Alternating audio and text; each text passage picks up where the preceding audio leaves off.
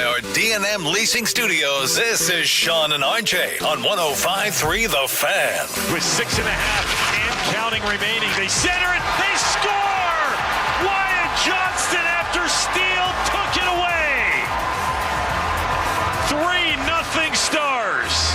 And the losing streak is over. That's the way we start off the Thursday edition of Sean and RJ here on DFW Sports Station 105.3. The Fan, keep it on that dial, the Odyssey app, the Fan Cam, Twitch, and YouTube. If you're waking up with us as we try to get you to the weekend as quickly as possible. I'm Sean Sharif alongside RJ Choppy, Cowboys insider Bobby Belt. 4-1.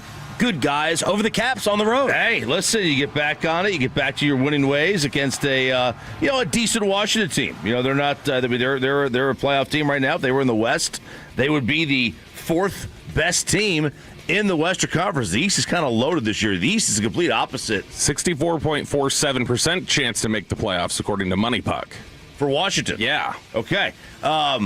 Hey, listen, I'm not that guy. I'm not saying this, okay? I just heard some people, some whispers, some chatter start to ask, is the best goalie on this team this year Casey DeSmith? And the answer to that since the birth of the child is, without question, yes. Oh, so Otters, batters. Just since the birth of the baby. You're blaming the newborn. 100%. No, has Wolchuk become worse since number 2? That's a good question. I don't know what's going to happen to you. What's going to happen to you when yours comes? Well, when George Pickens Choppy rolls around there, we'll see what happens. But GP listen, I'm not blaming Jake. Okay, DeBoer. I'm blaming Jake's wife. He's obviously changed too many diapers. He's up in the middle of the night. He's just up. You know, she's not. It's the middle of the season. She's not letting him go. Yeah, because he's hit the struggle bus since that baby. Bad planning, bad timing. Bad timing. Gotta know better. Got to go to the off season. Yeah. Ritma off air yesterday. I think he was a little bit afraid to say it on air, and I don't think he's here today, so I will say it now. But he was questioning Otter's mind a little bit in terms of just the fortitude, and you know, is it a little shaky upstairs right now? Whether it's a confidence thing or it's just in his head, but. Hey, he's sleep deprived. Mental toughness questions from Reitman. Dear Lord, it is bad. What's that? If Reitman's asking questions about it, it's bad. Yeah. What do you mean? That's all he judges is like mental toughness. I know. So if he's asking it, he's try-hard guy. He said that all the G5 schools that are rated, he goes, I just sign up the G2 players and let them die for it. Yeah. And that way they could win the little Reitma trophy. Yeah. Reitma is the die on the football field guy. Yes, run down to first base every time. So a nice 4-1 win for the Dallas Stars as they were up 2-0 after 2 periods. And, look, I mean, maybe the last time you see Ovi, against the playing the Stars. So, and he got a goal. He had a goal last night. That's you got to win, and you get to see Ovechkin get a goal. Trey Young has been dealt to his team of choice, which I'm trying to remember. You probably have to go back to the days of Rod Strickland to hear anyone wanting to be a member of the Washington Bullets or the Washington Wizards. That is where Trey Young wanted to go. I guess the GM that drafted him is over there in D.C., and it happened, and the internet is pretty stunned over the return. Yeah, I mean, C.J. McCollum and one other, Kispert. That doesn't seem like a tremendous return. Well, it's also just shows how much everybody's... Like everybody involved in this, the perception has changed on what they're worth. Because J.P. Finley from our sister station in Washington, D.C. was tweeted, I'm cool with Trey Young, but wish they got a pick with him. So people in Washington are like, fine, we'll take him, but we really should have gotten Trey Young and a draft pick for C.J. McCollum. Doesn't he have the second highest percentage of points and assists for a team in his career and histoy behind Luka? Yeah, I mean, like I definitely 50%. keep up with that stat. There's a meme going around. You know what? There's a meme going around of it. Yeah, he's scored or assisted on like 48% of all points in games he's been in, and only Luka has higher. He is still, and I mean, has been since what? What has it been? Since 22? He has been he's a remarkably inefficient shooter. Always, and he's had 1 year where it was like, oh, okay, he's like actually scoring at an efficient clip. I mean, I've had to put into Grok and AI, why did Trey Young want to go to Washington? I've researched it to that degree, and Jake Rietma is sitting here saying, hell yeah, mental toughness, D2 players, haha, I'm dead. So Rietma is up listening, even though he is not here in the office. I saw things from the GM connection to he's able to go there and get his next extension. Yeah. You know, it's not about winning. It's not about, hey, let me make my mark once again in the Eastern Conference. And now the Atlanta Hawks are going to have some freed up cap space. And they can say, here we go. That's what Shams was talking about yesterday. Said that basically after this move, this is what was the first domino that had to get pushed over so that the Hawks could get in discussions about Anthony Davis. Is that, you know, we were hearing about, like, okay, could Trey Young be part of this? It never sounded like that was something that was of interest to the Mavericks. And apparently for the Hawks, they were like, yeah, we've got to actually clear this up so that we can take on the money. So now that he's out,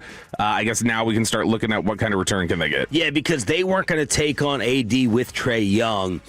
Kevin Hagelin had kind of gone through some trade scenarios, and I texted Kevin. He didn't see it, of course, because he never looks at his phone like everybody else up here during a segment. And he's like, yeah, I said they don't want to go into luxury space.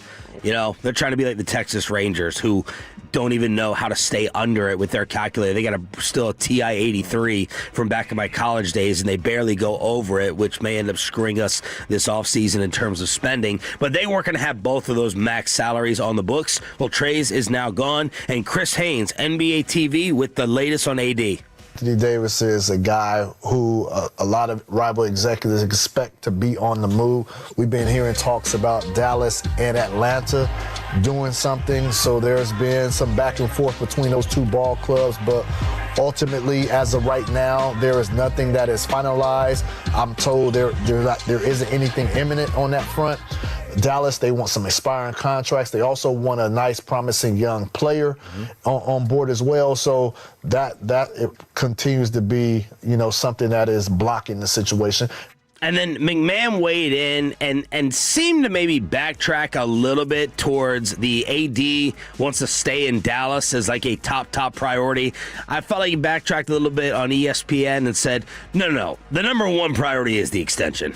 Okay, let's not get that out of the way. We are dealing with Rich Paul in this situation. The number one priority is not, you know, playing golf in December next to RJ Choppy on the course. It is going ahead and getting that extension. Anything else from Tim, Bobby? Like kind of what you were talking about. He said that he wants the extension wherever he can get it, is what it sounds like. And so if he can get it in Dallas, great. Now, The Athletic had written yesterday, they said, don't buy that he'll end up in Dallas. Like, don't buy that the Dallas stuff is going to get done. It was from a Sam Amick article, and he had been talking about that. Thank God. Essentially, this is more about Rich Paul is right now just surveying the NBA landscape and going, where can I find this extension? And once I find the extension, how do we coordinate the trade with Dallas? And he mentioned 4 teams that stood out.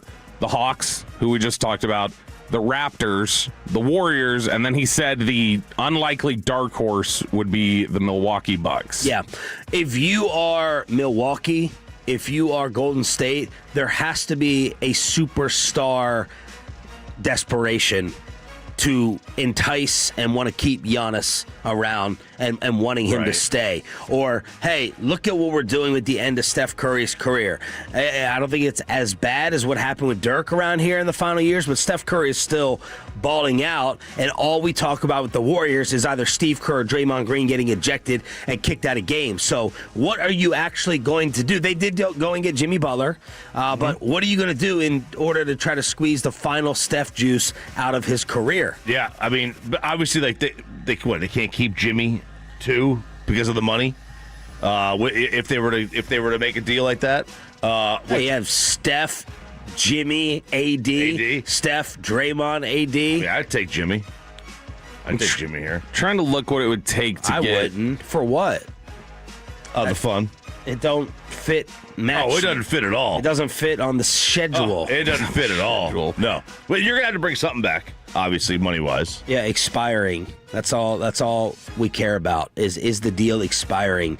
Jimmy Butler to play here with Kyrie Irving with a 90-year-old backcourt? No. Well, you remember the Mavericks liked Kyle Kuzma. There was one guy who wanted to stay in D.C. and not come to Dallas. But if you look at, is he on Golden State? Who he play for? He played for Milwaukee Bucks. So, and I'm trying to look here at where Milwaukee's future draft picks hold. But I would assume they've got some draft picks to sell. The money works out, apparently, according to the ESPN trade machine, to just go Anthony Davis for Miles Turner and Kyle Kuzma. And then you get draft picks back. I'm curious. Miles Turner would be fine with me. I'd be fine having him here. We need to look at Milwaukee. Okay, they're slotted at 11, but for some reason on Tankathon, the 11 is like, it's wiped out on the screen. So it goes 10 Memphis, Milwaukee with no 11 next to it, and then Chicago at 12. So Atlanta will receive the more favorable of Milwaukee's 2026 first-round pick and New Orleans' 2026 first-round pick, and Milwaukee will receive the less favorable of the two. And then 2027, they've got pick swaps on a bunch of their picks coming up. So I think they've got...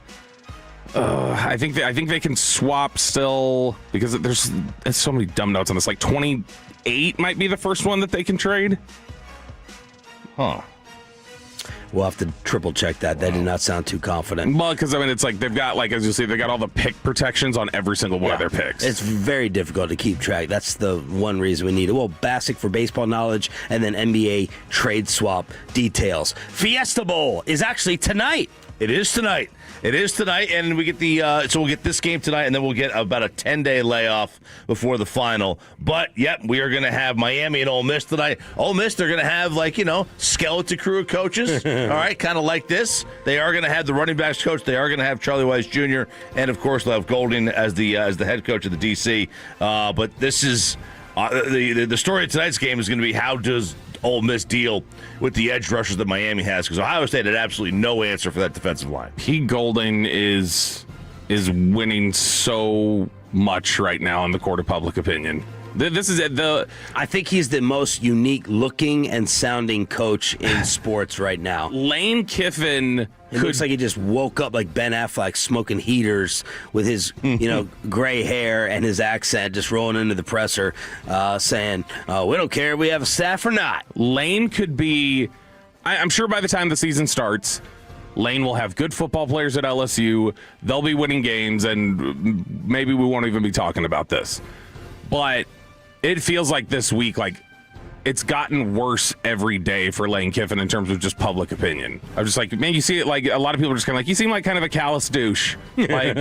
Why not just let them have access to it? But I actually do kind of get it from Lane Kiffin's perspective. One of the few things where it's like, I got to have these coaches on the recruiting trail too. I got to have them out there to try and convince guys to come through the portal. I can't just have them prepping for games that we're not part of. And his point would also be, we could all be there if the AD allowed it.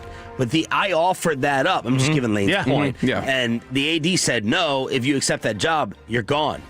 So Lane's like, I'm doing you a favor. Right. I'm doing you a favor, actually, by giving you my staff during recruiting time and transfer portal time. They just picked up one of the tackles from LSU just yesterday in the portal, transferred to Ole Miss. So now, not only is Ole Miss getting people to flip and stay back, now they're getting LSU people to commit. It's been a bad 10 days for Lane Kiffin. Are you surprised that Miami is not only favored, but the line is growing? I see it at 3.5. It started at 3. It's growing a little bit. No, just because Chambliss is playing so well, and because even with Chambliss playing well, they've got that defensive line, like you're talking about with Miami. Crazy. They're so damn good, and Miami's just shown at this point they don't need to really be explosive on offense or anything else. They can just go, all right, well, we'll take our points when they come. Carson Beck will drive the bus. He'll do what he needs to do here, but our trenches are going to destroy you. Where do we stand with this quarterback story? Reset. This is the Chambliss? This is the story. No, not with Chambliss. With the kid that's sitting sideline next to Lane Kiffin and Tennessee and Sam Levitt. Yeah. So Sam Levitt was the Arizona State quarterback. So he had his visit to LSU. He was courtside with Lane Kiffin, and you could see him on his phone, and that's when the Damon Williams situation broke at Washington. And Damon Williams he's the quarterback at UW, and he is the guy that signed a contract, a $4 million deal, re-signed it like 3 or 4 days prior, and then all of a sudden the word trickles out that he's going to go back into the transfer portal. Well, Washington's like, no, you can't do that. We just gave you all this money. You just signed here. It's a revenue sharing deal. So they're trying to block it. They're trying to block him from going into the portal. But now the word is that he had a no contact tag. When he went in the portal, it said, do not contact me, which means he already had a deal in place. So, like, LSU people contacted him after he had already signed. So now there's more musical chairs going on. So now there's thought that Devin is going to go to LSU. Damon is going to go to LSU. While they're sitting there recruiting Levitt. Levitt is going to get more opportunities elsewhere. He's already had opportunities, or at least I should say opportunities, talked to Kentucky, Texas Tech. I think Indiana at one point he talked to as well. LSU, obviously. And now he had moved on to having a visit at Tennessee. Rocky Top. Yeah, this is, it has to get under control somehow. Like, it's become so out of control. The fact that 4,000 kids are in the portal is nuts. But it's a third of the sport. It's got to get under control. But again, this is all the responsibility of the NCAA. You built this. You created the culture where this could happen. I had hope. I had excitement. And I ended up irritated with the Dallas Cowboys press conference yesterday right here on 105.3 The Fan. We'll take you inside the Star on Sean and RJ next. But GimmeTheVin.com wants to buy your car, whether it's the daily driver.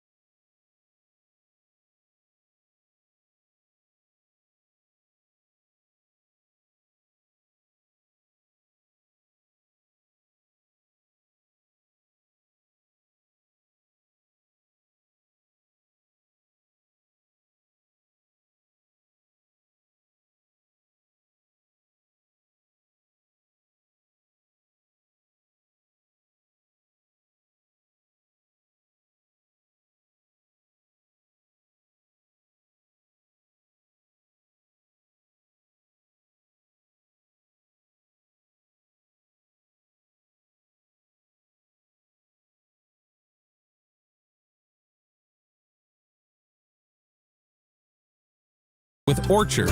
Visit Orchard.com for your free home valuation. That's Orchard.com. And it's back to Sean and RJ right here on 105.3, the fan segment here brought to you by the personal injury lawyers, Frankel and Frankel. If you have been injured in a car or truck ride, call Frankel first, 214 or 817-333-3333. With Frankel and Frankel, there's never an out-of-pocket cost. They only get paid when you win. Frankel and Frankel, the go-to car and truck attorneys in Dallas.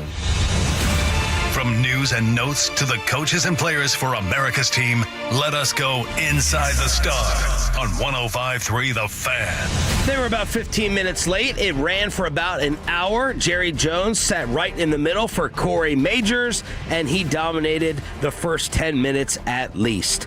Inside the Star, the home of the Cowboys, with the season-ending press conference heard on this radio station yesterday during the KNC Masterpiece. Let's break it down. Sean Sharif, RJ Choppy, Cowboys insider Bobby Belt. I went in with the irrational hope of a new energy and a new aggression for the offseason, and I left irritated.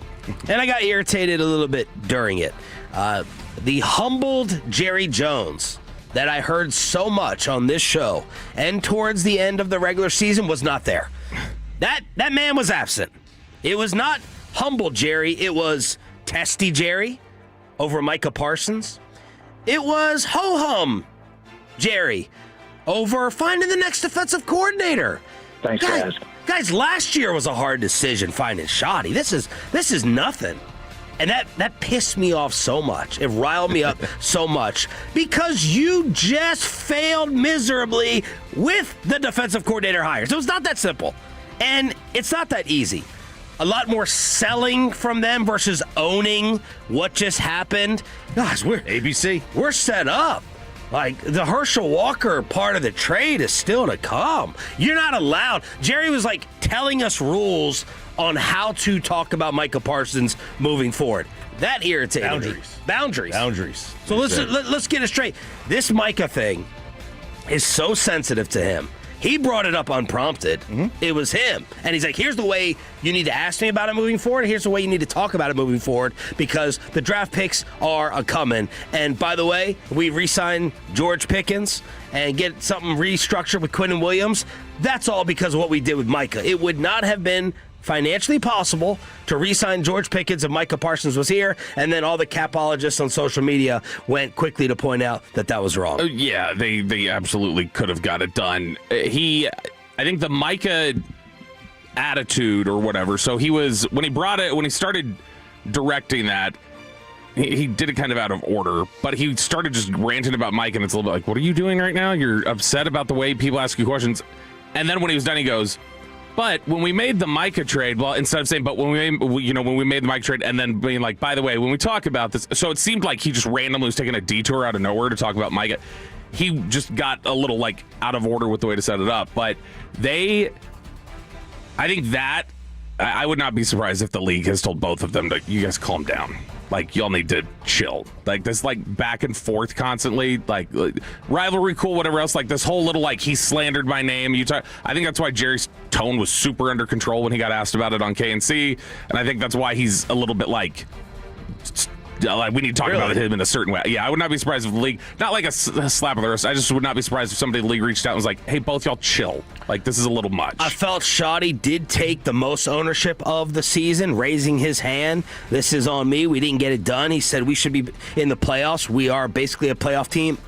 That's incorrect. And then the most irritated I got with Brian Schottenheimer was talking about Tyler Smith. I didn't like that at all. It was very different energy from him. He's never had an energy that basically said, yeah, we had a talk, and I told him, you're a guard until I tell you to play tackle, and then you better be prepared to play tackle. Yeah. Like, it was very interesting. But I think it's also... but Tyler, that's why Tyler's such a great team guy. He'll do it. Joe, well, I don't know if he'll do it. He might do it with Joe Panos on the line, his agent, if that's the right agent that I'm referencing, Bobby. If I'm Joe Panos, listen to that, I'm furious. Unless there's already been some talks about him switching. And I saw DLLS bring this up. I thought it was a good point. If you're going to have him switch to tackle, he has to be told now. for the body transformation, for the training versus the all-world guard that he is in this moment. But I did not like Brian Schottenheimer's tone. This ain't, as Brian knows, this ain't Little League. This ain't rec ball. This ain't Pee-wee to where it's, hey, next game against, Garland, you need to switch out here and play this position. We just out-athlete the next person. Yeah, no. You gave me a guard contract. I'm not going to play tackle at guard money. And I just didn't like that either. Yeah, and the way it was said, very much projected, hey, the best I can give you is an answer in the moment. You will never have clarity about where you are other than in the moment. And so, I could change it in 2 seconds if I want. That's the way it came across. I'm sure it wasn't meant to be put that way to us at the very least. Maybe it was, but I'm sure it was not meant to be projected that way. Maybe it's trying to project also to the rest of the team, you're going to do what's best for the team. Yeah, and it could mean that there's no chance that they move him to tackle. It could just be trying to, let him know a little bit, hey, you're a guard, but if there's some reason it comes up, you need to be prepared that you will go there.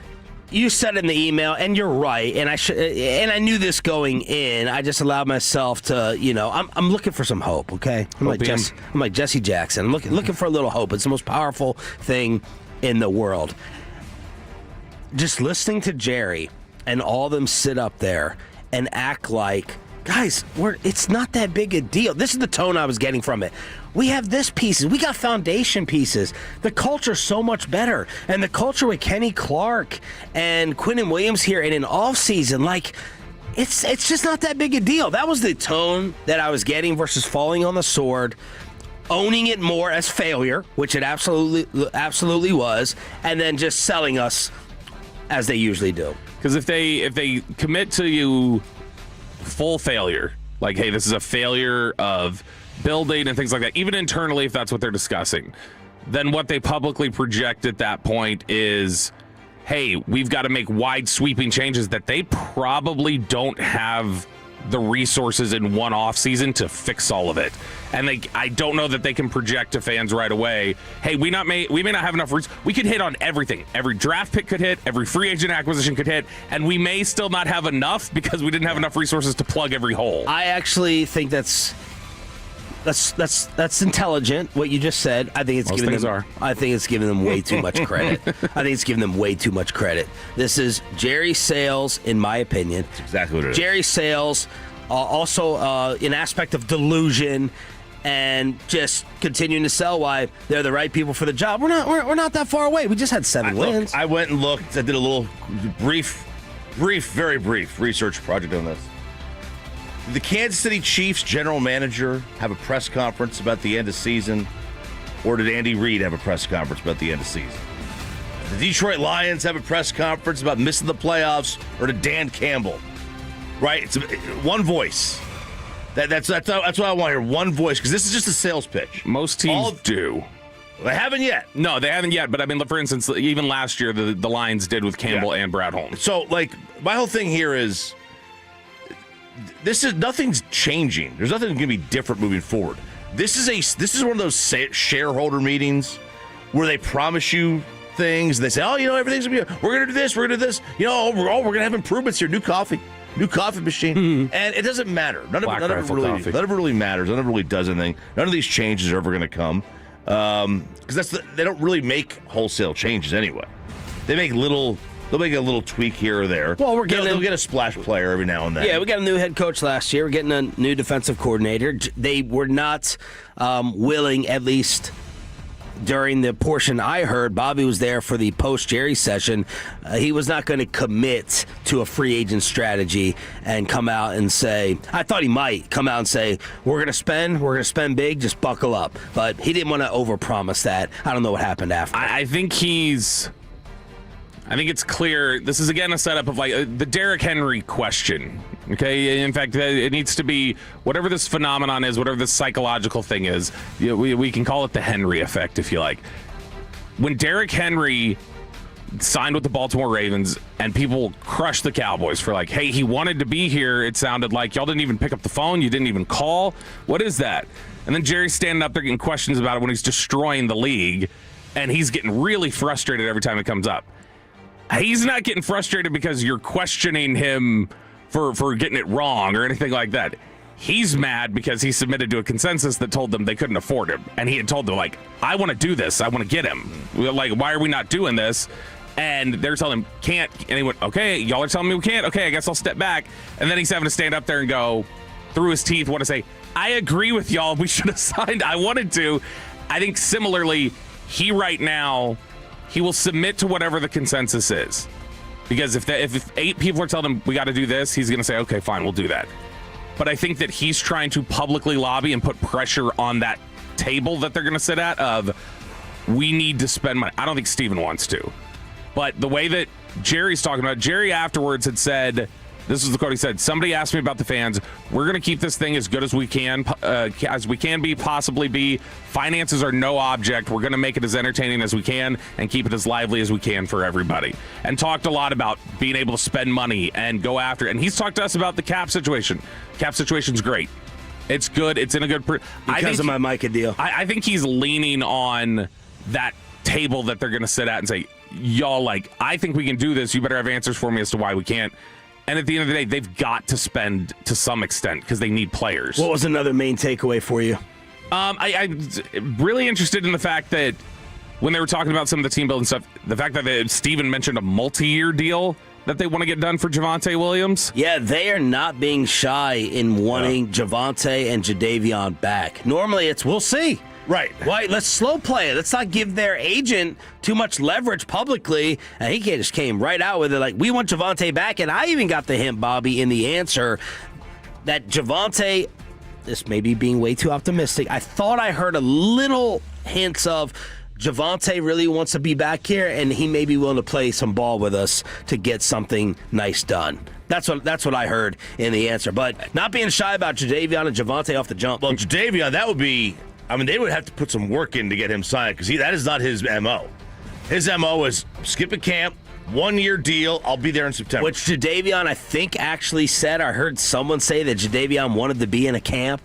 And like Tommy told us that the week before he had said that. I was like, what? That he had looked at it and said it'd be nice for him to actually get like an off-season ramp up. I think he did enjoy Dallas. Like, as much as there were all the different problems, I think he enjoyed kind of being looked at as... Yeah, but I'm talking about enjoying camp. No, I know, but I think he enjoyed like being looked at as like, oh, I'm kind of the leader here, and I think he'd like the idea of like, oh, we can go through off-season workouts, and I'm kind of the guy here, like leading everybody. You don't I think really he liked sweat Oxnard. Right, it's got a cupcake, a camp cupcake. Except, Bobby in the sun with a sweatshirt. With a hoodie on. All right, back to the Cowboys. It's a hot 75. Back to the Cowboys at 7 and 7:20, the commercial-free expressway, but it's a Thursday at 6:40. That means it's the payload.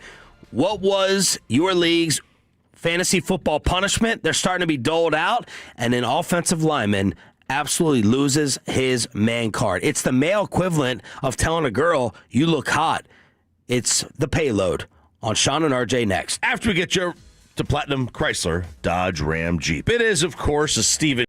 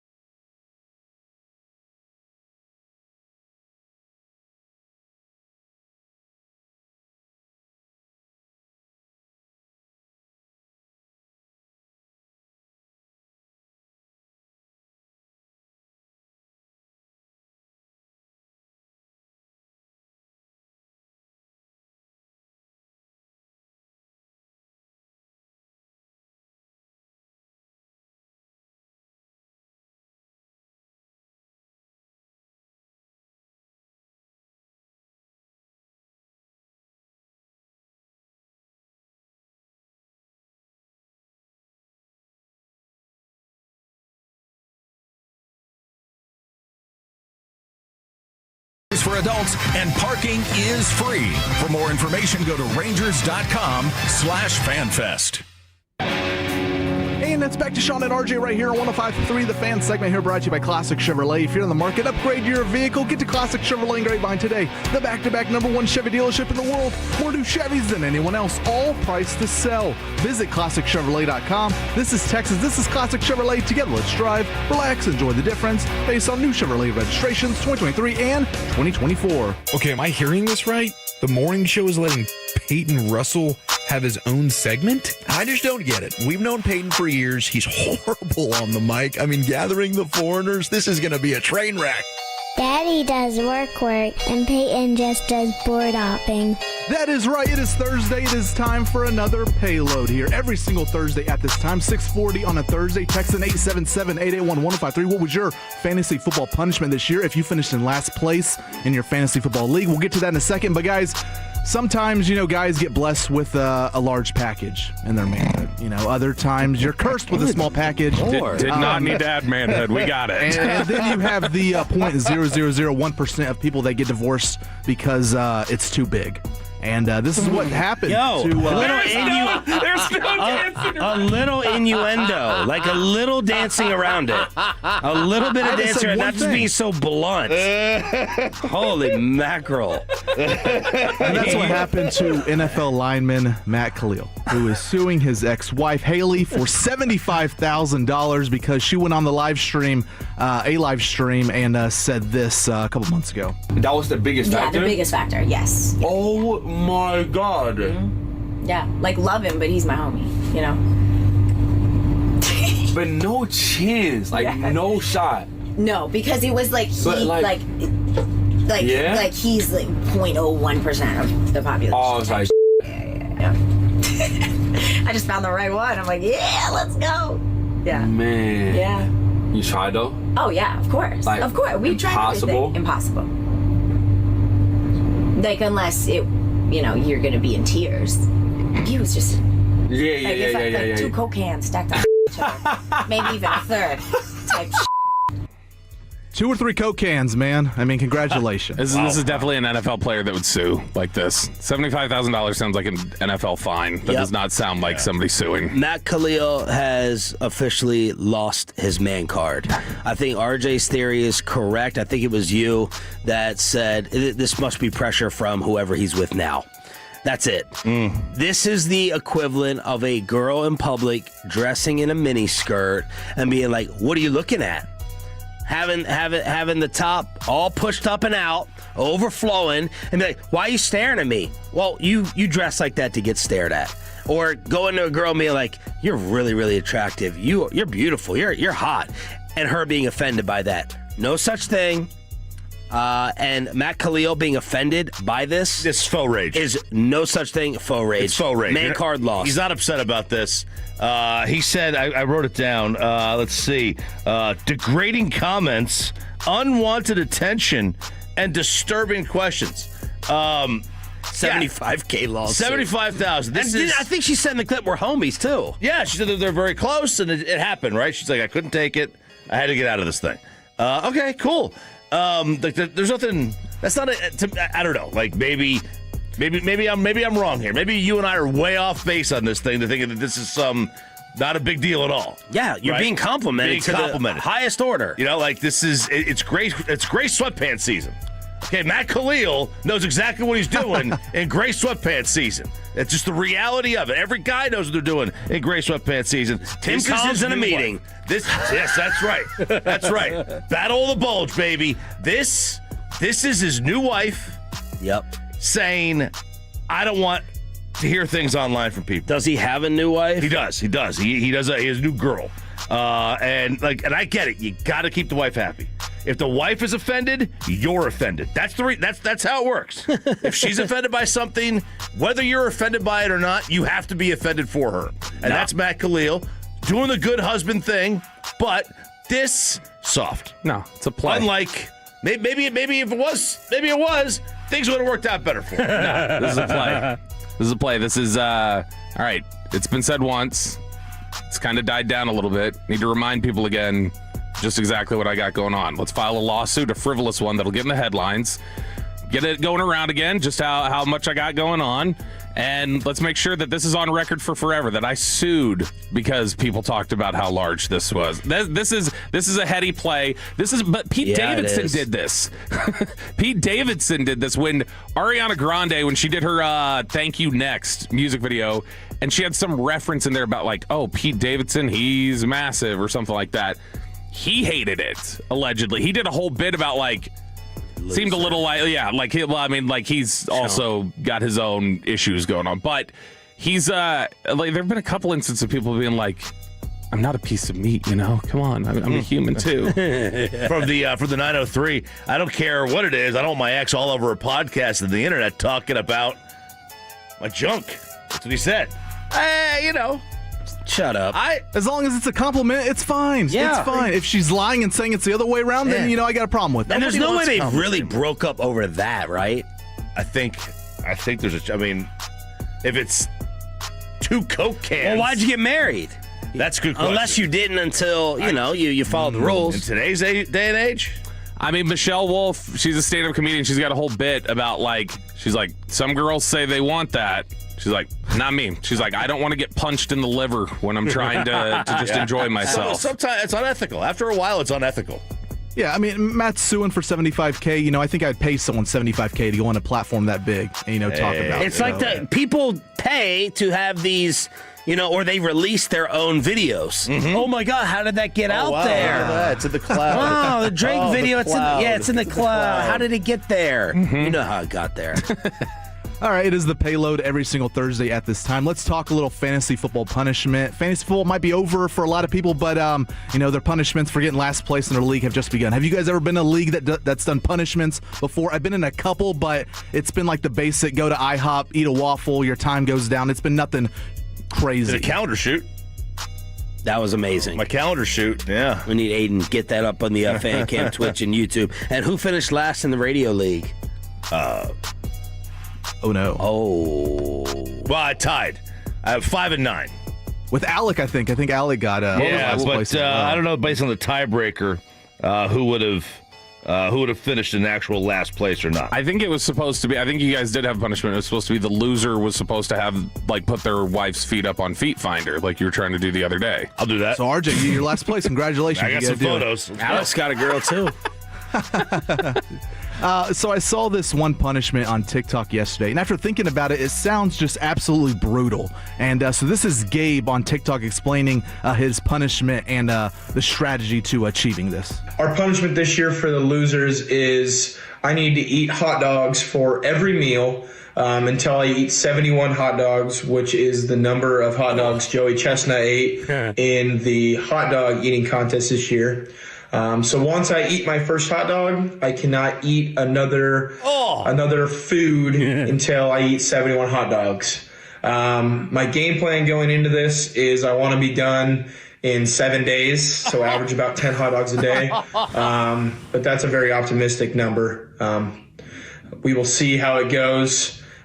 To preface, I can't do anything to the hot dogs to make them better, cook them up in macaroni, put them in a meal. I need to eat them just as Joey Chestnut did. So hot dog bun is 1. So 7 With no days. mustard? No relish? He can do condiments. But 7 days of not just a hot dog, the same food. And that's the only thing he can eat. I don't know who can do that. Can he put veggies on them or something so he's not just loading up on sodium and nothing else? If it's like Joey, they don't use condiments out there. I don't think you should be able to use ketchup and mustard. But I was just trying to think, all right, in your first sitting, you want to get as many as you can. That's going to be the most. You got to get a dozen. You got to get a dozen down your first sitting. A dozen? That's going to be hard. But then I was thinking 3 a meal. You're going to get sick of it. You're going to get real, because that's only 36. You're halfway there. If you have he's projecting 7 days. If you have 3 a day, you're halfway there. Let's read the other fantasy punishments as well. I saw a golf video. That was attempted murder. Was that AI or real? I don't know. I can't tell anymore. You're some SMU white kids when you're go stand down there down the tee box about 70 yards and I'll hit you right between the buttocks. Yeah. I'm like, these little snob golfers. I hope it was AI because that truthfully is attempted murder. Like that. If it's not going to hit your head, you duck down. It can't hit you in the head. If it hits you in the spine, you're paralyzed. You think? Oh yeah, absolutely. I'll crack your vertebrae like crazy. That was a terrible punishment. There's been quite a bit out there. I know a kid who just told me that they're getting like a cage from Petco. He's in the cage and it just like 20 straight minutes of throwing whatever nasty junk you want in there on him. What's worse? Is it the having to do like eating the hot dog, something that just personally taxes you, versus something that may embarrass you, like Choppy having to do a photo shoot that lives forever, but like physically doesn't do it. It's not like the embarrassment to me. See, I think I'd rather do the hot dog one than have to do anything that would like live on forever. Everybody but the winner had to do a punishment. That's one of the fantasy football punishments. For other people saying that the winner of the league gets to change your avatar on Instagram, Facebook every day. The 254 had a good one. My league loser has to wear nipple clamps under a t-shirt and walk around Victoria's Secret for 30 minutes. So that just sounds awful. Loser has to wear a Matt Khalil jersey. Yes. Oh, boo-hoo. Oh, how will I get through the day? Payload right here, Thursday edition on 105.3 The Fan. Guys, last thing here. Sports gambling is only bad for you if you're a loser and don't know how to win money. That's right, Shop. Some people win in life, some people lose. It happens. But a good old Dave Ramsey of the Dave Ramsey Show, who loves to give financial advice to people, he finally decided to share his true thoughts about sports gambling, and this went pretty viral a couple days ago. The fastest growing addiction that is destroying young men in their 20s is online sports gambling. FanDuel is a portal to hell. DraftKings ain't king of nothing except their own pocketbook. And they're screwing an entire generation of young men because you don't win. That's why they can afford to buy ads. They're back-to-back ads every time you turn on a sporting event. They're spending billions of dollars. You know where they're getting that? It's out of your kid's freaking pocket because they're screwing an entire generation. This is evil stuff right here. Grow up, Dave. It's called entertainment. This is 100%. He's talked about it like this for 20 years. He is, and that's the thing. He's not just like financial advice. He's massively like religious, like it's borderline like theology the way he talks about money, which fine, whatever. I'm just saying I didn't even need to hear that to know exactly what he was going to say, because he doesn't cash a lot. He doesn't believe in credit cards. He believes in zero ever any debt. He thinks you should pay everything in cash. Like, I mean, there's all of that exists, and that's the kind of education they give you at the University of Tennessee. What right, go Vols, baby. Does Brian Schottenheimer want in his next offensive coordinator, and is he going to be allowed to pick him? That's next on 105.3 The Fan. After we get you over to Platinum Ford in Terrell, it is, of course, Stephen Gilchrist-owned store, Gilchrist Automotive, hooking you up in that brand new Ford car, truck, SUV, PlatinumFord.com, right between I-20 and Highway 80. Worth a short drive to Terrell to save a lot more on that brand new Ford vehicle. You want to get in that Ford F-150? Adam Vincey, the GM over there, Tolo, by the way, he's got it for you, ready to go. 2025s, 2026s. They're ready to go on the lot right now, ready to be picked up, ready to be delivered today. You can find the best deals online at PlatinumFord.com. You can customize that brand new Ford F-150. You want to get a Raptor, a Tremor? Get them right now online, PlatinumFord.com. They've also got great deals on Super Duties, largest selection of Super Duties that you're going to find in the state. F-450s, 350s, 250s, full-size Broncos, Raptor, F-150s. They've got them all on the lot. The all-new Ford Lightning. Get you an Explorer. Get to you need a transit van. You got a big fan. Let's go. PlatinumFord.com. Customize that ride, then drive a little further to save a lot more at Platinum Ford. Up to date on sports? Of course you are, because you're rolling with Sean and RJ on 105.3 The Fan and on the Odyssey, iHeart, and TuneIn app. This is an Odyssey Sports Minute. Sponsored by Robinhood. Your money, your move. The Miami Hurricanes and Ole Miss Rebels square off tonight in the college football playoff. Look for the defensive line of the Canes to be the difference. Trinidad Chambliss is a great quarterback at Ole Miss, but the defense of the U has only allowed 17 points combined in their 2 playoff games. I'm riding with Miami. I'm Drake Toll. What if sports were traded like markets? Now you can test your sports IQ in real time with Robinhood Prediction Markets. It's not you against the house, it's you participating in a live market. You can buy or sell your positions all game long. You know the game, put it to use. Trade every play with Robinhood. Download the app today. Futures and cleared swaps trading involves significant risk and is not appropriate for everyone. Event contracts are offered by Robinhood Derivatives LLC, a registered Futures Commission merchant and swap firm. What is it that makes the all-new Hyundai Palisade Hybrid an incredible SUV? Is it the spacious interior that's comfy for the whole crew? Or the capability to go off-road? Maybe it's up to 600-plus miles of range. What if it's all of that and more? What is it then? The all-new Hyundai Palisade Hybrid. So much more than just another SUV. Visit HyundaiUSA.com or call 562-314-4603 for more details. I'm Bob Burke, founder and chairman of Burke America Parts Group, a family of brands that includes RepairClinic.com, an appliance and HVAC parts solution company that's grown into an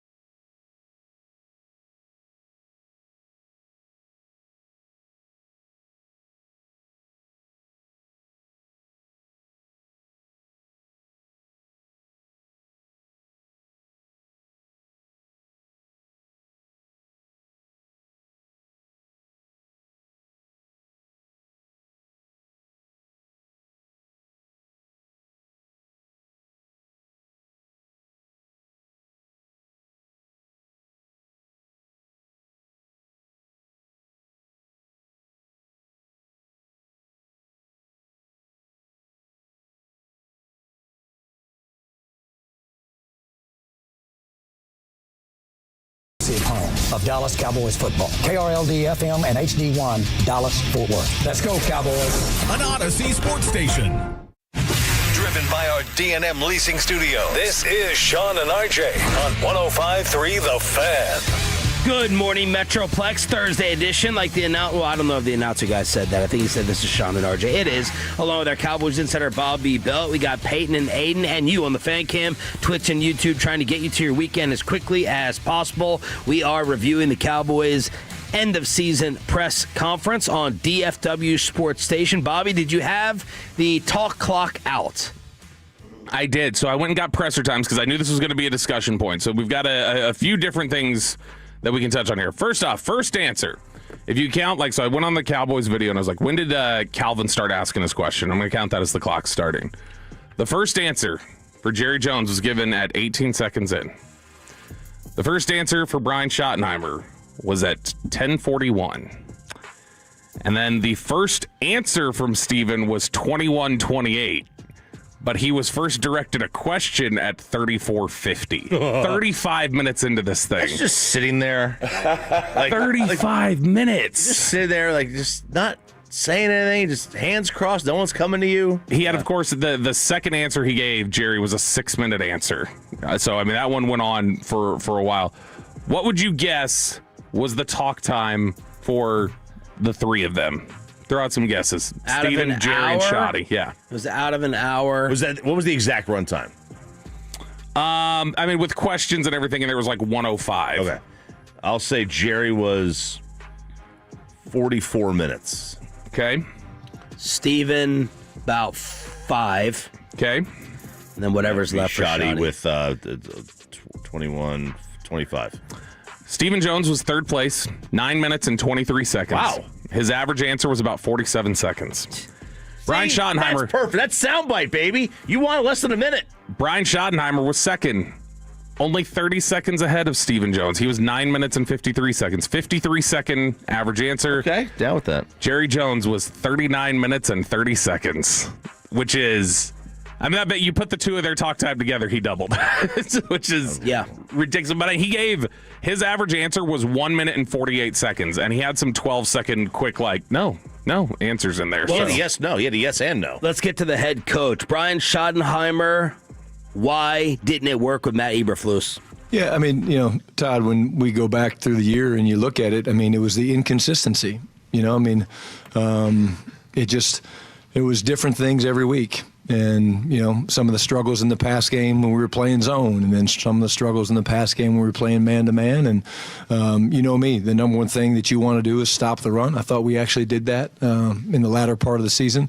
I think where we ultimately came up short was we weren't able to take the ball away. You look back at our shortcomings and the team's playing this weekend, and I agree with Jerry. I'm sick that we're not playing this weekend. We're good enough to play this weekend. Unfortunately, starting with me, we didn't play good enough in terms of the ball.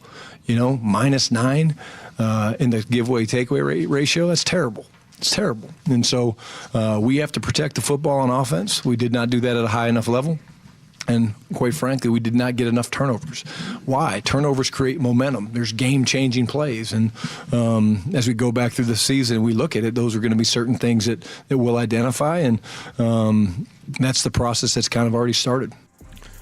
This is the biggest way they were able to flip the defense as quickly as they did with Micah when he got here and when Dan Quinn got here, was the fact that they were able to finally start taking the ball away, and they had not done that under Rod Marinelli, and they didn't do it under Mike Nolan. When they started taking the ball away, that's when things flipped for them really fast. What do you want in Eberflus's replacement? Yeah, I think, John, a teacher. I love what Jerry said. We want to cast a wide, net of candidates and find someone that's a great teacher, a great communicator. You guys know me. You're around me a lot. I'm full of energy and love what I do. I think someone that's passionate about football, but the ability to take what is complicated information. What we ask our players to do in all three phases is complicated. We want guys that can say complicated information in a simple manner. And if I say something to you that you don't understand, I need the ability to say it a different way. The same message, but say it a different way, because how you learn might be different than how Nick learns or how Ed learns. And I think that's the starting point for me. One of the biggest challenges that a lot of organizations make, and not just in football, is explaining what their philosophies are. We see this in baseball with the nerds, the geeks, the analytics group. The teams that can explain why they want to do these things. Astros are really good at this. They also explain how to hit the trash can. But they explained really well and easily to the players, this is why we don't care about batting average. This is why we care about slugging percentage. And it translates. Being able to explain why you're doing things, what you're doing in an easy way is great. I just wonder, are they going to,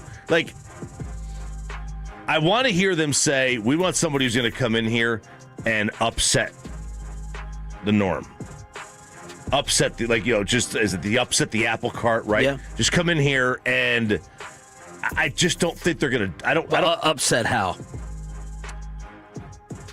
I feel like this is. I don't believe Brian Flores. If they let's say, I would love to see Brian Flores here. I really would. But he's going to come in here and he's not going to sit still, and he's going to tell. Listen, this is how everybody else does it. You guys got to stop doing. I want somebody like that. I don't believe they're going to bring somebody in like that. One of their guys you don't want. Right. I don't want one of their guys. I want somebody who's going to come in and basically be somebody who tries to change everything. Like, that's what I really want organizationally. They don't do that. They'll sometimes go out their comfort zone and take somebody in that they don't know, right? That they don't have a prior relationship with. But obviously, Mike Nolan, they had a prior relationship with Mike Nolan, with McCarthy. Zim, they had one. Eberflus, they had one. They had Schotty, they had one. They didn't with Mike. Garrett. They didn't with Mike, but it was a recommendation, right? You know, it was a recommendation on somebody that they trusted. Jerry was then asked, and we're not going to play this whole thing, but it was Kevin Hagelin's first question in Crosstalk. Is Schottenheimer going to be allowed to pick the next coordinator? Trump just said it. I'm running.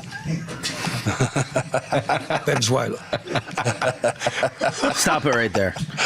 One of the things that drives me insane on social media is when these aggregators and also other morons don't. And you do have to include it in your description and recap. Just say he's joking. Mm-hmm. Because then half the morons out there, you know, your Ari Myrovs and your Dove Klymans, whatever the hell their names are, they put it out there because they have no ethics at all, and they just want the hits and the engagement. Like Jerry says, I'm running it like Trump Venezuela, never gonna learn. And then people eat that stuff up. He was joking. Now, he may not be joking behind the scenes that he's gonna run it. Yeah, but this is a big point of contention that I have as well. No, I won't say contention because I don't know for sure. I believe that the next guy will be Brian Schottenheimer. Now, there's a lot of people out there who don't believe that. They also don't believe that Schottenheimer was not told, you're taking Eberflus. I believe it was all them together. I believe it. I believe that Schottenheimer maybe could have rejected it. Maybe it was Jerry's first initial suggestion. So I'm going to give Jerry a little bit of credit here. I killed him at 6 o'clock. Overall, he, by far, the three of them drove me the most insane yesterday and irritated me. But I believe Schotty was fine with Eberflus, and I believe Schotty is going to have his main guy as the replacement if that's who he picks. That's my feel. A lot of people disagree with it. It's a great analogy, actually, from Jerry. Which I shouldn't get us. Clarence might text you. Yeah. The Venezuela, for instance, Trump did not just go, I think I want to do this, and I think I'm going to do this, and this is how I'm going to execute the plan, and this is what we're going to get. Trump signed off on it, but there were other people who made that plan and presented it to him and said, this is what we're doing. And he goes, okay. They're going to go to Jerry and say, Jerry, this is what we're doing. He's going to go, okay. That's how this will go. And then Schotty will be at the forefront of that. And Schotty will be Jerry Jones doesn't know who Jerry doesn't know who Jeff Ulbrich is. And I don't think he knows who, Leonard is in Denver. Dion may have told him who Jeff Ulbrich is after his son called Shador. Yeah, so I don't believe Jerry Jones is going to screw Brian Schottenheimer with the hire. That's just me. A lot of people disagree with it. I think, again, Jerry wants to be GM in public. He is not watching film and finding the third-round pick and studying tape to go in the room. He's educated by his team, and then he can be a tiebreaker. He just, ego-wise, which the funniest part of the whole thing was him saying, I'm way beyond ego. That was a joke and is an absolute joke. Because he wants to be the owner with the most rings. Yeah. Which is a fake goal. Yeah, that is a fake goal. That's never happening, of course. But I think Schotty's going to be able to pick his person. Yeah. Let's continue with the clip. Schotty had everything to do with hiring Matt Eberflus last time, and that's not done as a negative. It had no way in the world he's here if Schotty didn't want him here. Okay, let me be real clear about that. And he can tell you in his own words there, no way in the world if Stephen didn't want him here. But I particularly had a party when we got him. to have him come in. And I was excited about having the uniqueness of his staff. The idea being you get, there is an advantage to having your proverbial, what kicked and still living to tell about it, having been hit in the foxhole and come on back and have a go. Okay. That philosophy has not worked several times around here, and y'all have had me advocate it for the last 30 years. I like to have guys that have had hard times, and then they come back and get a chance to redeem it. One of the best things about all of football is you get to redeem yourself both on and off the field. If you're still active in a player, it's a redemption thing. And you've got that, and it will cause a lot of what you've done not satisfactory to be forgotten. Football does that for people, coaches and players. That's good. Yeah, look, I mean, it's... No, I understand what he's saying. He lives life so much by these football lessons. He wants to find someone who's been scarred and has bounced back, because that's what's going to happen during a football season. If you throw a church organ behind that, he sounds like he's giving like a, you can find redemption today. You can find, like we've all been dead. Like he sounds like he's preaching a message in an Arkansas church. Like that's what he sounds like. When he talked about the next coordinator, he's like, you're going to have to, your corner keystone players, I think another shot at Micah, they're going to get hurt. And you got to be able to adjust on the fly, or when we trade for someone in season, maybe it was a shot at Eberflus too. You got to be able to roll with the punches. That's what life is, and I want those people who can do it. Look, I think when he talks about there's benefits being kicked or down, I was talking to somebody yesterday who was like, Chicago broke him. Chicago broke Eberflus, and he was not. He came in here and he was not prepared to do this job.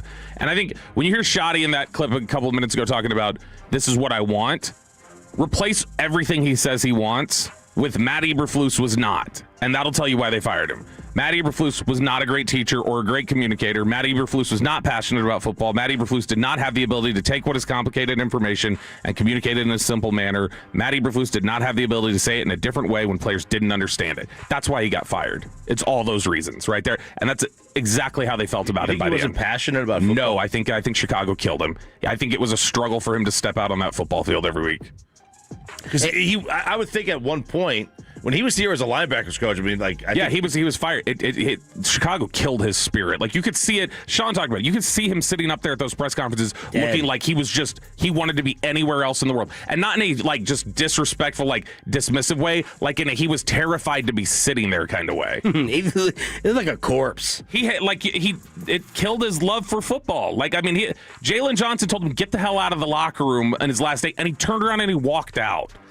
877-881-1053. Your thoughts on the end of season presser, Franco injury attorney text line. Did you say there's 5 teams that can win the title? That's it? 5 teams? 5 teams. Yeah, I can whittle it down to 1. Whittle it down to 1, and the 5 who actually have a chance to win it all around the rest of the NFL in the commercial-free expressway, and then we get local with the Neighborhood Watch next. After we get you over to Underdog Fantasy, boys and girls. Promo code TOLO, $75 a bonus entry to make your first $5 fantasy entry, but we can make plays every single night of the week, especially the weekend when you've got playoffs, boys and girls. That's right, the NFL playoffs going on, and you can do it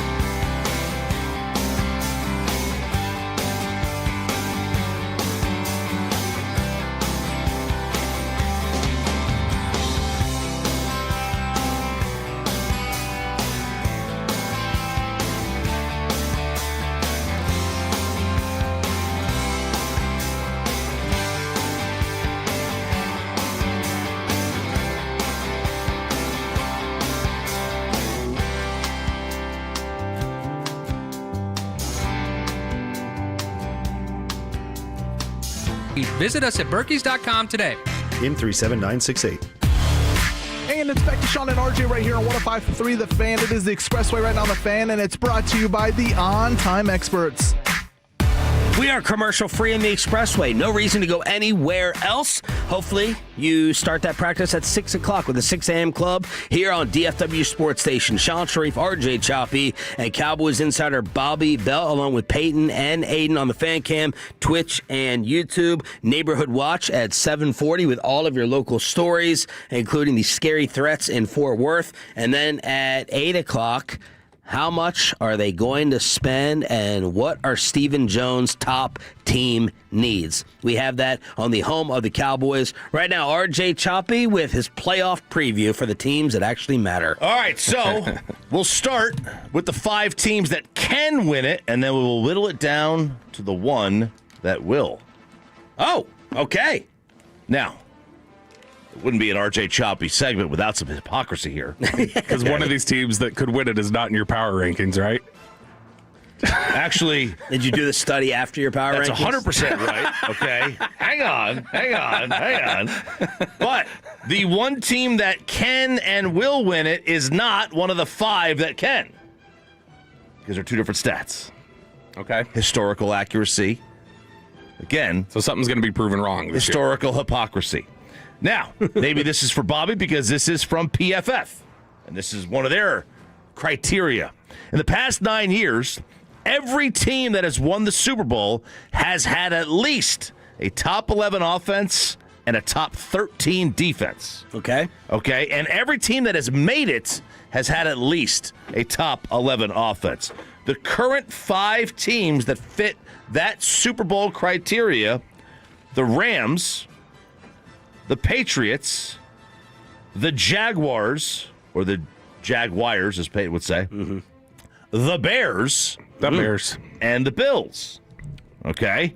Those are the current teams that fit the bill. Bears, Bills, Jaguars, Rams, and who? Bears, Bills, Jaguars, Patriots. Okay. And yesterday, Bobby and I had Rams number 1 in our power rankings. Pepe, who was your number 1? Seahawks. Seattle, and then RJ's number 1 was Jacksonville. So the defensive ranks of the last of the Super Bowl champs dating back to 2016: 3rd, 9th, 6th, 5th, 10th, 13th, 8th, 4th, 12th. Now the losers in the Super Bowl: 8-8-2, 18-20, 4-10, 30th. That was the 2017 Patriots, and 15th. Okay, so that's that statistic. And just for clarity, what's the metric that the offense is? This like DVOA or is this yards, points per game? It just said offensive rank. I'm assuming that's points. So typically, whenever they talk about somebody being the number 1 team in the NFL, it's yards usually is what they go by. Yeah. Okay. Now, so we've got that. We've got those 5 teams. Okay. Now let's get into how we can get to the actual team that will win.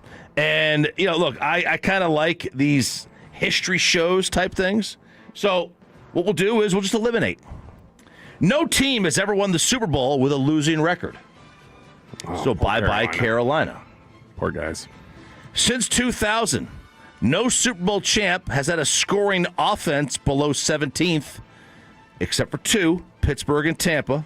But both of them had the number 1 scoring defense. So bye-bye to Pittsburgh, Philly, and the Chargers. None of us had any of those teams in our top 5. Right. Since the salary cap came into play, just 1 quarterback has had a cap hit higher than 17% of the team's total number. That was prime Patty Mahomes. So we are bidding adieu to Matthew Stafford and the LA Rams. Oh, no. Since 2010, which I kind of like the modern era of football, no team other than the 2011 Giants has had a defense in the bottom half of scoring. So you've got to have a top half scoring defense. Even before that, you've got the 09 Saints and the 06 Colts had bottom half. So, but they had Breeze and they had Manning. So we're waving goodbye to the Chicago Bears. Sorry, Chicoline.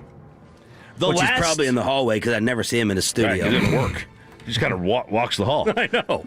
The last rookie head coach to win the Super Bowl was Rookie head coach to win the Super Bowl. I have no idea. George Seifert. Yes. George Seifert. Bye-bye to the Jacksonville Jaguars. Ooh. No quarterback has ever won the Super Bowl with a QBR rank lower than 18 except for Peyton Manning. Ooh, is that apply to Trevor? That applies to Sam Darnold. Sorry, Peyton. And the Seattle Seahawks. He's going to tell us the Packers are winning the Super Bowl and we're getting the 32nd pick. Pro Bowlers. Yeah. By the way, I'll give you a weird Seattle stat. 4th time they've gotten the 1 seed. They made the Super Bowl each of the first 3 times. Wow. There's been home field. There's been 4 design run plays in the NFL this year on 3rd and 15 plus that have gone for first downs. Seattle has all of them. So they don't need your little Sam Darnold statistic, as Darnold ties Tom Brady as the only other quarterback to have back-to-back 14-win seasons, and Darnold is the first to do it with 2 separate teams. That's a stat. And I have a stat, too, for you, RJ. The last 2 times we've elected a pope, the Seahawks have won 13 games and have gone to the Super Bowl. Wow. Yeah, you're not religious now? The Seahawks, that run game stat, that's one of the reasons why Clint Kubiak's popping up in all these interviews, is because the way he's able to design that run game.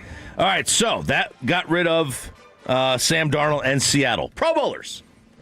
Since 2007, outside of Tampa. I love this. This is like your March Madness breakdown. Oh, thank you. That allows me to win every year or not lose. Since 07, outside of Tampa and both Giants titles, so Tampa 2020 and both 07 and 2011, every Super Bowl champ has had at least 4 Pro Bowlers. Goodbye to New England. Ooh. Goodbye to San Francisco. Buffalo. Goodbye to the Buffalo Bills. And goodbye Green Bay to the Green Bay Packers. Okay, good. Yeah. Need it. No coach has ever won a Super Bowl with 2 different teams. 2 different teams. Goodbye to the Denver Broncos. See you, Sean. And that leaves us with Bobby Belt's Houston Texans as the Super Bowl champs. You couldn't find any disqualifier. Yeah, I can. Only 3 coaches have won a Super Bowl under the age of 42, and he's 41, D'Amico. Wow. So I'll be RJ here, right? Because I watch the most NFL, I'm not going to probably listen to any of that. If it was the NCAA tournament, this is what you would do. We'd swap places. You watch college basketball. You don't listen to any of that. That ends up kind of working out. So I'm not going to listen to any of it, even though if this was the NCAA tournament, Houston would be my champion. Which of these would you put the most stock in? Losing record, scoring offense below 17, salary cap percentage of the quarterback, bottom half of had a defense in the bottom half of scoring, rookie head coach, quarterback with a QBR under 18, Pro Bowlers, or the coach 2 different teams. Definitely the losing record. Yeah, If you have a losing record, you're not winning the Super Bowl. What's the second? The second one for me would probably be scoring offense. For me, it's being back half of scoring defense. If you're you just can't be a bad defense. I mean, if you're just a bad defense, teams take advantage of it. They exploit you.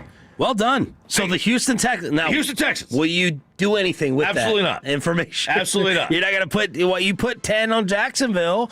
The Texans odds can't be as good or basically the same. I can see throwing $10. I think San Francisco's a great bet. I think they're 20-1. That's great odds. See, so I don't know. This also speaks to the parity of the NFL, though, that it exists. Because even still, when you do your March Madness stuff, it's usually teams that don't have this have never done it. They've never done this. And like even with a lot of those examples, it was like since 2000, it's only happened twice. Or it's only happened once. And so it's like we still always have examples of just like this is such a ridiculous. The NFL succeeded in what they wanted, which they wanted to just basically be nobody is really great. Right. And they've gotten that this year. Some other random things about the season. There's 7 new division champs this year. This is part of the reason why 5 in, 5 out is so good. There's 7 new division champs, with the Eagles the only team to repeat. Wild. Which, of course, hasn't been done in 21 years in the East. The only other season with 7 new division champs was 2011. The Patriots were the only repeat winner.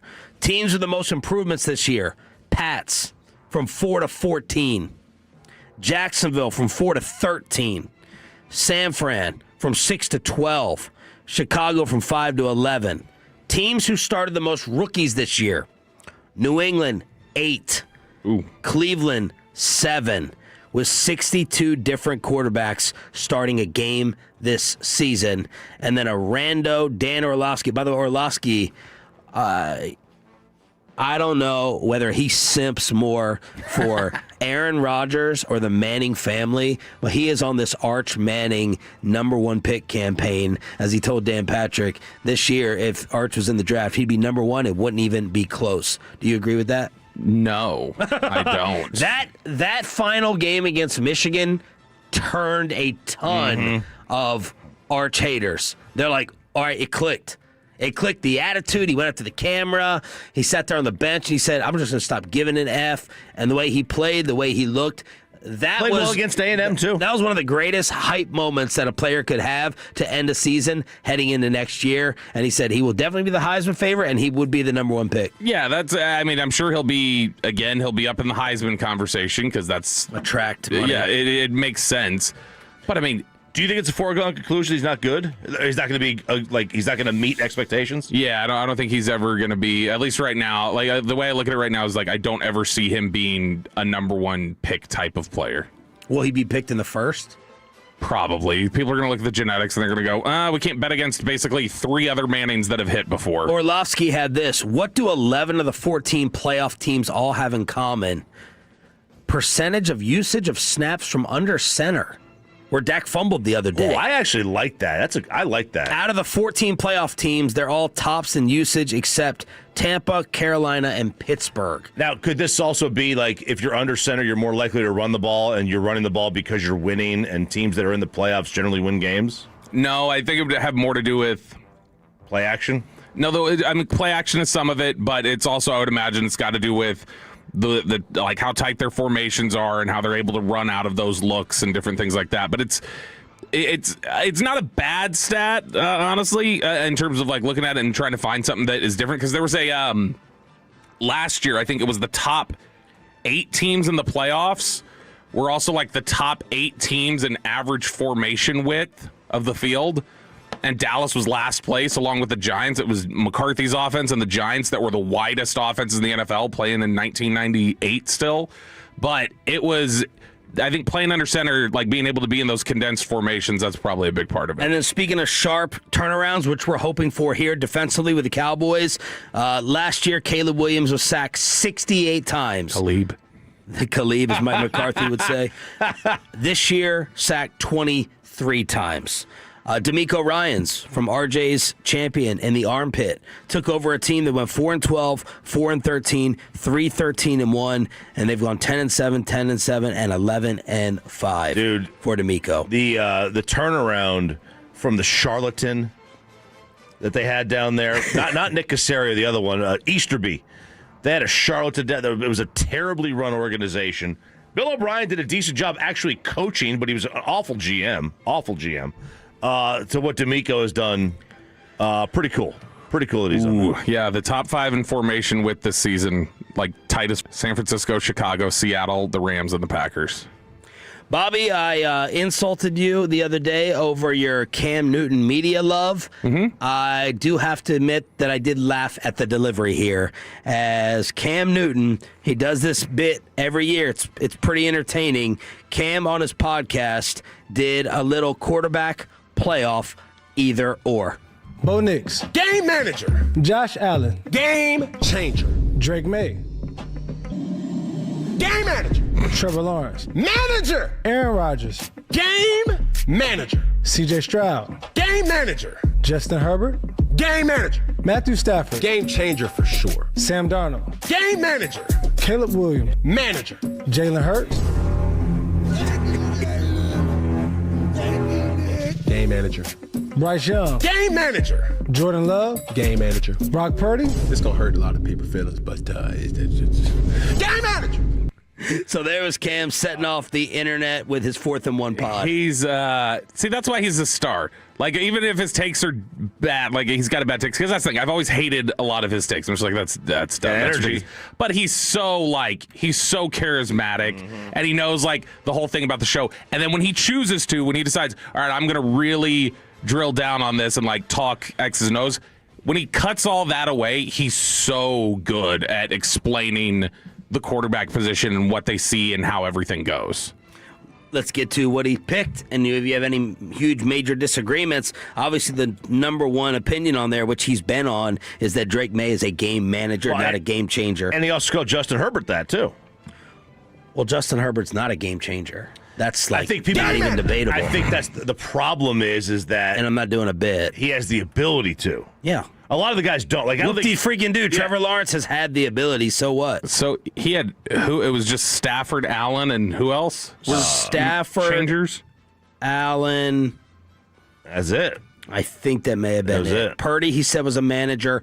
Darnold was a manager. Caleb, he said, was a manager. He said Jalen Hurts, manager. Yep. So, I mean, those are Williams. Those are the two best quarterbacks left. I mean, May, and he's wrong about May, and he's wrong about Herbert and Purdy. But like the ones who like you would just go like, yeah, the guys who have the longest track record of he's not wrong about Justin doing Herbert. this. No, yeah, he is. No, he's not. Yeah, he is. They scored 21 points a game. Yeah, with the 30, you saw we got tagged in it on Twitter the other day. 32nd in pass blocking and 32nd in pressure rate this year. So you're just gonna use your imagination to give him the healthy tackles and then say he would have. Yeah.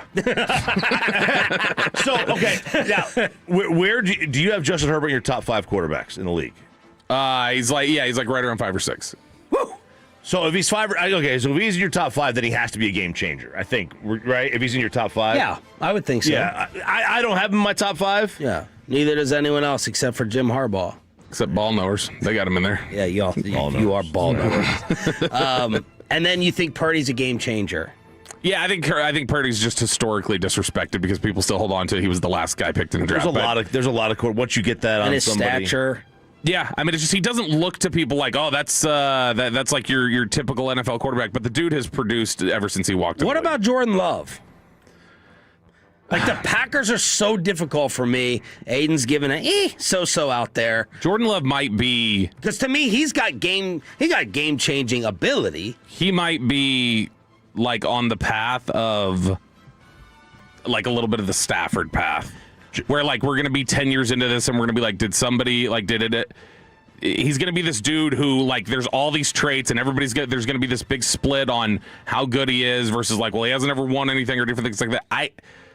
He is such a difficult one for me because I think he is that line of, like, elite and, like, yeah, he's really good. Like it kind of teeters. Jordan or Justin?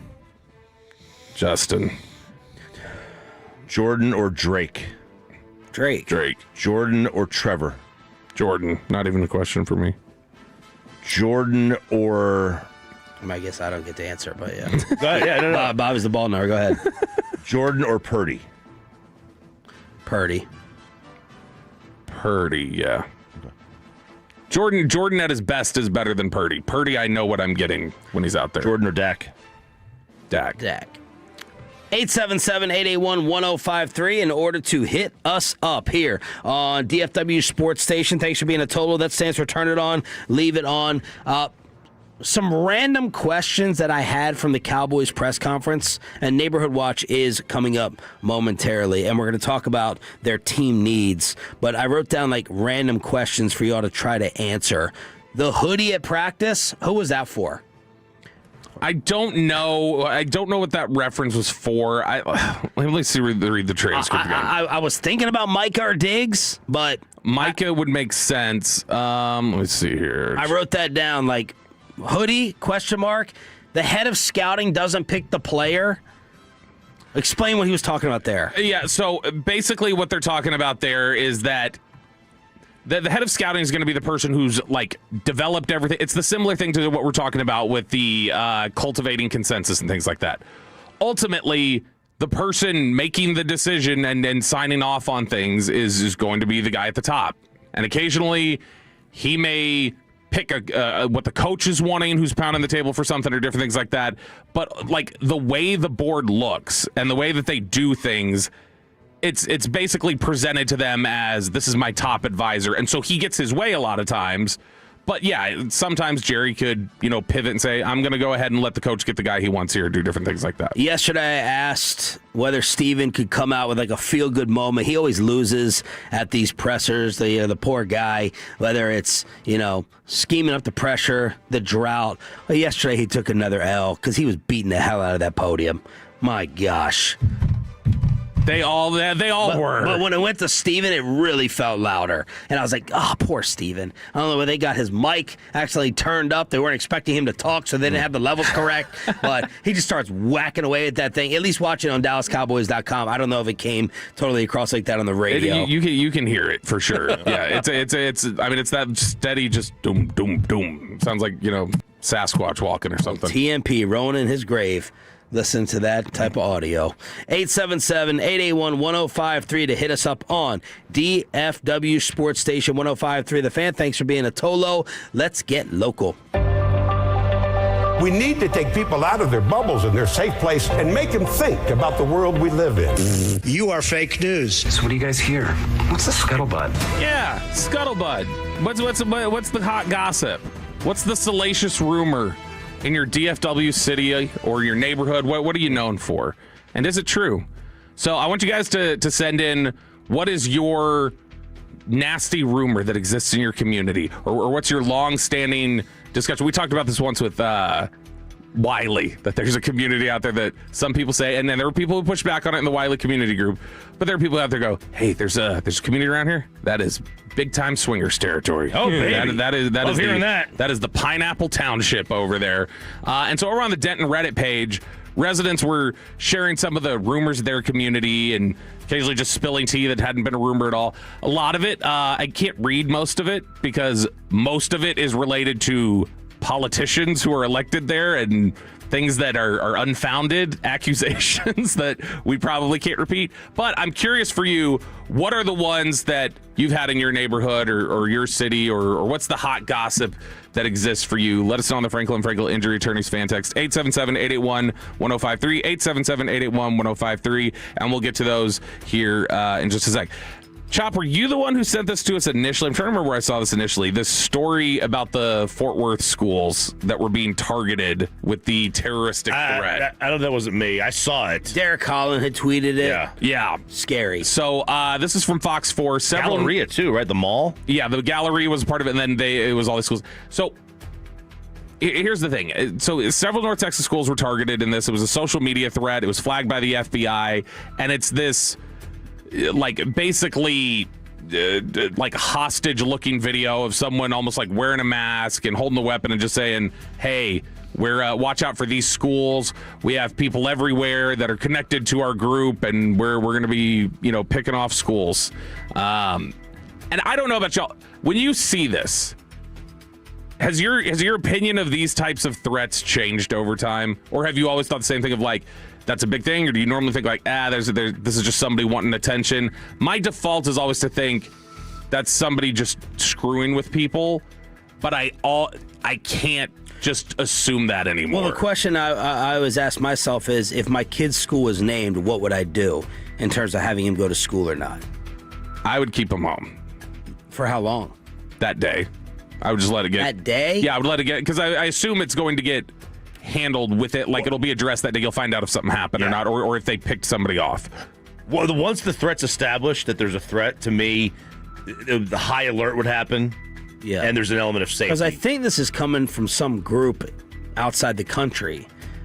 I think it's some group that's, and so there were claims or ties to it. I don't know if they've been able to definitively say they know that's where it came from, but that's where it's being claimed that it originated from. But I don't know if they've been able to run down if that's what it actually is, or again, it's just a hoax that they're trying to break. Obviously, nothing that happened yesterday, right? But it's one of those things where, especially in this stage, you can't. I don't feel like you can assume it's just somebody screwing with people because of just the insanity that we see, or in the country over the last 25 years with those sort of things. Like, how often does it cross your mind if you're in like a public area, just a downtown area, like last night I went to dinner downtown Fort Worth, like just how often are you just sitting in an area like, okay, like this, it just crosses your mind? Yeah, like I'll think about it for a split second at like a parade or in the mall.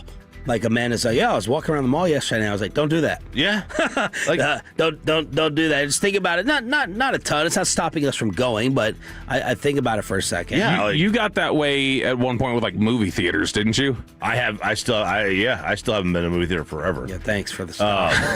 Like I get that way every now and then. Like I've had a high school basketball game. I'm like, boy, I'm just a sitting duck in here. Like this, where's the exit? Yeah, outdoors at a football game or baseball game, for some reason it's like, all right, I feel I can get out more, but yeah, it's absolutely. Or an arena, like going to Radio Row. Oh yeah, Super Bowl. Yep. When we hear back on going to the combine or not, you never. We don't know what's going to happen. Well, the FBI did take this investigation over, said they're taking it very seriously. A bunch of school districts were on high alert with it yesterday. I sent it to Kristen. I was just like, just so you know, like the kid's school's not in here, but so you're aware, here it is, and you can make a call from there. She's like, they can go to school. It wasn't our school mentioned. So, scary stuff here in North Texas. American Airlines. And then Dallas-based. you're also like, why would they list the schools? Is that a distraction? Right. Yeah. Other schools. And that was one of the things that where my head goes. My head automatically, because I'm the one who if my finger's twitching, I'm going, I have ALS. That's what I have. And so I automatically jump to the worst conclusion. Eye twitching this morning. Yeah, that is definitely, I'm trying to say that it's a lack of sleep, but in the back of my head, I'm thinking there is a tumor pressing on something. Of course there is. And it's causing it to twitch a little bit. Yeah, that's exactly how it goes. But I always will divert and go to that direction. Dallas-based American Airlines has the age of tyrannical control over airplane Wi-Fi is coming to a merciful end. Thank you to American Airlines. They say that customers can soon enjoy free Wi-Fi on American Airlines planes. They announced this on Tuesday. Wow. They said free high-speed Wi-Fi isn't just a perk, it's essential for today's travelers. That's why we're proud to begin rolling out this new offering, sponsored by AT&T, across the majority of our fleet. Previously, in-flight Wi-Fi started at $10. Subscription plans could be purchased for $50 a month or $600 a year. Those options are still available for planes that don't offer free internet. It felt like they should have gone the way of hotels a while ago, where there's usually a free option, and then it's like, well, if you want faster internet, you can pay $10 a day for that or something. But yeah, you can't. If there's the access to it now, just give us the internet already. Why would they? Why should they? Well, we're going to pay for it. Because we pay for enough of their ass already. Yeah. I agree, but people are selfish. Yeah, it's like, and the big three, they call them, United and Delta and American. When one does something, they all follow. So one did this, they all follow. American, one did the. I can't keep track of the bags and the internet. Delta did it in 2023, and now here's the important caveat. I guess we shouldn't praise necessarily the airline for doing it. They found somebody to pay for it. And so in this instance, it's AT&T. For Delta, it was T-Mobile. It's like them. Yeah. It's like they get a sponsorship deal basically to give everybody free internet. So they're still getting paid at the end of the day for this. It's nothing that they're getting. Southwest Airlines announced in September that they were doing the same thing. United Airlines is starting to roll out a similar service, but theirs is with a partnership with Starlink, which is Elon Musk's company. I've had really good, knock on wood, Wi-Fi my last 3 flights, maybe 4. It's been really, really good. No breakups. Yes, no breakups. No issues, no problems. So hopefully it continues. I feel like we went through a spell there where it was. Oh, yeah. I mean, it would connect for 30 minutes, and then you'd be down for 40. And it's like, oh, well, flight's over. Some of the answers on the fan text, we've got some feedback into the schools and other different rumors about their community. One person here says, I will not say what city, but they say that the mayor of their city used to be an adult film star. Yeah. That's one of theirs. Maybe. They Spencer said Pratt's running for mayor in California. Is he was he an adult film star? No, it was just a mayor tie-in. Yeah, the creepy flesh-colored beard he has. The Lake Worth Goat Man, says the 817. I guess that's a rumor that exists. exists there. There's also something else that can be said there. My kid goes to one of these schools, says 940, talking about the threats. Took her out early on Monday when this came out. She will not be going back until next Monday. So they're going to do a full week out. All right, so there was a story several months back about 3 weeks of winter break off. Man, God. That's the dream. No, it's not the dream for I mean, parents. it's dream for the kids is what I mean. So there was a story back in July. There was a North Texas beekeeper that had been found dead, and there was a fire that had been set to her home, or her home had set on fire somehow. And they had initially thought she died in the fire. Turns out she did not. This North Texas beekeeper who was found dead was killed by the bees before the fire overtook her. Whoa. The medical examiner's report shows that this White Settlement beekeeper said a fire broke out on his, actually it's a man, on his property in White Settlement in July. He was killed by the bees and not the fire he was found in, the Tarrant County medical examiner found. On July 5th, firefighters responded to reports of a fire. While putting the fire out, police said firefighters found a man later identified as 79-year-old Graham Billy Davis, deceased, where the fire was located, right near some beehives that were kept on the property where he lived with his son. So this is actually 2 doors down from us when I was growing up. There was a woman who she had died in a house fire there in her house. And so when they first got her out of the house, she was, I guess, still alive. But they said she had 2 gunshot wounds to her head. And we're like, the hell? So it turned out this candle, one of her cats had knocked the candle, lit a curtain on fire. She starts panicking, trying to run around and put it out, and she slipped and fell back, and she punctured her head on the fire pokers. Oh, and my God. They thought those were bullet wounds when they found her, and she just had gotten kid disclaimer. She had gotten knocked out. Sorry, school by now. She had gotten knocked out, and Not the ones who are being kept home before that's work. true. Right. Because she had gotten knocked unconscious, then the fire was just able to, like, it was a fire that should have been put out relatively easy, Unbelievable. but kind of panicked, freaked out. But I can't imagine a worse way to go out than bee stings? bees, and then just, hey, it's a little hot in here too at the same time. So my daughter's obsessed with cats right now, and I'm like, no. Oh no, No. They will eat your face. if you die and the cats are in the house, they're left alone. They'll start to eat you. Really? Oh yeah, dogs will give you a good month. They'll give you what? Cats. Yeah, cats are. Cats, you got about 24 hours. Cats have that killer instinct. And then how about the Jordan Shipley fire? Is he working on a piece of equipment on his farm? The former Longhorn, he had to be flown out to Austin? Yeah, and he's still apparently in critical condition at the last update. And his wife had posted the statement, but gosh, it's like this sad photo going around here now of him in like a body cast, and he's holding up Hook'em, and they've got like just the shot of his hand, and it's like, good grief. Is it like a full body cast? Like you're not seeing the whole body. You just, because I imagine it looks pretty rough, but it's just zoomed in basically on the cast on his hand. And like, he's throwing up Hook'em because the Texas Longhorns family has been very supportive, and Jordan Shipley's one of the more popular players out of there.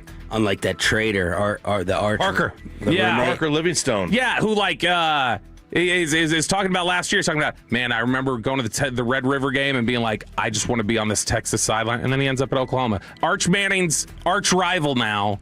Was his roommate? It was his roommate, his best friend. Ends up transferring to Oklahoma. The way his kind of press release made it sound, kind of intimated that he was kind of told, hey, you know what? Probably not a spot for you here. What did Stephen Jones say the Cowboys are going shopping and drafting for? Back to the end of season presser, covering it like nobody else on the home of the Cowboys with Sean and RJ next.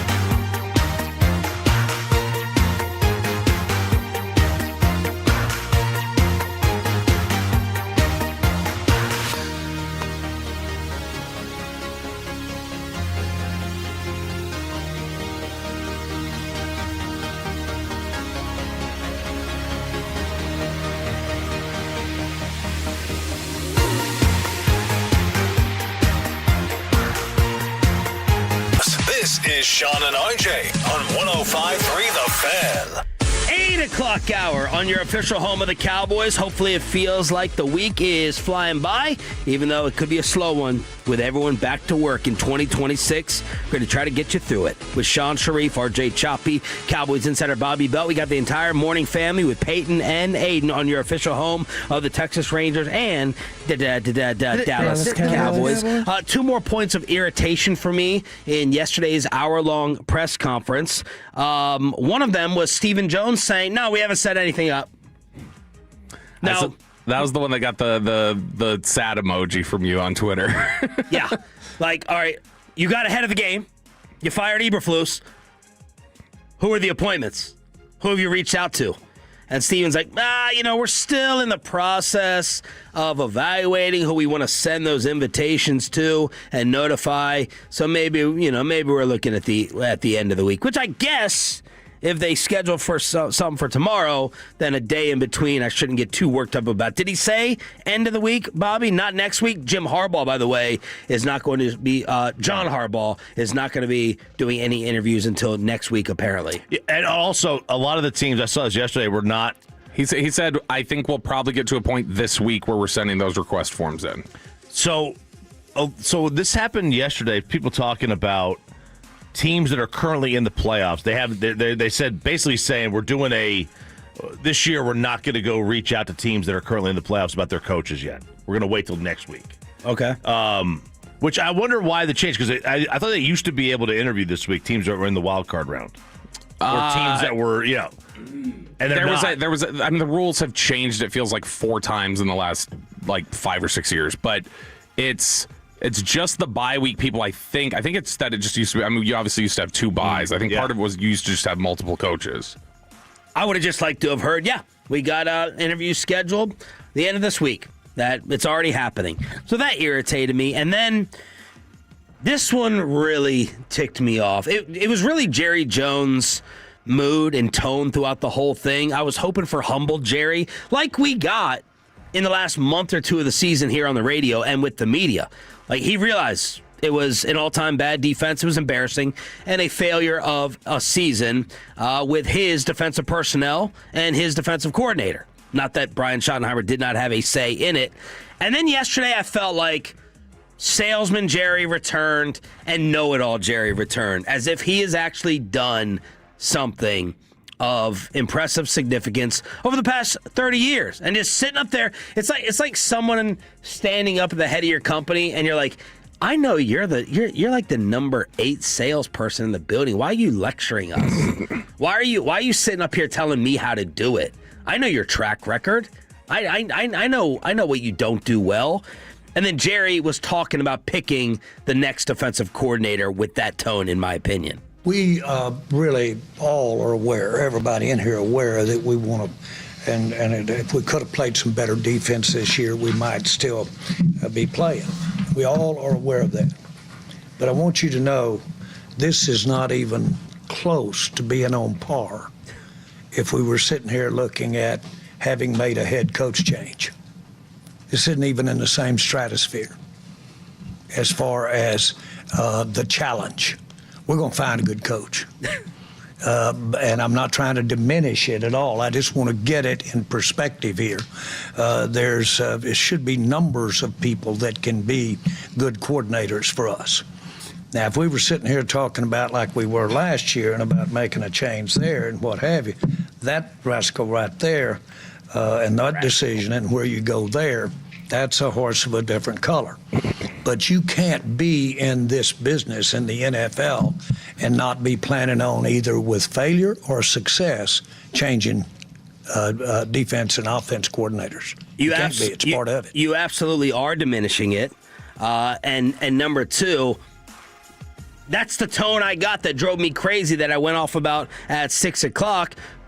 There's plenty of people out there. You should be able to find one. You didn't. You literally seconds ago just failed in it.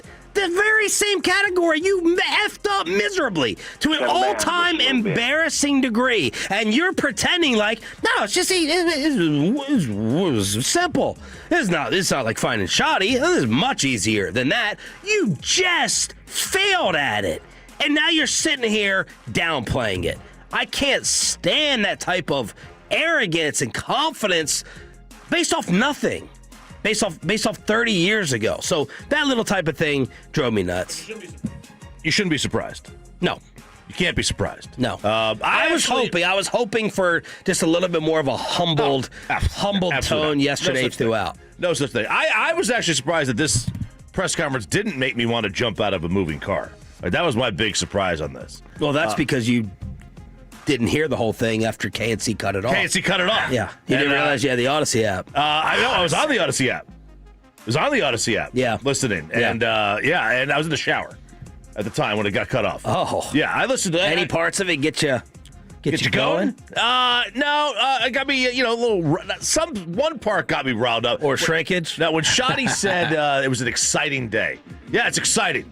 I was pumped yesterday, man. I was really excited to be listening to a press conference about, not being in the postseason and, trying to find a defensive coordinator. I thought that was really exciting. Getting to watch 12 other teams this weekend play football. Opportunity there. Which have a quarterback half as good as the one that we have compete for a championship. I thought that was exciting. That's exciting. Exciting time. It's just like, I'm used to him saying things like that. Yep. So I just kind of... You're numb to it. Yeah, it's just a little like, I expect him to say that. So I don't even know at this point, like, how much... Like, he can say that. There are times where it's like, I don't even know how much you mean it. Like, you may just be kind of saying because, this is the status quo. I'll play devil's advocate, though. And I'll try to explain... Are you going to wear your press pass while you do it? I'll explain what he said. I'll try to explain what he said in a way that sounds more palatable to you, potentially. Okay. Let's just see here.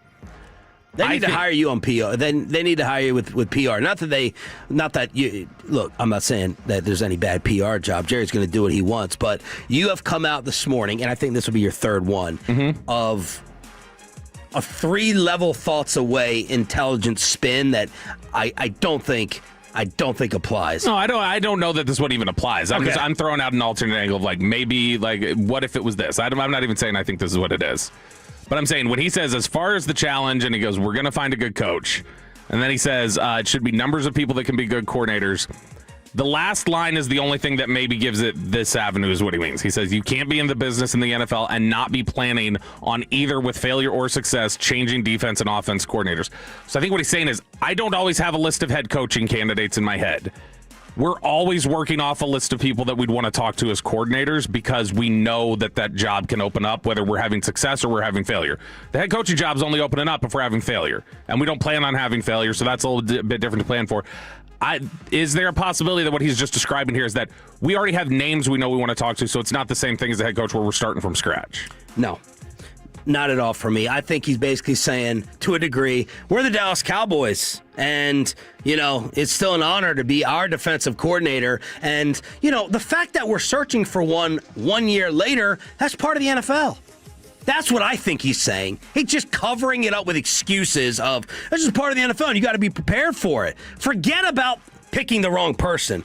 Forget about 7-9. That's what, yesterday, they did not hold a press conference as a 7-9 football team, in my opinion. I thought Schotty owned the most of it. It was, look at the building blocks. And don't talk about, I want you to forget, you're not allowed to mention Micah Parsons, the great player, anymore. You're not allowed to do that. Unless you're talking about it in a positive way about the Herschel trade. Yeah, Herschel Walker, the parts are coming, and the draft picks are coming. So he basically is reprimanding the media and giving us instructions on how to bring up Micah Parsons' name in the future. I resent that. He's basically trying to say, guys, look at all that's to come. Don't forget about this and what just happened. It's the usual sales pitch. And, hey, it's just part of life. You got to be willing to roll with the punches. You have a miserable failure of a defensive coordinator who I was responsible for. But guess what? I have my little paper over here that we're not going to get to till the end of the week. I really wish they would stop talking about the past. The 90s, the Herschel trade. First of all, you can't compare the two anyway. Even the insinuation that the Micah trade is anywhere remotely close to the Herschel trade. Herschel, you got 3 1s, 3 2s, a third to sixth.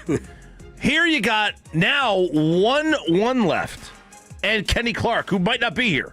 It's his attempt at reaching to a great degree of one of, a highlight of his. That's what it is.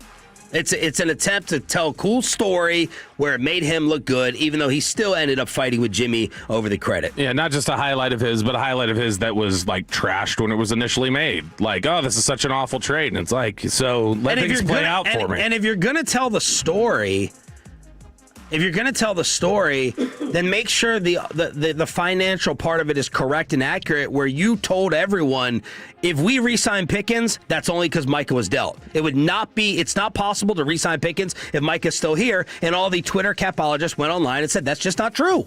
That is just not true. He can, look, here's the thing. He will, let's say, with that Packers pick, they select some all-pro corner or something, and Quinnen Williams is here and becomes like a Hall of Fame defensive tackle that ends up in the Hall, like ends up as a Cowboy Hall of Famer.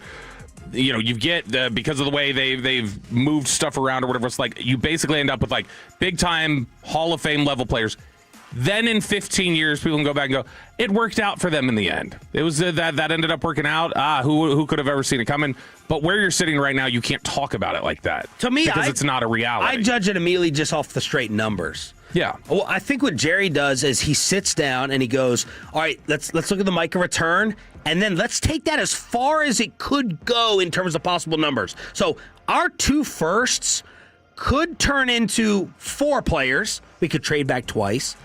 And he's talked about the $40 million being 4 starters. And then George Pickens and Quinnen Williams, you throw them into it, Kenny Clark, and now we're getting like 6 or 7 players. Like, it's just a stretch. It's a desperate and tactical stretch of the imagination. I'm gonna look later today. I need to go back and see what was their cap situation like when he got traded. Like, I need to see who was on the roster, and then I'm just gonna take the Green Bay deal and I'm gonna put it on their books, and I'm gonna see like, financially, what would that have done to them? Like, where would they have been? Like, if that exact contract is on their books and it plays out this way, like, what does that look like? Because I don't think you can say that when you're talking about re-signing somebody, I don't think you can say it's going to be 4 players you retain. It might be 1 or 2, probably 2. It's probably 2 players that you can retain.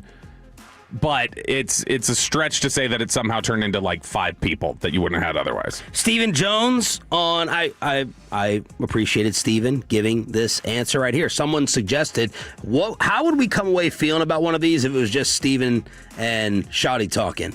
Now, we wouldn't have topics as much and headlines and craziness and sound bites. Done in 20 minutes. But what type of feel would you have about them if it was just Schotty and Stephen? This is Stephen on what they need.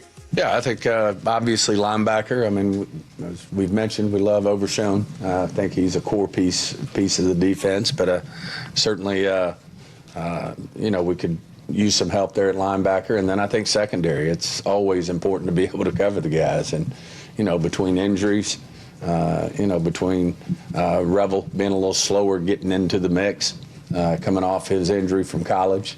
He was obviously a little raw when you first get out there and you hadn't had a OTA practice or a training camp practice, and so it took him a while. So, I still think, though, we need, help in the back end. And certainly, obviously Clowney had a great finish to the last half of the season. And, I think he's an important guy for us to add. He's free to add to the mix. So they're loving Clowney and Javonte publicly to go ahead and get them retained, and then linebacker and secondary. Man, they take a linebacker at 12, another linebacker the first. I actually tuned in last night to your Cowboy Hour. Cowboys Crosstalk. Cowboys Crosstalk, I never get it right. And Nate Newton, he was spitting fire. And Chris Arnold was on there, and I think he suggested the first free agent signing should be a linebacker. Yeah. Why did he pick that position versus another one and then draft a linebacker, vice versa? So I think I would be in favor. Because Nate's like, go out and spend heavy. This whole thing about, the smarter teams and they wait and these guys are available for a reason. I understand and get all that. Nate's like, don't talk about it, be about it. Go out and spend big. So Nate's going to be big on, he thinks a lot of the issues are just like related to communication and knowing what your job is and different things like that. Communication a lot of times is going to filter through linebackers. It's going to filter through nickels. And so for him, a lot of it is just also you got to, in the modern NFL, the linebackers are the players who have the most like even responsibilities of playing forward and having to play in back. So they've got to play in coverage and they've got to play forward. So if you have weak linebackers in the NFL, it's really hard to succeed. Because Nate you're says on Sonny Styles. You'd be down on that.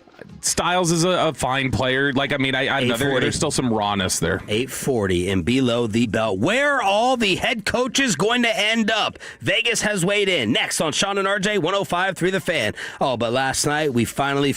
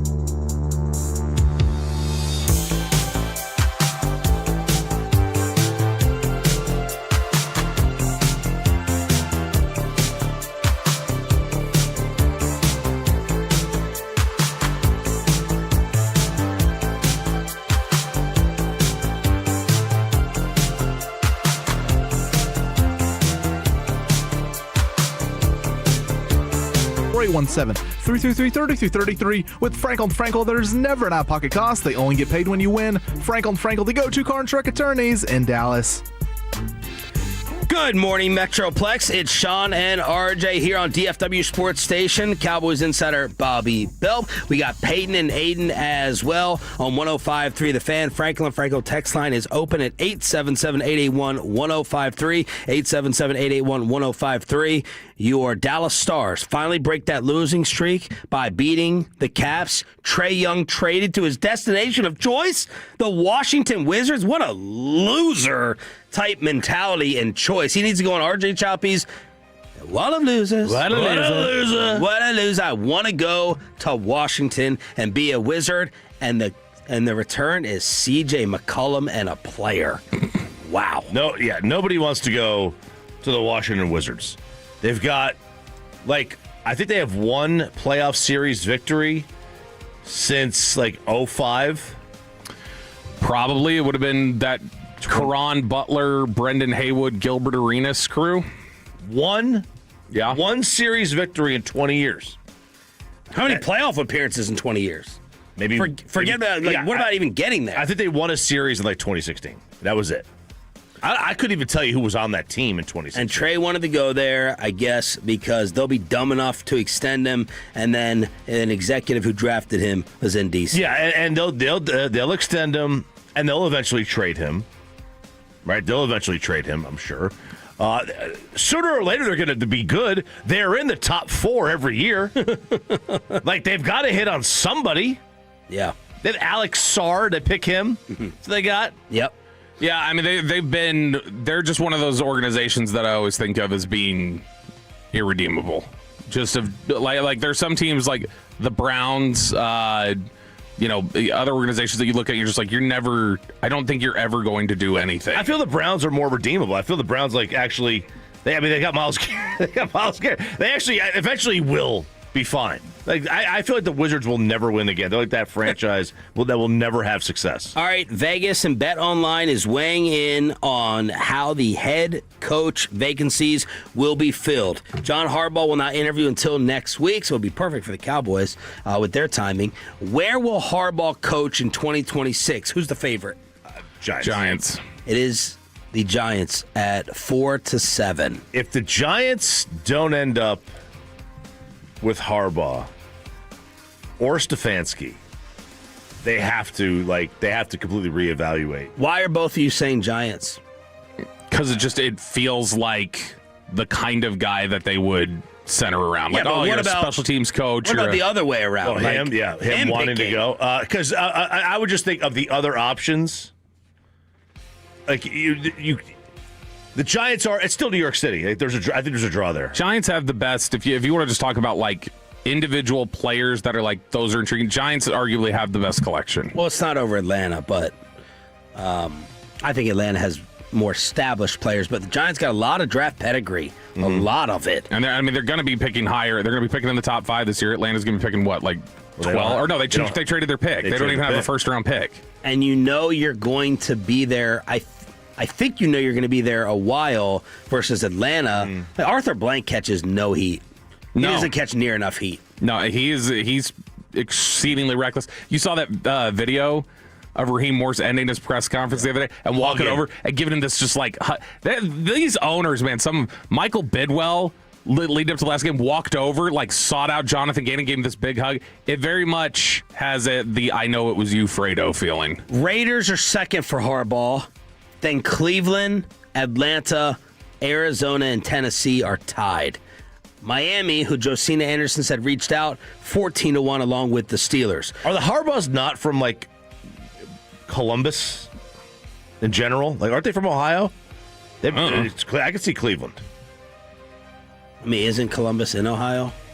Yeah. I'm just saying, aren't they from? I think they're from Ohio. Nobody wants to go to Cleveland. Ask Joe Kim. No. Will John Harbaugh coach next year for a team that currently has a head coach? The heavy favorite is no, -300. Ravens' next head coach. Jesse Minter. Good job. 3-2, +150. Former Ravens assistant. Followed by Stefanski, Kingsbury, Brian Flores. Giants' next head coach, John Harbaugh, followed by Stefanski. Mike McCarthy, 6-1. Chris Shula, 9-1. McCarthy's going to wind up being third on, like, all of these. So not get a job? Maybe not. Oh, you mean in odds? In odds. He'll be third on all these odds. No, he's not going to be. He's not thought of that favorably. No, but it's just, well, there's also the lack of... Like, he's going to go sit in the Giants interview and say, I'm a big fan of Jay Sean Dart. Arizona head coach. Stefanski. No. He's 5th. And again, Vegas doesn't nail these. No. It's not Kingsbury. It's a guy you talk about a lot, Bob. Clint? Yep. Okay. Clint Kubiak, 3-1. Vance Joseph, 5-1. Then Flores. Stefanski is the favorite in Atlanta, along with Clint Kubiak, and then Mike LaFleur. Cleveland favorite, Kingsbury, followed by John Harbaugh, Schwartz, Robert Saleh. Vegas favorite, Flores, followed by Jesse Minter, John Harbaugh. Titans favorite. Dude, being a Titans fan is being a Wizards fan. Matt Nagy. Oh, no way. Nagy followed by McCarthy. Oh. And then, yeah, not even going to continue from there. Honestly, if I'm Mike, I don't know I don't even know how to accept that job. Well, I think Tennessee's a perfect type of job for Mike. You can operate more like you did in Green Bay. It is not like this bright, hot, shining spotlight. You've got a quarterback that they're basically hiring you like, hey, be his mentor, be his guy. Like, I think there's a lot about that job that makes sense for McCarthy. RJ Choppy with your Hollywood update with the Rob Reiner murders and Chevy Chase. Because of your email the other day, I power watched the Chevy Chase show. Oh, I'm Chevy Chase and you're not? Yep. What'd you think? It was good. Yeah? Yep. Does he come across as a big of a Rick with a P as it shows? Yeah. Now there is a childhood dynamic here. I always trace it back to childhood. Are your parents still there? He was abused badly. His mom would wake him up, slapping him across the face. Just a lot of hitting. They were like disciplinarians, and Chevy, with his personality, was the most out of the box one, always acting up, and he got abused badly. I don't know that there's anybody in Hollywood who talks about Chevy like he's their friend.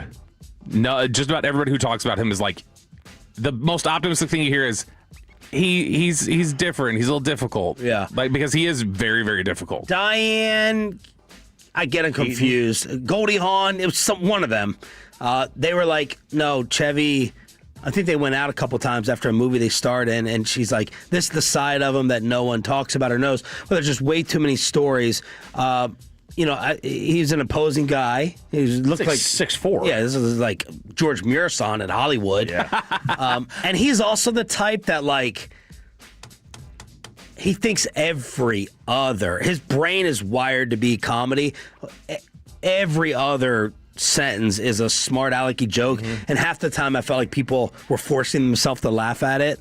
But he also knew how revolutionary he was and how fast of a star. I mean, to have the balls to quit Saturday Night Live that early. Yeah, he was 20 and be like, I'm gonna go be a movie star. I mean, that took stones because that was perfect for him. Perfect for him. So he did that. He goes right to Caddyshack, does really well there.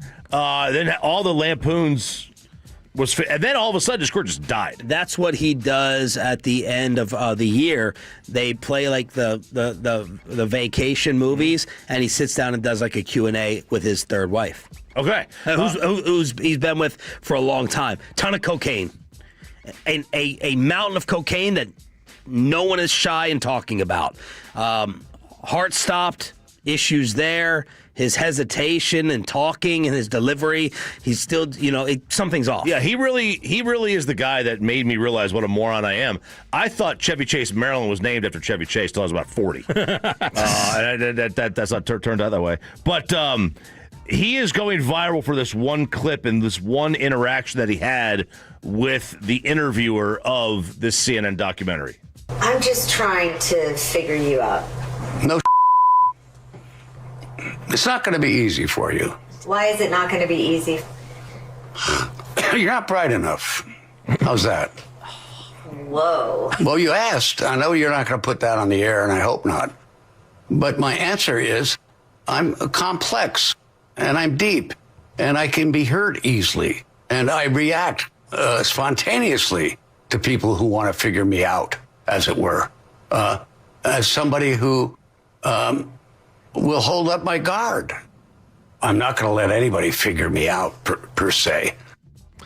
You're not bright. That was to the interviewer and the director. You're not bright enough. Not bright enough. Well, you asked. You asked. He's got, like they say, people that I don't want to get scientific medical terminology wrong, but like that filter in the brain. He either doesn't have it or doesn't care.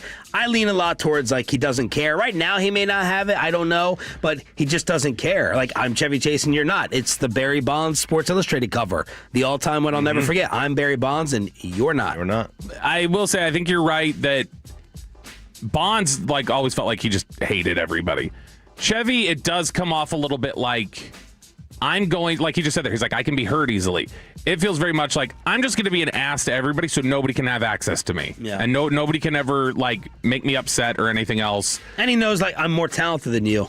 Like, I'm better looking and I'm more talented than you are. And the big ending in this was the SNL exclusion. Now, I had thought for the SNL 50 wasn't even invited in general, but no, they were going back and forth on whether to include him in a skit. They ended up not doing it. Lauren Michaels was told, hey, Chevy, he may be off today. And if you watch this piece, I think CNN did it, I totally understand. Like, you may not know what he's going to do, but he may not be able to deliver the words or the script because of his medical ailments, but he was truly, truly, truly hurt and stung that he wasn't put on stage more or as much as others. I don't know if they got into it in the documentary. When Dan Aykroyd spoke very highly of him. When Martin Short and Steve Martin cut him off, that really damaged him, like in terms of with other people, because it's like, well, if they're cutting him off, those are his guys. Yep. Rob Reiner's son, Nick, who is on trial for the double murder of Rob and his wife, Michelle, has been dropped by his hotshot attorney, Alan Jackson. Ouch. No, not that one. Where were you? Yes, he's been dropped by him. Now, he said he's unable to disclose why. He's not allowed to say why he dropped his clients. It's a legal issue that I guess it would, because he's saying, well, I know why, I know he did it. So that's one of the things they're trying to avoid. But legal experts are saying that the reason that he dropped him is quite obvious, is that Nick just doesn't have the money. Now, he hasn't come out and said this, right, because he can't legally say why he dropped him. But the speculation is that he's going to ask for a 7-figure retainer for a trial like this, of this magnitude, and that Nick doesn't have the cash. Under California statute, the Slayer statute, if you kill your parents, you're disinherited.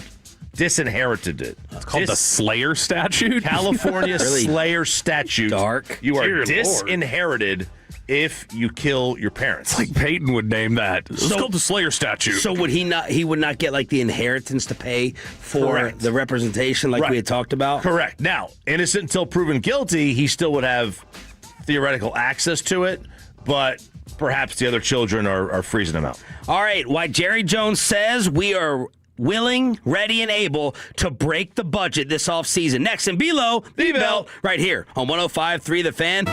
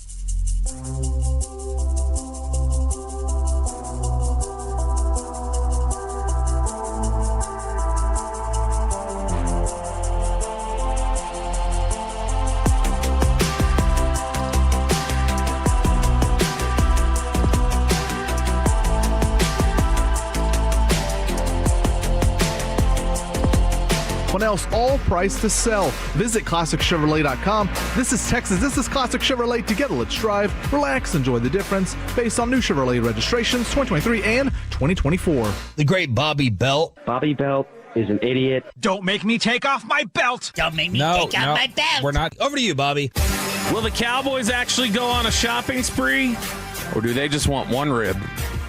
Just one rib. Let's talk about it here in Below the Belt, which is sponsored by D&M Leasing and Window Nation. You came away from that press conference believing they would be how active in free agency? No answer or reply based upon what they said. I do believe that they will be very active. And the part that we heard in the hour here on The Fan, Jerry did not want to give away a free agent strategy. Sounded like he talked a little bit more about it afterwards. So based upon yesterday what they said, no opinion. But I believe they will spend. Chop? I came away. Well, I don't believe what they say in yesterday anyway. Well, sometimes they'll tell you both things. Yes, they and they'll just be often do. Guess which one it is. But yesterday they didn't say anything. They're like, we're not going to give a. I don't want to overpromise and then not spend. That's what Jerry said about it. They will spend, but they will underperform our expectations. All right. Well, Jerry Jones afterwards spoke to. He always has another 10 minutes where he's walking off. So Jerry Jones spoke with the media there after the press conference and was asked, "Hey Jerry, how are you going to go about replenishing and building this roster this offseason?" Well, Dak is playing the game and got it down the way he's got it. We want to get out here and basically do better than we did this year. So combination of those things give us the incentive to, dare I say it, bust the budget to try to get something done now? Mm-hmm. Yes. Okay. Yes. We'll do some dramatic things. That was a dramatic thing we did right going out of training camp this year. Mm-hmm. For what? We didn't do it not to win games. Right. So the point is these call for some pretty controversial decisions. Mm-hmm. And other than that, somebody asked me about the fans. We're going to keep this thing as good as we can be, possibly be. Finances are no object. We're going to make it as entertaining as we can and keep it as lively as we can for everybody. So he said we're going to bust the budget and finances are no object. So that's pretty definitive now, to where if you don't do it, that seems like you just we're bluffing at that point. Bust the budget. Why would he not say that in the presser, knowing that saying that afterwards is going to get out to the fans? He didn't want to overpromise for the fans when everything was like live bullets during the press conference, and then he says it to you guys afterwards. Like, we're not going to play it? I think I think part of it is when he's sitting up there, they're talking all collaboratively and different things like that. When he's just off to the side, he's like, this is my show. This is what I think. I think that he's showing you the perspective that he wants. This is what I think he does want to spend. I think he wants to. And by the way, like, no limit. Yep, the salary cap is the limit. You know? Yeah, if they had somebody there, bust the budget, like you're still capped. If they had people in the front office last year who sit at that table and advise him on this is what we should be doing, and it's a big group of people. But if they would have been sitting there and saying last year or the last 2 years, Jerry, we have $50 million reasonably that we can spend on free agency, Jerry would have done it. Like, this is not a defense of Jerry, because I don't know that it's wise to say go blow $50 million in free agency. It may not be. But I am saying that he generally is just building the consensus and then saying, okay, we're going with what y'all say, even if I don't necessarily want to do it all the time. Because he's trying to figure out, all right, I got these advisors, what are you going to tell me? So I think he's trying to put it out there to them, like, find a way as we're talking. Like, as we get ready to talk and have these meetings, find a way to do this. I think he's doing it privately. I think he's doing it publicly. I think one of the most valuable quotes we got out of Jerry from his Netflix documentary was him talking about how you don't have to be talking directly to somebody to get your message across. And he goes, we could be walking. He's like, it's nothing but our eyes. And he goes, you're not saying a word, but you're talking to me, baby. Well, why do you got to play all these games publicly when you then walk back upstairs at the Ford Center and you tell your room, spend? Well, all these games, this isn't Phil Jackson through the media, and this is assuming your suggestion is correct, but he's trying to convince, he's trying to tell. Jerry has no problem coming on here and telling everyone in the world, I'm the boss. Right. No, I think, and ultimately he's going to make the decision. But he didn't ultimately make the decision if you're saying he wanted to spend last year or in the past. That's still his decision to go against what his own inclination is. Yeah, but he didn't. No, like I'm saying, he gave in to the group. No, right. His inclination is he wants to spend, but it is ultimately his decision of whether he chooses to listen to them or not. I'm saying that he still is ultimately the one who decides if they do it or not. Like, he may want to drill in this one spot, and then all the engineers be like, dude, or geologists like, there's nothing here. He didn't want to cut Dez. He was the last one probably who was won over on the idea of trading Micah. Like, all these things, he eventually, like, he'll go counter to what he wants on some things. I think that what he's done with comments in the media last month and these things is because he's already, like, laying out the groundwork of when we talk, there needs to be an idea of this. I'm telling you privately, now I'm telling you publicly, because I'm saying it publicly to them. This is what they're going to expect now, so you better do your damnedest to make sure that we've got a plan in place and not make this look like a ridiculous quote. His spending could also be, because they spin this all the time as well, we spent on Pickens. We gave Pickens his money. We spent on Clowney. We spent on Javonte. That counts. Well, it's interesting you say that. Everything I say is interesting. Yes. So in case you were wondering, the question has been out there of like, yeah, but they're not going to do anything. They're not going to make any acquisitions. They're not going to do anything to rebuild. This is all just, lip service or whatever else. So I wanted to go back and look and see, all right, what has it looked like historically over the last, 8 years? Whenever they've had a new defensive coordinator. Bucks just fired their OC, by the way, for what it's worth. Oh. 1 season on the job, replacing Liam Cohen. Bucks OC gone. I think that'll be 4 offensive coordinators for them in 4 years. Canales, Cohen. So I wanted to look and see, how have they approached the offseason? Is it radically different the way they acquire players when they have a defensive coordinator who's returning that offseason, or when it's just a brand new defensive coordinator? So I went back and I looked at since 2019, and the numbers here are pretty stark in terms of saying that they are going to let you basically pick and purge your first offseason. They will let the defensive coordinator kind of do what he wants the first year. Shop for the Parcells groceries. So, and then after that, the focus is, all right, let's focus in on retention after that. But the first year, you get to shop. So, since 2019, when they've had a returning defensive coordinator, they have re-signed of their own defensive free agents. They've re-signed 17 out of 35 guys. It's about half. When it's been a new defensive coordinator, they've re-signed 12 of 49. It's 24%. They let the vast majority of them walk away. When it comes to outside free agent defensive players, returning defensive coordinator, they signed 8. New defensive coordinator, they signed 17. Outside free agent contract guarantees to defensive players. With the returning defensive coordinator, it's been in total over 3 off seasons with this. They spent $4 million in total guarantees to outside defensive free agents. When it's a new defensive coordinator, they spent $43 million. On average, that's spending about $4 million. It's I think it's $500,000 in guarantees to the returning defensive coordinator. For the new defensive coordinator, on average, it's $3 million per player guaranteed. And most of those are not going to have very many guarantees. So when they guarantee it, it's going to be higher than that. So that means that when it's a returning defensive coordinator, they acquire about 2.5 outside free agents per offseason. When it's a new defensive coordinator, it's about 4.5. It sounds like these are not big, high-priced guys at all. No, they have been. They've spent significant money. They spent decent amount of money guaranteed on Gerald McCoy, Dontari Poe. I'm trying to remember who else. Fowler got a decent amount guaranteed. And then I think there was one with Zimmer. their percentage of their first 4 rounds of the draft. Because overall draft picks, when it's a returning defensive coordinator, 56% of their draft picks are defensive players. It's 60% when it's a new defensive coordinator, so not that different. But in the first 4 rounds, like when you've got players that you think can contribute right away, returning defensive coordinator, 45% of their draft picks in the first 4 rounds have been on defense. With a new defensive coordinator, it's 68%. And defensive players that they've traded for 8 with a new defensive coordinator and traded away 2. It's 5-1 with a returning coordinator. So we're talking about significant amounts of top draft capital spent on the defense when it's a new defensive coordinator.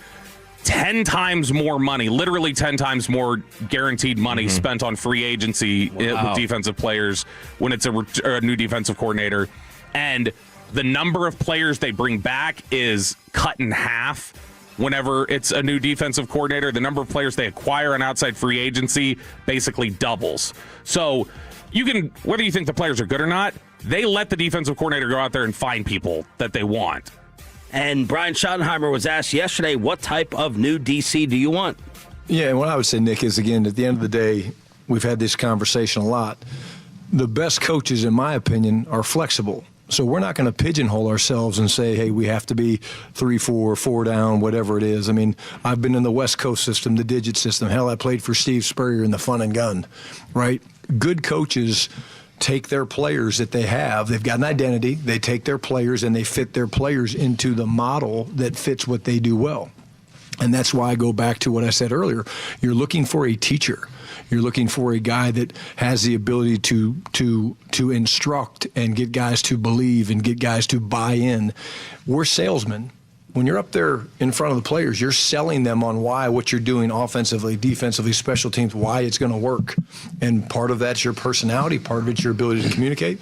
But when we cast this wide net to go find the right guy for this job, which we will find, no question about it, it's going to be the things that Jerry was talking about, but also the flexibility of, hey, we can do different things, because those are the things that, when I talk with Jerry and Steven, those are the things that cause us problems, the flexibility and some of the unknowns and things like that.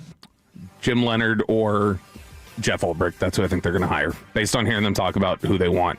Who is winning tonight, and who do you want to see end up in the national championship? A little college kegger, final hour, Thursday edition with Sean and RJ next. But it returns tomorrow.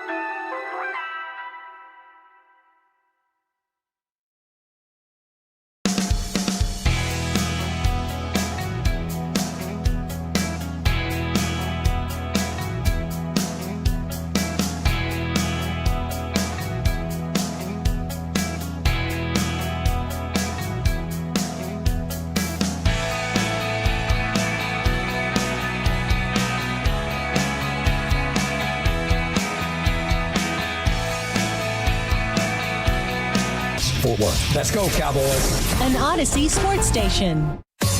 Driven by our D&M Leasing Studios, this is Sean and RJ on 105.3 The Fan. I'd like to know where Lou Holtz is right now. Oh, I win. Google me. We're not hosting an intergalactic kegger down here. Ole Miss, Indiana, Miami, Oregon.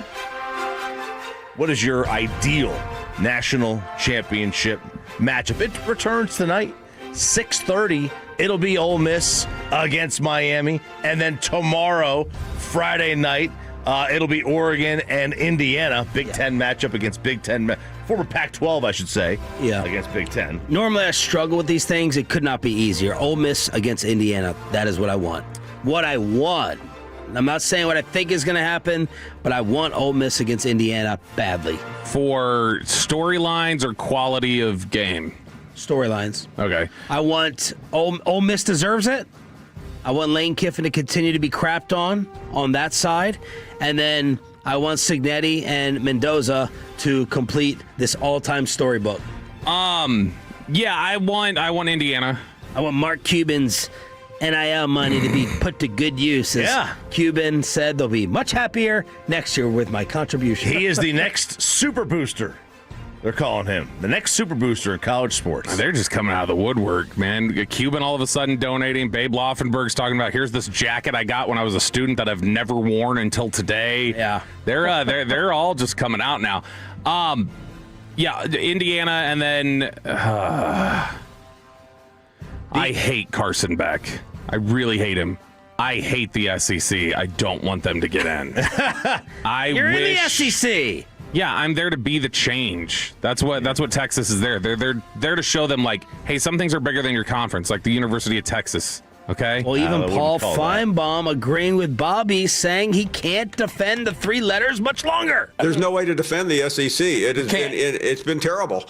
Now, I'm sure somebody at the SEC office is whispering, "Hey, don't forget, Ole Miss could win it all," and that would solve some of the wounds. But this has been a long year for the SEC, and I think in the end, because I kept wrapping my arms around Alabama and saying, "Stephen A., did you remember what they did? They went through that gauntlet in the middle of the year." Well, a lot of those teams they beat really weren't very good after all. They lost in bowl games and they looked terrible. Right. So it's a rough year for the SEC. Ole Miss is it, regardless of the Lane Kiffin story, which I know we're going to talk about, but there's no, if Ole Miss loses Thursday night, and I'm sitting around having to defend this league to you, Stephen A., saying, "Oh, no big deal that it's 3 straight years without an SEC team in the national championship game." I mean, there's no defense. Well, it's been rough. There's a very famous Lyndon Johnson quote in a cabinet meeting in 1968, I think it was. And he said, after Walter Cronkite trashed him on TV, he said, "If I've lost Cronkite, I've lost Middle America." That's right. Boy, if you've lost Paul Feinbaum, SEC, I don't know what you have left. That's very, very true. Yeah, look, so the SEC does a lot of things right. One that they haven't done right, and this is, I think we're seeing this in the NIL era, is they've got money, but they don't have enough. And that's like the reality of it. The reality of it is that the Big Ten that's where the cash is, at least at the top. At least at the top. I think part of the SEC's problem is still, and it always has been, it's like the ego of some of those programs that thought, like, it's a Cowboys mentality in a lot of times of like, we don't have to pay that much, though. We're going to get this person because this is Bama or this is Georgia. Right. And in a lot of instances they do. Schotty said something yesterday about special teams, all the penalties they have, and they threw in a side comment like, "I don't know whether they would get holding calls because we have a star on the side of their helmet." I wrote that down with a question mark, and I was like, "Is he trying to? Was that a little shot at officiating?" Machota reported yesterday that he does not anticipate that they're going to replace Nick Sorensen, the special teams coordinator. That they're not going to replace him. That they're not going to fire him, which that was one of the worst units in football this year. Yeah, and he's going to make it. I didn't get that sense yesterday that they were going to fire him. No, but heading into the offseason, it was like considered those two are out. Oh, really? Yeah. So I know they were a bad unit, but in listening to it yesterday, Jerry's like, I'm a special teamer. That's bad news for Nick. So like, I understand, but they talked about all the penalties. So to your point about people, Bama thinking, "Oh, they'll just come here because we're Alabama," that actually used to happen. When Saban was there, players would take less money to go to Alabama to to play for Saban because it was you had a red carpet to the league. Yeah, right? And now Saban was only in the NIL era for like a year. I mean, still, it's not like they were never paying before. They weren't legally paying. Yeah, who do you want to see? Who do I want to see? Oh, I want to see Ole Miss and anybody else. I think Ole Miss Oregon would be fun too. Ole Miss and anybody else? Like you don't have a preference? I don't care about I don't care about Indiana or Oregon. I think it'd be a good game either way. I would obviously number one would be Indiana versus Ole Miss, but my second one will be Ole Miss versus Oregon. Okay, so your preference to see is Indiana, Ole Miss for sure, and then I'm not going to cry if it's Ole Miss, Oregon. Miami has the intrigue of being the very impressive, dominant defensive front, that defensive line. So there's an intrigue there, but I don't like Carson Beck. I don't want to see Carson Beck in there. I have spreads for every possibility. Let's go. Indiana, Ole Miss, what would it be? 7. Indiana minus 7.5. 7.5. Indiana against Miami. 9.5. You think that Miami is an easier opponent than Ole Miss? I was going to say 4. Well, I'm only going on this because Ohio State was 9.5 against Miami. Miami's favored over Ole Miss. I know. But so that doesn't make sense. But Miami, so Ohio State was 9.5 against Miami, and Indiana beat Ohio State. Indiana by 4.5. Bobby's off to a good start. Ooh. Miami, Oregon. Miami, Oregon will say that it's. And by that's yeah. No, I'll say Oregon 2.5. What are you saying? Miami 1.5. Oregon by 2. Boom. And then Oregon, Ole Miss. Oregon minus 6. It's got to be 5.5. 3.5. That doesn't make any sense. If Oregon would be favored by 2 over Miami, and Miami's 3.5 over Ole Miss, this is if it's Miami and Indiana, that is the very first in the history of the CFP really true portal championship. Where Miami and Indiana both have built so strongly. The NIL area is so weird. I was just looking up trying to find something about Ruben Bain the other day, the Miami defensive end. Searching his page, I went and looked at his University of Miami page. I've never seen this at a college until Miami. So here's his player page, like normal, like everybody else's is. When you scroll down before they get to his bio, they have areas where you can get pricing to get him as an NIL endorser. Look at that. Wow. Shout outs and different they've got get pricing for all they've got stuff for shout outs, social media posts, appearances. You've got a pitch anything option. But they've got when you just go look up that player, Miami's got it set up so you can immediately just get directly in contact with them about pricing for NIL stuff. And then just in order from Bet Online on who's going to win the title, the favorite is Indiana plus 125. Then Miami plus 275, then Oregon, then Ole Miss at 6-1. Do you want Trayvon Diggs' latest comparison of Green Bay to here or NFL awards? NFL awards. NFL awards. So are we doing the Barnwell ones here? Trayvon Diggs. You can do them if you want. It's not. Were you asking for my vote? I thought we were just going to. I wanted to hear about Diggs, but either one's fine. That's fine. What do you want? You break the tie. Let's do Trayvon. Okay. Trayvon Diggs with the very latest on Green Bay versus Frisco. It's amazing here. It's very, family-like. I click with these guys already, It's just amazing here, It's football culture. The people here are great, Just everything about it is very good. Yeah, it's definitely a different change because, just me being somewhere else my whole career and it just coming over here and it just feels natural, like it feels normal, It just feels like a great fit. So, it's been great. I'm just happy to be here. It's a blessing. Being able to just be with these guys and play with these players, play with X again, like I was playing with him in college. So, it's just been fun. I've been enjoying this experience. What's wrong? It's just so hypocritical to talk about and I know he didn't use this exact word, but this whole just general sense of man, you can just focus on football out here. None of this crazy distraction stuff. He's he didn't want to rehab in Miami. McCarthy, it makes sense. McCarthy came from Green Bay. That's how he got used to running football. So he gets to Dallas, and it's this culture shock. He's this isn't what I like. Trayvon came from Bama and went to Dallas. That's all the glitz and glamour. People like to come here take advantage of the super spotlight that you get, become a star, then when it doesn't work out with you, it's not about football. That's the repeated process. Yeah. I can get my podcast here. No one gives a rat's ass about Micah Parsons' podcast if he starts off as a Green Bay Packer, unless he goes on there and says crazy things. Well, no one gives a crap about it compared to as a Dallas Cowboy. But then when it blows up, it's distractions. You know, they look at us in the weight room. Yeah, the two-way mirror. Yeah, two-way mirror or whatever. It is a tired discussion, a tired argument that it's not about football, because we all know it's not. It's also not, but does it also not matter? Because it was the same thing with the triplets in the 90s. It wasn't always about football. It was about the White House. Yeah, I mean, it's the thing is that for Irv and others with the White House, like, they still were football minded. Diggs, a lot of times his issues was he couldn't do both. Shannon Sharp on his podcast with Ocho on the Nightcap Pod said, Cowboys, I mean, they were allowing Trayvon to do these things back in the day. So let me ask you a question. Did he fly early in the week to go see his family, or did he fly on the team plane?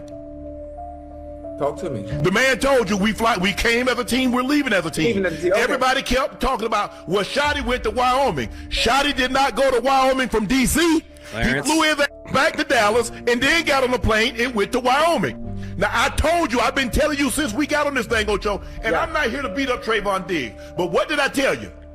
I kept telling her, I said, Ocho, you never tolerate anything in a win, you wouldn't have lost. No, yes, sir. I also told you production intolerance. Now, he said there was a lot of other reasons. You mean to tell me this is the first year that Trayvon Diggs has blown off treatment? He's been late to something? I guarantee you, I bet your doorknob to a bucket of cow manure, and the doorknob is diamond, a 50-carat diamond, flawless, deep flawless, internally flawless if you want to make it.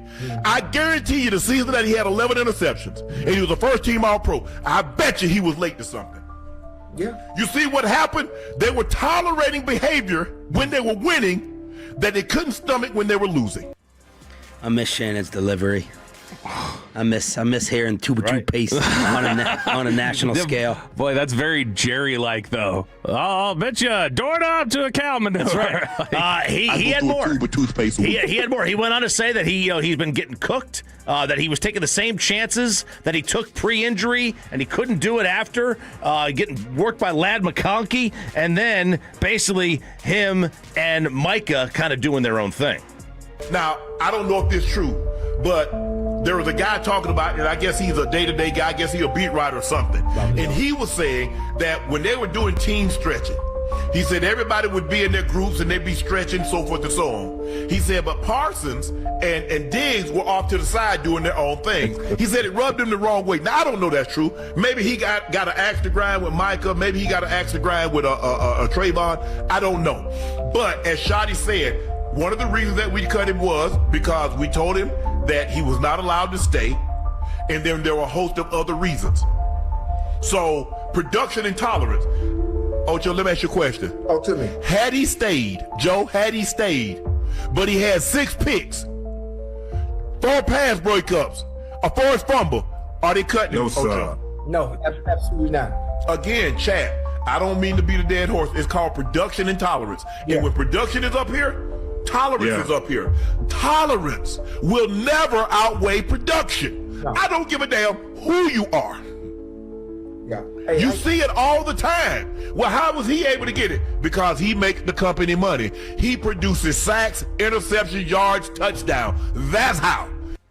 So there is Shannon. Shannon would know. He was the one standing up at Super Bowl week telling everybody, get off of Ray Lewis's back about all that stuff. Was this the craziest statement from Jerry of them all? What did you do when you heard this yesterday on this radio station? The Red Zone, all football, every day at this time. Next. But football season had...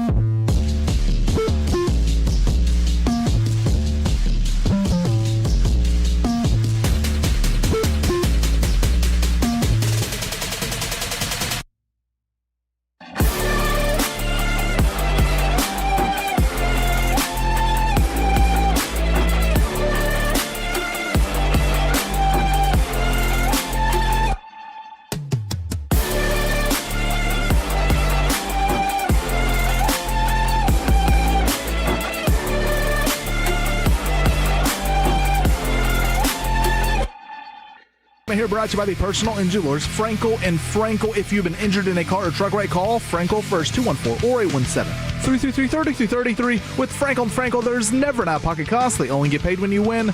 Frankel and Frankel, the go-to car and truck attorneys in Dallas. How many people want to eat a W tonight? You know what I like about the media? They think you can just dial 1-800 and get a quarterback. I've had a lot of reaction this morning, much of it negative over my irritation to the Dallas Cowboys press conference. RJ Choppy has already told me, and my wife would have already told me, it's your fault. You set yourself up. You had too high of hopes, and you allow yourself to get disappointed. And irritated over a number of things, but this next clip, I actually was and am speechless over. So I need your guys' reaction on the Frankel and Frankel fan text. I don't even know what to say.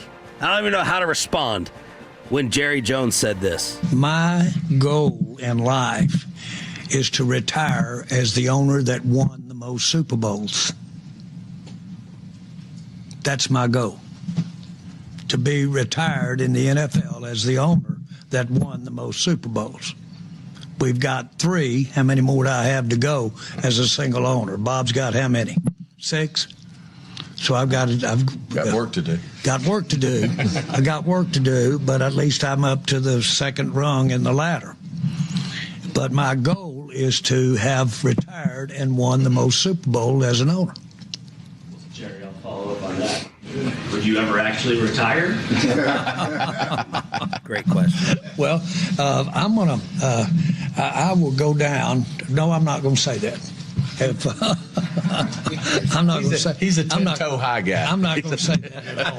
But listen, I don't want to dare the gods. Okay, around here. I don't know what to say. Let me ask you this: when Myles Garrett was chasing down Michael Strahan, Myles Garrett was chasing down Strahan. You okay? Right? Yep. The sack record this year. Do you think he knew what the number was? Absolutely. Really? Okay. When Barry Bonds was chasing down Hank Aaron, you think he knew how many home runs he had to get to? Yeah. You did? Yep. Okay. This is not Jerry's goal. If this was Jerry's goal, he would know exactly how many he had to get to. He did know. He wouldn't have to ask the 2 other people at the dais what number he had to get to. No, because remember in the past, it was, year 8 for Dak? And he goes, what is this, his 5th year, 6th? What he's got?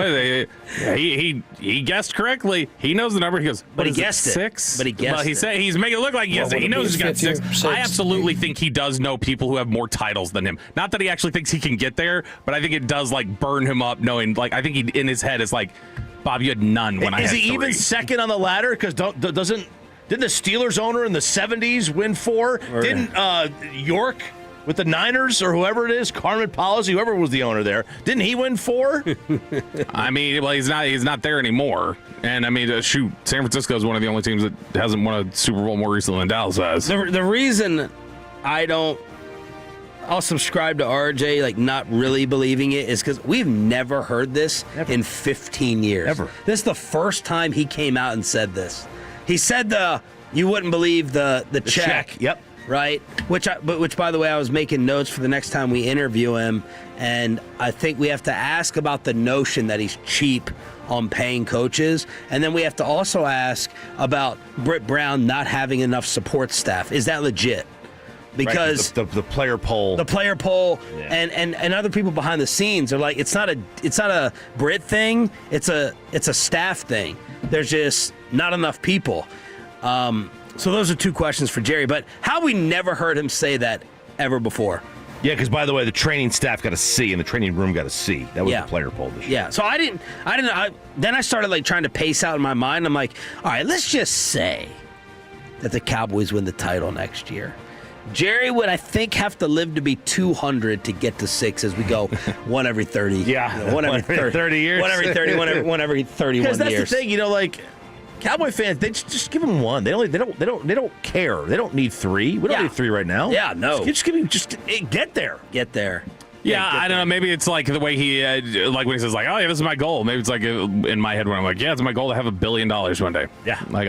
Sure. Hit the lotto. That's my goal. I've never said it, but that is my goal. My goal is to have $1 billion. I know I've never told you that. I actually think the more laughable statement than that, because that's laughable, is him saying this is way past ego. And I had to chuckle. It takes a lot. When people do LOL, I always question them. It's a small pet peeve of mine. I'm like, you're not really LOLing. Bobby does it all the time in the text. I said, I know you didn't really laugh out loud. I don't believe people really laugh out loud when they write it. It's being very... LMAO is when I've actually laughed out loud. LOL is when I find it humorous and I'm indicating that to you. Okay. It's like when I say, that's funny. You going OMG. Yeah, you're OMG. But yeah, like if I'm in we're just talking, I'll go, that's funny. That's me say that's funny, but it's not funny enough for me to laugh. No, you're a fake laugher. You don't go. You don't do condescendingly. That's funny. I'll fake laugh occasionally. And then the way we know it's fake is you quickly shut it down. Yeah. Like there's no trail off laugh. There's no carryover laugh. It's just right back to normal. And I'm like, all right, that was a fake laugh. Well, I did chuckle out loud when Jerry said this way past ego, and he was asked, I think, his message to the fans. You know, Matt Gangle came in with that and was like, what would you tell the fans? And then Jerry had to say how much it pains him and I don't need a buck and all that stuff. But then this is way past ego. No, we're all sitting here in this spot because of your ego. That's exactly why we're here. There could not have been a more false statement with Jerry Jones having to do it his way for all the attention and all the adulation and all the spotlight. So there are two, hilarious statements yesterday. One to catch and pass Bob Kraft, but I actually think the ego. Which one do you think is crazier? The ego one is the least self-aware. Because he said, I'm beyond ego. I don't need another award. I want to win. It's like, yeah, but you don't understand. Your desire to win is still tied to. We're not he just thinks individual awards. That's what ego's about. No, is it a lack of self-awareness, or does he knows he has to do it his way? No, he knows he has to do it his way, but I think he probably sells it to himself in his mind as I just want to win that bad. It's not about me, but it is about me being part of it. And so he doesn't look at that as ego. I think he looks at it as love of the game or something, which I think he does have a love for what this is, but it's definitely an ego thing. Yeah. Which one do you think's funnier? The ego is, I think, funnier. Because than even catching Kraft. He knows he's not going to do that when he says that. He's just talking. Yeah. It's like when he goes, we can still win the Super Bowl when they're 3-6, and he tells us that on a Tuesday. Because he was so close. He was so close to George Steinbrenner. They had a friendship. They created a business together. When the '90s Yankees got good, George was suspended. He didn't build the team. Somebody else built the team. He still gets credit for it. And that's where I think Jerry misses things up. He is his viewpoint, I think, got so skewed on credit from the way the Jimmy thing ended. Yeah. Owners always Bob Kraft. But now I do think it's to the point where it's past it. It's so far gone. He dug in too long. But where if he did bring in Troy Aikman and another general manager and they won, Jerry would not get that credit. Now he's dug in so deep, he has to go out like this because he won't get the praise. It'll be like it took you had to get Aikman. You had to get Parcells. Right. You had to get whatever general manager is out there, because it's gone 30 years, and then it'd be like, as soon as you got out of the way, it happened. Now he has to go down with the ship for his own mind. Here's the thing that I don't know that he realizes: he could fire the entire coaching staff, name himself the head coach, like Ole Miss style. It's just him out there coaching, and make all the decisions and do everything else. Have literally him the only one in there, and if they win a Super Bowl, the majority of people, I think, will still say, yeah, but it's not because of you. They're not going to give it to him. They are not going to give it to him at any point. Who's the best news texter in the building? Alec Medford. The great Alec Medford just gave me the bat phone signal. Don't look. Okay. You already see? No. Coach has been fired.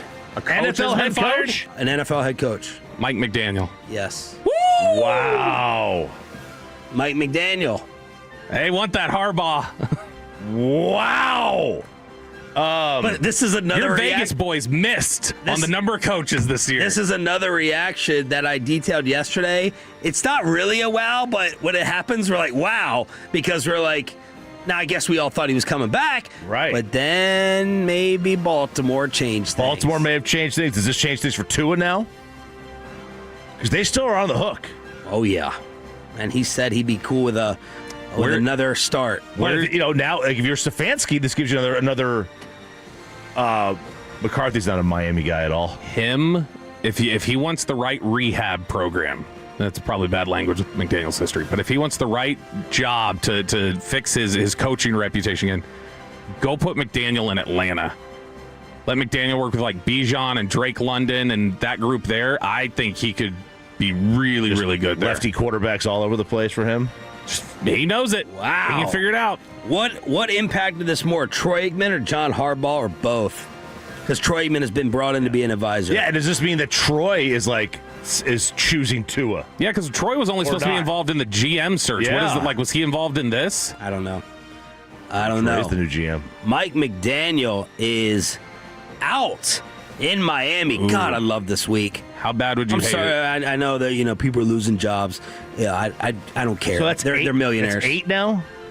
Yeah. It's 8. Is he scary? Like, is he somebody who, like, the shine has come off him enough so that you're not worried about it anymore? Or is he somebody, like, if you found out he was going to Washington, you'd be concerned? No, I wouldn't be. I'm not scared right now. I'm not concerned.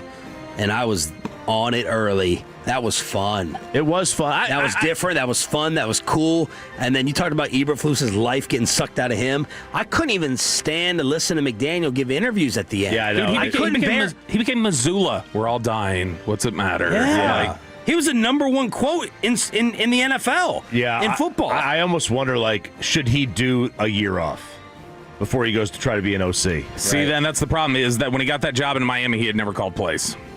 He had never done it. And then he was like, he was this bright-eyed, bright guy. Off great. It did, yeah. And then, Scored people 70 adjusted, points. and that was probably his lack of experience, was he didn't adjust to their adjustments. Wow. So the breaking news right here on 105.3 The Fan. We're getting breaking news this week, baby. Yeah. So even as an OC, you're not scared of him?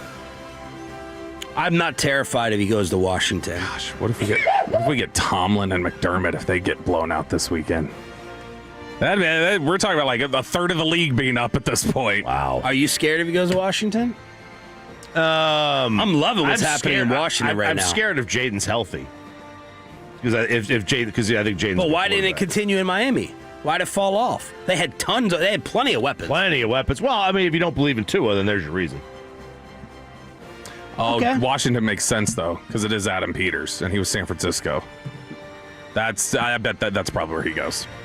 Yeah, but is he going to be old school? I guess we got to look at his run numbers. That's what Dan Quinn and Peters want. You're not going to come in here to saying that you're throwing it around everywhere. No, so he was the run game coordinator in San Francisco. That was his main job. And he got San Francisco's run game up like that. And remember, he got Mostert and Achane and everybody going in Miami. And so Washington's OC is over. What other current coaches have OC that don't have that already have a head coach? I mean, Tampa just fired their guy. Tampa, Detroit. He wouldn't work with Dan. He wouldn't work with Todd. Let's crosstalk with the KNC Masterpiece with an eventful Thursday edition closing up next right here on 105.3 The Fan. But before we do any of that, we got to talk about cars.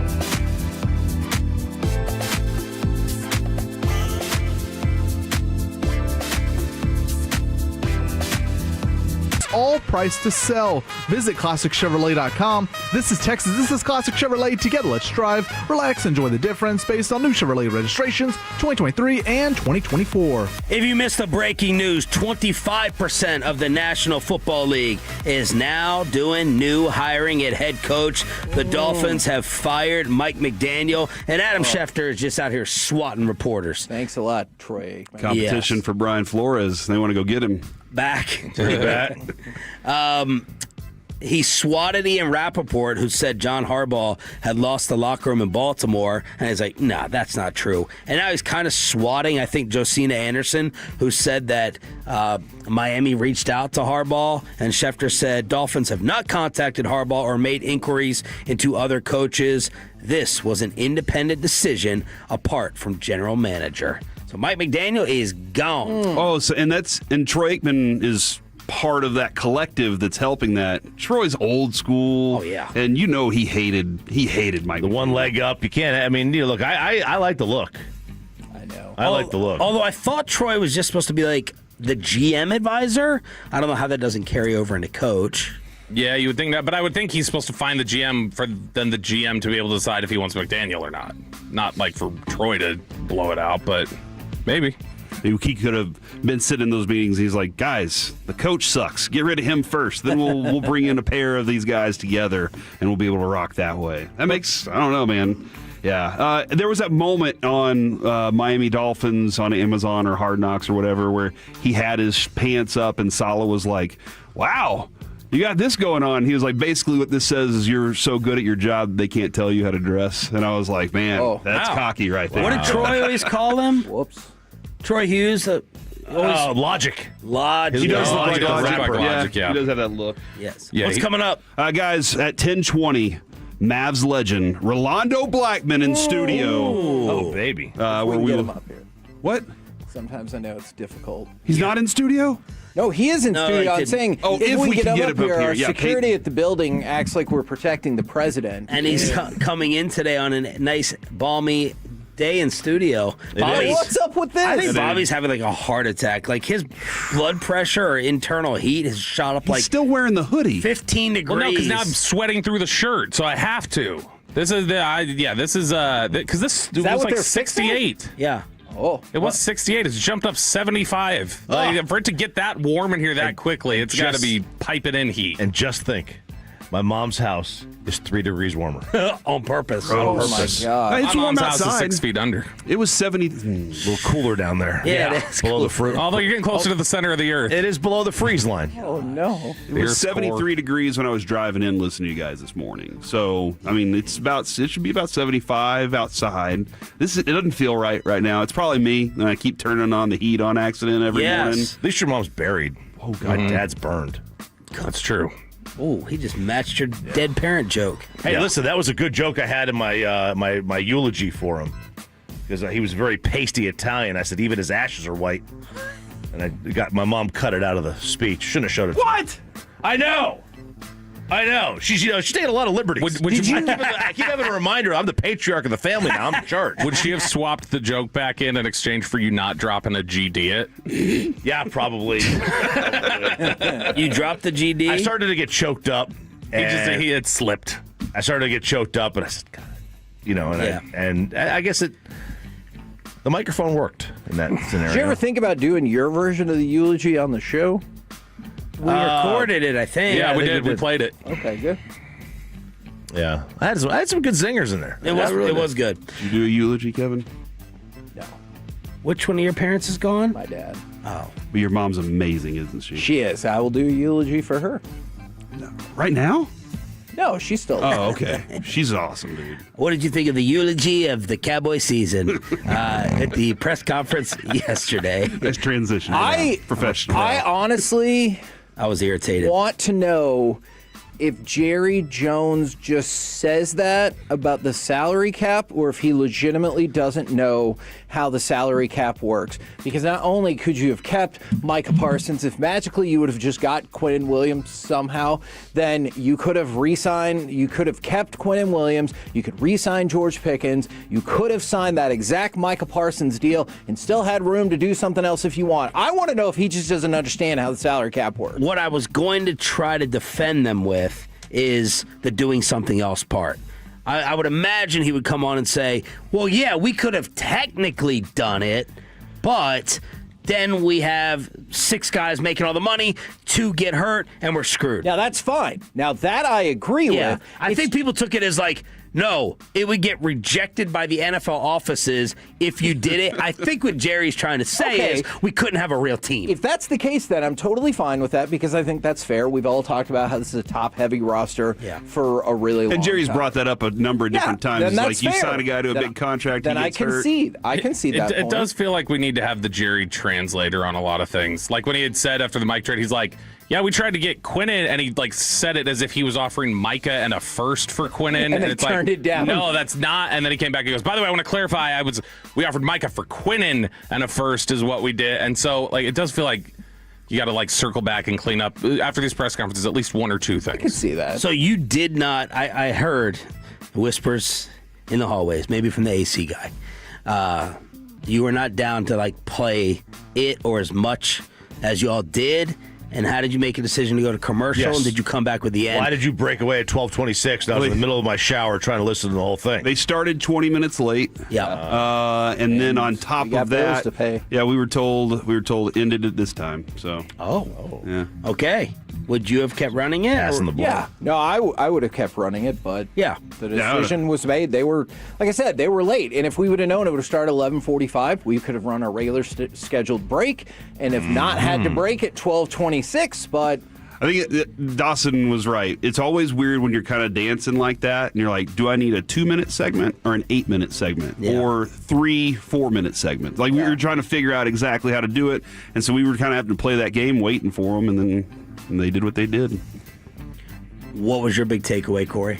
Well, I mean, my big takeaway from the presser was we don't want to say anything that's going to put us in an all-in situation.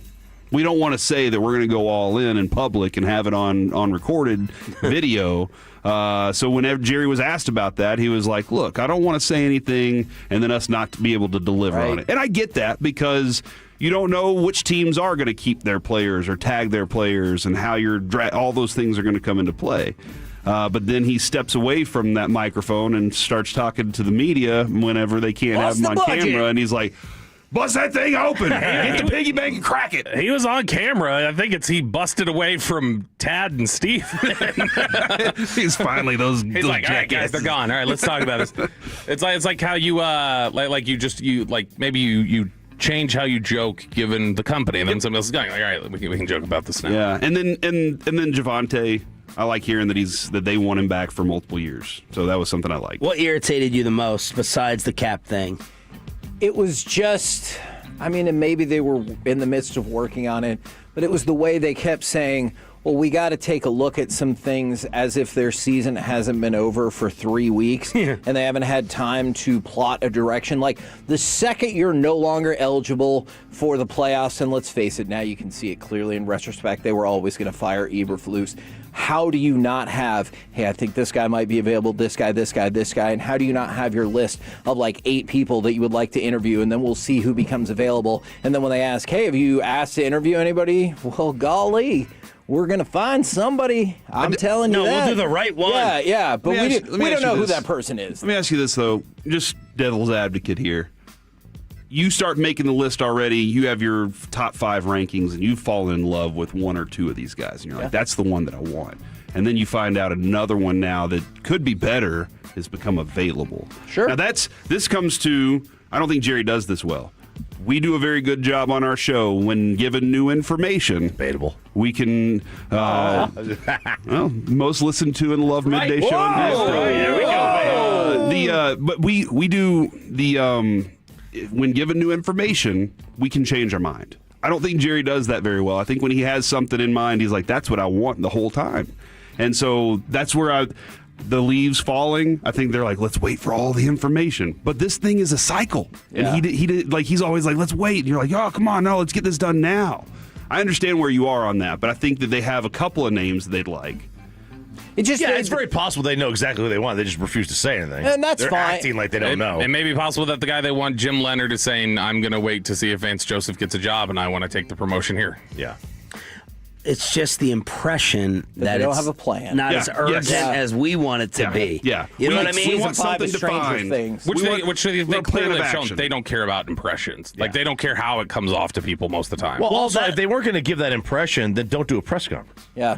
Don't answer a question for 6.5 minutes about what your message is to the Cowboys fans. But to me, it's just not smart. I don't care about. No, I agree. Their impression, like. My wife got into these, what's going, you go and the people die and estate sales. And she was like going to some of these estate sales because, what can we get for cheaper from this rich house? And she thought she was getting there in time. And it's wrapped around the block. There's police presences for these things. Yeah. There's cops set up. Yeah. Like, it's a professional Vultures. run thing. So the Cowboys get in line like that. And then I still won't get past not talking to everyone that I think you should have last year during the Schotty process. Ben Johnson. Whoever Jay Glazer tells him to hire. It really was like, So the fact it's that they just didn't like- even interview Ben Johnson is... Well, Ben shut that down, I think. I don't think Ben wanted the interview here. But the fact... Correct me if I'm wrong, Bob. I think Campbell shut that down for both of them. Yeah. I think Campbell told both of them that would But, not like, work for why you would two. you not talk to Bill Belichick? Like, talk to him. Like I always Or his view it as, like, girlfriend, 10 heads are better than one. Like, I'm going to get something from 8 people, 7 people in the conversation. Yeah. And I don't think they view it as that. I'm so glad they didn't talk to Belichick because I think they could have been swayed to bring him here and then it would have been that disaster that it was in North Carolina this year. But, I mean, honestly, some of the guys that when you look at who they like if you're just trying to go like, all right, what would possibly be holding it up? Leonard, okay, if he's waiting to see, if he wants to stay in Denver and he wants to see if that job's coming open. You've got Flores. They are interested in Flores. Flores is waiting to see head coaching interviews, obviously. He may be holding you off until he gets an idea of if he's going to get a job. But, like, if they are interested in Gannon, you can go just talk to Jonathan Gannon. Now, Gannon's not been associated with any other jobs yet, though, either.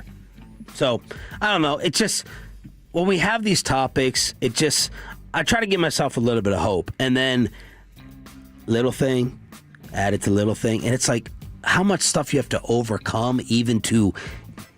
The Cowboys do not seem very detail-oriented. If you were new to this, you might have gotten sold yesterday. But because you've been around this, sucker though, I was like going into it with more optimism. But you left it. I saw your post. Yeah. When you left it, you were like, "That's not what I wanted at all." I'm dumb. I thought humble Jerry would be there a little bit more. I didn't hear humble Jerry. I heard ho hum.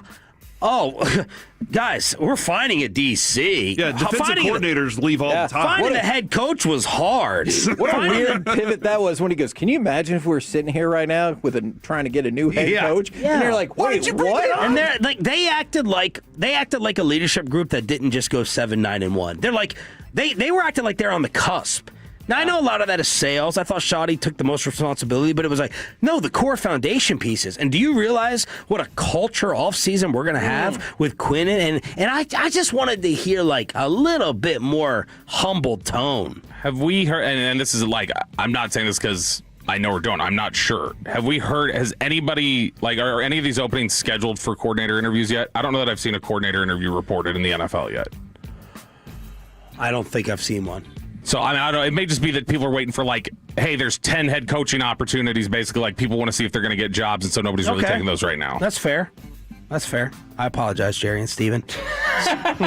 New information. See, Corey? We're back tomorrow with college football and NFL predictions. The KNC Masterpiece is next on The Fan. When your friends say, hey...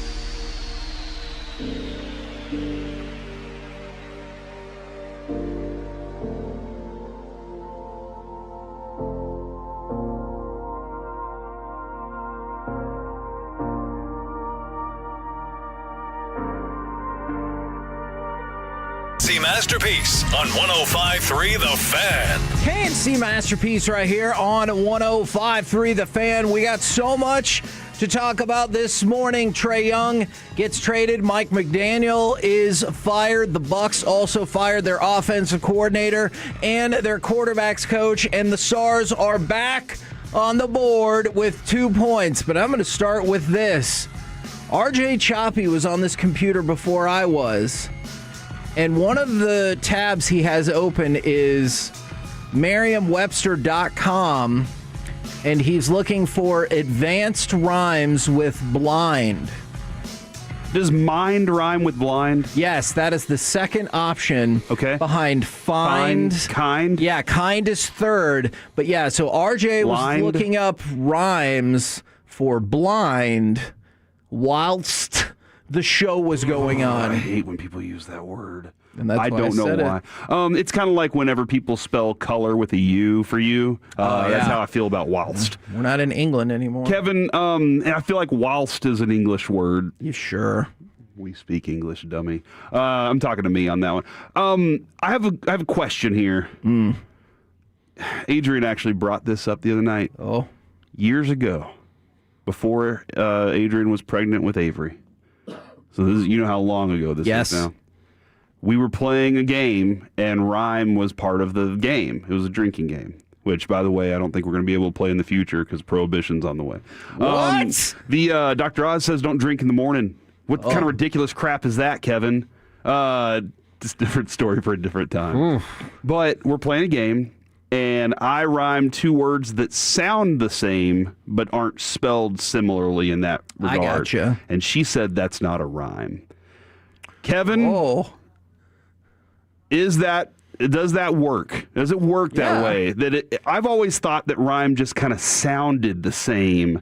That it didn't have to be mind and blind. Look, like it's like rhyme and time. I don't know, something like that. But she even brought it up yesterday. She remembered the words. Okay. She remembered the words that I used. And it was like, this is not a rhyme. I was like, how? And she was like, because I put things like that in my brain forever.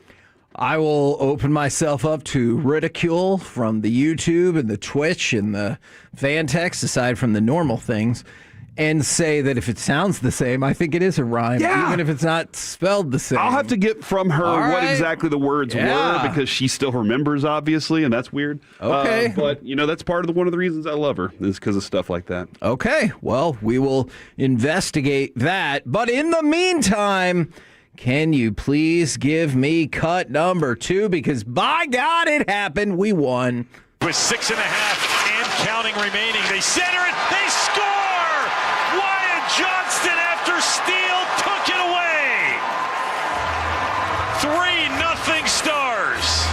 Now, the Dallas Stars would go on to be victorious 4-1. The return of Casey DeSmith obviously was a very, very good thing after a disastrous showing from Jake Ottinger the night before. Casey DeSmith was tremendous, and it honestly felt like the Stars really perked up in terms of shots on goal as well. Like we talked about, that does not have to be the end-all, be-all of who controlled the game. But for the first time, or maybe the second time in a while, the Stars were really controlling the amount of shots they put on the net. Yeah, and that dude, didn't it feel like the energy? I saw the Stars Twitter was like, energy's back, baby. I was like, I think they're taking a shot at me right now, intentionally. I think they're intentionally taking a shot at me.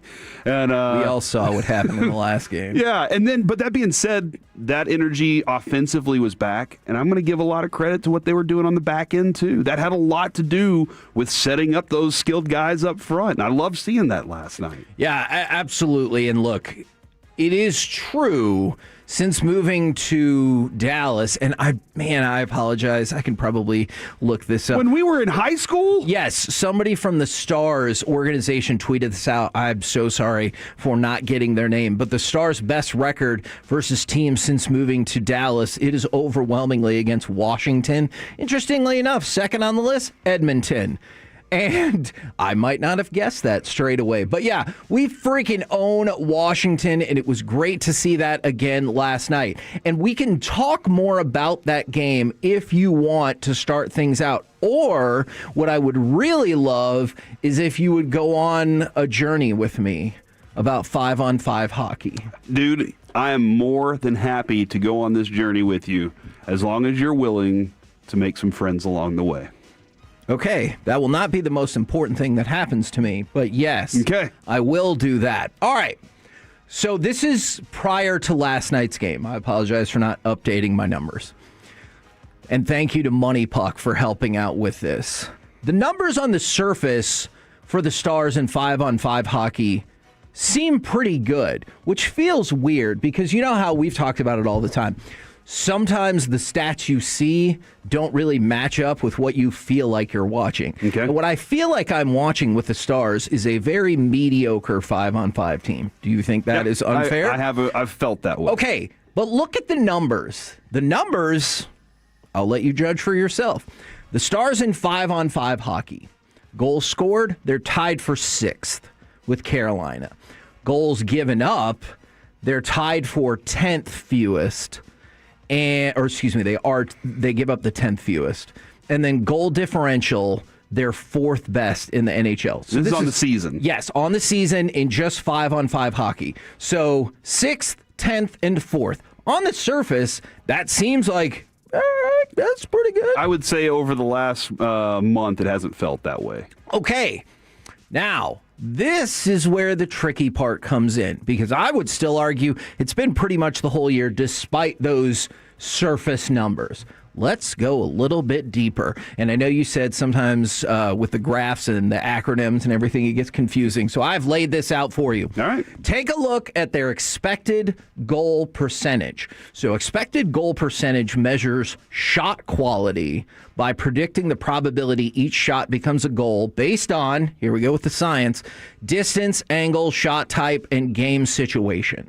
All right? So it measures every single shot that you take. And the reason they can measure that is, A, they either have a tape ruler out there, a tape measure, or remember the back of the day, the little line that used to follow? Yes, we left the with little the chip. electronic Yeah, puck. we left the chip in the puck. Okay, well, you know what? I'm more inclined to think it's that second one.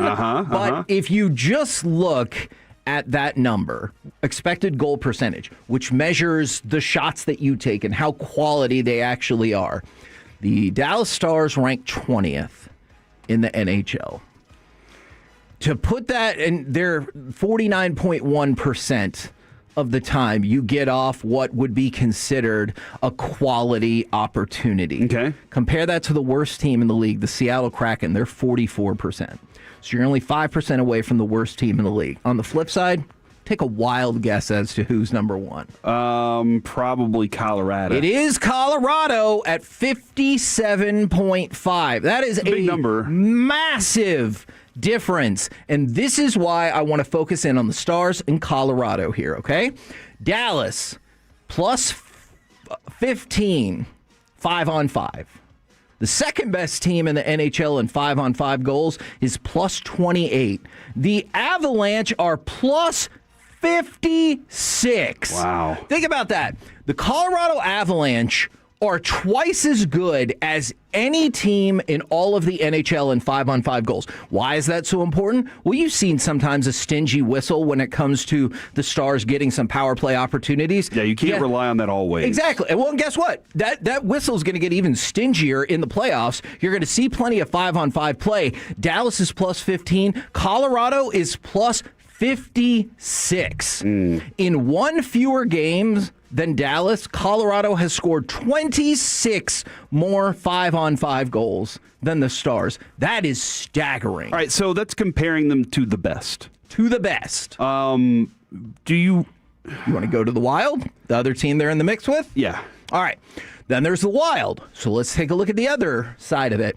Minnesota, prior to last night, had played one more game than the Stars and given up 6 fewer 5-on-5 goals. So if you look at the team that you're chasing, they're infinitely better offensively than you are 5-on-5. You look at the team that you're even up with, they are better than you defensively 5-on-5. So not a great combination. Yeah, you're going to have to fix that for sure. So the team you're even with, like I said, they're better than you defensively 5-on-5. The team you're chasing is better in literally every facet of 5-on-5 hockey. But what do we do here, Corey? We don't just provide problems. We try to throw out a solution. We create new problems. Well, hopefully not. Okay. All right. So a couple of ideas here. Work the puck to get more unblocked shot attempts. Because I'm going to nerd out on you with just a couple more numbers. When the Stars get their shots off, they're doing a phenomenal job of getting them on net.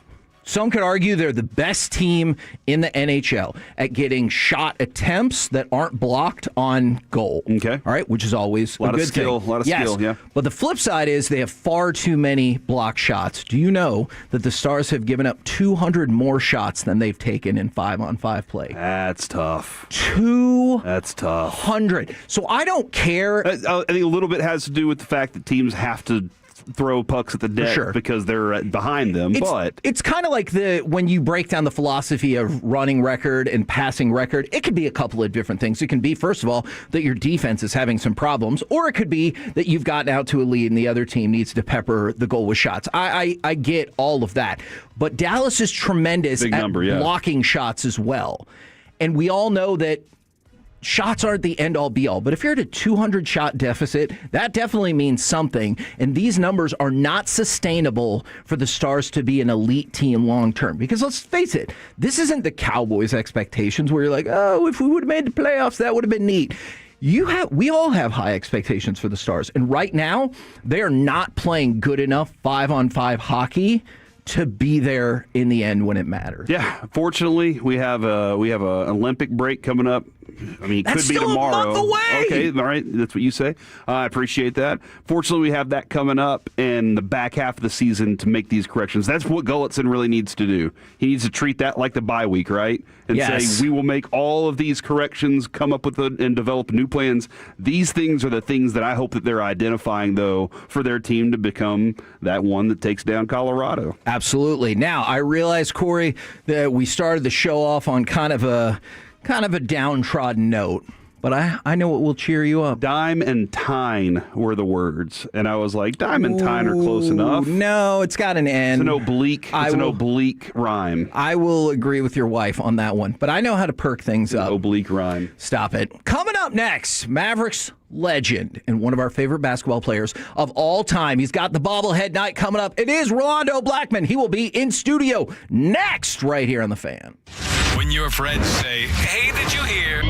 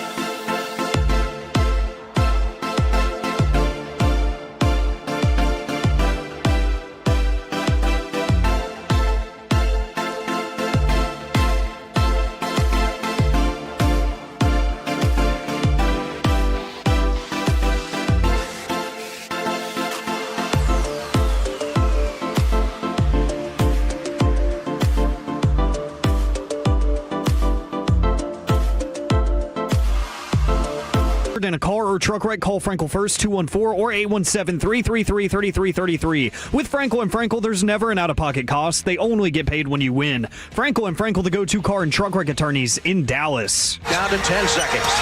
Blackman driving on Drexler, fakes, puts it up. It goes! Boy, I tell you, Blackman is getting the rolls tonight.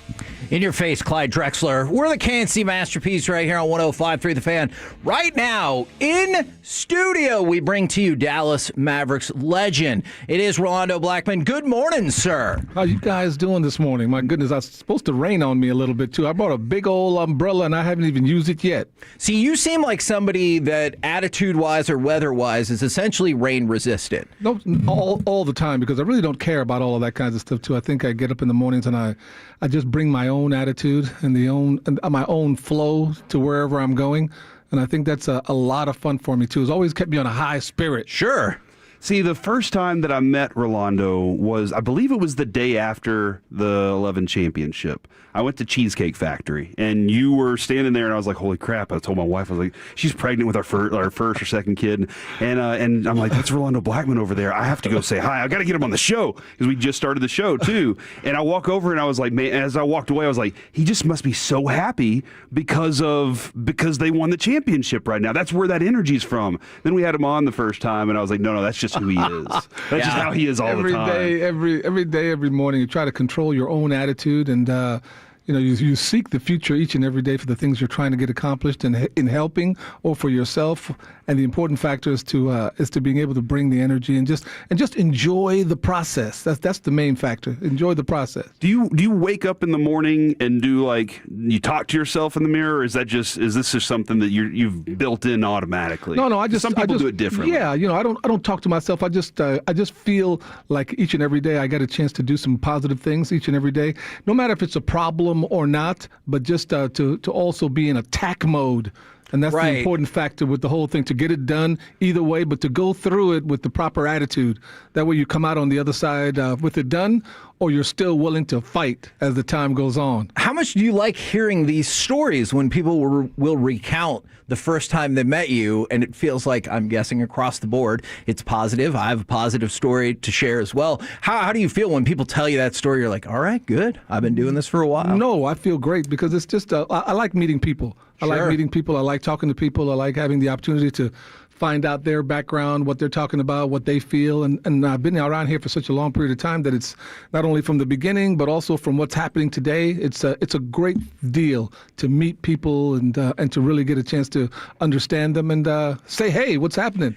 My first time meeting Rolando Blackman, I guess I could just say your first name. Sorry about that. I did That's weird with Billy Corgan. I remember that. Pumpkins. But it felt like a Mad Libs because it was at the Final Four when it was at AT&T in 2014. I got a phone call from RJ on our morning show, and he goes, hey, do you want to come up to our suite with Nancy Lieberman and Rolando Blackman? And I was like, what a weird Mad Libs of things that you just said. But obviously my answer was yes, and you were super gracious with your time then, even in the midst of the games and everything. And that's why we're fanboying out a little bit. That's happening right now. Appreciate it. Now, and you've already helped us out this morning because we went through a tough decision. We have the Rolando Blackman bobblehead, which will be available this Monday for the first 5,000 fans in attendance for the Mavs game against the Nets. He has autographed it for us, and that will be available for our next Peace-a-thon auction. So yes, we're already we're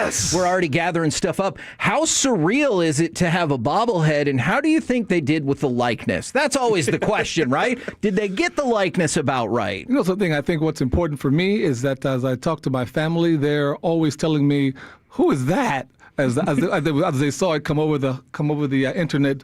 But like anything else, I've told them as the time goes on that it's a lot of fun because you see the number 22 on that little body, and you see the open opportunity to be a part of a super franchise. This series is very, very important simply because it gets a chance for all our Mavs fans to being able to understand about our past, how it got started. You'll see Norm Sanju on the 28th where he'll be honored, and then after that, the great Mark Aguirre. Yes, sir. We'll have an opportunity to have the fans know and understand their history and the depth of it. I come up on Monday, and I'm so happy and so proud of all those types of things because I think our fans, even right now, need to know that they had some bad boys in the past, and to being able to understand how it all got started and being able to do that with Norm and Mr. Carter. Yeah.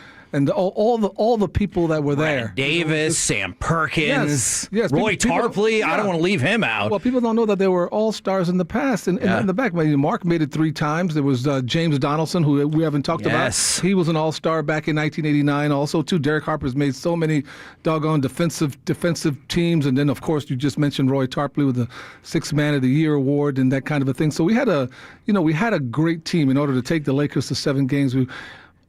You had to have a great team in order to get close to that team and apply ourselves from the 1980s all the way through to being able to see where we are today. It's too much fun. And back in 1988, it was kind of wild to see this new kid, Roy Tarpley, going head-to-head and, quite frankly, winning against James Worthy. That's a wild thing to consider in the context and the history of basketball. And that's a good thing to being able to see that. And as you see his development and understanding of who he is, how he was, and that kind of a thing, too.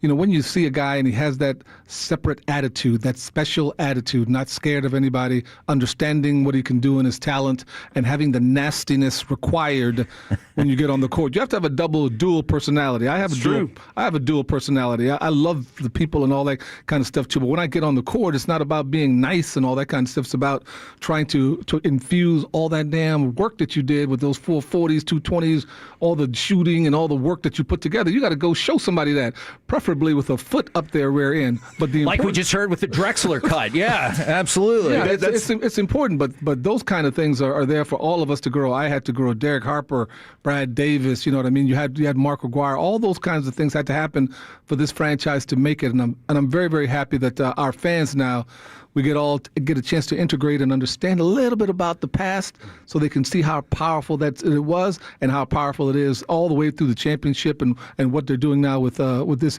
youngster by the name of Cooper Flagg. That you got us. I mean, that was luck. Draw. I was luck, and I was glad to be a part of that luck. You know what I mean? That kind of a situation. Yes. So I'm happy about that. Yeah, we all flipped out. I don't know if I got a chance to tell you this story at the time, and we just talked about this the other day. So I do some work with a group of kids, and we were having a pizza party the night of the draft lottery. Mm-hmm. And so our pizza party was supposed to end at 6:15. The draft lotteries go until 6:30. And so we're interacting and everything, but I'm very split attention. I keep looking over at the TV, and then I'm like, oh my gosh, they just skipped. Did they just skip the Maverick spot? Oh, that means we're going to be in the top 4. But you're still trying to interact with kids and everything. And so we wrap up the day, and even our advisor who runs the program, she goes, okay, you can take the boys home now. And I said, I'm really sorry. I need to stay and watch the rest of this. Yes. And I'm thinking in my brain, I'm like, hey, can we draft Trey Johnson? That's a local kid. Because I have the basketball gods are never going to let us have number 1 pick. And so we keep watching and everything, and I almost bent my sunglasses with nerves. And the kids go, you almost broke your sunglasses. And I said, if we get the number 1 pick, you can break my sunglasses. And so keeps going, us and the Spurs. And then I'm like, please don't do this to us. You can't have Wemby and Cooper Flagg. That's unfair. And we get the number 1 pick, and we all just start going nuts. And this is a public place. And people are looking at us, and we go outside, and the 3 kids I'm with, I'm about to drive them home. They go, what about your sunglasses? I tossed them on the ground. They stomped those things out like I owed them money because I said they could break them, but that was so amazing. You know something? To be involved inside of the wish, the hope, the tremendous want of wanting this for your franchise, to being able to be there and to be something special. And then it starts to happen. It starts to happen slowly but surely. We get past that. We're not going to be number 13. We're going to be past that. And now we're going to see if we can be the top 7. And Mark Tatum walks out and starts going down the team. And the 5th, 6th pick, 4th pick, 3rd pick, and the 2nd pick goes to the San Antonio Spurs. That's the 1st pick. Oh my goodness, the feel that I have just to think about that now. Were you nervous? No, what I was just hopeful and just extreme happiness came across me that I hope to be able to close my eyes in days in the future and have that whole physical feel come over me as to when Mark said the Dallas Mavericks, and I could remember just feeling so fantastic for us. Our franchise, we've been through a lot throughout the time, and it's just a great situation to be inside of that Vegas-y type luck, where you're doing number 22 and the daggone thing comes up, and you just happen to have your last $100 there, and you walk away with $5,000. Best game of roulette ever. Okay. So it was great. I was happy for everyone, all of us, our fans, and having an opportunity to have a renewal and a movement forward, which was great. You mentioned the history, like knowing and loving the history of the Dallas Mavericks. Now, we mentioned Norm Sanju, that giveaway bobblehead, same thing. First 5,000 people, January 28th. The next night, January 29th, Mark Aguirre. I want to go back to Aguirre for just a minute because we got a chance to talk to him right after they announced that they would be retiring his jersey. And for a while, and I think a lot of longtime Maverick fans understand that there was kind of a schism there for a while. It seemed like it meant so very much to him to have that jersey retired. What does it mean to somebody like you who is running right alongside him to see him get the recognition that he definitely deserves? Listen, though, he wouldn't have made it and had the opportunity to show greatness without having a great number one pick like Mark Aguirre, simply because he was ready to go as a first round, first player picked coming on out and having an opportunity. I played with Mark and made the Olympic basketball team together with Mark on the same team and got a chance to know him, got a chance to understand the great skill that he has and the understanding of how he could play on the court. And the impetus with all of that is to being able to give others the confidence to move forward. It's not just about you.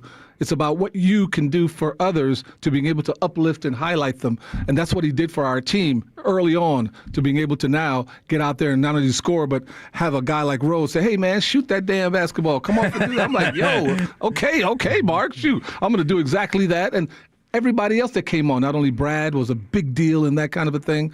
Derek comes on to being able to be a little bit better in what he could do in that kind of a way. So you have this growing piece of the puzzle, and going through all the ups and downs that we did as far as trying to get this franchise on the map, and doing so for a nice 8-year period, which was tremendous to be a part of. And having a Game 7 in the Forum to go to the NBA Finals. Yes, and that was a tough one also too. I always remember that also too. I don't know why it always comes back to me while I'm brushing my teeth and looking at myself in the mirror, but I would like that memory to go away. that memory to go away. I could always override that before I walk out of the house to lead a positive day as far as that's concerned. But that was a tough time. But y'all did it in a unique arena, Reunion Arena, and that one, April 12th. I see that one coming up. That place, we were just talking about it a couple days ago, I think, and how the ceiling was low. The sound stayed in. You go into the new stadium for the Rangers, ceiling's very high. There's some pillows on the ceiling. That place was loud because fans made it that way, and the way that it was built, it was a special place for us as kids growing up being there. Yeah, and I'd like for everybody to understand that. I mean, it's a what's the word? It's a crescendo of sound when you get in there. That's why we had plays with numbers, because we knew that a lot of times our opponents and all the rest of the things that were going on, that they were discombobulated and understanding what was happening with because they couldn't communicate with each other right next to each other. That's why we had 4 down, 4 to the side, 2. We had numbers to being able to parlay to each other. It was a wonderful advantage as far as that's concerned. Yeah, that's Bill Whittington over there waving the towel on the sideline. When you look over there, you're like Bill is like throwing the towel around. Or Uwe Blob. Don't forget Uwe Blob. I learned, I'm not kidding you. That's so true. I learned about Uwe Blob. I had an old VHS of the first time the Mavericks ever beat the Celtics, and I remember that because the 2 points he scored was on a goaltending, and so like that rocketed him into my consciousness, because I'm like, what a weird way to get your only 2 points of the night. It's a lot of growth for our team and the things that we've had to do, but it was open to people to understand what a great advantage that arena was, to being able to have that kind of a sound to kind of unnerve the opponent, and it really helped us in a great deal to being able to really win those basketball games. Now, one of my best friends growing up, he was a jersey collector. The only Mavericks jersey, he wasn't a Mavericks fan, but he had one Mavericks jersey and it was yours. And I would always be like, one day I was like, hey, why do you have a Rolando Blackman jersey? He's like, that dude can ball. Like the mentality, that's the attitude I like. When we drafted Cooper Flagg, He was like, I think I'm getting another Mavericks jersey. He was like, it's either that one. He also threw out a name, Ryan Nembhard. He was like, I like this kid too. Can you tell me why these two are unique? Because we love them. Well, first of all, they're talented and they're NBA caliber players. First of all, they can command the position and really can play against any other NBA player and still make a high level difference. Now, each and every one of them now, like Cooper, is starting to understand his powers. Is starting to understand what he can do. You know, at the beginning of the season, people know and have to understand that this is an incremental development thing. It is not each and every day you just blast out. By putting Cooper at the point guard position, which was a very difficult position for him at the beginning, because at the end of the day, he played the 3 and the 2 and the 4, all those other positions, not the point guard at the NBA level. But I tell you what, that first few months, that month of him getting out there, understanding what that's all about, going through the pressures of what it is to being able to get not only himself involved, but to see others' involvements and being able to understand the plays from a different level of what goes where, who buzzer goes off, who comes in, what plays work well with that player, with the players that are on the court. Who do I need to being able to do that? That's why a point guard stands next to the coach and they bandy back and forth. I think fans need to know that we're not in high school and we're not in college. You know what I mean? Pros talk back to the coach, and we're supposed to talk back because we know just like he knows. So this is not only what you say goes. That's not how it happens. Yeah. You got to get a chance to understand what I'm thinking so that we can bandy back and forth with the plays that we have so that we can get the win. And for him playing that point guard position, he had a big burden put on him. Boom. To being able to now decipher, how do I do this? How do I score? When am I aggressive? How do I get people the ball? You know what I mean? Get Clay the basketball. Like for me, I'm always looking at Clay, and I'm like, get these guys, hit that guy for Clay, so Clay can get open and shoot the ball, and seeing when everybody materializes into that kind of a thing. But he is a fantastic player. He's growing. He'll know and understand to continue to be aggressive. Continue to be aggressive, and then when they come, pass the ball, and being able to do that, but taking more shots. I think I did that in my own career also too. If I would have gone back, I would have added at least another 5 to 10 shots per game. But okay, that's in the past now. That's in the past now. Get over it, Ro. Put all that together. But I want him to be aggressive simply because he can. And simply because he can play, and so can Nembhard also too. You can see sometimes he's going back and forth, trying to make the pass to someone when he's the one that's open. Yeah. He's the one that's open. You got to initiate, a la Chris Paul, initiate that. Boom, boom, boom. Set the defense. The defense starts coming towards you a little bit more. Now the plays start to work because everybody's afraid of you also. But you have to know that to being able to get that implemented at a higher level for execution. And that was like that part of it was a great crash course. Gained a lot of knowledge from that. And then you can do what Kevin has said. Kevin said this many times. Every once in a while, I just want Coach to tell him, go be effing Cooper Flag. And just go do that. And you've seen it. Yeah. And he's opened up into that. It's awesome just to watch. By him being in that mode, it puts him in a scoring position, but Cooper is so good that once the double comes, he makes the right pass.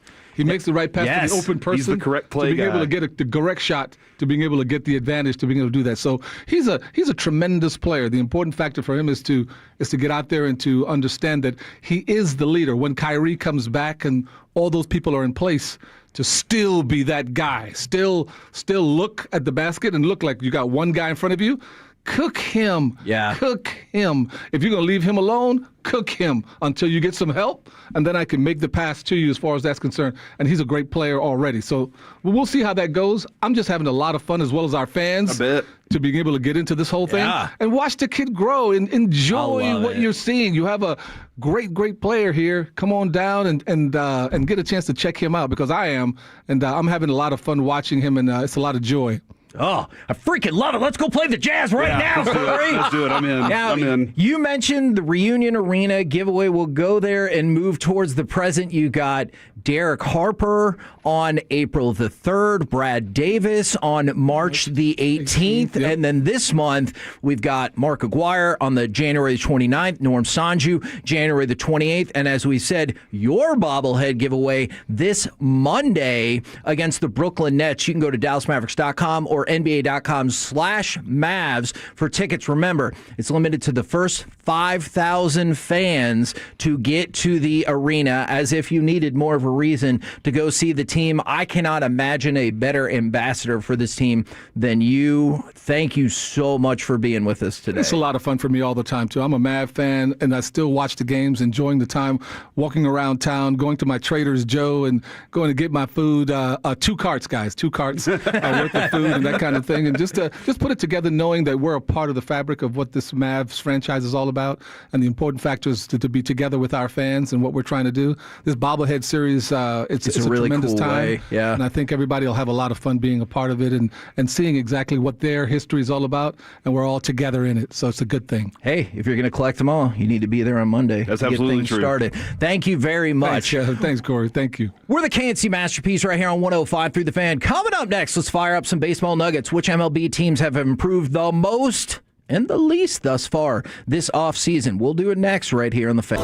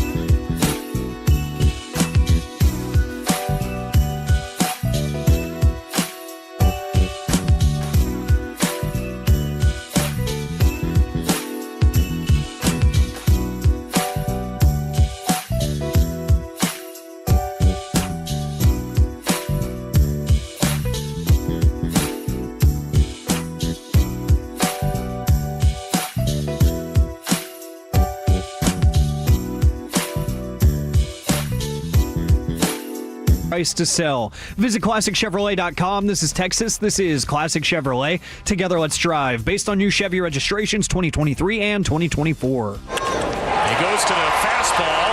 Henderson puts it in the air to center. Goodbye. It's a 3-run homer. Right off the top of the wall and gone. And the Orioles, before they've even made an out, take the lead right back against the A's. K&C Masterpiece right here on 105.3 The Fan. You know, we're going to talk about the Rangers a little bit later in that noon o'clock hour. But right now, I'm going to hit up a few other teams as we fire up some baseball nuggets. So the Athletic has the teams that have improved the most and improved the least, kind of based on expectations for the least. But let's start with the most. You probably guessed based on the highlight that we played. It is the Baltimore Orioles, as they have picked up both Pete Alonso and Taylor Ward, free agency and trade, respectively. The Baltimore Orioles look like potentially they have learned from their mistake, and they're like, I guess we're not going to have young players forever. We should probably go for it. Yeah, but it's Baltimore. Okay, well, that's going to be... You need to save that answer. This is... Okay. You're going to need that for the next This team. is very much for you. Listen, dude, I have taken on the I'll believe Seattle when I see it because Fair. of you. Yeah. Baltimore has always been my, but it's Baltimore, like forever. I get it. So that's how I feel about that team. If you want to adopt that with me, that's fine too. So I would, but the next team on the list is who I think I will be with now, the Pittsburgh Pirates. So they're the second most improved team, but I know the logic is going to be, but it's Pittsburgh. When the chips go down, they're going to be like, what can we sell? You're probably right. Yeah, they're like, how many Andy Van Slyke jerseys do we have left to sell, guys? That being said, they had the longest way to go to improve. Sure. Right, but the shortest way to go, because they really, to improve to championship level is a marathon for them. Right. To get a little bit better, to improve a lot, was to only do a little bit. Yeah. And they did this offseason because, Kevin, they are right at that moment. They have a star pitcher. They have a reason to watch them every Wednesday. Probably the star pitcher. Yeah, right? yes. Every Wednesday they can win a game. Yes. Too. So and then they have another presence with, and I know it's ridiculous, but Livy Dunn is a presence that brings and attracts, just like Taylor Swift did with the Chiefs.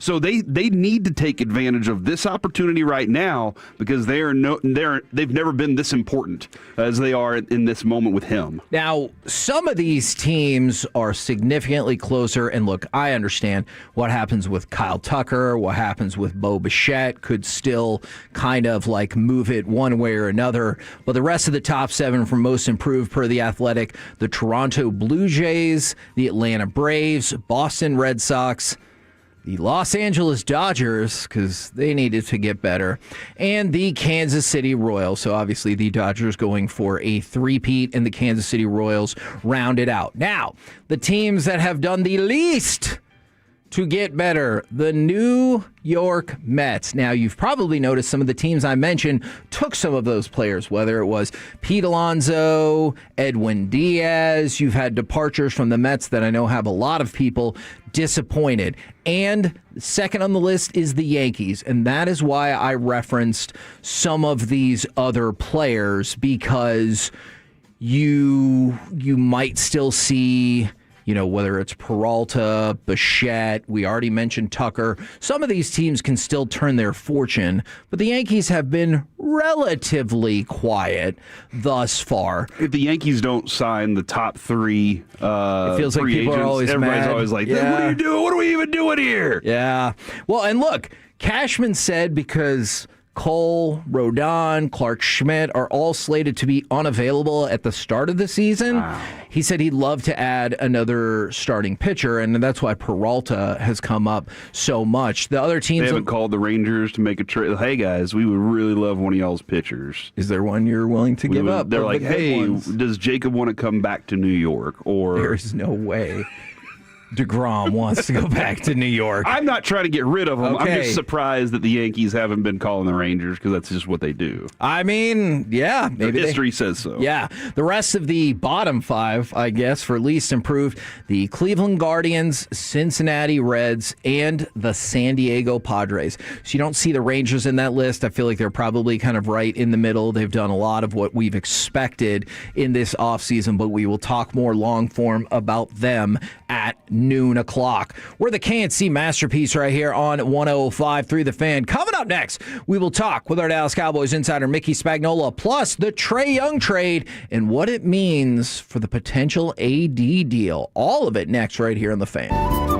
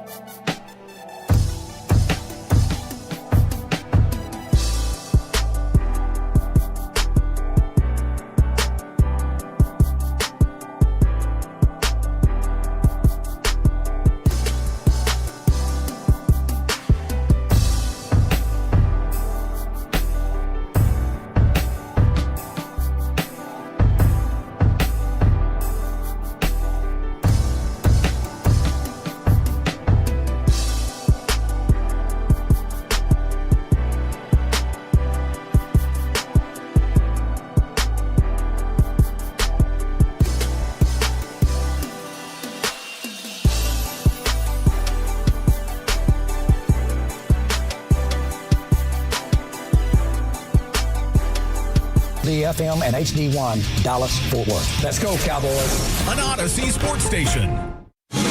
Driven by our D&M Leasing Studios, it's the KNC Masterpiece on 105.3 The Fan. KNC Masterpiece right here on 105.3 The Fan right now. Brought to you by Ford and your North Texas Ford dealers. Ford is the best in Texas. We bring to you our Dallas Cowboys insider, Mickey Spagnola. Good morning, sir. Good morning, gentlemen. You just had one of my two best Mavericks when I was helping cover the Mavericks back then with Rolando Blackman on your show. Is there any chance the other one is Mark Aguirre? It would have been Derek Harper. He was fun. Because we might have Aguirre in studio at the end of the month as well. We should have told you. You could have come up and hung out with us. I would have done it. He's a joy to be around, isn't he? Absolutely. Yeah, for sure. That's a great word Absolutely. for him. Joy. Oh, yeah. Well, and Yeah. absolutely. I like the word. I like all the words. Was there anything in particular that stood out to you during the presser yesterday, or have you seen enough of these to kind of have a good idea of how it's going to play out ahead of time? Yeah, I think that the one thing that stood out to me, and I don't think it came out in the press conference, it came out in the walk-off with Jerry when someone asked him about another question about Eberflus. And I'm going to paraphrase. I've got most of the quote, but he said, in my opinion, Eberflus had to overcorrect to make up for some of our deficiencies. He said we thought we would probably be better off at the cornerback position, but then we had the deal with Bland's foot, and that Diggs didn't come back as the same Diggs that we thought we would have or had in the past.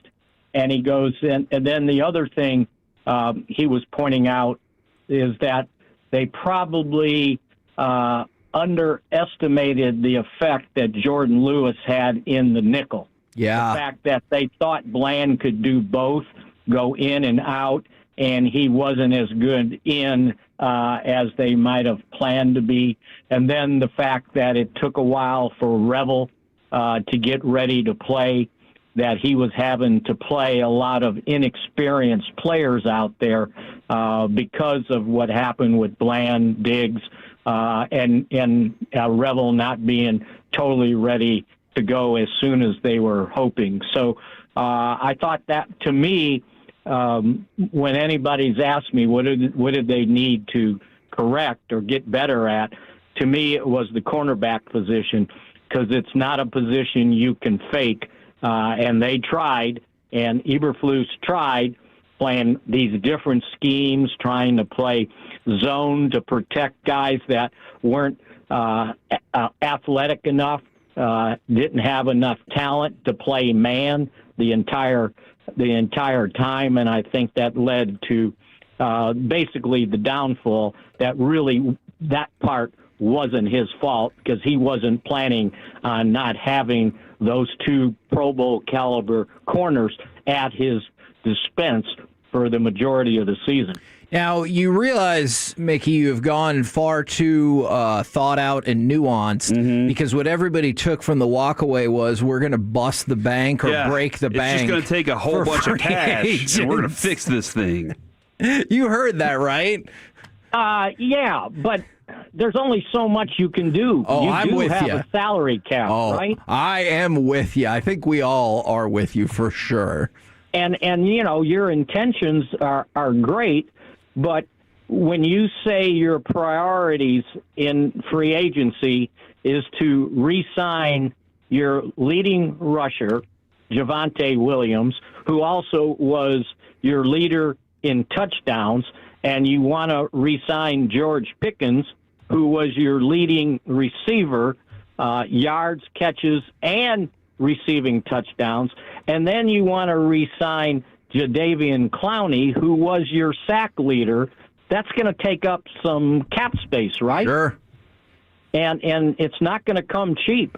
And I guarantee you, the players can say, yeah, I want to be here. I want to be here. Yeah, well, wait till the agent gets a hold of them. Right. You're going to be where I find you the most money. And bottom line, that's usually what takes place. So after, say, you get those three things done, now how much excess cap space can you have? Now you can try, and they will lower the base salaries with restructure signing bonuses for Dak and CeeDee Lamb to create some extra space, but you only have so much. Right. So, it's great to say you're going to be, active in free agency. They were active in free agency this year.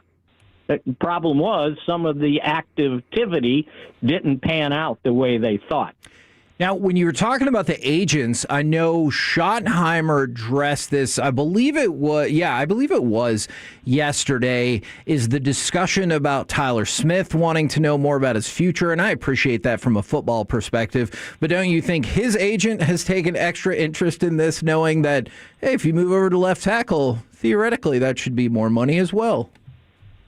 Yeah, but how much more? Because he's getting paid as one of the best offensive guards in the league, right? Right. Or the highest paid, I should say.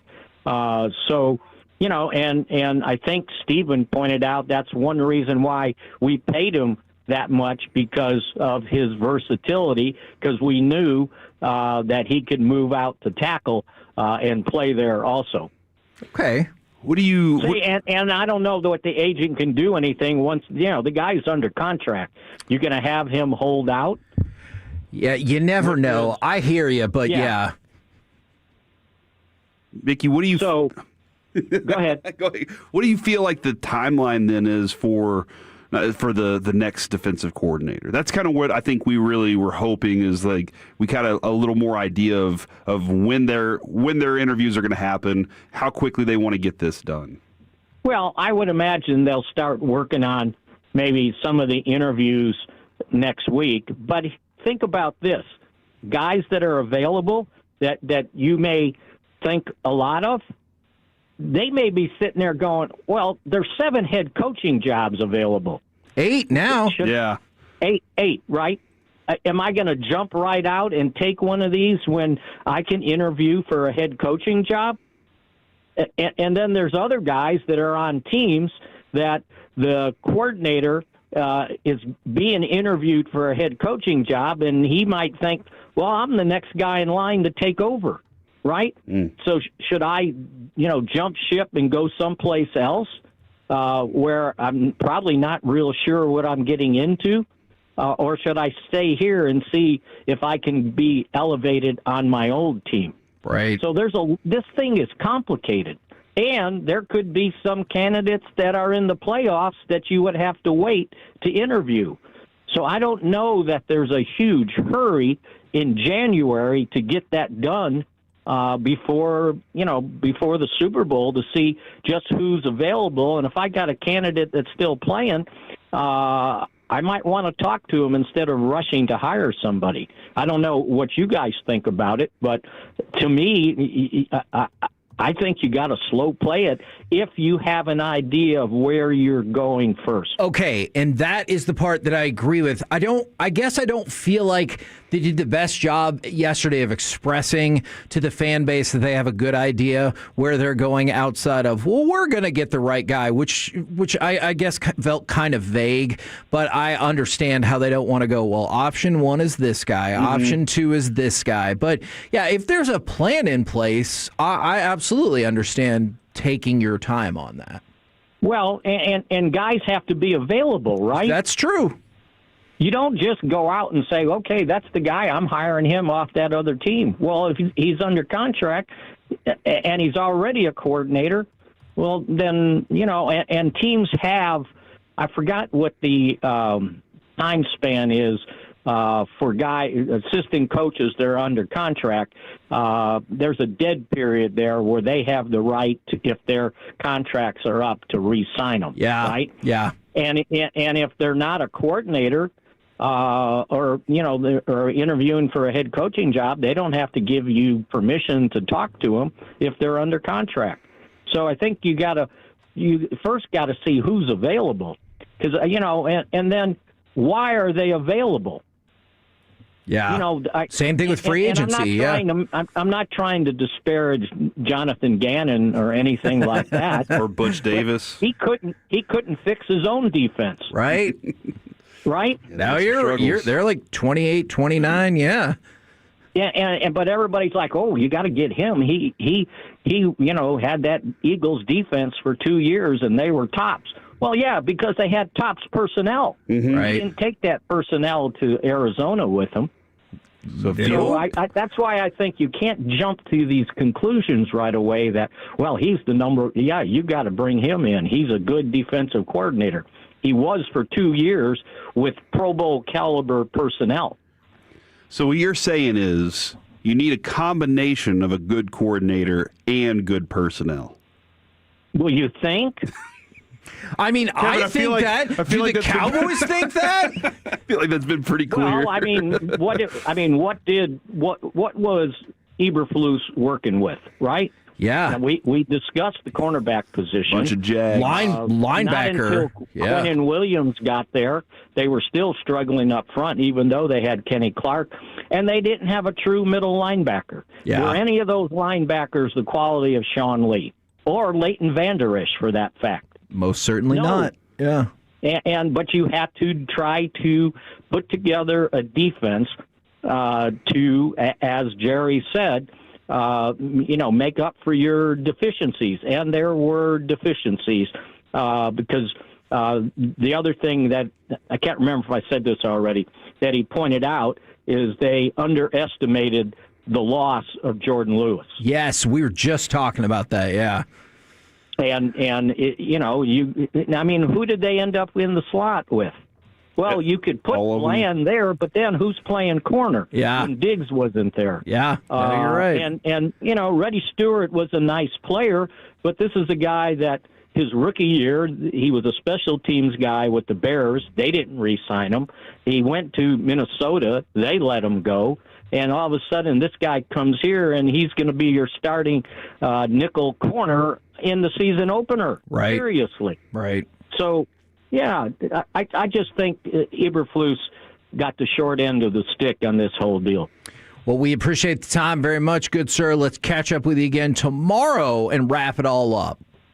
Okay, thanks. I'll be here. There you go. Mickey Spagnola right here on 105.3 The Fan. A couple more things about the Cowboys. I think we are on the same page about this. Terrence Steele led the team in snaps played for the season. He was even up with Dak going into the game, and then obviously Dak was out for the second half, but I feel like he has played his last snap with the Cowboys, right? Probably so. Okay. But not Dak. No, Terrence Steele, not Dak. Now, unless they can't find a right tackle.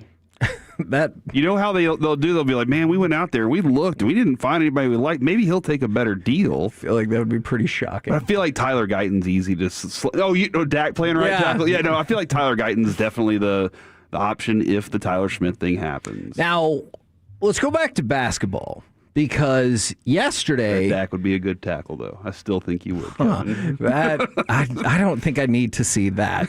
So, in the world of basketball, the Atlanta Hawks yesterday traded Trey Young for C.J. McCollum and Corey Kispert. Okay. Now, on the surface, you might be like, that's great. I don't care. Fair enough. Here's why you should care. Okay. That trade, and we mentioned it the other day in Crosstalk, keep an eye on the Trey Young-Washington deal because you need that to happen before Washington can make a run at Anthony Davis. And then you had Sharanya yesterday, and he was like, they are going to make this move, because he was listening, to create cap space to go after Anthony Davis. So if you like the deal that we had thrown out a couple of weeks ago for Risa Shea, a first-round pick, and then the expiring deals of KP and Luke Kennard, then I think that might be in play. The money works. The assets make sense. I think the Hawks would view that as something that they would be comfortable with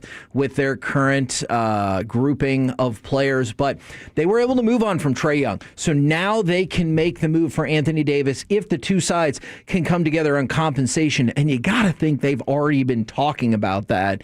if the true mutual interest is there from both sides. Oh yeah, absolutely. And then so that I guess that kind of lays out the plan for you for the Mavericks if that was to actually happen. Yes. You understand what your goal is this year. Yep. It does not revolve around Anthony Davis anymore. You don't have to rush Kyrie back. But you're unloading a lot of money with those two contracts that allow you to. So that's where you got to figure out. Okay, which free agents are we going to find? Well, and it gives you the opportunity even to discuss that, because if you keep Anthony Davis, you can't, because in the next 2 years, assuming he activated his player option, he's under contract for 2 years, $120 million over the next 2 seasons. And so I know a lot of people don't care for KP. Don't worry about KP and Kennard, the players. Think about the contracts coming off the books, because the real assets you're getting are Reese Shea, who's the number 1 pick in the year before in a soft draft, I admit, and then also a first-round pick. It's not going to be the unprotected Pelicans pick. That would be shocking.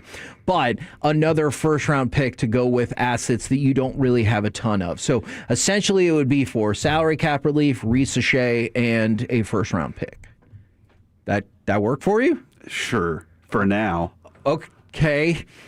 Well, if you come up with something better, I definitely am interested. Well, I mean, you want the Pelicans pick. I know. You are not going to get the Pelicans pick. Yeah, we'll throw in an extra 29 pick, too. Number 1, or first round pick. We don't know where that's going to go. You know what? I will take a look. We might be able to figure that out. We need to figure out a way to get more picks. Okay. This is the city of picks. Is it? I mean, the Cowboys need more picks. Yeah. The Mavs need more picks. Because the Cowboys only had 6 interceptions. That too. And the last one was by a defensive tackle. We're the KNC Masterpiece right here on 105.3 The Fan. Coming up next, it's time for AM on the FM. We got the question of the day, plus you gotta love pettiness in college sports. Next on The Fan.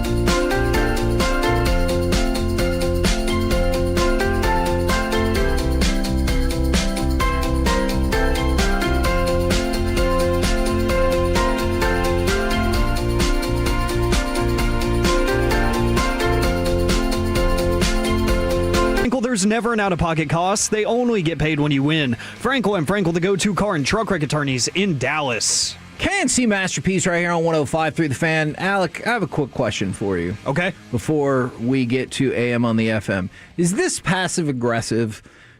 Giannis says he will never ask the Bucks for a trade. Is that passive-aggressive in terms of like, well, I mean, I won't ask, but you should probably just know?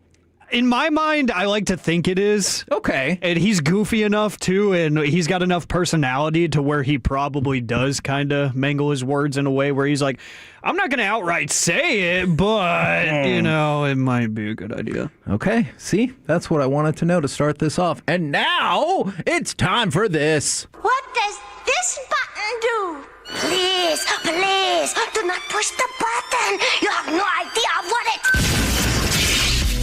Alec, you be quiet. Alec, that was awful.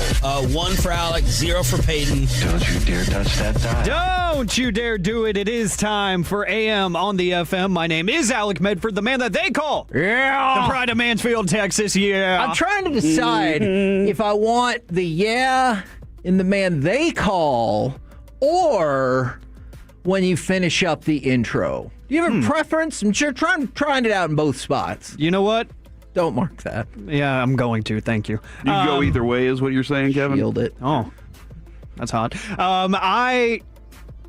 Honestly, I kind of do like it beforehand. Okay. I kind of do. Yeah, I've been debating that. Switch it up. I like it. Yeah. We'll try it like that for now, and we'll revisit. We need a bigger sample size. 877-881-1053. That is the Frankel and Frankel Injury Attorneys text line to answer today's question of the day here on January 8th, 2026. Plus, you got to love pettiness in college sports. Even in a loss, we can still have some fun.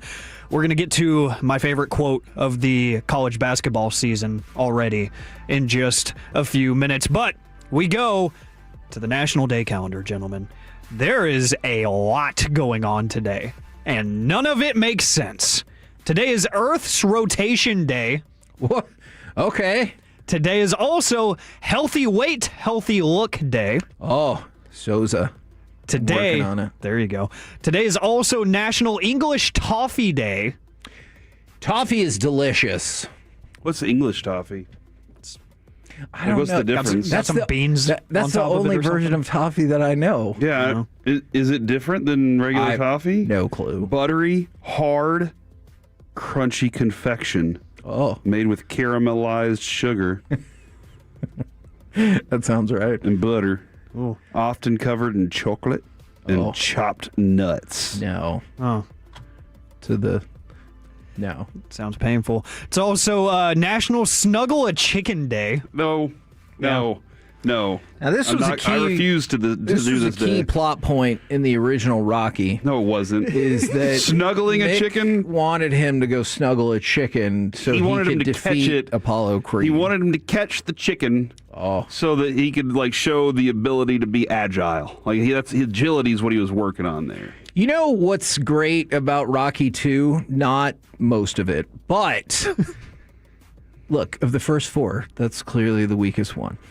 But if you look at Rocky 1 to Rocky 2, when he's running through the neighborhood and people are like, yeah, whatever, and sometimes some people cheer him eventually. But in the second one, everybody's cheering for him. And then all the kids start to run with him. And I am absolutely convinced this is a real moment in the movie where he's ready to run away and break away from those kids. And then this one kid's like, screw it. I'm going to try to run as fast as you. And he's there for a second, and then Stallone just blazes out of frame, and it's awesome. But I wonder, because people are like, go, and I wonder if that kid's like, all right, I'm gonna make myself famous, and then kind of wish Stallone would have turned around and punched him too. No, to show how far he could punch somebody. See, and I hear you on that, but the scene of them widening out the shot to see how far ahead he is of everybody is pretty awesome. Yeah. Let's see. It is also National Show and Tell at Work Day.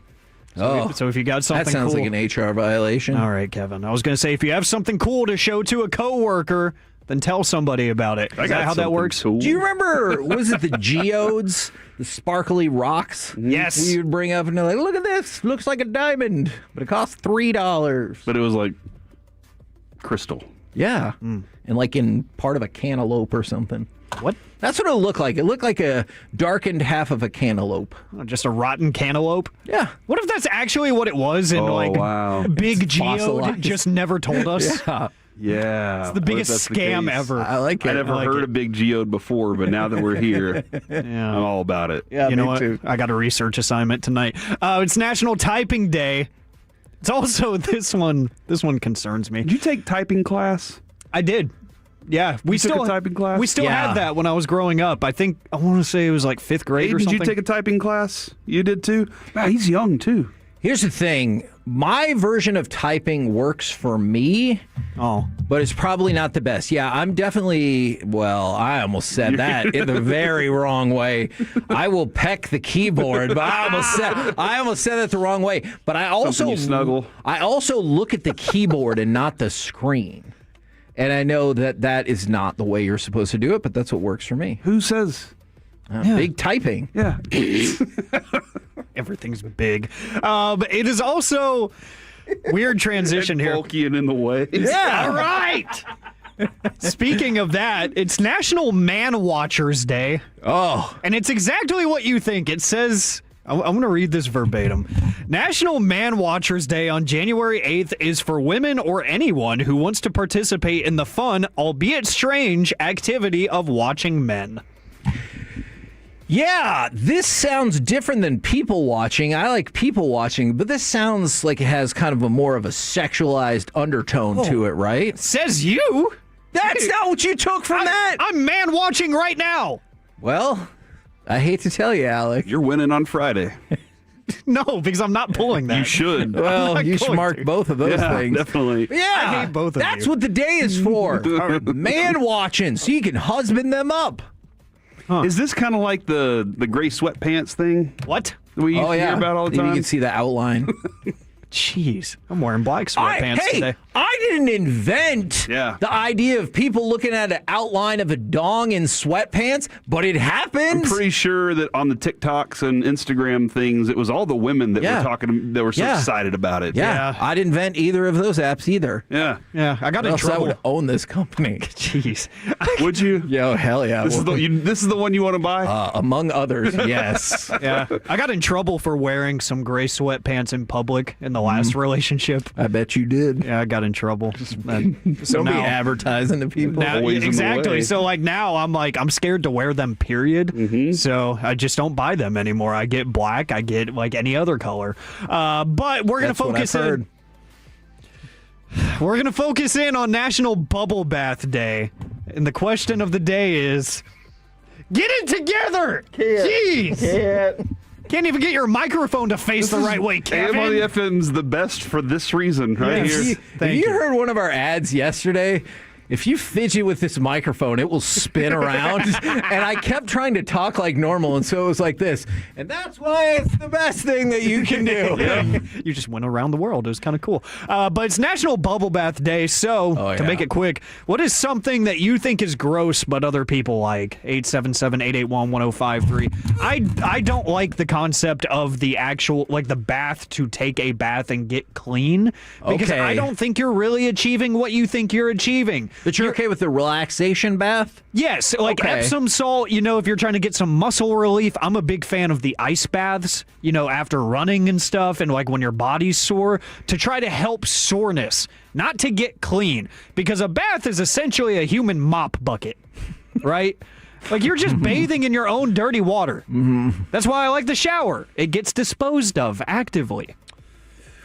Ooh, man, this is a good question. The sandwiches that look like they're stuffed with goo, like, it looks like it's a big thing of mayonnaise in the middle of the sandwich. And I know it's like other stuff, but it looks disgusting. And then somebody takes a bite out of it, and then part of that falls out of the sandwich, and I kind of want to throw up just a little bit. You know what I'm talking about? It's on like regular bread. And it just looks like a mayonnaise sandwich. It looks so nasty. So you're not a fan of the egg salad sandwich? No. Oh, Gross. Tuna salad sandwich. Yuck. Chicken salad sandwich. Probably. Why is everything that has mayonnaise in it called a salad sandwich of some sort? Yeah. Great point. Yeah. Somebody said Doritos are gross, and they will die on that hill. Yeah, and you're going to die alone. Yeah. What do you feel about the food that leaves the residue? Like Cheetos, Doritos. I feel like a lot of chips do that. As I've gotten older, I've gotten more annoyed by them. Like, as a kid, lick your fingers? No, I'm not against it. I was just asking how y'all feel. See, I'm a lot cleaner now that I've grown up. Like, as a kid, you don't care. You know, it's like it's part of the experience. Now I'm like, I have to make a single trip to the bathroom to wash my hands to make sure the tips of my fingers aren't orange. I don't like that. I'm okay with foods that leave residue. Okay. It's the extra, it's just a little extra. It's like a bonus. Dang, somebody just said it. And I don't know if I can say it. What? From the 432. I don't see this one. From the 972, mayonnaise is the lotion for a sandwich. And then from the 432, they're not fans of Arby's. Also, when people will lick their finger, their thumb, in order to get a piece of paper or deal money out to you. Oh, yeah. I always just say, set it down on the table. Mike gets so mad when I do that to when people turn a page. I know. But like, you're never handing me something that you do that with. So I've never been like, yeah. Whenever people are like, all right, let me count this money real quick. Let me slide my tongue across my thumb and then lather it all over this one. Ew. I don't like that. And then they go to hand you the money, and I'm just like, you can just put it right there. I'll take care of it in a second. I'll start fiddling with my wallet or something. But most of me wants to be like, that's disgusting. Don't ever do that again. Yeah. Same issue with the grocery bags. You know, whenever you're doing self-check and they're stuck together, or a garbage bag, I will sit there and try to get it done by myself without licking my fingers because I refuse to do that in public. You just brought up a great point.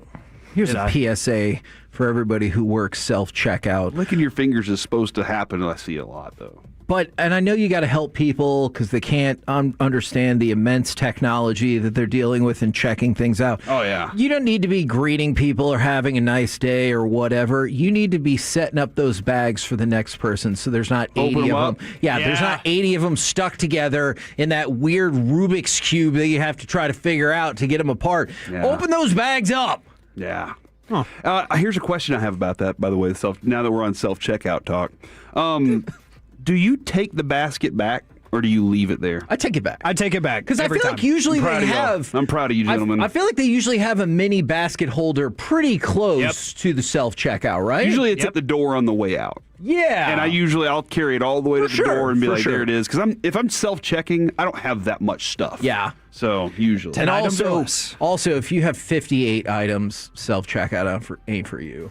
Yeah. Unless they've moved to all robots. And then there's nothing we can do. From the 682, when old men blow their nose in a hanky and then put it back in their pocket. Oh, no! People still do that? No! That's not sanitary. You're just taking it home to wash it, right? I think they did that as a segment on the ticket this morning. Oh. Am I wrong? It was pretty much that. Yeah, I don't think you're wrong. From the 901, strawberry milk and then drinking the cereal milk. Huh. You think drinking the cereal milk is gross? No, not you, that text. I know, that intrigues me because there's there's a whole reason to get Cookie Crisp. There's companies that sell bottles of milk that are just cereal milk. Yeah. And there's like protein powders, Corey, that I'm sure you've seen at the grocery store. Santa Cruz horchata. Yeah, it's just like, it's beautiful. It's amazing. Mm-hmm. I think it's all the best parts of cereal without having cereal. I love it. But there's a lot going on here. 877-881-1053. Things you think are gross that people enjoy. Real quick, guys, this is my favorite quote of the college basketball season.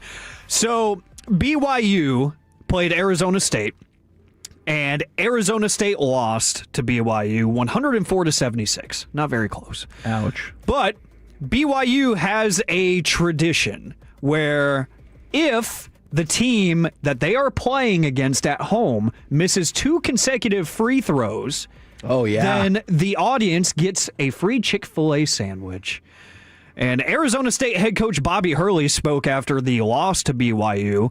And keep in mind this stat. Arizona State made 13 of the 18 free throws it attempted in that loss. But none of the misses were consecutive. So when asked his thoughts on the loss, he said, quote, "The one thing we can hang our hat on tonight is that we did stop Chick-fil-A," end quote. I'll tell you this. So if I miss 4 in a row, no notes. Is that 2 Chick-fil-A sandwiches? Ooh, should be. It should be, but I bet it's just 1. I'll go out there and I'll work harder just to be able to miss those 2 consecutive free throws so that they can get some food. See, that college students need to eat. That depends on if they distribute in the stands or at the door, because you can definitely find people, whether they're giving out the Takis or whatever, that just don't care, or they just don't care, and they'll be like, "Here's 8 bags of Takis, you're fine. Yes. See you later." Yeah. We're the KNC Masterpiece right here on 105.3 The Fan. Coming up next, it's time for Gridiron Gravy, power ranking the NFL playoff power rankings. This is going to be y'all's power rankings next on The Fan. Oh, crap.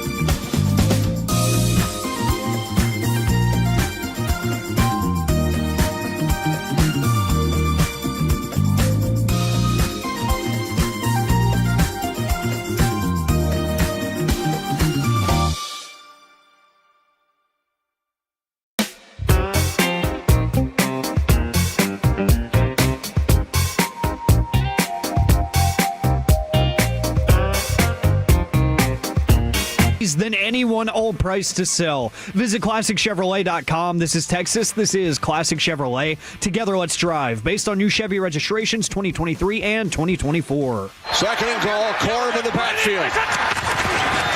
Fake to Corum. Stafford end zone. Touchdown. Second today for Parkinson. Stafford with his fourth. KNC Masterpiece right here on 105 through the fan right now, courtesy of Men's Tea Clinic. It's time to go around the entire NFL and dip into some gridiron gravy. Dip it and sip it. Now, I told you I wanted you guys to put together your own lists. I have backup lists from the NFL and Fox if you want to go with them, but power ranking the NFL playoff power rankings. Have you guys put together a list? Did you almost forget any teams along the way? Kevin, I do have a list. And yes. When do you want me to tell you which team I forgot? Tell everybody right now, because we already know the team that you forgot. It's the team that everybody forgets. I got to number 10 before I realized that I forgot to put the Seattle Seahawks on this list. That is because so nobody ridiculous. Cares about this team. Here's my list for anybody that wants to see it. It's very different than the chart, but I got to number 10 and went, son of a bee. I got to put the Seahawks on here somewhere. So I had to do a new list. All right, it would have been worse if you were like, all right, Seahawks 11. Like that feels that would have been worse. You know what's kind of crazy is that it did shuffle things. I then left one team at the next spot and moved the team that I had at that spot down 2 spots. So, like, it changed everything for me. All right. Once I realized they still played football. Who are your worst 2 teams in the power rankings? Steelers and Chargers. Ooh, what's your order there? Steelers 14. Steelers 14, Chargers 13. All right, Alec. Who are your worst 2 teams in the playoffs? My worst 2 teams, number 13 is going to be the Steelers, and my dead last team is the Panthers. Ah, so Corey Majors. All right, give me 12 through 10. All right, number 12. This is on the new list because I didn't get to 12. Gotcha. The Panthers. Okay, so you got them ahead a couple of AFC teams. I'm kind of rooting for them more. And this also, man, I'm not trying to predict anything. Don't go make any bets based on my list. Right. This is my heart, all right? You know how I deal with my heart? Hey. My heart on my sleeve. Stop it. If you're going to make a bet Panthers versus the Steelers to be the Super Bowl matchup, because the odds on that are 1,443 to 1. I'm not saying it's going to happen. So if I bet $10, then you'll win 14,430. 14, okay. 14, I added a 0. That's too many zeros. How many numbers did you want me to go up? 12 through 10. All right. Number 11, the Packers. Okay. I'm not high on them, and without Micah, I have concerns. Feels like they have fallen a lot in people's eyes. Yeah. They should have been better, dude. Sure. They agree. At one point, they should have been able to run the table. In the AFC, they would not have made the playoffs. Number 10, the Buffalo Bills. Whoa! Yeah. Spicy! Yeah. Alec, tell me real quick, where are the Bills on your list? They are number 7 on my list. Man, all right. The Eagles are not number 1 on my list for anybody that's about to go send that crap out there. We'll see how it plays out. Alec, will you give me 12 through 10? 12 through 10, starting at 12, 49ers at number 12. Oh. The Packers at 11, and the Chargers at 10. Okay. Will you give me 9 through 6, please, Mr. 9. Mages? We'll go 6, 9. Or actually 9 to 6. Nice. Number 9. Seems fitting. The Niners. Okay. I did that on purpose. Okay. Does that make you mad? So maybe. No, what makes me mad is you tried to make the heart on your sleeve joke and the 6 and the 9 joke in the same segment. It's too much! All right. Niners. I did hear a Niner in there. For number 8, the Eagles. Okay. Number 7, the Texans. Ooh. And then number 6 is the Seahawks. They made it on there. From the 601, the Bears better be at the top of this list. And from the 425, I did not forget about the Seahawks. Go Seahawks. All right. Alec, can you give me number 9 through number 6? Number 9, the Chicago Bears come in at number 9 because they're still the Bears, and I can't trust them as far as I can throw them. Right. Number 8, the Philadelphia Eagles. Number 7, the Bills, as we mentioned. Yep. And then number 6, the Houston Texans. I kind of want to move the Texans up a little bit. Yeah. I just don't know if I trust their offense. Their defense is fantastic. So, as you guys are both going into the top 5, I got to say, I think the number 1 team I'm intrigued to see where they land is, I'm just really interested what y'all go with the Rams. You want me to just tell you that then? No, tell me 5 through 1. But you said you're most interested in the Rams, so I don't want to just give you that. Got to make them wait. What if they were 5? Well, then, they'll wait till Alec. Jaguars at number 5. Oh! Or as somebody likes me to say, the Jaguars. The Bears are number 4 for me. Ooh, big discrepancy there. Yeah, I like the Bears a lot. I think that they have some problems still, but I think that this is fun. They're a fun team, man. I like Ben Johnson. Number 3 is the Rams. Okay. We're leaving 2 AFC teams at the top. Okay. What is that order? The Patriots, 8-0 on the road. Ooh. Are number 2 with a very weak schedule. I learned yesterday. I should have actually put them at 14 on this list based on what Kevin told us yesterday. That feels too low. And number 1, 8-1 at home, and they'll have home throughout the Denver Broncos. Interesting. I do not believe that is what the top of Alec's list is going to look like, but let's find out. No, there is a similarity, though. Oh. Number 5 is the Jacksonville Jaguars. Okay. I was tempted to put them at 4. I really was. I really like what Liam Cohen is doing. Number 4, the Denver Broncos. See, I think he might have the Rams at 1. He hates the Broncos, though. Well, and the Bears. He always has. Okay. Huh. Is that a long-standing? You think he's worked with us for over a year now, Kevin. You think you'd be more anti-Bronco, though, given the horse allergy. Yeah, it makes a lot of sense. Does it? Thank you for going along with me, though. All right. Alec? Number 3, the Los Angeles Rams. I slept on this, and I changed my mind this morning. I literally scratched it out today. I changed my mind this morning. Well, you could see how I might have thought you would put the Rams 1, right? Yes, I thought about it more, and I was like, I think that Seattle has done a little bit more, even though I don't want to admit it. So they are number 2. The Seahawks come in at number 2, and number 1, I don't care about the strength of schedule. That's still a damn good football team in New England, baby. The Patriots are number 1 on my playoff power rankings. From the 405, I have the Bears versus the Jags in the Super Bowl, or the Seahawks versus the Broncos. It's interesting that you would switch both teams, but I like it. Now, unfortunately, I need to bring this up. This is a terrible story from an absolute garbage organization when it comes to off-the-field matters. These are just accusations. Rashee Rice, who last year almost killed some people while driving on 75, and then him and his buddies ran away instead of waiting for the cops or, to see if those people were okay or anything like that.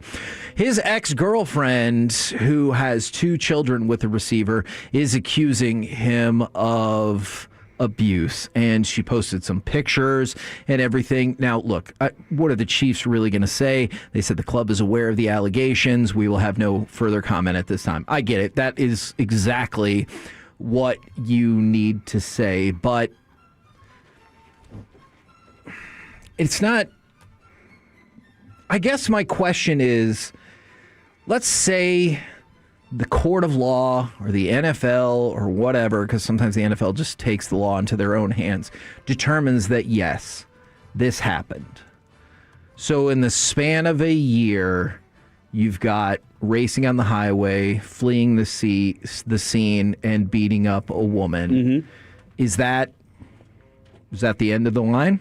Like, if you run the NFL, you're done. Oh, you're asking me? Yeah. Yes. You asking the NFL? Yeah. What do you think they say? Okay. Is he talented?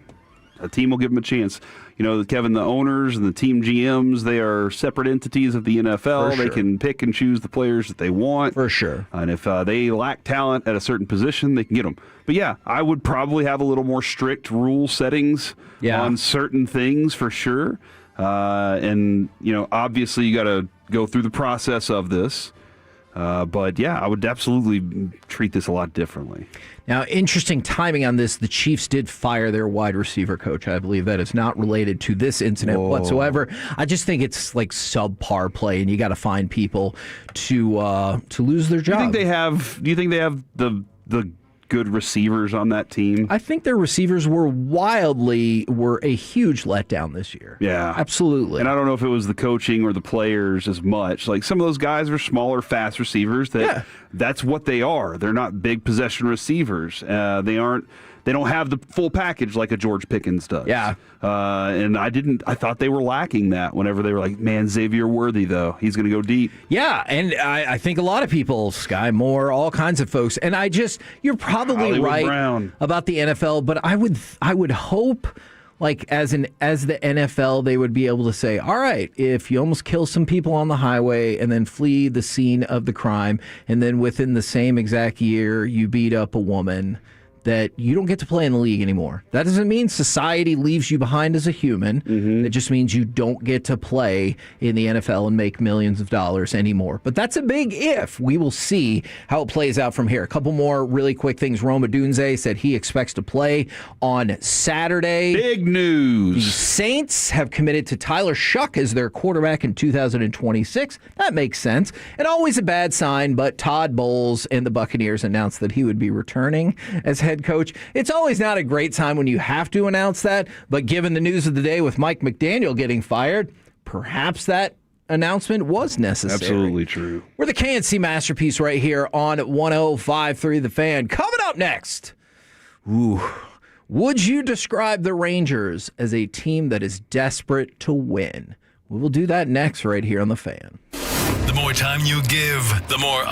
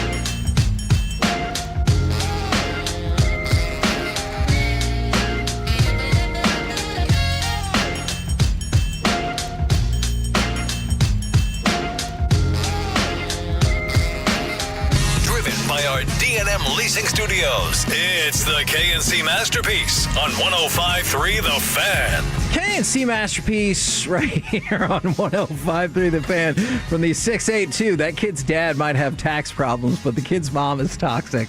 I love it when people have like really intense thoughts about the narratives that happen in these commercials, because that commercial is captivating.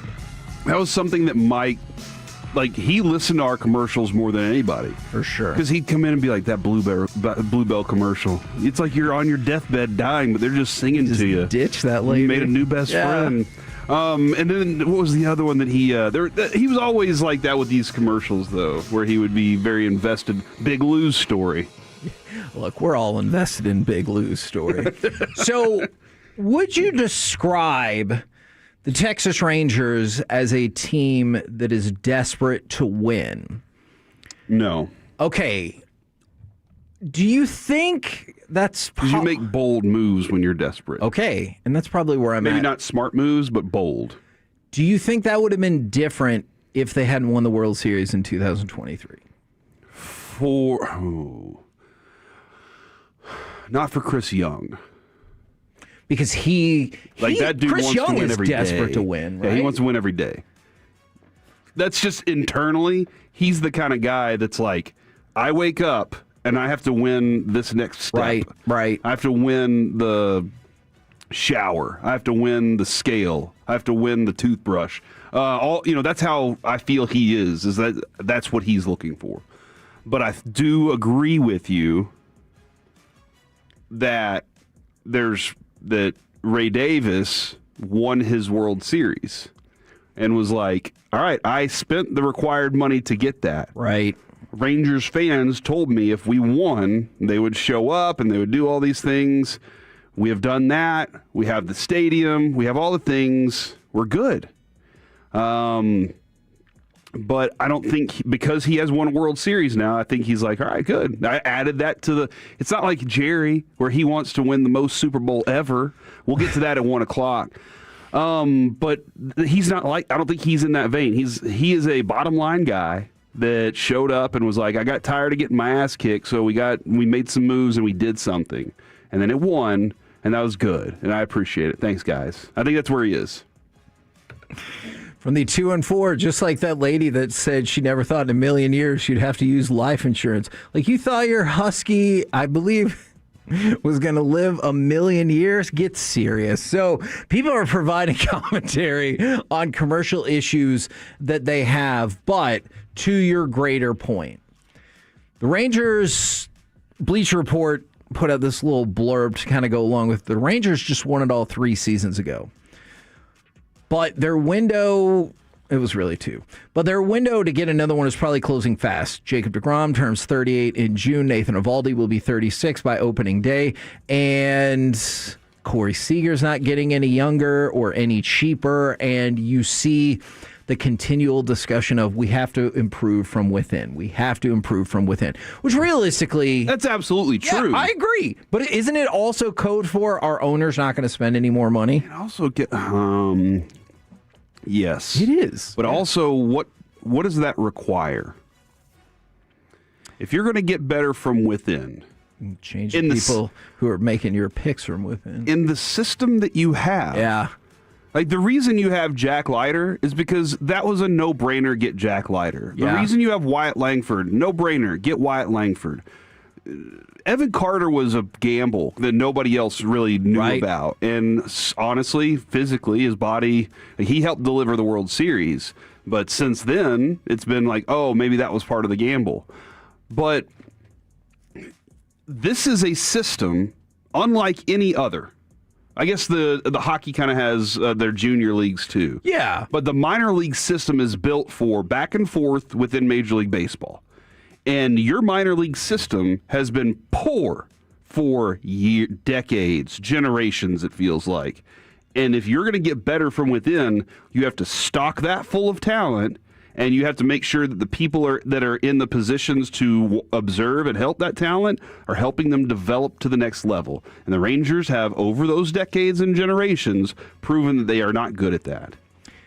I'm going to just compare because I've seen a couple of people mention this team. Do you think the Dodgers are desperate to win a World Series? Because I think they are. I think they show with their moves, even though they're the back-to-back defending champions. Not rested on laurels at all. Not at all. They're like, and they also are like, we have all the money. That's like, fair. And all I'm not the money's saying you going to got be to coming back spend to us. Yeah. that amount of money. Yeah, but no, I see the desperation. They're like, we want to build, because they don't want to build a 1-year champion. They want to build a 10-year dynasty. They're like, how do we make this happen? And the only way to do it is do what the Yankees did during their era, during the late 90s, 2000s. Just go get everything you could possibly think of. Never leave a hole. If you had to guess right now, what would you project the Rangers record at this year for 2026? I don't think they're going to be 500. You think they're going to be below 500? 78 wins. Okay, so going into the season last year, they were projected at 85.5 wins. And for people who always ask, remember, they set it like that so there won't be a whole bunch of ties or pushes. Give me a second, Kevin. I'm sorry.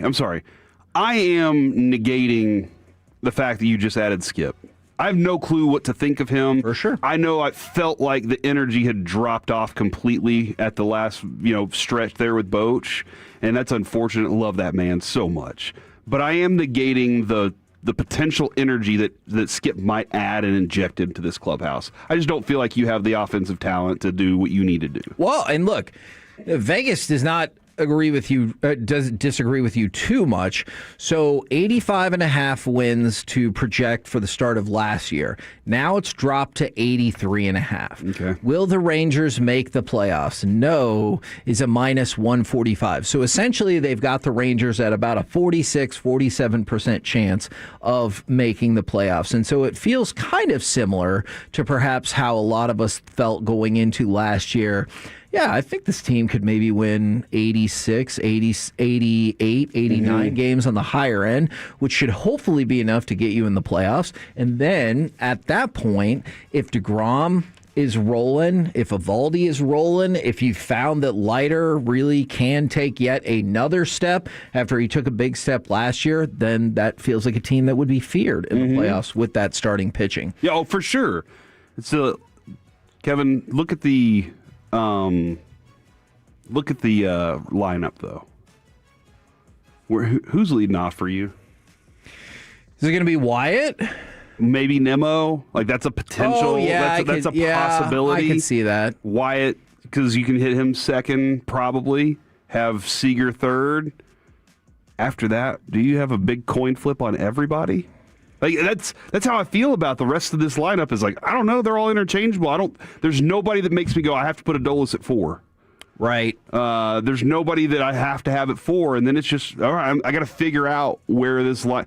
I don't fear anything other than those two. Really, honestly. Yeah. And you need more than that. Yeah, and you're hoping that Higashioka continues to do what he did last year. He had some fun pop last year, man. But you're depending on Jock Peterson needs to make a big turnaround. You need big things from Jake Berger. And I'm not disputing that all of those are true, but isn't that all necessitated by the fact that you're not going to spend any more money? Because otherwise, you'd be like, Jock Peterson had one of the worst offensive seasons in the history of modern baseball. We can move on from him. But you can't because you spent money on that player option, which, of course, he picked up. You need Jake Berger because he is a cheaper player. And, you look at a lot of the things that the Rangers did, the people that they brought in were because of the $11 million they saved bringing in Nimmo for Marcus Semien. They didn't spend additional money. They essentially spent what they made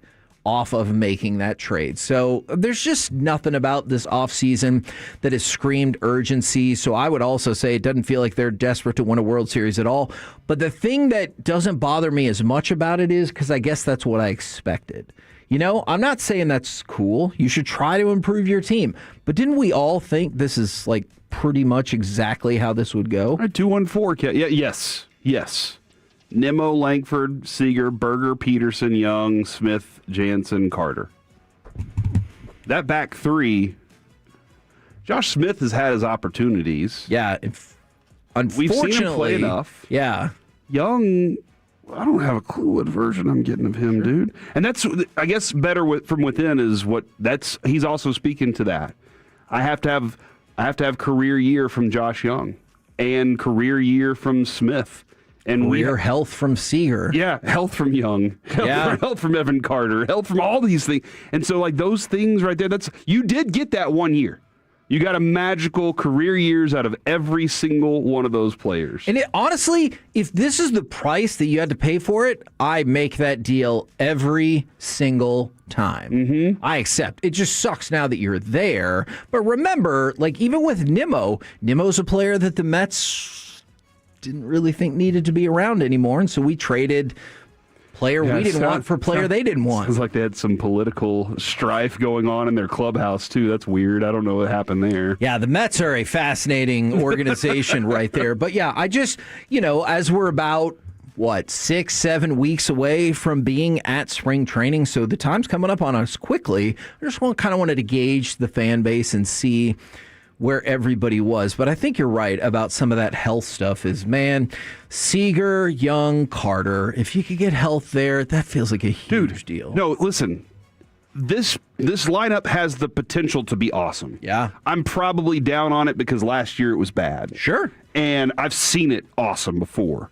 And will you be able to maintain without Mike Maddox on the pitching front? We'll see. But it has the potential. It has all these questions that can only be answered through the season. Right. These things that we're concerned about right now. I'll tell you this.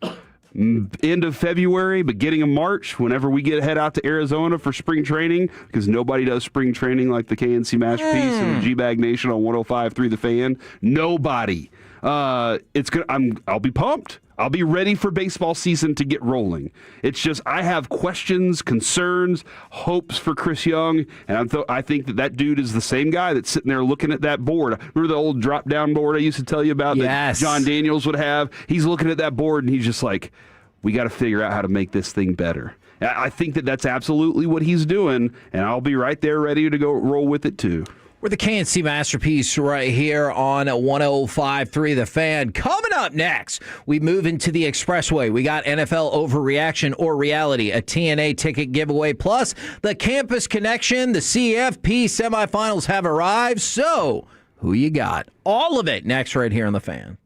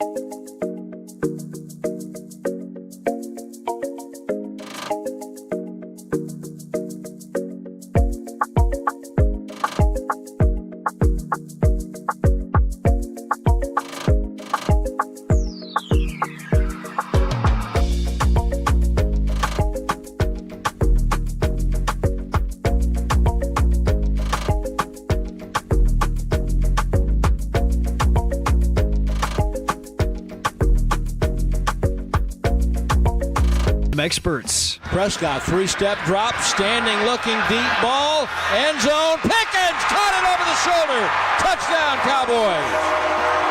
There's a good throw by Prescott. K&C Masterpiece back here on 105.3 The Fan right now. It's time for some NFL overreaction or reality, and we start with this. I think I know the answer, but I want to check with everybody. Overreaction or reality? There will be a point in your lifetime where a Jones isn't running the Cowboys. Overreaction. And Kevin, I mean, my kids and their kids.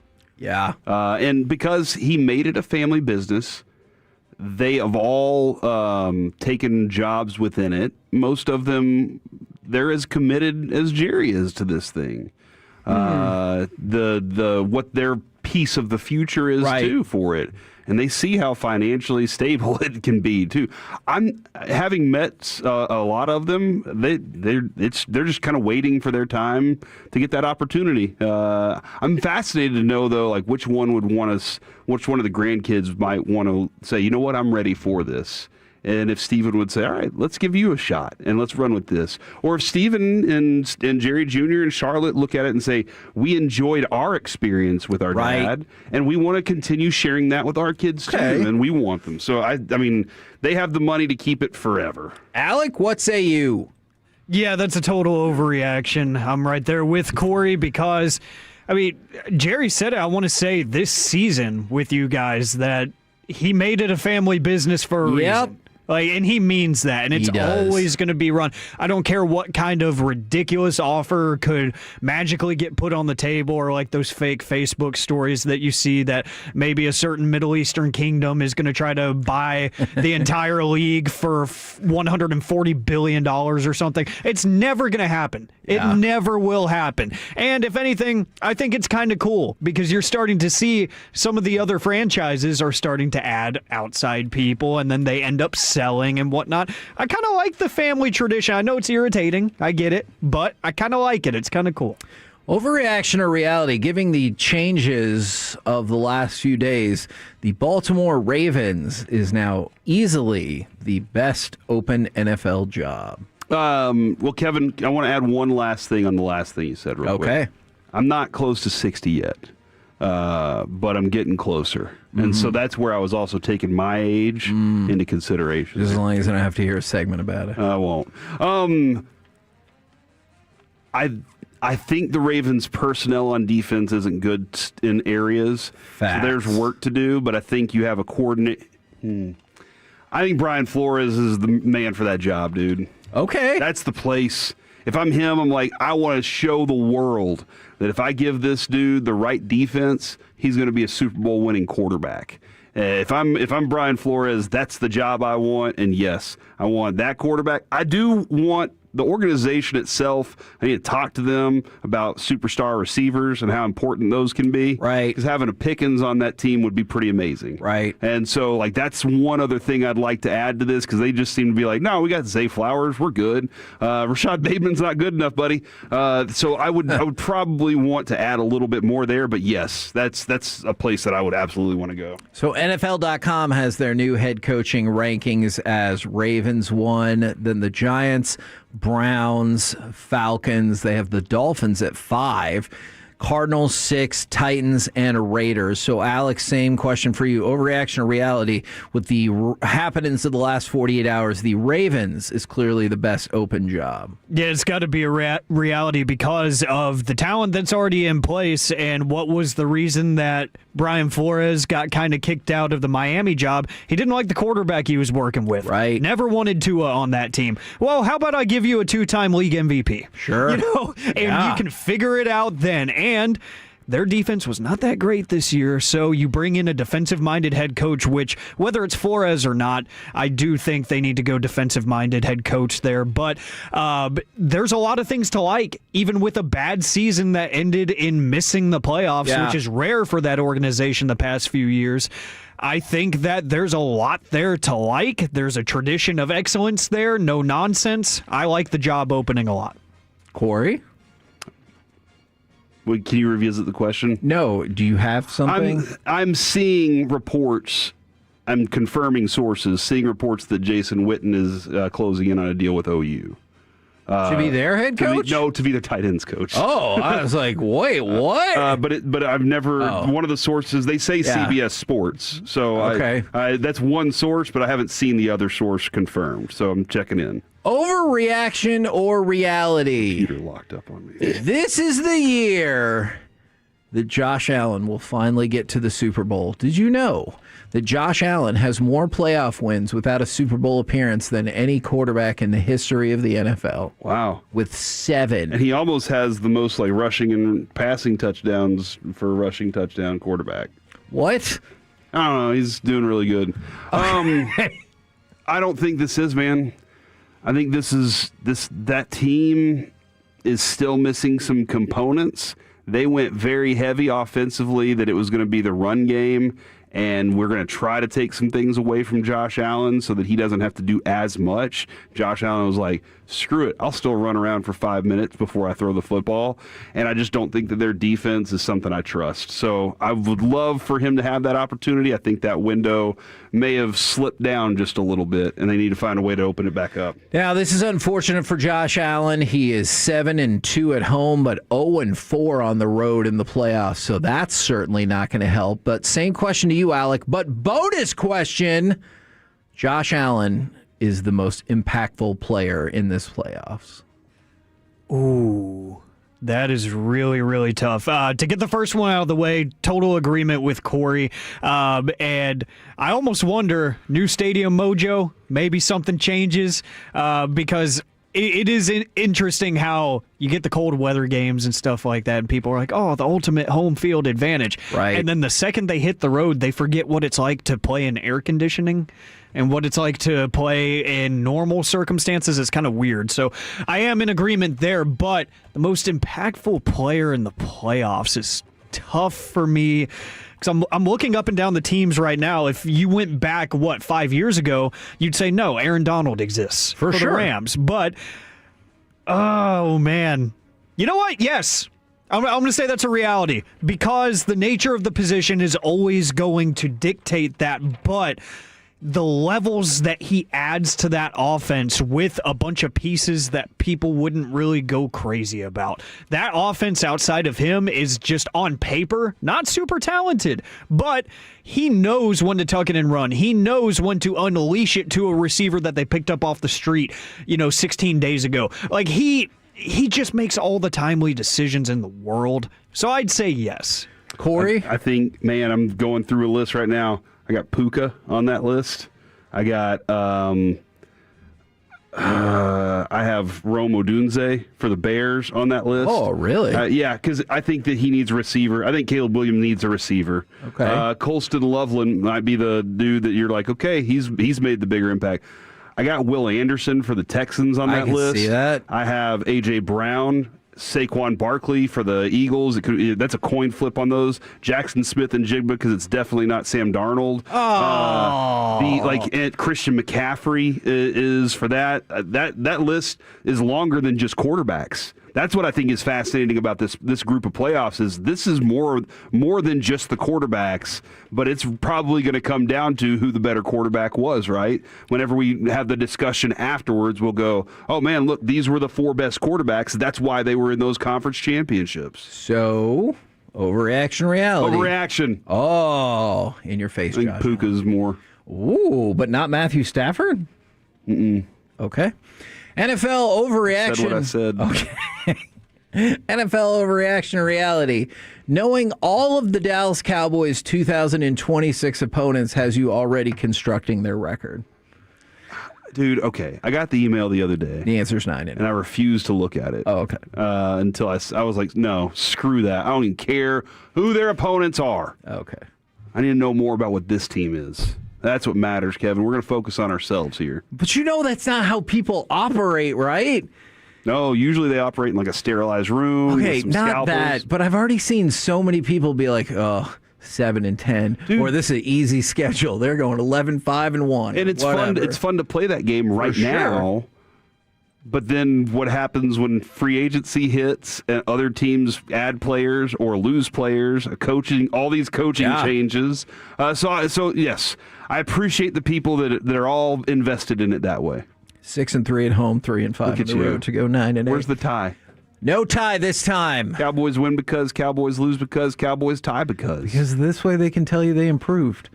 Alec, overreaction to reality. Knowing all, I'm not saying you have to do it. Hold on real quick. The Bears are receiver rich. DJ Moore, Roma Dunze, and Luther Burden. Bad Bears take. No. DJ Moore quits on routes. Roma Dunze's been injured most of the season. Luther Burden has fumble problems every once in a while, too, and hasn't turned into the receiver that he's expected to be because he's still a rookie. They're rich in idea. They're rich on paper. But the reality is, if you've watched them this year, they haven't produced the way that they're supposed to. Didn't even have a 4,000-yard passer this year. Never happened for the Bears. Alec, overreaction to reality, knowing all of the Cowboys' 2026 opponents has you already constructing their record. It's an overreaction. What? I'm waiting because nerds. I got a lot of this season so wrong because I kind of started doing that last offseason. Then I saw that gauntlet of games that you had against playoff teams this season. And then you ended up beating the Chiefs and the Eagles. And I'm like, there's no point in doing this because I don't know. Like Corey said, I don't know what kind of trade acquisitions are going to be made. And then this team just loves to not make any sense. So I feel like it makes sense for me to not get over invested in that until I see the way the schedule is actually stacked. Alec, if I told you going back to this year when they released the schedule, and I told you Cowboys beat both the Chiefs and the Eagles, and I could magically guarantee that, wouldn't you think this team was going to go like 12-5 or maybe better? I would have said NFC Championship game. Like if you told me that. Yeah, that would have been incredible. But hey, we still found a way to tie and have a losing record. NFL overreaction to reality. It is worth $1 to you to put down a bet on the Panthers versus Chargers being the exact Super Bowl. It's worth $2. Oh! It's worth $4. 987 to 1 on your money on that. So hold on, that's not the 1,400 no, one. That's Panthers versus Steelers. 1,443 to 1 on your money. But I like what you're thinking. There's like 9 different bets that I need to put $5 down on. Yeah. And can I do that on Underdog? Make a play like that? Not that exact one, but I can find you plenty of ones that'll get you up to 5,001 for sure. For sure. Now, the most likely exact Super Bowl matchup per Vegas is the Seahawks against the Broncos at 7.5 to 1. The least likely is the Carolina Panthers against the Pittsburgh Steelers, which would be 1,443 to 1. NFL overreaction or reality. This season, you think the AFC playoffs are more interesting than the NFC playoffs? Because I think I do. No, I don't know, man. Okay. I don't know. There's a team that a lot of people don't talk about very much in the NFC, and I'm one of those that really believes that they exist. That is the Seahawks. You are a liar. You said in your power rankings you forgot they existed. I mean, my list has all 14 teams. It's the other list that only had 10. Man, you got a lot of teams from the playoffs. I think the Rams and Bears are fascinating teams. I don't think the Seahawks are because I just don't. When I believe in Sam Darnold, I'll believe in the Seahawks, and I just don't yet. Okay. But maybe after a couple of playoff games, I'll buy in, and then he'll let me down. I agree. The Broncos and Patriots are the Jaguars are fascinating. You know what? Bills. Reaction is reality. Okay. Alec, same question for you. Bonus question. Oh, no. The 3 versus 6 is the best cross-the-board seeding matchups this weekend. Because in the AFC, you get Jags and Bills, and the NFC, you get Eagles and 49ers. Ooh, reality to both. Yeah. Reality to both. And I'll start with the first one because I've made it pretty clear I think the best team in the playoffs is the New England Patriots. And Vegas, a lot of people that follow the sport just don't believe in them. And I don't know why. If you watch the games, they look awesome. So I'm not accusing anybody of not being ball watchers, but hey, I know what I see. And I see a very well-coached team that they are so comfortable with what they're doing. But then on the other side of the coin, the Broncos. They were my Super Bowl favorite going into the season. I have no idea what to think about them right now. Yeah. I have none. The Jaguars, I think, could surprise everybody and make a very deep run.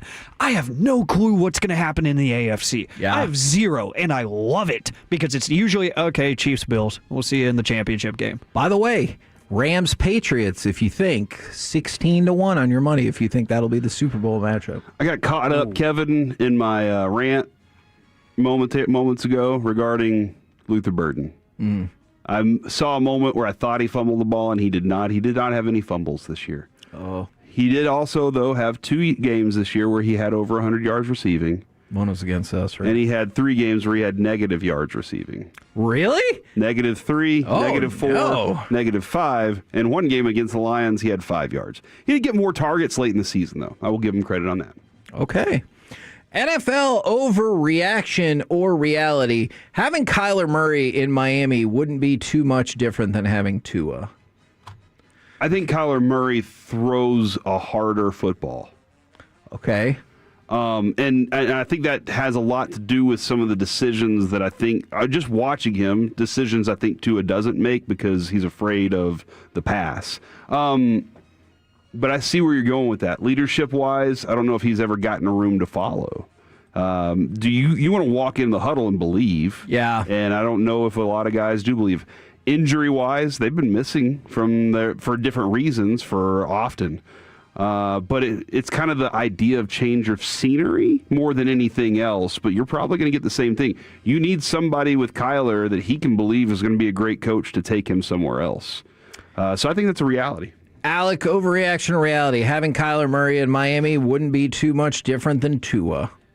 I'm going to go overreaction because the play styles are totally different, and I do trust Kyler throwing the ball a little bit more than I do Tua. But I will digress that results will probably be the same because that team is just up in the air right now. They've got some big money contracts. They've got a bunch of older players as well. They don't really have an identity right now, and part of it is because as of a few hours ago, they don't have a head coach. So there's a lot of things. Were you surprised by that this morning? No. I think I was. Had Harbaugh kept his job in Baltimore, then Mike McDaniel would still be employed by the Dolphins. The only reason that happened is because Baltimore let Harbaugh go. I'm convinced of that. I know Stephen Ross, the owner out there in Miami, has an affinity for Jim Harbaugh, or John, excuse me. But yeah, I think that McDaniel is going to land somewhere favorably, but he would have had that head coaching job still if Harbaugh was employed. Okay, interesting. Can you go ahead and give me cut number 7 so we can get the campus connection going? After the loss of 6, another pass play that's intercepted. Taking it back is Keontae Scott. He'll go all the way. Touchdown, Miami. All right, we're going to get to the college football semifinal matchups. If you want to tell us your predictions, who you got on these two, because we get it going tonight. But we needed to make sure we threw out there DJ Lagway, the former Florida quarterback, is in fact committed and will transfer to Baylor. So you've seen a lot of movement from a lot of players over the last several days. DJ Lagway going to Baylor. It does look like Jamie French plans to enter the transfer portal from UT, and it does on 3 is reporting that that Jason Witten has been hired as the tight ends coach. Okay, so congratulations to Mr. Witten. All right. We got a couple of other player moving stories going down. Carnell Tate is leaving Ohio State for the NFL draft. Can't say that is particularly surprising. And then former Texas wide receiver Parker Livingstone, he committed to the University of Oklahoma. So there's some of the player movements and a shakens as they go along in college football. We might have time for a few more of those in just a minute. But What is the feel that you guys have for these two games? We get it going tonight with the Verbo Fiesta Bowl. Screw that. I don't have to read the sponsor. The Fiesta Bowl between Ole Miss and Miami. And then tomorrow you'll get the Peach Bowl between Oregon and Indiana. Dude, any game Indiana's involved in because of their head coach brings excitement. By the way, did you see what their head coach said? He was asked about the fact that he always looks angry or maybe just miserable out there, and he said, quote, "There's a lot of times I'm happy. I just don't show that I'm happy. If I'm going to ask my players to play the game first play, and have the same regardless of competition and the circumstances, then I can't be seen on the sideline high-fiving people and celebrating, right? Or what's going to happen? What's that effect going to be?" But he said, "I do smile, and I am happy at times." The only times I ever think I saw Nick Saban happy was when he was hoisting the trophy, and then he would stop smiling as he handed it to somebody else. Like, that was that was exactly how it goes. Right. The game tonight, what can Bain and that defensive line do to disrupt Chambliss? Yeah. That's really all this is, what it's about the most is, can they keep him from making those special plays whenever he gets loose, making those big throws whenever it's crunch time. And then on top of that, they got a kicker that can put it through the uprights, dude, which is kind of chaos. But I guess the question is, which quarterback is the one that you're like, that's the one that I think can make the play? I don't have any faith in Beck. Yeah, see. But he's somehow been able to put them in good position. And I go back and forth on that because I understand everybody who says they don't have any faith in Carson Beck. It just feels like Carson Beck is still going to grab this game magically from out of nowhere where he has 3 touchdowns and you're like, oh, dip? Like that, because you've seen it during the regular season. I know not quite as much thus far in the playoffs, though clearly everything looks significantly better offensively in the last game than against Texas A&M. But that's a good question. And you know what's interesting to go along with all of this is the undercurrent to all of this is this going to be Chambliss's last college football game? Because he's out there like essentially saying, please, NCAA, accept my waiver so I can come back and play college football again next year. But that's a really complicated situation. So if he does, this could be 2 games away from the start of potentially defending a national title. But on the flip side, his college career could be over tonight, and he might not know it for like another few weeks. I think also the excitement that you get from being able to watch Malachi Toney and a Kwan Lacey on the other side of the ball. 2 different positions, really fun players. But Malachi, you can put him on. He's your Turpin, right? You just put him all over the field, line him up, and they actually do things with him that turn into big plays. Fletcher has a really tough running style. 2 offenses that can be very fun when not playing in A&M's wind. And but like this is going to come down to what those defensive fronts can do to make that quarterback not be able to deliver on big plays. You know, it's funny because you mentioned 3 of the players right there. So ESPN put out their rankings of the best players in the college football playoff thus far. 4 of the 5 are in this game. You mentioned Bain. He is number 1. Chambliss, number 2. Fletcher, number 3. And then Perkins from Ole Miss, who already has 4.5 tackles for loss and a sack. He is listed at number 5. Obviously, the only player not in that group in this game is, of course, Fernando Mendoza, because he's only played 1 game, but he looks spectacular in that game. And we can get to that in just a minute if you'd like to. Yeah. For sure, but I think that there's just I think the other underlying storyline when it comes to what's going on with Ole Miss, the fact that they've been able to block all that out with the Lane Kiffin stuff and be like, we're here. We have this chance to win a championship and do something special, despite where he is, despite what the national media is saying about the chaos that's going on, despite the fact that he keeps trying to steal coaches from our team and all this stuff. It's like, that's where I'm like, wow, I'm very interested in them because they look like it galvanized them. It looks like a team that's like, now we're going to figure a way out because we're all in this together. And that's a room that I'd like to be part of. I like rooms like that. So the other thing, though, is I saw this question this morning and I wanted to ask you. Is what Lane Kiffin is doing right now good for the future of the NCAA and the college football playoff? All right. I might be in the minority here. I think it is. I do. Why do you think it is? Because I do too. He's shaking things up that are already kind of broken and messed up, and he's pointing out why it can get really bad. Yeah.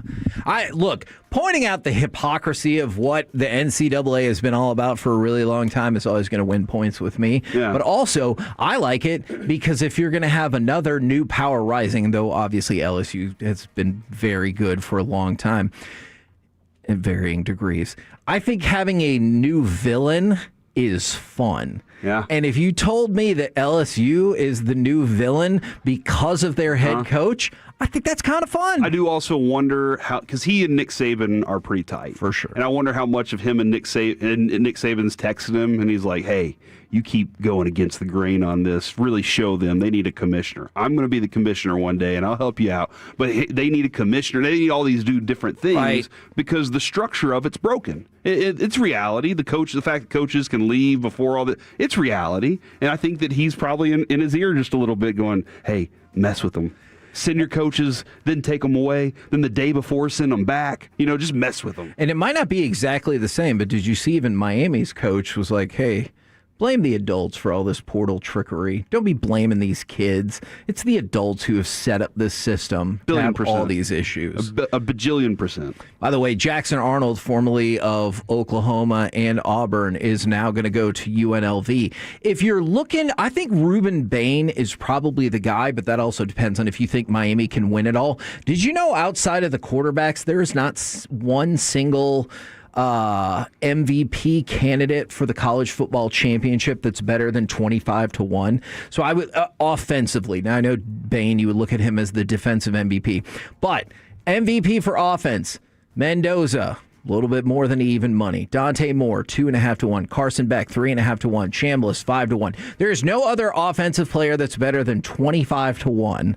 After that. So quarterbacks lead the day. And let's go ahead and talk about it for tomorrow's game. We can talk about it more. Which one's like the 1,300-1 odds? We're really into those bets right now. Okay. I like that you guys are placing a whole bunch of dollar bets on like these huge money things because there'll be a scenario where one of them at least gets kind of close and you're like, oh my gosh, what am I going to do with my $1,300? So we will talk more about the outcome of this game tomorrow while also getting prepped for Oregon and Indiana. Are you excited about the game as a whole, and do you take special fascination in the thought that a lot of people believe it's pick 1 versus pick 2 in Mendoza and Moore in this game? I know it's more complicated than that, but yeah, no, that's cool. That's a really cool idea and concept. It doesn't register for me because for some reason when it comes to Oregon, there's this they're over there, but they're still the best over there, right? But they're not here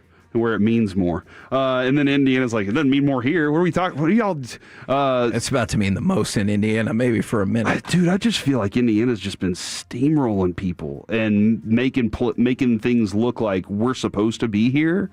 That's why I'm just concerned for Oregon at this point. Are you surprised that game is only a 3.5 point spread? And I know Oregon's coming off. It's moved, right? Yeah, it's actually gotten closer. It was a 4 point spread at one point. Now it's down to 3.5. The perception among the betting public is that Oregon is second best because if you do the look ahead lines, Oregon would be 2 point favorite over Miami and 3.5 over Ole Miss. So that lets you know the hierarchy of how the bettors have it is Indiana, Oregon, Miami, and Ole Miss. Okay. So they think it's 1 versus 2 in that other semifinal.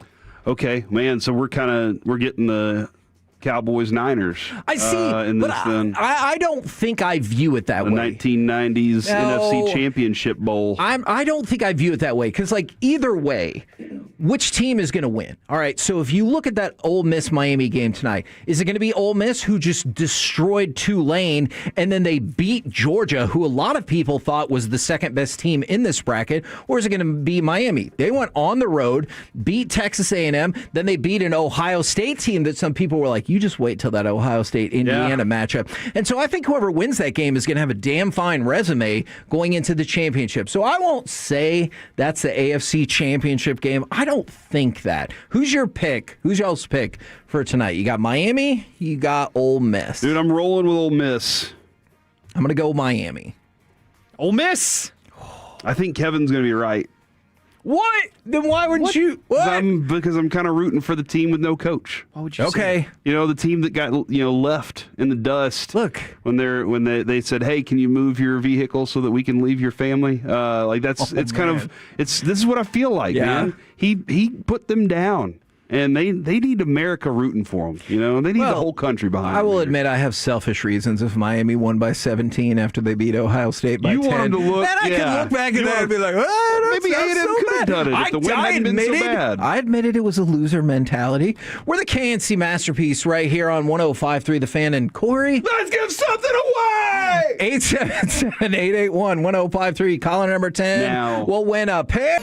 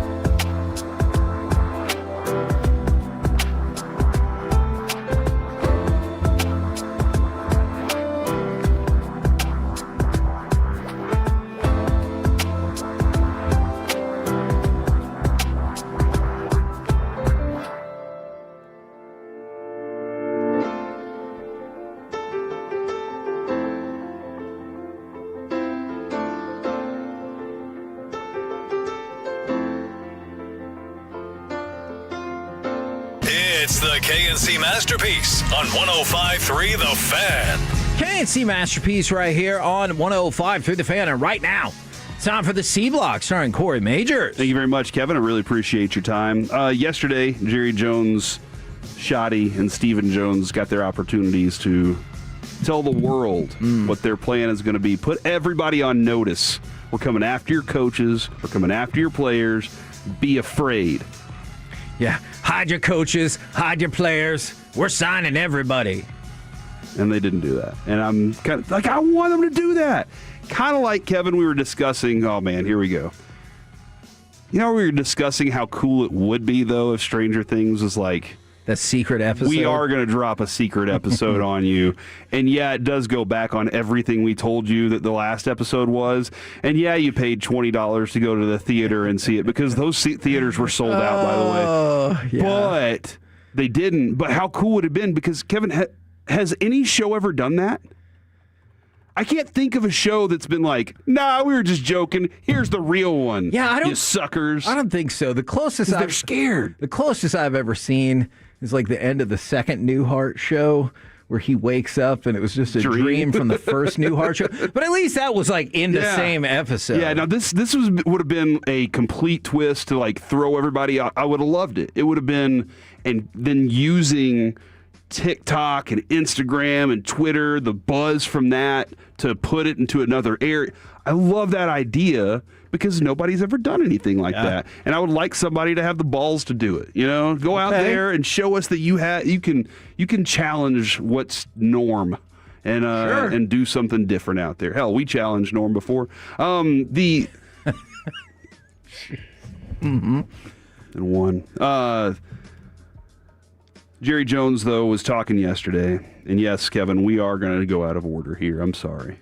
Hey, okay, so real quick, for anybody who's like, well, what the hell does that mean? So we have a cut sheet every day that Alec gets all of this audio. And the dream, I think, of all of us is that one day we will go through that cut sheet one by one in complete order and get all the audio cuts played because there's all kinds of times that we get audio that Alec gets and we don't actually play it. Sorry about that, buddy. You just hate me. I always think we'll play it. Jerry did say this yesterday, though. Let's go cut 10. He said this yesterday, and I kind of wanted to discuss what this means. The very best of what we were trying to get involving the Micah Parsons trade is all out there ahead of us. It's all ahead of us. We've got some of it on the field already. We're going to get more of it on the field in the draft. The very best of that trade is out there. Now, Kevin, I'm sure that we can go through and be like, yeah, but you don't have a second or third round pick. Right. You don't have this, this, and this. He is right about I get it. The fact that what we got in return from Kenny Clark is part of what's on the field for us already. For sure. They feel like they had to do some things so they could get Quinnen Williams. Like it sounds like they felt like they had to acquire another pick. Yeah. So that they could make that happen. Yeah. And that's interesting. But now he's saying the very best part. What he's saying is that draft pick. These two number ones are something we can build a foundation on. And that's what the very best future is because A, that's young, and B, we have some money that we can go spend in free agency. Whether or not they actually accomplish those things is not what I'm trying to discuss right now. The reality is, though, this is an exciting thing to have. Yeah. To have the extra pick and to have the money. Now, the next thing he said on this, which I did not want the audio, but the next thing he said was we could have never had Pickens and Micah and Williams all at the same time. Not true. And that's incorrect information that I don't know if he sits there and pines over the salary cap or if somebody just tells him. So maybe he was just like, hold on, somebody told me this. Why y'all let me say this? Whoever's telling you that, Jerry, is 100% wrong. But it is true that they are now using this, what the Cowboys like, and the hope of the future is all before us. Yeah. And that's what we have to go on now is that. Yeah. Yeah. No, I'm with you on that. Then he also threw this one in there. Now, Kevin, I know that he completely threw us off air whenever we were like, hold on. Did he just say we could have been looking for a head coach? What a weird thing that was to say. But he has goals. These goals are lofty. My goal in life is to retire as the owner that won the most Super Bowls. That's my goal. Really? Well, and what's fascinating, Alec, I think if you remember too, Steven cuts in there and he's like, you got some work to do. Man, shout out to him for that. Yeah, because he needs to win at least 4 more to tie, right? 4, but he wants. Hey, what's his goal? He wants the most by what's himself. His goal? Play it again. What's the goal? My goal in life is to retire as the owner that won the most Super Bowls. Okay. Won the most. All right, not tied for the most. Now, Robert Kraft afterwards can win another one and tie him, but he's like, when I'm done, I want to have the most. He needs 7, so he needs 4. Kevin. 0%. I don't know where this question's going. If your question is that, 0.0000001%. You threw a 0.1 in there. Yeah, because like anything can happen, so you got to allow for that possibility. All right. Well, like with the Stranger Things bonus episode, anything could have happened. I kept telling my kid, I was like, dude, just yeah. And he goes, I've never wanted anything this bad. And I was like, wow. You're 18, living in your parents' house. Go get a job. You know what's going to happen, though? I wanted that a little bit, too, though. Look, and this weekend, it's going to say Stranger Things, new episode. But it's going to be a documentary, so don't fall for that. I will. I'll watch the documentary, too. I will, too. So Kevin says 0% before I even ask the question. I'm assuming that's your Alec, question. I'm going to turn my attention to you now. Oh. What are the chances that Kevin and his wife stay together forever? Okay, that is not cool. I'm just joking. I thought it was going to be that he wins the most Super Bowls. All right, so what is the percentage chance that Jerry Jones can retire with the most ever Super Bowls? Ooh, like 10%? Wow. Because I think there is always a chance. 10%? He called you a think hater. there's a 10% chance the Cowboys are going to win 4 Super Bowls in the next, 15 years? Because I feel like 0 is just lame. Because I don't think it's going to happen. I really don't. But the NFL, as a certain person that won a Super Bowl that works here from 2 to 7, always says the NFL is a strange lady. So I don't want to rule it out, especially with how stupid the NFC has been. I will let you put down whatever amount of money you want in the world, and I will give you 10-1 odds on whatever amount of money that you want that the Cowboys, if you win and the Cowboys get 4 more Super Bowls while Jerry's still alive, whatever amount of money you want to put down, I will give you 10-1 odds against that. I would rather put money on the Panthers making the Super Bowl this year. All right. I told you, I don't think it's going to happen, but I think saying 0% is just lame. I'm gonna put out a solid but unrealistic 10% number. is insane. No, I don't think it is because this team doesn't make sense, does it? This franchise doesn't make sense. Oh man, that's the most thing that's made sense ever. Yeah. I don't even know that I said that makes sense. I make dollars. Not with that bet, you're not. Isn't that a Post Malone line? How can I make sense when I got money on my mind? Yeah, that is. Good job. So basically what Alex said is that Kevin's a hater and that he believes more that weird crap can happen in the world, and I appreciate that. That's fine. I accept. If I'm a hater for not thinking the Cowboys are going to win 4 Super Bowls in the next 10 to 15 years, come on. All right, Kevin, I have some information that I'd like to dive in on. Because somebody said, Corey, would you put $1 on that Jerry Jones prop bet? Yeah, I'd put $1 on that. Hey, Jerry, if you're listening, I will offer the same wager to you that I did Alec Medford. Now, you can't put whatever amount of money you want on it because I might not be able to match a lot of those. Look, I probably play too small time for him to be interested, but I will make that wager with him as well.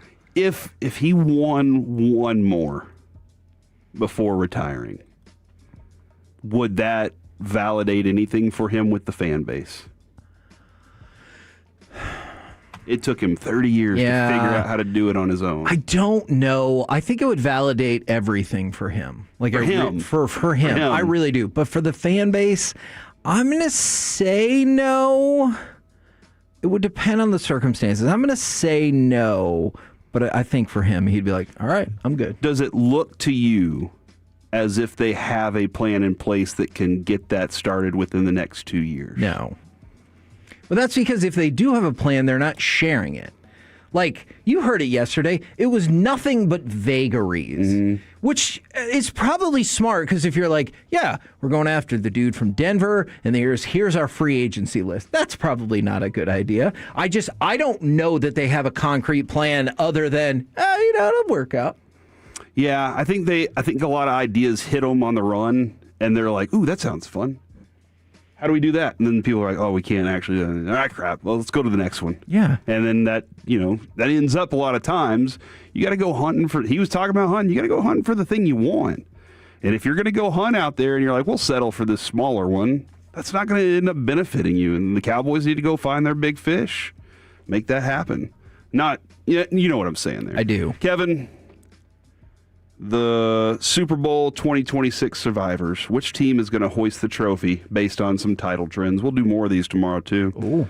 One title trend, you must be elite on one side of the ball. The last 12 and 59 of 56 Super Bowl champions. Wait, what was that number? 56 of 59? 56 of 59. Did I say 59 of 56? Yeah. I was like, hold on. I should have, 6 and 9. 6 goes before 9. I gotcha. We're top 7 in scoring offense or scoring defense or both. Wow. So, now that doesn't mean that you're going to. Yeah, no, but you need to be really a contender. You know what that means? Who's out? Bears, Niners, Steelers, Packers, Chargers, and Panthers. All but one were at the bottom of my list. That's the Bears. So they're out. A team that I know a lot more about than a lot of people my out God, there. stop this. So that's the teams that are out there. You also must make critical stops. None of the last 18 Super Bowl champions were bottom 10 in NFL third down conversion rate. Oh, okay. Allowed. Yeah. So you got to be able to stop on third down, which, Kevin, how'd the Cowboys do at that this year? They were abysmal, the absolute worst in the NFL. Eliminates one team. You know what team that is? No. The Bills. Oh. Bills can't stop anybody on third down. The trenches. 21 of the last 23 Super Bowl champions had a positive sack differential. Okay. So you got to have sacks. Sacks stop people on third down, Kevin. Yeah. Cowboys, how were they on sacks this year? Terrible. How are the Broncos? They're awesome. Eliminates two teams, the Patriots and Jaguars. Ooh. So two of Alex's favorite teams out. Oh, man. Kind of feels like he's doing this list just to show that you were wrong. Clutch kicks. I know you guys are big on kickers. You don't think they're the most important player on the team. Here come the Jags. Only one of the last 25 Super Bowl champions ranked bottom 5 in the NFL in field goal percentage. Okay.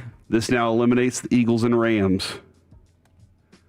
And then the turnover battle. Only 2 of the last 41 Super Bowl champions ranked bottom 5 in NFL in either giveaways or takeaways. And that was the Broncos and Seahawks. So, Kevin, that was the Broncos and Seahawks are out, is what I'm saying. After eliminating all those teams, there is one team left standing that delivers on every single one of those points. And that is the Houston Texans. The team that was, I believe, 7 for both of us on our list is the Houston Texans. Stout defense, makes big stops, top in defense in the top 7. They have a good field goal percentage. Do you believe in the Texans? You love Stroud. I do, and their defense is something. And Jaden Higgins is turning it up. I believe in the Reggie effect. Oh, wow. Anywhere Reggie goes, they turn into number ones. Yeah. So, all right. I guess it's going to be the Houston Texans. There you go. Change everything. That are going to win the Super Bowl. We'll have to ask Reggie to come on our show at some point. Oh, okay. How was the Super Bowl, buddy? Okay. We don't know. We've never been to one. Oh, my gosh. We're the KNC Masterpiece right here on 105.3 The Fan. Hey, it's a power ranking kind of day. So coming up next, let's power rank the playoff quarterbacks. I want to see who you think is the worst and who is the best of the playoff quarterbacks. We will dive into that next right here on The Fan. Our goal is to have you winning it.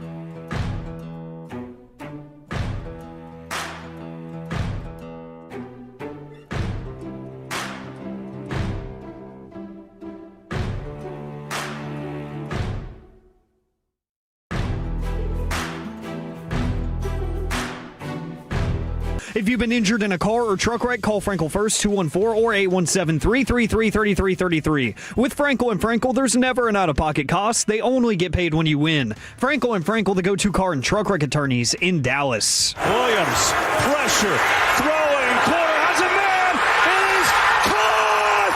Touchdown! Jose Walker! Unbelievable! Man, that was a badass call. KNC Masterpiece back here on 105.3 The Fan, 877-881-1053, Frankel and Frankel Injury Attorney text line. If you want to get involved in the conversation, or the Twitch, or the YouTube, give us your top 5 quarterbacks in the playoffs, starting quarterbacks in this year's playoffs. But you know how we always like to start this. Who is the worst starting quarterback in the playoffs? I think Aaron Rodgers deserves a spot here. He's not, dude. He's not. No, I get it. He's not throwing like a great quarterback. I get it. But I do feel like because it's his first entry, that a lot of people might refer to Bryce Young as a potential terrible quarterback. Alec, can you see a world in which Bryce Young is the worst starting quarterback in the playoffs? I can see a world because we're living in it. That is unfortunately the truth. It's just the truth. I mean, Rodgers, he has the playoff cachet and everything, and Corey's right. He hasn't been there yet. People are just going to count him out because of that, and I'm doing just that. Okay, well, congratulations, you guys. Both the USA Today and Sports Illustrated think that Bryce Young is the worst quarterback in the playoffs. Now, it varies a little bit from there. Sam Darnold? No. They left Sam Darnold off the list too, huh? No, they didn't leave Sam Darnold off the list. See a world where that would happen. You jerks. Would you rather go with the USA Today or Sports Illustrated for the rest of this list? Which Sports Illustrated? The old version or the real version, not the I own a computer, so now I work for Sports Illustrated. You version. took this out of a magazine?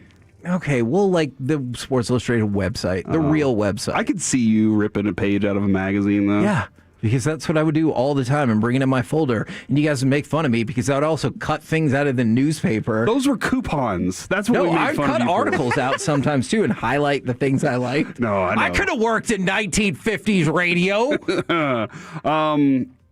Let's go with USA Today. Okay, USA Today. Tell me if you have an egregious issue with any of these next ones. 13, Aaron Rodgers. 12, Bo Nix. I'm in shock about Aaron Rodgers. How could anybody say that? Didn't you just say you thought he might be the worst? Oh, yeah. Good point. Bo Nix, that's interesting because he does lean heavily on that defense. His touchdown to interception ratio, I think it was 25-11. Like, he wasn't great. Yeah. But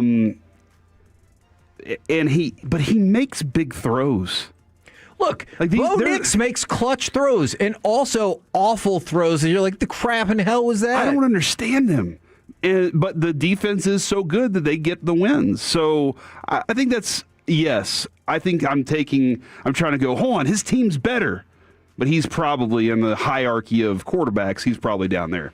He is number 12. C.J. Stroud is 11. And Jalen Hurts is number 10. Alec, is that a shaking your head at Jalen Hurts not being good, or you disapprove of this list? I would put Stroud ahead of him because everything that you and Corey just said about Bo Nix exactly translates to Jalen Hurts this season. You have the big-time clutch moments, then you have the stuff that makes you say, what in the world, is he playing American football or something else? And then the defense is amazing, so they don't have to rely on him fully. I think C.J. Stroud has quietly had a solid season and has bounced back a little bit compared to last year. So I would just shift those. I know it's a one-spot difference, but I would shift those. I like Stroud more than that, too. I'm going to give you the first ever opportunity to switch lists with two pieces of information. Here's your information. I told you on the USA Today list, C.J. Stroud is 11 and Jalen Hurts is 10. On the Sports Illustrated list, C.J. Stroud is 6 and Jalen Hurts is 4. Would you like to switch lists or stay the course? Alec, he's asking you, I think. Alec wants to stay the course because he hates number 4. Yeah, I want to stay the course. Hurts is not top 5 in this playoff. Hold on. Based on that question, do I now have a 66% chance of winning what's behind door number 2? That's correct. I have revealed where the Zoink prize is, or the Zonk prize. All right. Let's move it to the top 10. I already told you Hurts is 10. Sam Darnold, 9. Caleb Williams, 8. Justin Herbert, overrated at 7. And Trevor Lawrence is number 6. Do you have a particular issue with any of those rankings? All right, so I think Trevor Lawrence should be higher. Ooh.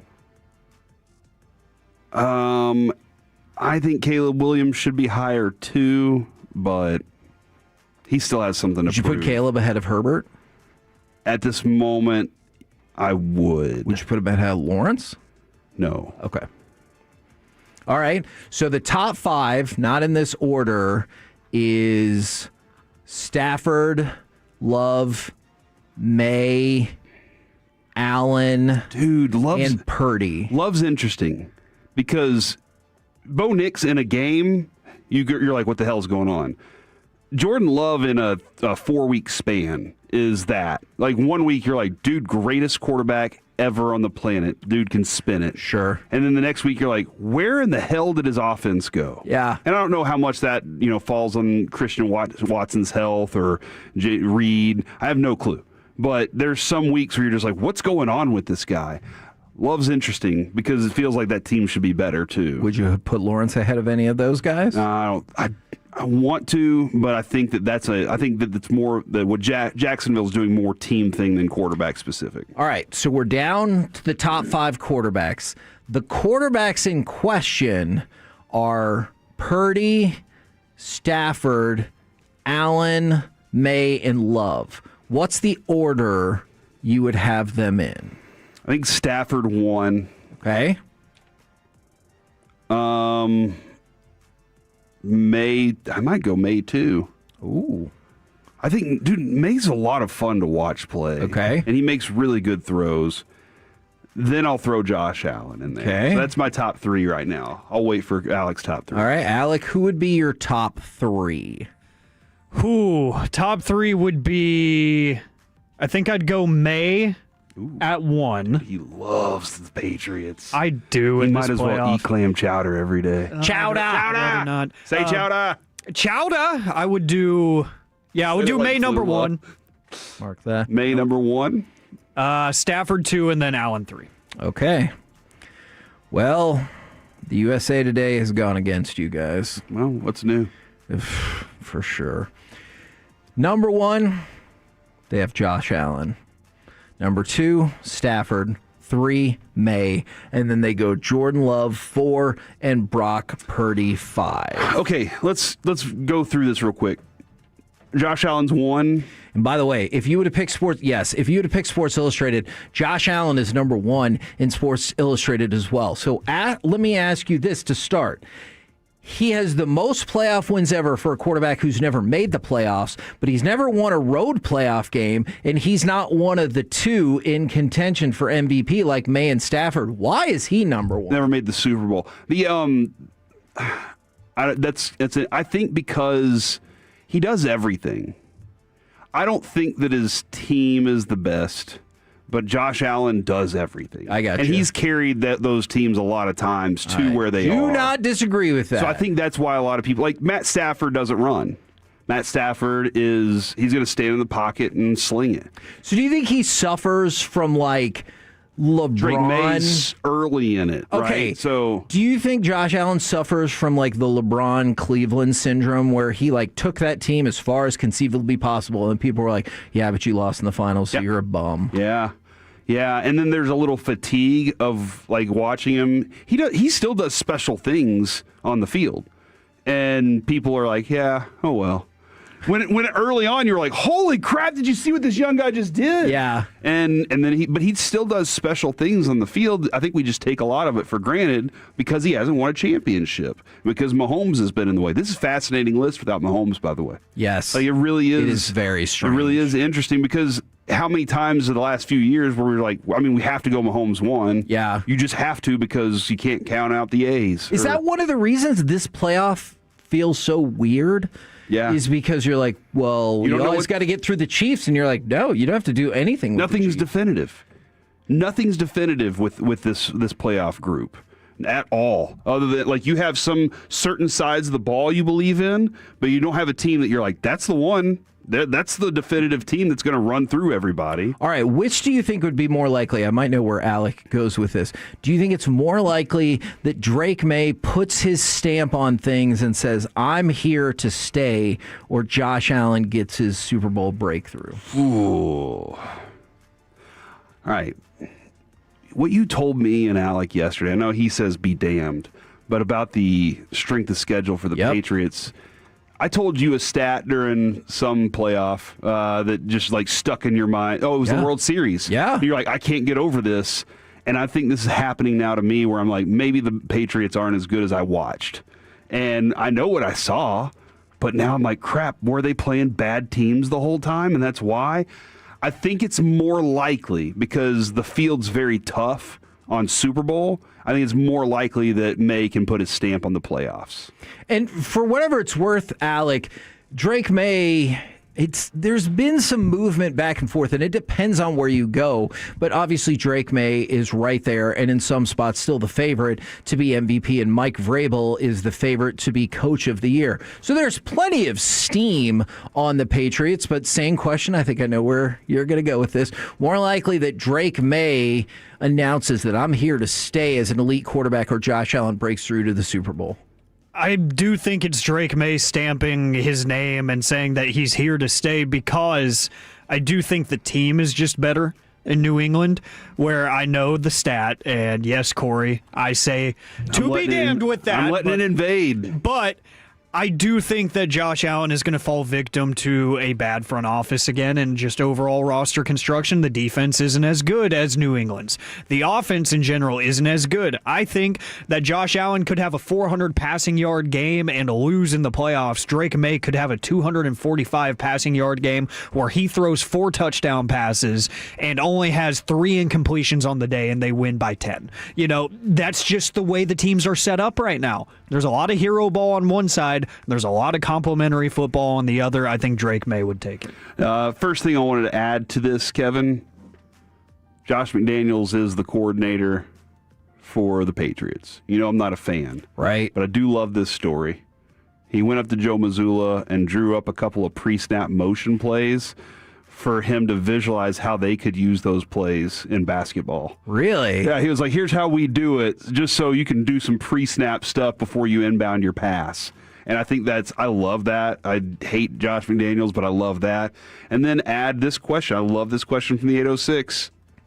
If Josh Allen's not able to do it with Mahomes, Lamar, and Burrow gone, what does that do to his legacy? Man, that is a good question, because I feel like it was the years. I think the Rockets could have beaten the Bulls one of those 2 years that Jordan, or 1.5 years where Jordan wasn't there the whole time. But I'm sure it's a great practice. But I'm sure every team in the NBA was like, this is our shot. Yeah. And I'm sure Josh Allen is like, good night. This is my shot. I can't beat Bo Nix. Because if you can't beat Bo Nix and Drake May now, well, you can't help but wonder, like, theoretically, they should get better. I know that's not how it always works. By the way, 2 more quick notes for you.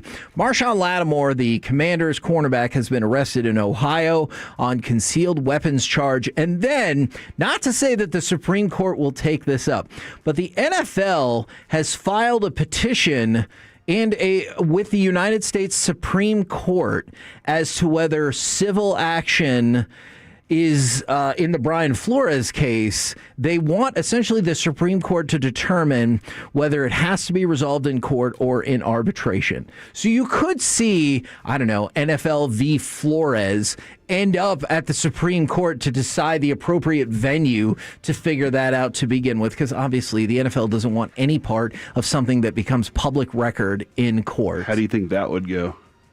I mean, I would rather see the Gruden case in court just because, you know. Yeah. What do you mean? I don't know. I'm just asking. I'm just going, yeah. Oh, trying to see what you'd say next. Oh, all right. We're the KNC Masterpiece. I'm sorry, I don't understand. Right here on 105.3 The Fan. Coming up next, let's chit-chat with the fellas. Yeah. Shut up from the G-Vag Nation next, right here on The Fan. Coming up Friday morning on Sean and RJ, let's pick all the NFL playoff games, react to the college, and preview the other semifinal as well. It's a Football Friday on The Fan. Hey, everybody, it's Corey here. And Tolos, when it comes to retirement, timing your Social Security benefits is going to make a huge difference in how much you actually get, and you want as much as you possibly can have. My friend David Dustin with MoneyWorks Group helps people all over DFW navigate the system. He doesn't want them leaving money on the table, and you shouldn't either. Right now, David's giving away a free copy of his book to help you make smarter decisions about Social Security and retirement. Visit MoneyWorksGroup.com for a free copy of the book. David Dustin and MoneyWorks Group, helping you retire with confidence. I'm Pat Boyle, here to help you beat the books with Westwood One Sports.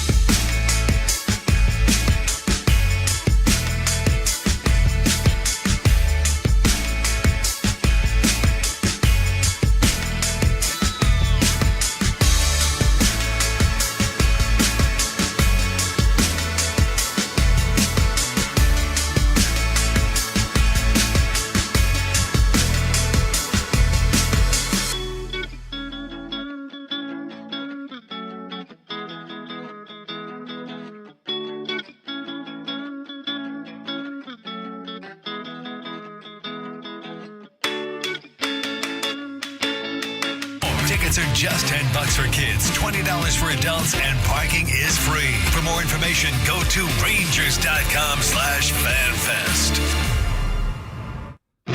This segment is brought to you by Classic Chevrolet. If you're in the market to upgrade your vehicle, get the Classic Chevrolet in Grapevine. Back-to-back number one Chevy dealership in the world. They've got more new Chevys than anyone, all price to sell. Visit ClassicChevrolet.com. This is Texas. This is Classic Chevrolet. Together, let's drive. Based on new Chevy registrations 2023 and 2024.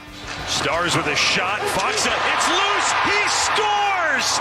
Radek Foxa jumped on the loose puck. A shorthanded goal. Fox has been involved with all of them for Dallas this year, and he breaks the seal down a man. K&C Masterpiece back here on 105 through the Fan, where the Stars finally won again. Woohoo! Yeah, baby. Right now, courtesy of D&M Leasing, it's time for our chit-chat with the fellas from the G-Bag Nation. Gentlemen, how is you today? Pretty dang good. Hagee, how are you? I'm good. Would you guys like to talk some Stars, or would you like to get to college football and start breaking it down? I'd probably vote college football. If it was up to me. Yeah. How are you guys feeling, and what is your intrigue level for tonight's game for two teams? We talked about it. Ole Miss starts, and like whether or not you think Tulane belonged in the bracket. Regardless, they annihilated them. Then in the Sugar Bowl, they beat a Georgia team that a lot of people were like, you watch out for that Georgia team, and they move into the semifinals. Miami goes on the road, defeats Texas A&M, and then really controls the game against Ohio State that I think a lot of people still thought Ohio State was the favorite to win this whole thing, despite the fact that they had just lost to Indiana. So two teams with strong resumes going into the semifinals tonight. Yeah, tonight we're scouting. We're scouting the Miami Hurricanes for a tackle and a couple of edges and seeing what else they put up there. I think tomorrow corner too, probably got some defensive backs. Yeah. Yeah, I think tomorrow's game is more interesting, just because I think because of the implied power of those two teams, I think either one will be favored of the Natty. Yeah, and that is true. So if you look at the hierarchy of Vegas, they've got Indiana 1, Oregon 2, Miami 3, and Ole Miss 4. And then that other game will have what some people believe will be the number 1 versus the number 2 pick. How do you guys see it playing out this evening? Scouting aside, who do you think is going to win? Everybody's nervous about this one. I think it's fans. I think it's a coin flip game. I mean, Miami's favored by 3. Yeah, but I'm just kidding. I'm just kidding. That's Brad. I think the stylistic matchup is interesting tonight because Miami wants to control the ball. They want to get pressure on the quarterback, but Trinidad Chambliss, he doesn't get pressured. They get the ball out super quick. They go up tempo. They throw a lot of stuff like just as soon as he gets the ball out of the snap, he's getting rid of it. Quan Lacey's really, really good running the ball as well. So, I mean, I think the matchup of the Ole Miss offense versus the Miami defense is going to be fascinating because Miami needs to get after the quarterback, and you kind of get that neutralized. You saw it versus SMU. You saw it versus Louisville this year where Miami wasn't able to win those games, and it's a similar kind of offense, except Trinidad Chambliss is far and away the best quarterback they've seen all season. And for Chambliss, the weird undercurrent that we discussed a little bit ago of you could be 2 wins away from having a D2 national title and a Division I national title and potentially defending it next year, or tonight could be the last college game that you ever play, but you're not going to find out for a little bit. It's amazing. Yeah, that is interesting. That's weird, right? Walking Yeah. out of the field not knowing where this is all going here and what's next for you, but what a story it's been for him and the year that he's had winning the D2 Natty and then coming back, giving himself a chance right now, and the plays he made, and I don't know, can you count on him making those superhuman type plays like he was doing in the fourth quarter versus Georgia?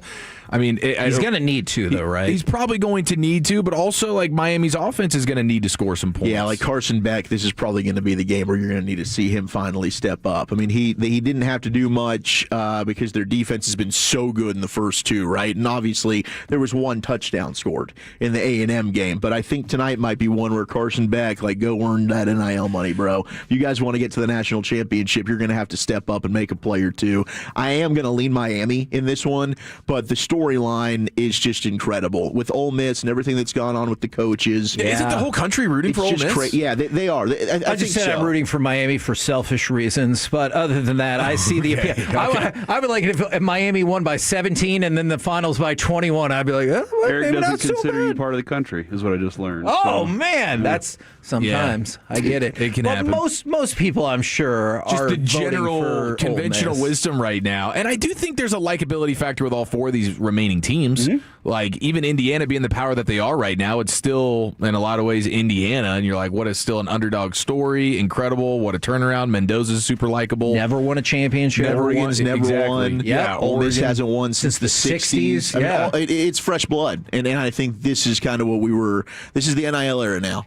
And it's fun because it used to just be Alabama, Clemson, Georgia. It was the same teams that were always going to be in this thing. And then now you've got the Final Four where you're looking around like, this is a little bit strange. Like outside of Miami, and they've been down for the last 10 to 15 years. Yeah, 20. 25. I mean, this is pretty bizarre. Yeah, we could get a Northwestern Wyoming at some point. Can't wait for North Texas. Oh my God, I can't believe they did that. That sounds absurd, but just a few years ago, if you're like, yeah, look out for Indiana, Texas Tech, and Ole Miss, they're really going to dominate the scene, you'd have been like, what? Indiana wins it all. They're undefeated. They're like truly undefeated on the season, like an all-time juggernaut. Go with the 76 hoops team. Yeah, dude. That's wild. We're going to need another Hoosiers movie. Oh, man. I'm going to go with Ole Miss in the points tonight, though. If I'm getting down gambling. I don't know if I have the guts to take them on the money line, but I'm intrigued by Chambliss against these edges because, as Chief said, is probably the best quarterback they've faced. He is a quarterback that probably has higher foot speed than both those guys, so can you contain him, or is he going to get loose and make first down with his legs? I think that could be the difference tonight. Does the 6:30 start time annoy you for professional Would it annoy you anyway?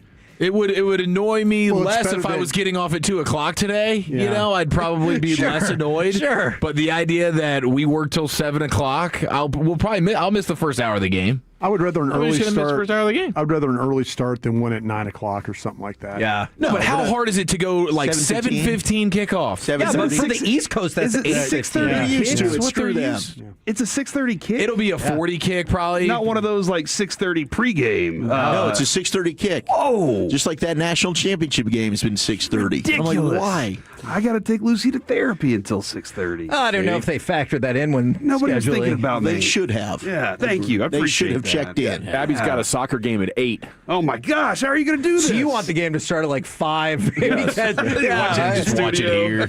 She texted me this morning and said, "Dad, my knees are bothering me. I might not be able to play." I'm like, "Oh, I'm sorry to hear that." That's rough. That might be a good thing. You should stay home and ice them just a little bit. You know? Oh my gosh, freaking amazing. What do you fine fellas got coming up on the program today? Pure Gold, as always. Thanks for asking, Heggie. We'll get NFL insider from Fox, Jordan Schultz, on with us at 3 o'clock. Okay, man. Love it, love it, love it. Roll home with the G-Bag Nation. Help them out by finishing up the show early so they can watch football. We have been the KNC Masterpiece. Make your way back with us tomorrow, 10 a.m. to 2 p.m. right here on 105.3 The Fan. Take it to the sip, Kevin. When your friends say, "Hey, did you hear?" You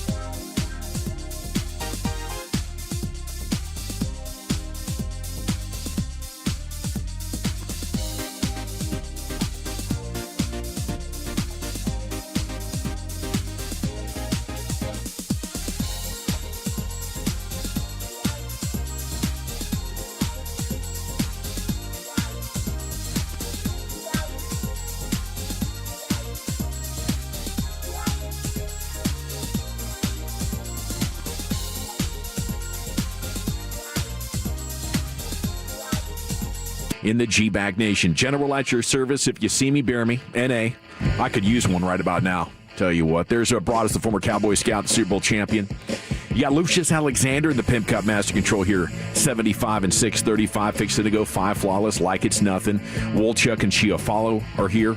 Somebody's coordinating our video. You can watch us at 1053thefan.com, Twitch, and YouTube. Carter Freeman Station unmanned as we set sail on this 5-hour journey. How the heck you guys doing? Wonderful. Really great, man. Really great. If it wasn't for the 6:30 kickoff tonight, I would just be feeling elated, like Blake Elliott style. I'm going to get this thing on. Don't worry. I'm going to figure out these TVs for the first time ever. Yeah, looking forward to this. Miami and Ole Miss. We got a guest coming up, don't we, at 4:20 to talk about this with Denton Day. Denton Day. He's the host of College Football Overtime on Sirius XM. It just brings up the great nostalgia for me with Miami being this good. I think I'll be pulling Hurricanes tonight, and if they make it to the national championship, I think that's the team that I'm going to be rooting for. But tonight it's difficult to call who's going to get this dub. Yeah, I'm excited. We'll break it all down in the Darty, of course, a little bit more. But yeah, like the Miami alumni and the playmaker Michael Irvin, and you have Carson Beck telling the story that before the final drive versus Ohio State, you have Ray Lewis walking up to him being like, "Yo, we got to get a score here, Carson." And he's like, when Ray Lewis looks you in the eyes and says that, there's no way you can let him down. He's got to do the pregame speech. Unless they're saving him for the Natty. But, I mean, could you imagine Ray Lewis doing the pregame talk to Miami? I mean, and between him and Michael Irvin? Leads him out with the Ray Lewis dance. I'm going to give you a better speech. I'm going to give you a guy who'll give a better speech for the U. Better than the playmaker and better than Ray Lewis. Yep. I freaking dare you right now. I'm going to give it to you. Ed Reed. I think Ed would do it better. Ed Reed is a Miami lover. You ever heard Ed Reed speak? I mean, yes, but not from like a pregame hype-up standpoint. Yeah. He'll get you going? I think he did a pretty good one for the Florida. If going back to the U Part 2, I think it was before Florida State. Ed Reed you would run through the wall for and Ed it might have Reed. been a halftime deal where they weren't playing up to the standard. Oh, yes, I see it right out. now. Yeah, Ed Reed's 2001 halftime speech is still legendary. Yeah. I'm hurt, dog. Don't ask me if I'm all right. And then he goes on like a 15-second tirade. That's a good call. All right, that's all it took. 15 seconds to get the team squared away. I think that's all it took, man. That is efficient. And a little shot of Henny. But I don't know if I've even seen Ed Reed like I saw Coach O and all these guys down on the sideline, Andre Johnson, Edgerrin James, and maybe the crew on the sideline from an alumni standpoint just gets bigger and bigger as it goes, and so maybe you get more tonight. But I don't think Ed Reed was at the Cotton Bowl. So I don't know, but that might be worth a phone call to bring him in. I'm just saying, if it was me, if that's Michael, who you're picking, yeah. And wow, I respect Michael and the linebacker, but Ed Reed to me is a guy. When you want to talk about a guy that'll lay it on the line and the way he plays, one of the most respected players in National Football League history by the way he played. Oh yeah. Listen to Belichick talk about him. Best safety I've ever seen. Yeah, he's amazing. So when it comes to leadership for the Cowboys, as we are in our second full day of looking for a DC on DC Watch, not a lot of momentum still, right? It looks like they're going to take their time at least through this weekend, maybe into next week before we start getting candidates named and reports happening. There's nothing, right? It's kind of crickets out there. They just gather an info stage. Yeah, I think right now you're just trying to kind of line up schedules to see. There's probably some guys that you want to. They're obviously behind with some of the playoff team stuff. They can't really navigate that, but which is laughable. You knew you were going to get rid of Eberflus, right? Like you weren't surprised when you woke up on Monday or Tuesday and were making the decision. Honestly, I don't think that they were going to get rid of Eberflus until the head coach stepped in there. I think Jerry was ready to move on, but I think the head coach stepping in there and saying, listen, well, at the time, we've got 7 openings here. Now you got 8 with McDonald, right? Mike McDonald's now out at Miami. McDaniel. Excuse me, I'm sorry, McDaniel. That's all right. I did the same thing yesterday. There's a lot of McDonald's, and they've all got farms. And they're all Mikes. Yeah, but a lot of M&Ms. But I think the head coach basically stepped up and said, we've got to do something. We can't wait the 10, 12 days. Which snaps urgency into it, which is why I thought by today you would at least hear that we're going to bring in the guys who are currently not working. You know, I thought at least by now we'd hear a Brian Flores interview or something like that. But anyway, confidence they're going to get this right. Or do you guys have confidence they're going to get this right, or are you cynical? I am. I'm cautiously optimistic and confident they'll get this one right. Now, Bobby, our Cowboys insider, he said he thinks it's going to be Jim Leonard or it's going to be Jeff Ulbrich. And I saw today you had the owner, the man who looks like he would be on the Haunted Mansion ride at Disney World, Arthur Blank, said that he is going to advocate for Ulbrich to stay as the defensive coordinator to whoever they hire. Now, obviously, that head coach will have the final say in that, but maybe you're not able to get him. The problem with the Jim Leonard thing, and this goes to why I'm annoyed by it, is you could have requested to interview him this week. Now's the time to do it. They've got a bye week, so if they know they're interested in Jim Leonard, why are you waiting that out? Now, they could get screwed. As I've said, Vance Joseph is interviewing. He just completed an interview for the Baltimore Ravens gig. He's interviewing for several of these jobs. If he's hired, Jim Leonard's probably not an option anymore. I assume Sean Payton says, hey, stay here. We're going to go ahead and make you the defensive coordinator. But those are the two names Bobby keeps throwing out there as who he thinks is going to land the job. I am, though. I think that Schotty, there's too much on the line here not to get this right. I think he is going to do his due diligence and make sure that he gets the right guy for him. Yeah, I would agree with that. We'll have to wait and see, though, and even if he does get it right, they're going to have to improve the roster significantly. And to hear Schotty say it yesterday, he said he feels like they're good enough to still be playing right now, which was I guess you can look at that and say we're 7-9-1, but I mean, how did you beat Philadelphia and Kansas City? I look at them as much more like a 5-11-1 team than close to 500. Kansas City is kind of who they are. Philadelphia is. Yeah. I think if you asked what could potentially be the first round, I don't know if it's an upset, but San Francisco could go in there and knock Philadelphia around pretty good. It was incredible how they slowed those offenses down so massively in the second half of those games. Probably bad offense. Couldn't slow down, significantly lesser players. But yeah, bad offenses, teams in crisis. I think you got lucky to win those games, though. Sure. You line them back up now, and I'd be picking the opposition. Speaking of the Cowboys and coaches, Jason Witten is the new OU tight ends coach. I'm kind of surprised by this, considering last year we were talking about him as a candidate to go be a head coach somewhere, including the Cowboys. But I think this is a story about a guy who really loves coaching and is committed to the process of figuring out what it takes to climb that coaching ladder. Like, to be a future Hall of Famer and to accept a position coach job like that, I think it speaks to how much you love football and how much you want to be a coach. Yeah, this is a guy who has stepped into a job he was unqualified for, and the bright lights really got the best of him. And he probably doesn't ever want to make that mistake again. And now you inch closer to the NFL, getting in with the Sooners. I mean, he's one step closer to being the Cowboys' next head coach, like whenever that is. Yeah. Maybe it's in 2 years, maybe it's in 5 or 10 years if Schotty gets this thing right. But I think you're seeing him make the necessary climb, because it's difficult to be like, oh, I've been a high school football coach for forever, and then now I'm all of a sudden just going to be the Cowboys head coach. No way. But all of a sudden you're the tight ends coach at OU. Next thing you know, you're the OC, and then you blink and you're the number one candidate for the Cowboys head job in 5 years. The 940 asking, should we bring Al Harris back as defensive coordinator? The answer to that question is yes, they should. It seems like he's got the enthusiasm, doesn't he? He's got the communication, the enthusiasm, the takeaways. Like, those are three things that Schotty mentioned at the podium yesterday. I hope they're going to consider Al Harris. The 713, it's Pete Carroll, boys. Get ready. Hadn't heard that one before, but that would be something. Man, it's the flip, the role reversal with him and Schotty. That'd be. I don't think Schotty would ever want to do that. I don't think so either. And if you're Pete, and maybe he just loves coaching that much, but do you really want to just go be a defensive coordinator? And is he even still a good defensive coordinator? I mean, when's the last time he was calling defense?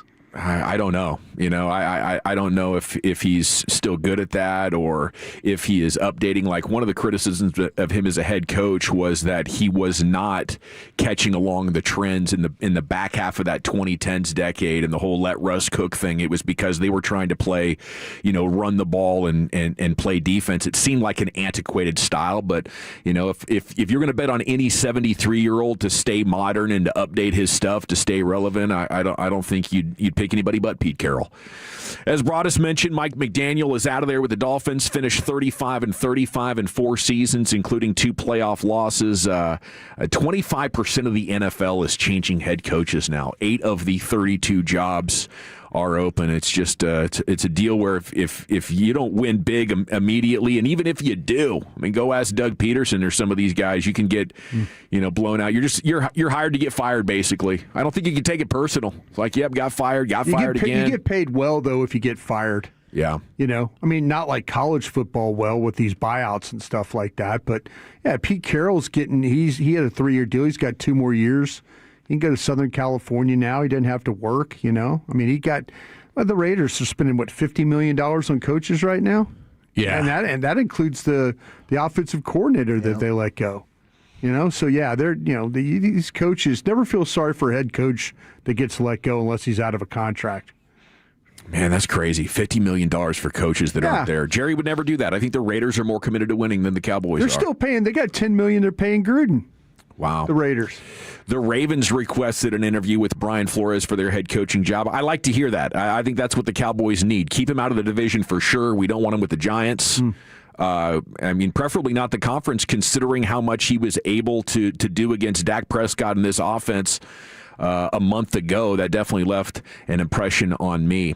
Latest embarrassment for the Chiefs hitting last night. The ex-girlfriend of Rashee Rice accusing him of 8 years of abuse, complete with pictures of some damage to her face. Who knows, the full backstory on this, but it does continue a pattern of behavior for Kansas City Chiefs players, bringing in guys who have been accused of this in the past. And I don't know how you stick with this guy.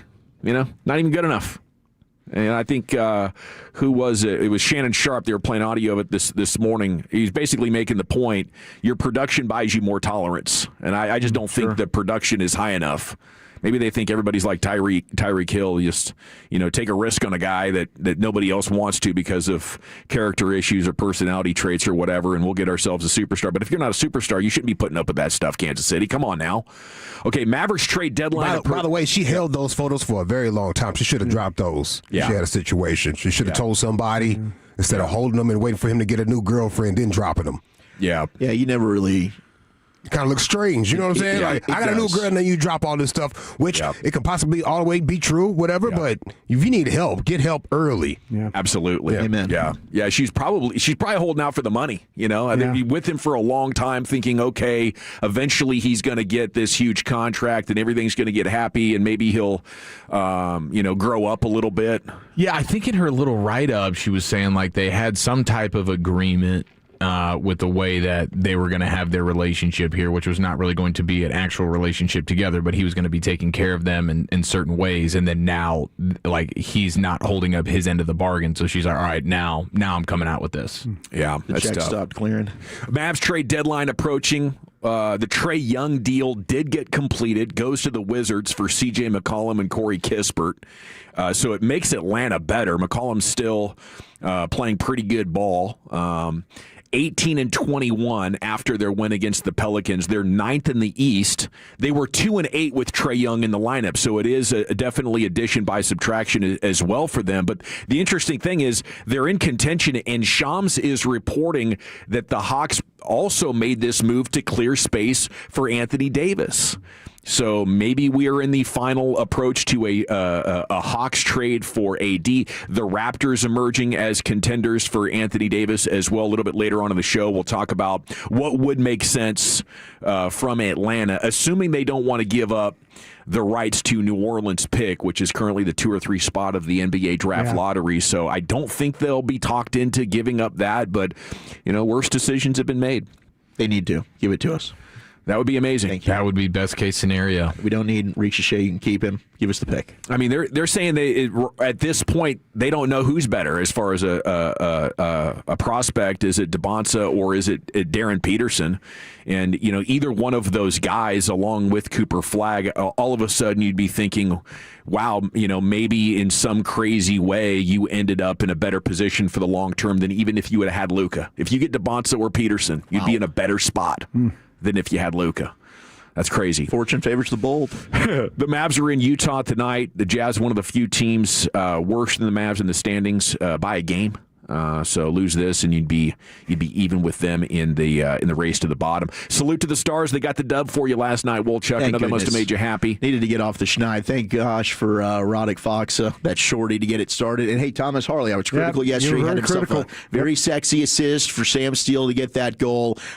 Good stuff from the Stars. They needed that. And then Ovechkin. It was nice. You have the old man, a nice little goal there late in the third period. Go ahead and keep climbing up his history there in the NHL. Good to see the Stars back in the win column. They'll get a nice little break before they're back in action Saturday. Yeah, they're going to visit the San Jose Sharks on Saturday as part of a 4-game Western road trip that will have 3 games in California and then that last one in Utah. Scotty Scheffler has made it his intentions clear. He's going to debut in 2026 at the American Express Championship later this month in La Quinta, California. Tournament officials saying Wednesday night. All righty. It is the G-Bag Nation here on 105.3 The Fan. That's a snapshot of everything developing in the local and national sports scene as we do every afternoon here at the top of the show for you. Jordan Schultz, Fox Sports NFL Insider, coming up at 3. Then Denton Day, host of college football overtime at 4:20. We got the champ on the other side. Wolchuk, then your top 10. Where are you taking us? All right, 877-881-1053. Do you want winter or do you want chokes? That's next in the nation. But let's talk prize picks. We got ourselves a big-time matchup tonight. It's Ole Miss. It's Miami. You want to go more or less on the Carson Beck passing yards? Do you want to go more or less on the Lacey rushing yards for Ole Miss? All of that.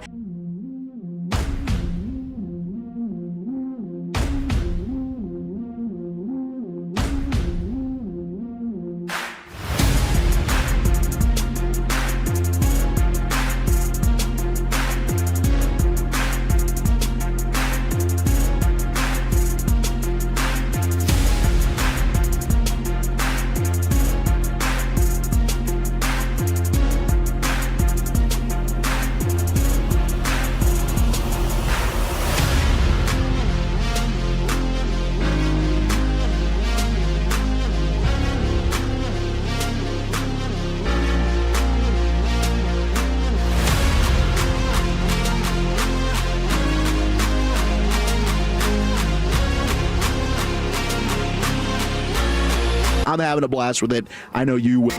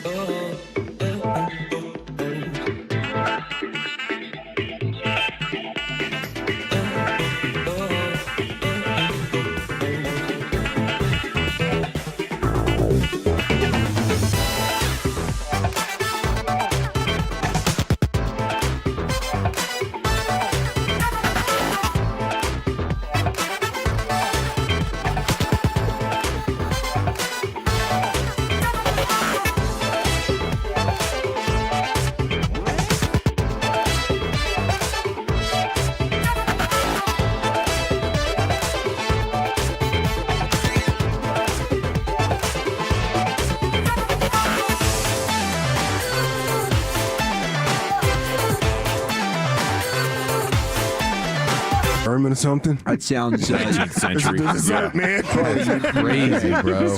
Take it down a little bit of vodka. mincemeat pie. They're at the gates. That's like Make me a mincemeat pie. Yeah, that's like Game of Thrones.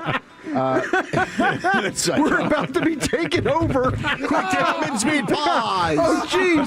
I can see Patton's tanks. We make a mincemeat pie. Unload the pies. The old mincemeat pie. As a dessert is insane. It's gross. Yeah, and a lot of people were saying, and I didn't, I've always been wondering what's the secret with the pork chops. So I've been searching for this, but I guess applesauce does pair well nicely with pork chops. Yeah, it does. For a meal. I suppose, add some brown sugar to it, maybe the pork and applesauce. But it does sound like we're finishing the meal with this. Yeah, I think it was like it's like your leftovers, that you're repurposing now. Kind of dressing up. Yeah. I had a run in with some repurposed wings the other night at the grocery store. I think they put them out fresh, and then if they've gone too long, then they bring them back in and they pre-season them to kind of mask the scent. Yeah. They're like, oh, these are safe. They might not smell good. So when I opened them up when I got home, I caught a whiff of it, and I'm like, man, are these? So I checked the packaging. I was like, it says safe. So I cooked them. And boy, I've been on. Haven't had any problem with the fiber last couple of days, if you know what I'm saying. Everything's running a little bit hyper efficient when it comes to the gastro. It's tough. All right, it's time now to get Wolchuk's top 10 at 220. Actually, I kind of appreciate it. I think I'd prefer this one the other way. Needed that a little bit. Yeah, a little clean out. All righty, let's get into it. The top 10. How about that for a poll question? Yeah. You rather have the trots or constipation? Which one's better? I think maybe give me the trots, but who knows? Top 10 biggest chokes in sports history. 877-881-1053. If Indiana were to lose tomorrow night, would you consider that a choke job?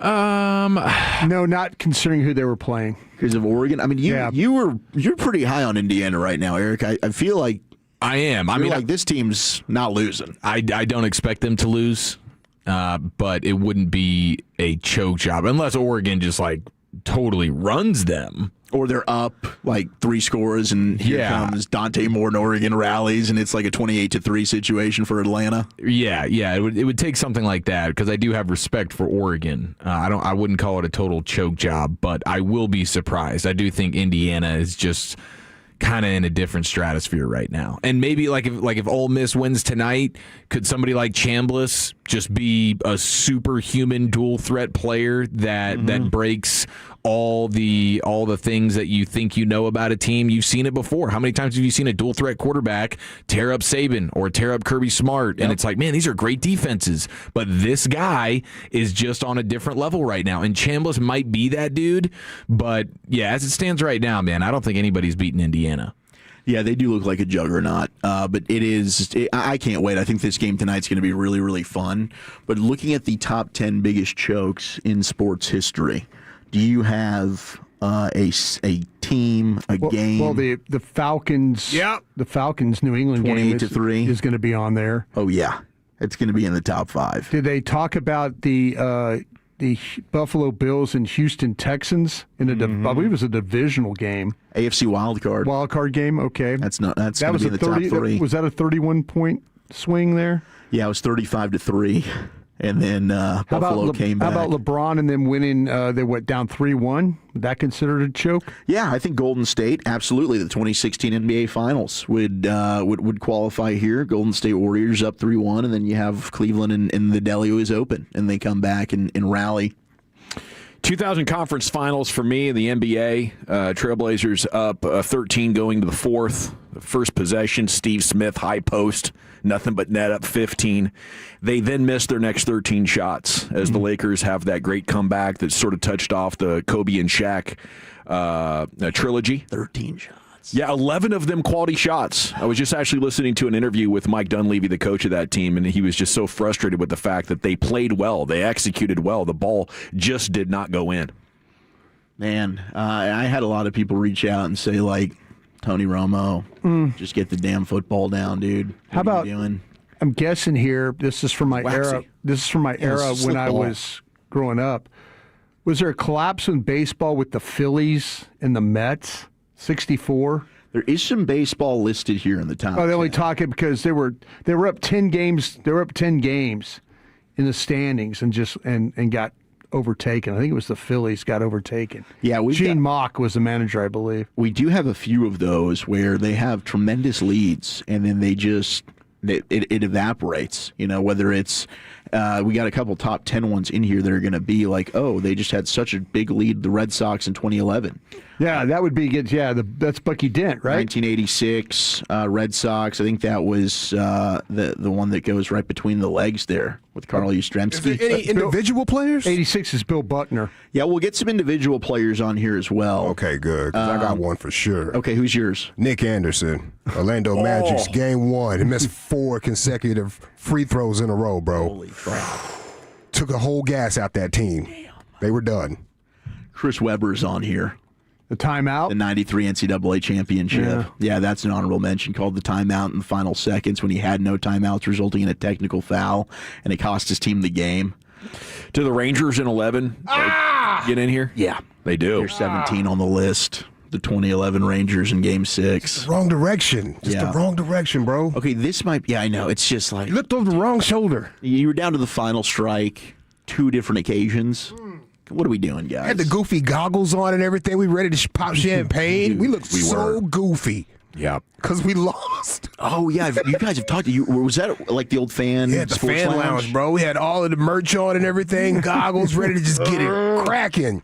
Those were great goggles, too. Fantastic, bro. Didn't even save them. I think I broke them. Yep. Yeah. Threw them in the parking lot. I mean, there were people crying that they were about to win the World Series and then crying that they didn't. Yep.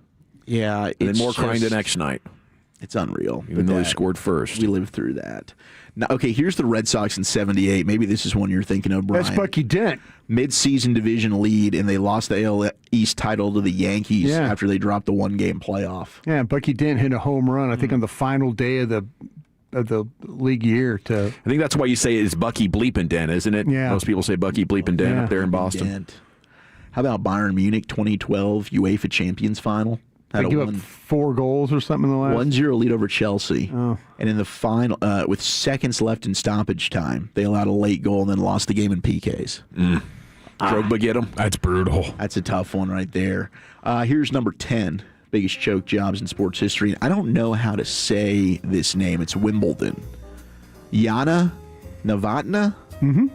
Led Steffi Graf 4-1 in the final set. Yana Novotná. Ended up losing the next 5 games to hand Graf the championship. Oh, I could give you one, too. Is this Gene Van de Velde? Are we going to take the 1999 Open Championship? That was an honorable mention, too. Oh, I skipped over it because I didn't know if anybody would know that one. But look at you. You're a bleeping encyclopedia. Yeah, that was a. I think he had a 5-stroke lead on the last hole. Yep, and that being a playoff. He led to a triple bogey and a playoff loss to Paul Laurie. Yeah, was it Greg Norman? Was Greg Norman the other big choke? That was another Nick one. Faldo? That was Nick Faldo. I think that was the 86 Masters. Oh, I think I was right about that. You nailed it. Yeah, 96 Masters. 96? Yeah. 86 was when Nicholas won it. I'm sorry. Yeah, 86 was Nicholas. 817 section, the 5 Slam and Jamma. That would be North Carolina State beating, North Carolina State beating. That's Jim Valvano. Yeah, it's Jim Valvano, yeah. Yeah, I think it was like 50, 54, 52. It was one of those Took games. the air out of the ball. Yeah. 2-1-4, the Packers Seahawks. That was actually in that NFC Championship game. That was the game that they beat Dallas and went on to play the Seattle. Yeah, they were up big at half. 19-7 with 3:42 to go in the fourth quarter. Yeah. And then they lost the game in overtime because the Packers kicked that onside kick. Was that 2016? I think it was 14. I think 2014. It was after the Dallas. Oh, that was the Dez. Both of them, the Packers beat the Cowboys. Right. Went on, and I think they got smoked in the NFC title game by Atlanta in 16. Because that's what resulted in what will be number 5 on this list. 9 is the Pittsburgh Penguins, the 75 Stanley Cup quarterfinals. They had a 3-0 series lead to the Islanders, and then they lose 4 in a row. Chico Resch. 8 is the 2016 NBA Finals with Golden State. All right. 3-1 series lead. Here you have the Cavs. LeBron with the all-time block. They come back and win. Cleveland, this is for you. Game 7. Draymond kicking him in the nuts. Oh, yeah, that was huge. The nut kicking. That was big. How about this, the 9-7-9 when the Rockets missed 27 straight threes versus Golden State in that Game 7. Oh, Wasn't that the Western Conference? They had them. Yeah, that's 2018 Western Conference Finals. Yes. A playoff record. 0 for 27 from beyond the arc, and that was when I think that was a 3-1 series too. That goes to a Game 7, and the Rockets, who were nasty from 3, and they go 0 for 27. Yeah, that's Chris Paul, James Harden. How many times did Golden State benefit off that? They were down 3-1 to OKC, and then Houston had them on the ropes, and I guess that karma bit them in the butt with Cleveland. But that's tough. Greg Norman, number 7, the 96 Masters. Yeah. Fred Brown, the 1982 NCAA championship. Georgetown mistakenly passed the ball to a North Carolina Tar Heel player in the waning seconds of the game, effectively giving the game away. What? That's an all-timer. I can, other than like running the other way, which I think Jim Marshall did. Jim Marshall against the 49ers. Yeah. That's an all-time, like, I'm going to pass the ball to the other team in the final seconds for trying to win it. Like, here you go, take it away. That is a what the F moment. If we do top 10 drops at any point, that I don't know how you could beat that one. That's all time. As soon as you think it's done, there's still more. 5 is the Falcons. 28-3. How is that 5? I know. How could that possibly be 5? That's a Super Bowl. That's not even just some run-of-the-mill game. Okay, number 1, I get why it's 1, but I think you could argue. How could there be 4 bigger chokes? This should be 2, I think, for sure. 4 is the Red Sox in '86. They were 1 strike away from winning the World Series in Game 6, but then you had the clutch hit by the Mets. And Bill Buckner. End up losing the game. And Calvin Schiraldi was horrible that game, too. He couldn't hit the broadside of a barn. God, he was awful. Houston Oilers, 93 AFC wildcard game. Remember that one? 35-3 in the third quarter. Yeah, oh, my gosh. Yeah, Frank Reich at quarterback, like the Jim Kelly wasn't even playing. And then nobody circles the wagons, like the Buffalo Bills. As they Frank Reich, 41-38, known as the comeback. And I think that's where that was born from, the Shalami. I was skiing that day. I was barely able to get reception depending on where we were on the mountain, so I was getting somewhat regular score updates on that. Couldn't believe it. Got that old yellow Sony Walkman. Remember that? The Sport Walkman? Yeah. And a little blue waterproof. That's awesome. Yeah. What a day, dude. You're just skiing the mountains and listening to some playoff play-by-play. With some, but you had to be an expert skier because that thing, it was a Walkman, but it had these like foamy kind of headphones you had to wear. Weighing you down. I got the Sport ones, the little tiny ones that kind of went in there and then you pull the hat over. This is before the helmets. Yeah. Helmets are everywhere on the mountain these days. Everybody wears a helmet. I mean, I never wore a helmet. Neither did I. Now, I think you have to. I went back skiing like 5 years ago, and they're like, where's your helmet? I'm like, what are you talking about? You think I'm a P word? Ski with a baseball hat. I looked hat. around, I was like, wait, everybody's wearing a helmet now? It looked like a sissy. Went soft. Baseball hat and a joint. Yeah. It's disgusting. It is. Baseball will be the top 2 of the biggest choke jobs in sports. Red Sox, 9-game lead in the wild card race in September, went 7-20 down the stretch to miss the playoffs. Oops. Regarded as one of the worst collapses in MLB history. That was the 2011 Sox. But Matt Eberflus, manager. Better history here for Boston. Number 1, 2004 American League Championship Series. Yankees up 3-0. And the Red Sox, David Ortiz, we'll see you tomorrow night. They come clawing with their fingernails. That's a Joe Buck call, right? Yep. We'll see you tomorrow night. They win it in 7, and they break the curse of the Bambino. That is the biggest choke job in sports history. How about that, New York Yankees? Not as big as the Super Bowl, I think, to Chiefs' point, although it was historic and iconic, and it broke a streak. And I all like that. going into that one. I think that's where the pregame shots started. I think that was one of the first times we heard about them, taking booze there in the pregame to loosen up. I get it, man. Yeah, that's trendy now.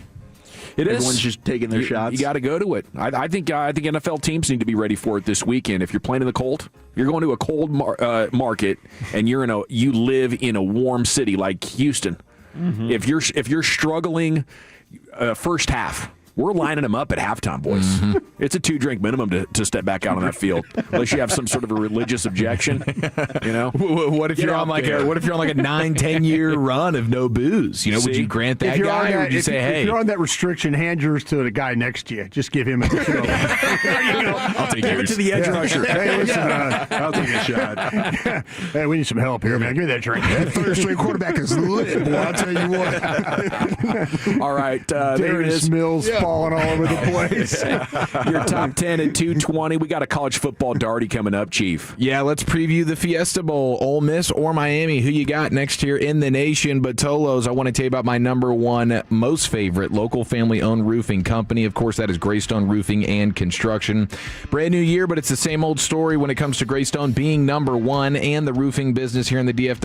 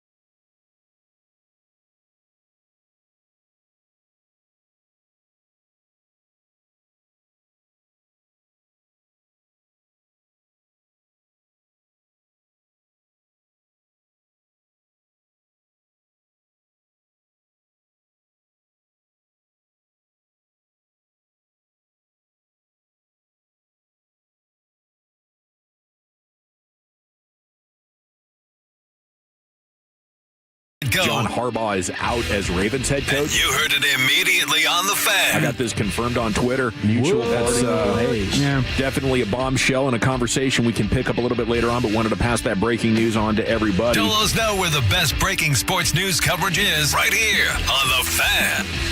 If you're in the market to upgrade your vehicle, get to Classic Chevrolet in Grapevine, back-to-back #1 Chevy dealership in the world. They've got more new Chevys than anyone, and they're all priced to sell. Silverados, Tahoes, Blazers, Malibus, Equinox, and more. Visit ClassicChevrolet.com. This is Texas. This is Classic Chevrolet. Together, let's drive, relax, and enjoy the difference. Based on new Chevrolet registrations 2023 and 2024. All right, thank you, Lucius. It's the G-Bag Nation here on the Fan. Fox NFL insider Jordan Schultz is coming up here at the top of the hour. Here's the chief of the college football, Darty. Yeah, crack him if you got him. It's a game night, ladies and gentlemen. Well, looky here. Mr. Cold Turkey put a mini booze bottle in his headset. I've never filmed any of you guys when you're using the bathroom, so I don't know what faces you make when you're doing that. Special teams, fucking joke. I want them never to say our name again. Well, I don't get they bring the head cold.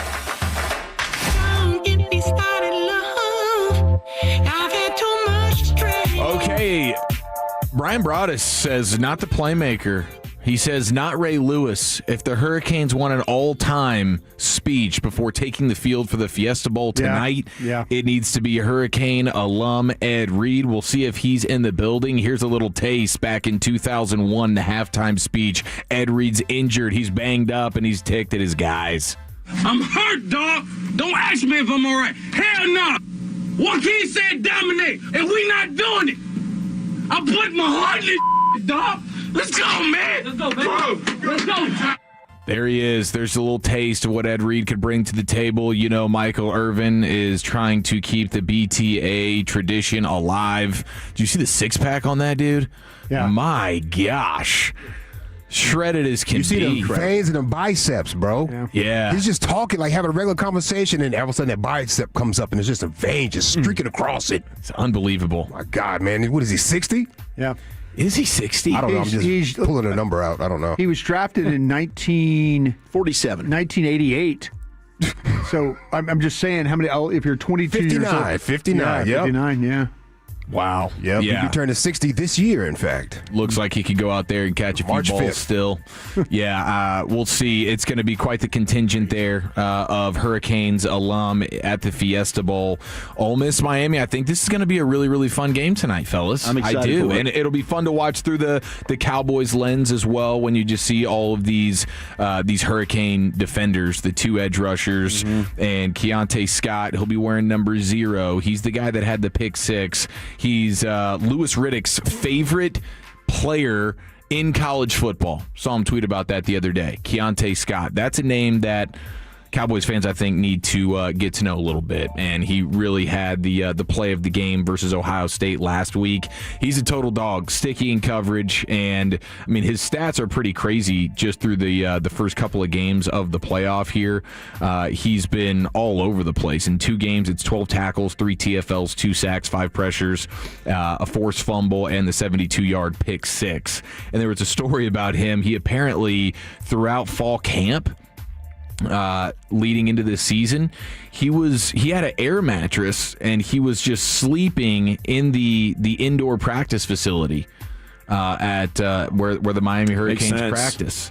I was watching a breakdown of that play, and the instincts analyst are ridiculous. He said not only is it instincts, but it was the extra time maybe that you had to get ready for this game. And the guys that really want to watch film see those screens getting set up to the outside, and it's just like, oh, I've seen that about 500 times over the last 10 days on tape. I know what's coming, or if I'm right, it's 6. Yeah, and it's a pivotal moment in the game. Yeah, that was a great play by him, and he will be a big key to tonight because Ole Miss likes to get the ball out quick. They depend on the yards after the catch there, and that can neutralize the Hurricanes pass rush. I mean, they go super up tempo. They're trying to exhaust you, and Mark Fletcher, the Hurricanes running back, he is a load. That's where I think this game is going to come down to. Can Miami run the ball? I think that you're going to, we always talk about shortening the game, making it ugly. I think Miami wants to make this an ugly game. I think Ole Miss would love to turn it into a track meet. Ole Miss probably feels like they have the better quarterback. They probably feel like they have the better ability to score. I mean, they can make things tough on Miami if, in fact, that they start putting up some points. Because I don't know about Carson Beck. I think he's done a really nice job of playing within himself and not doing anything stupid. He's going to need more than $150 tonight. He's got a lot of experience, though. I mean, he's got a lot of experience in these types of games. So, but this is really going to come down to Mark Fletcher. And there's nobody that the yards from scrimmage when you start to. 90 yards against Ohio State's defense. Come on, me and Wolchuk and Dawson, we're all watching Ohio State's defense, and we're talking about 3 or 4 first-round guys at every position. 90 yards against Ohio State. That is a real key. And I have a feeling that that's what Miami's going to do tonight. They're going to try and just make this game as kind of as muddy and mucked up as they can, and then make Mark Fletcher and them like pound that rock and keep the Ole Miss offense off the field. Yeah, that's absolutely got to be the game plan. And Ole Miss's run defense has not been very good, so Miami should have quite the advantage there. But Chambliss is scary. Chambliss is one of these dudes now that is really striking fear into you if you're a defender. And the Hurricanes, I mean, you'll have fun watching the defense in general because they play with such violence, and just like that Miami swagger is sort of back now, and these guys are locked in and they will lay the wood on you. And so that'll be fun there. And you have the edge rushers that we know that are household names, but they got another guy too, Marquise Lightfoot, number 12. Watch him, like his speed, trying to chase down Chambliss, I think will go a long way for him tonight. And just the blocking in general. Like you talk about Mark Fletcher, the running back. Yeah. Watch the way he pass pros. Yeah. And he's coming back to Miami next year, and I guess that's the NIL world. I'm kind of surprised by that, but that is a dude who blocks his tail off. Malachi Toney, the freshman wide receiver, he's another guy that, watch him block. Oh, when they insert, they block. They are serious about that. Yeah, they really, really do. I mean, I'll tell you, I watched Messidor last night. I did too. Okay. And I will say this. He's a beast. I am a big fan of Bailey from Texas Tech. I am a big fan of Howell from Texas A&M. This guy is right there with him. Yeah, he is. I mean, right there with him. I might have him better than Howell from A&M, but you watch him play, and with him and Bain, if this thing turns into all of a sudden Ole Miss is having to come back, Ole Miss's tackles might be in some trouble. And these guys, what they'll do is they'll play them on the same side. So they'll really mess with your blocking scheme. You're thinking, we could slide it this way or slide it that way. You watch them, and when these two guys line up on the same side, it's usually problems for the offense. And Messidor will stunt back in, and he'll just do it himself. Yeah. I mean, he's got a great knack for it. The one thing about Messidor that is a little bizarre is all of a sudden this guy, he just dips his head.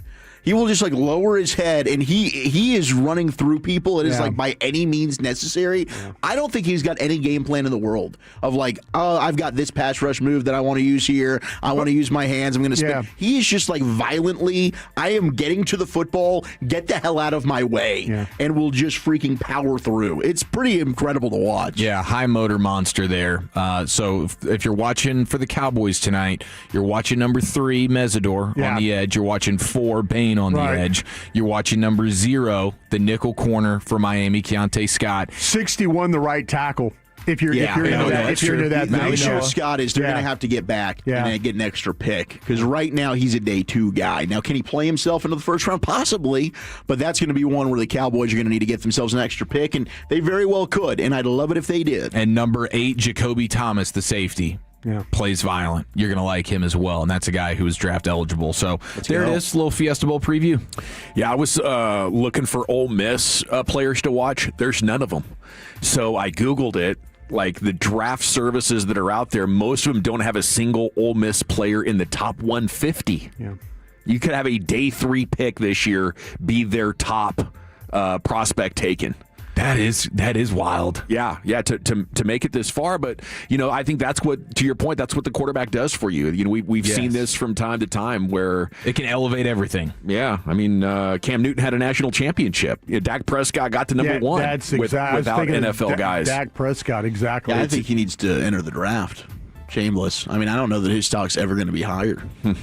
All righty, it's the G-Bag Nation. We got 1 down and 4 to go here with you on a college football semifinal Thursday. 1 game tonight, then Oregon, Indiana tomorrow. Jordan Schultz joins you next here in the Nation. But Tolos, how about a simple New Year's resolution? One where you're guaranteed to succeed. Reverse the clock on hair loss with Advanced Hair's simple 1-day treatment. You will feel more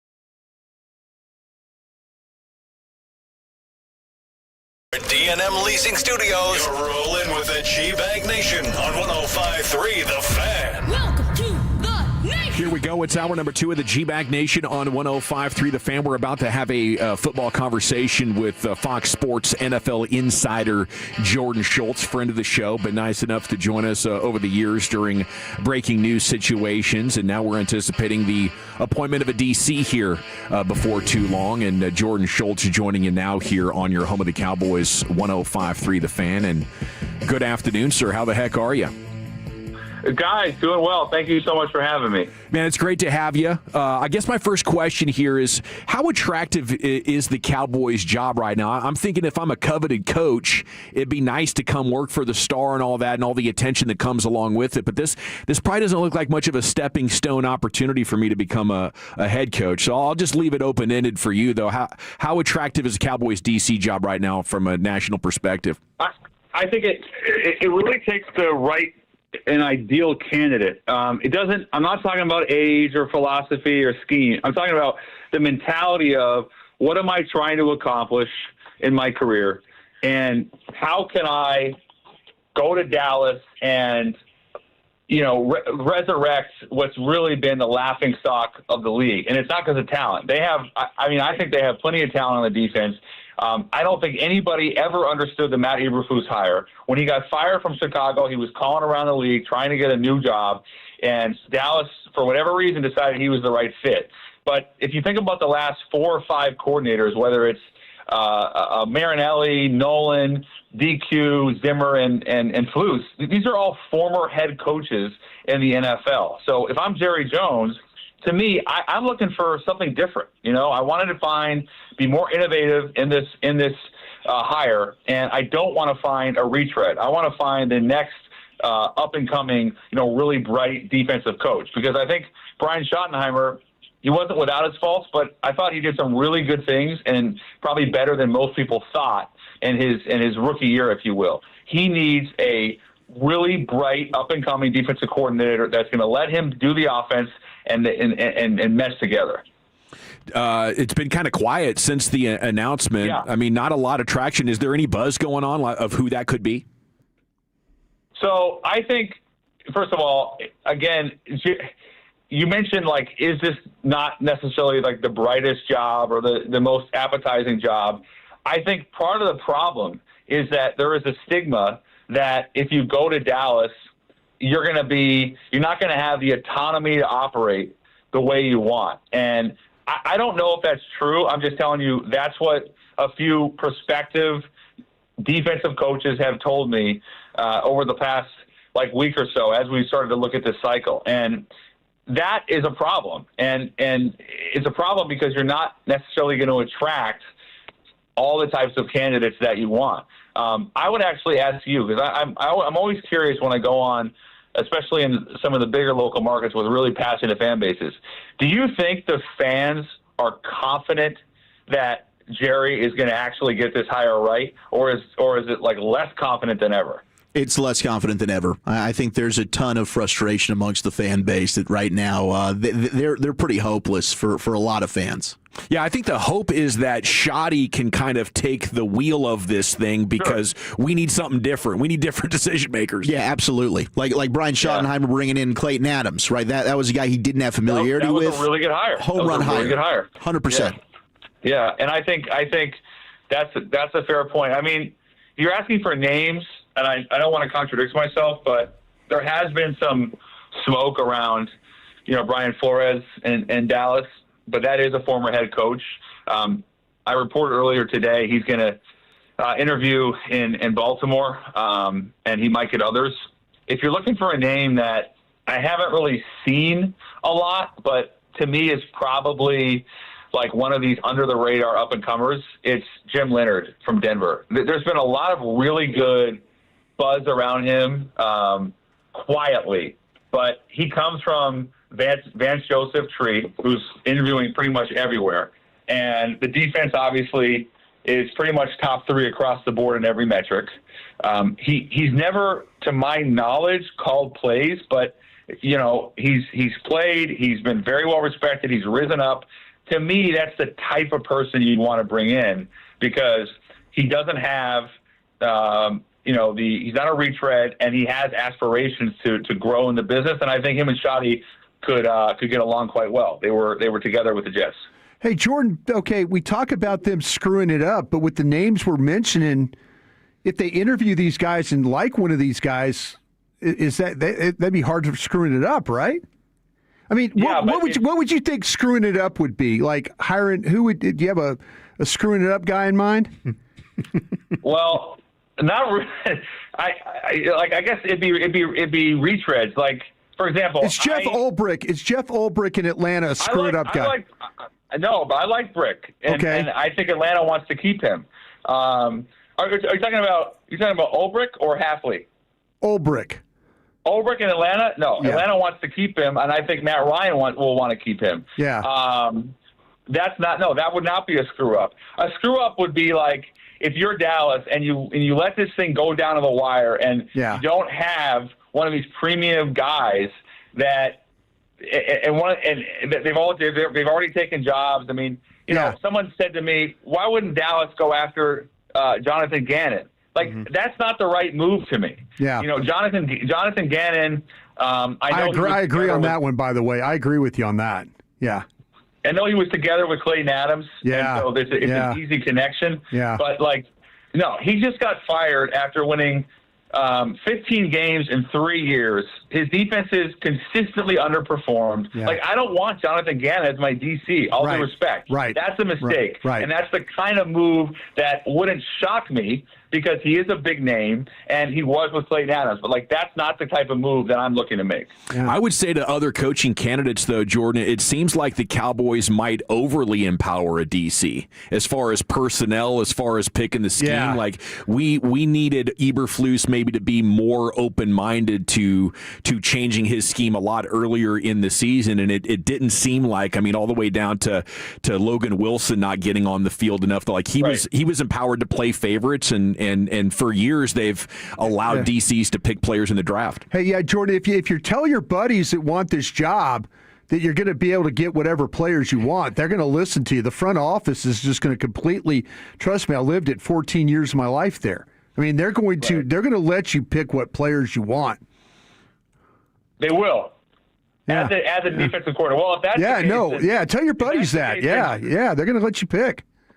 If that's the case, then shoot. I'm the first call I would make is Al Harris. To me, Al Harris should never let him out the building. Yeah. And he's done a hell of a job in Chicago. Yeah.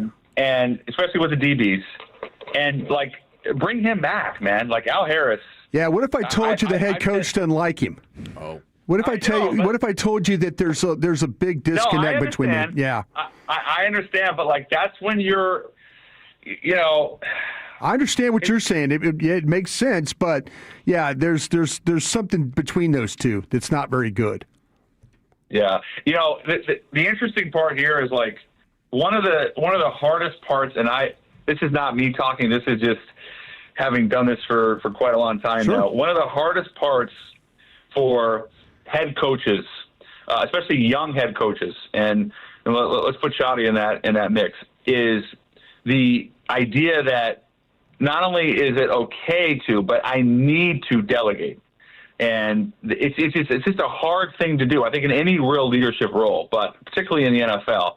And, I think Raheem Morris is a good example of it. When it didn't work out in Tampa, he talked about, this is what I learned. And I know it didn't work out in Atlanta either, but I thought he did a decent job. They won their last 4. I thought he had a real chance to keep that job.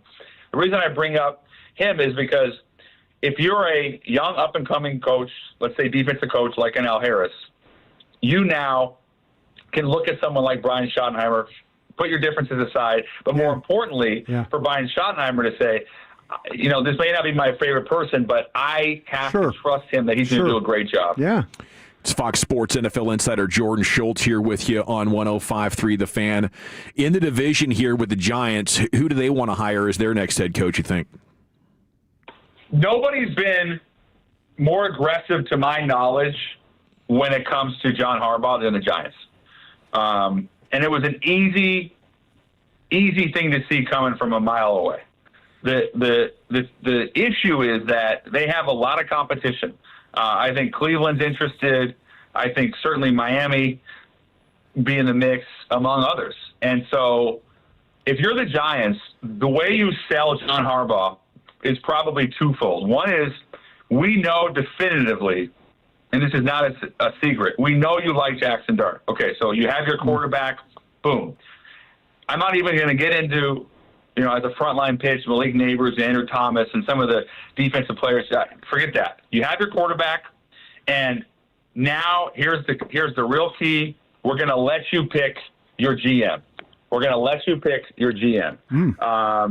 I just feel like if you can do that, that's massive, and that's with all due respect to Joe Schoen. Is there a team that's in the playoffs right now that if they end up with an early exit could pivot from their current head coach and go after Harbaugh?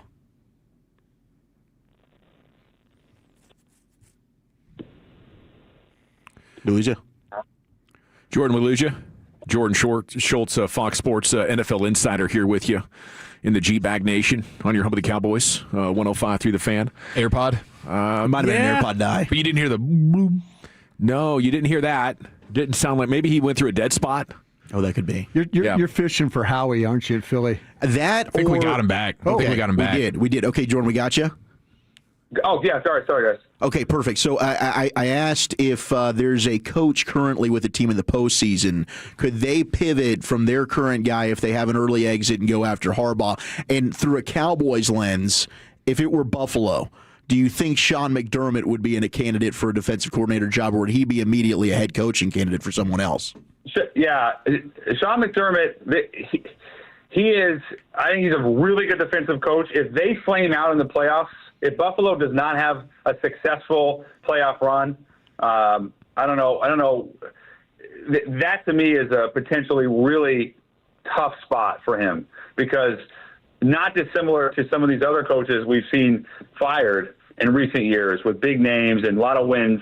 Sean McDermott has not, that's the one thing he hasn't had, sustained postseason success.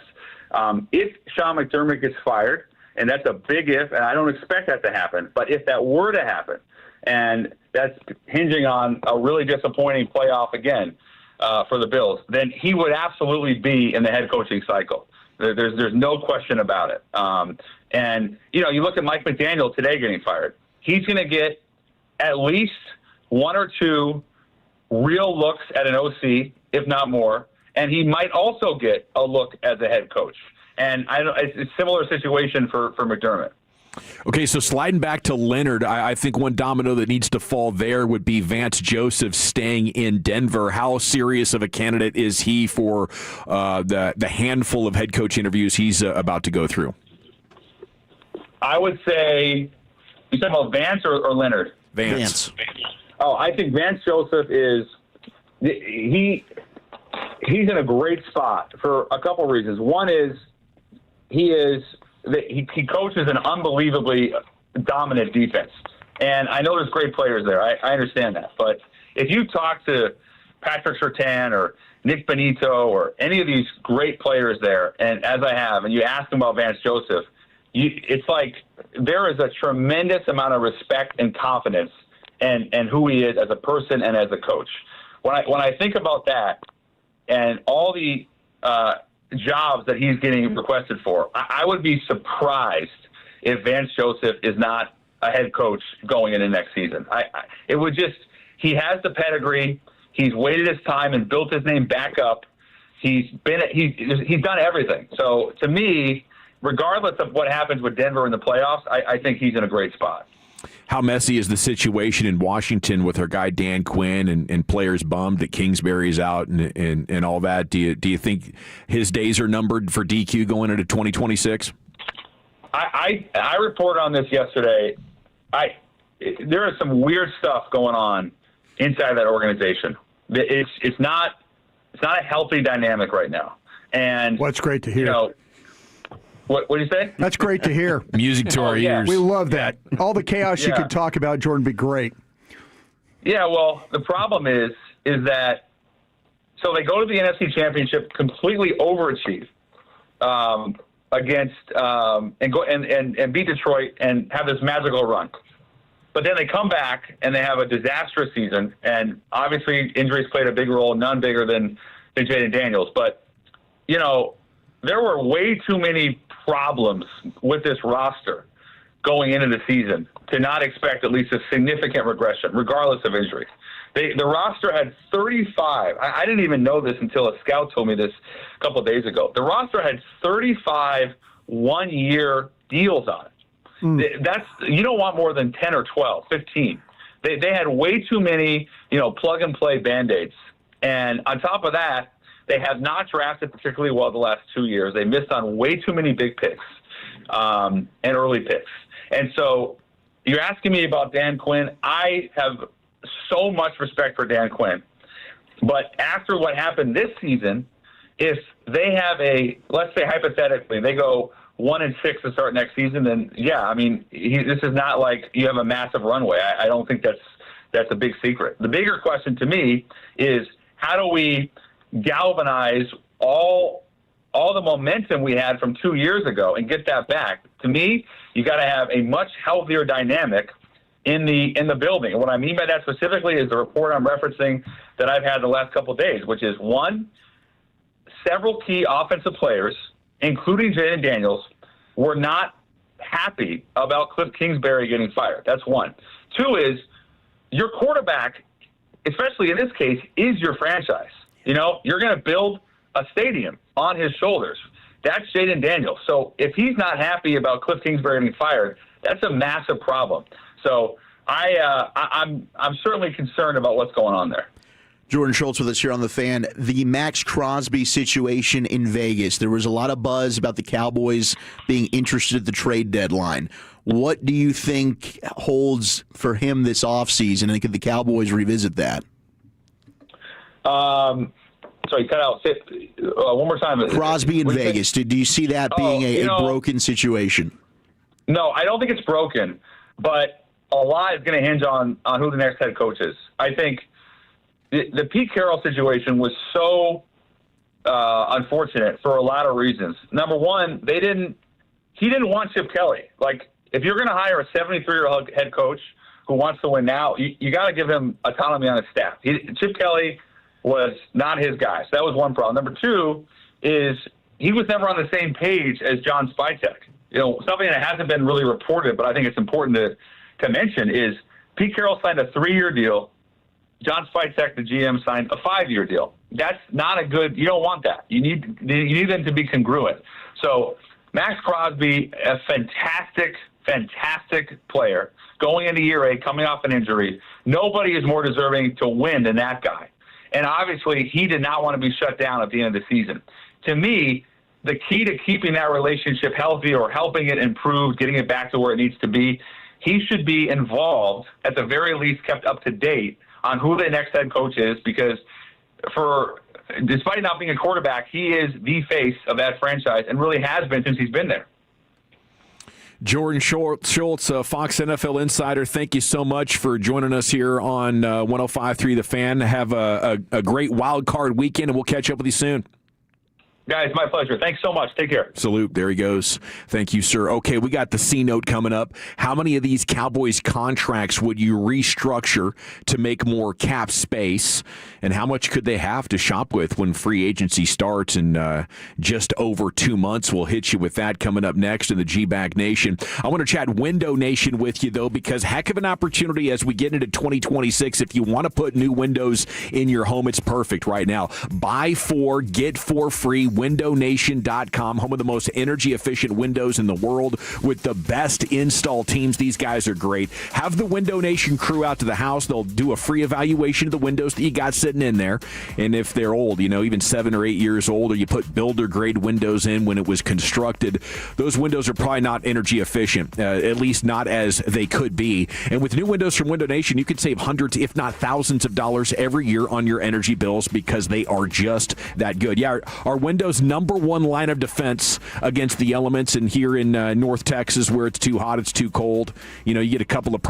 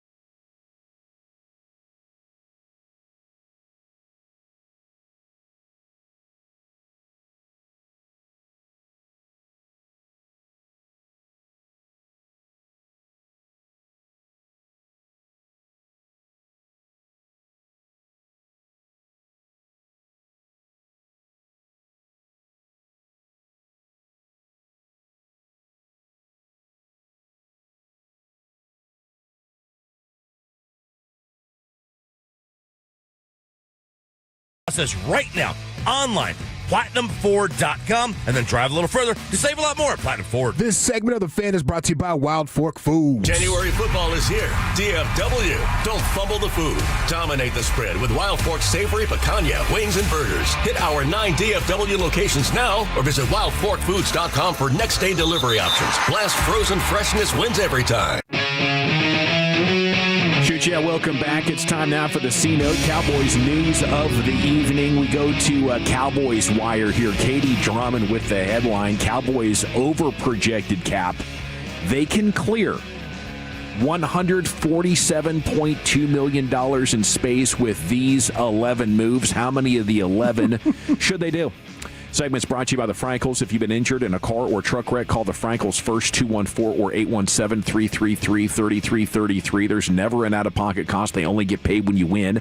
That's the Frankels, the go-to car and truck wreck attorneys in Dallas. A couple interesting things here just in the lead-up to the nugget of the content here. NFL salary cap has grown over the last 2 decades. It's projected to come in around $295 million now in 2026. Cowboys are projected to be 33 over with 44 players currently under contract.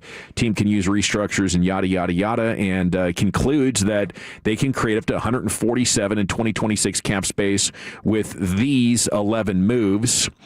Okay, let's take a look at the restructures. This is a no-brainer with Jake Ferguson, right? Our guy, you got to convert $7 million into a bonus. That saves you $5 million in cap space.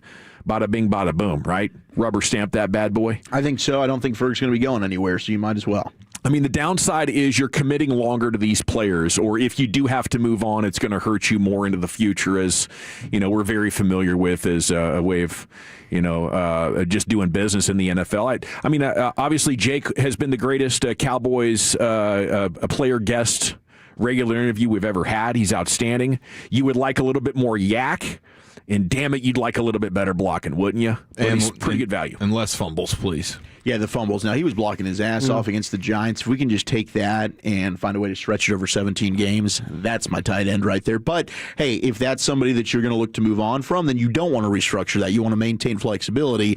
I don't think Ferguson's going anywhere, so that's when I would flip a switch on. If you're sitting there at 25 and all the players are gone and that tight end from Oregon's on the board, Sadiq, you're banging that pick, aren't you? That guy's a freak. He is really good.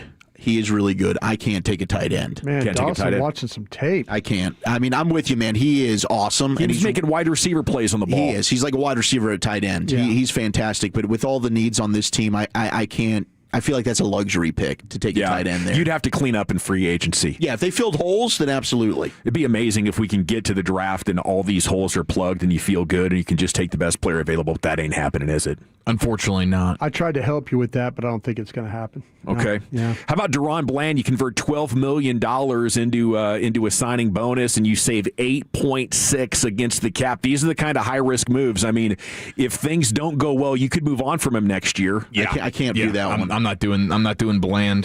There's a part of me that wouldn't even want to do Ferguson, but I'm more interested in doing Ferguson than Bland. Bland, you're thanking God that you have the out after next season. You convert Osa.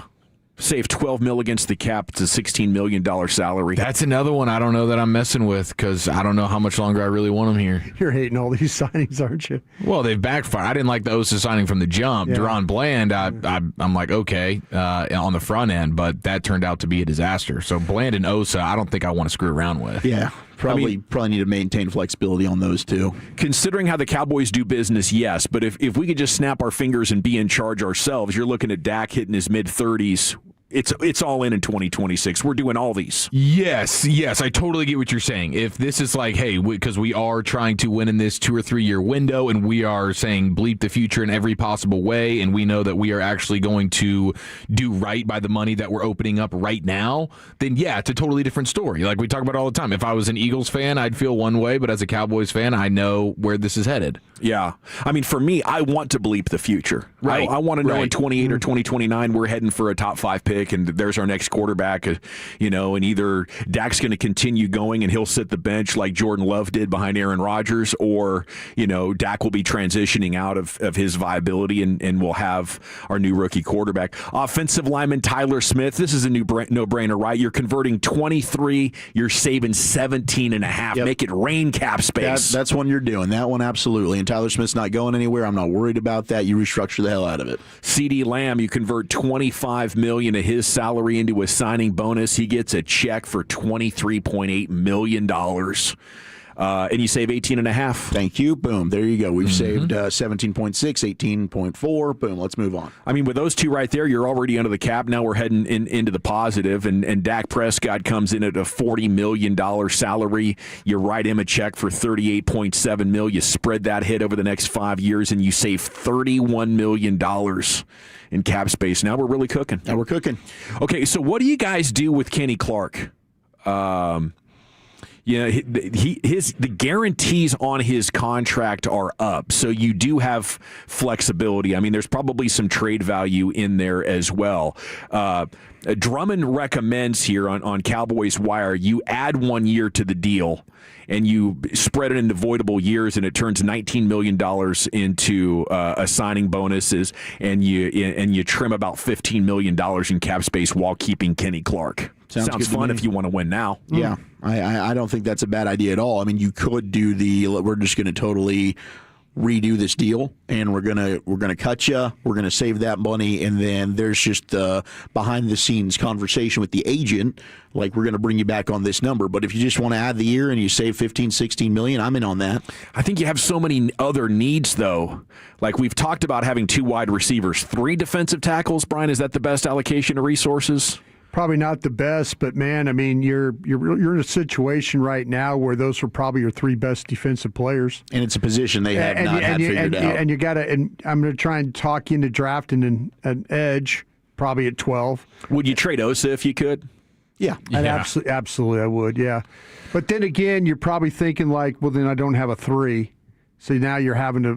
Who is your 3 techniques?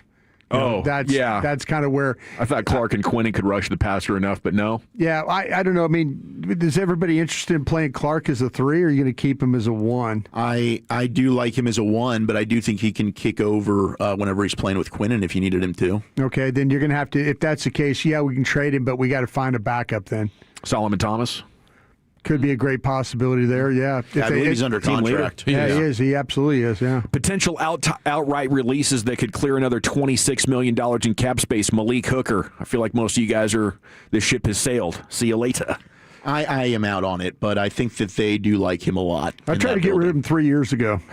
You did. Yeah. Terrence Steele.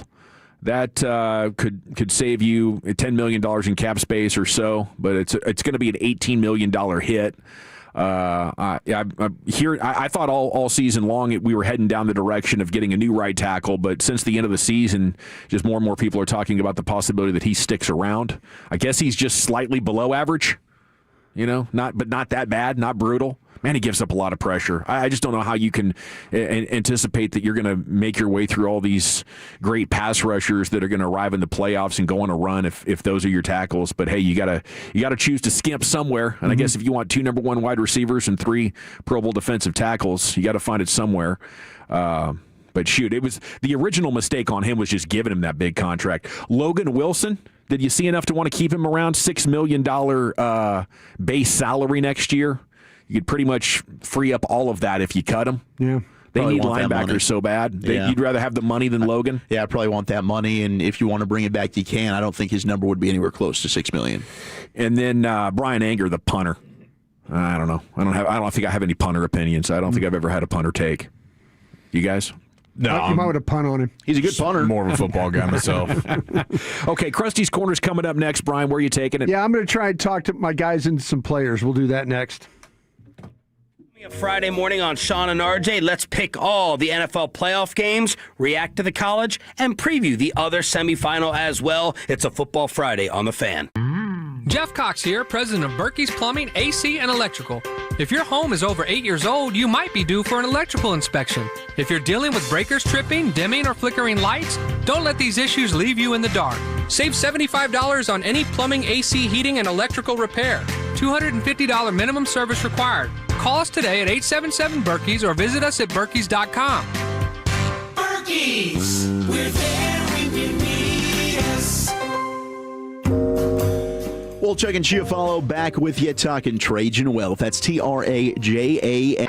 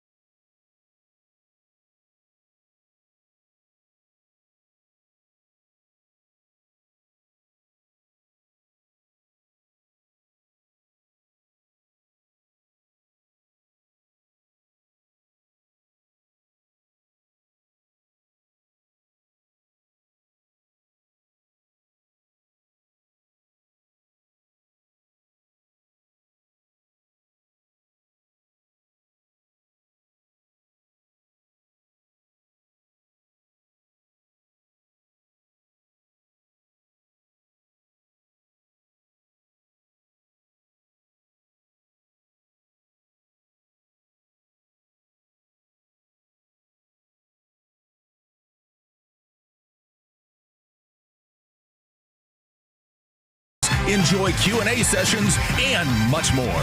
Tickets just $10 for kids, $20 for adults, and parking is free. For more information, go to rangers.com/fanfest. If you're in the market to upgrade your vehicle, get to Classic Chevrolet in Grapevine. Back-to-back #1 Chevy dealership in the world.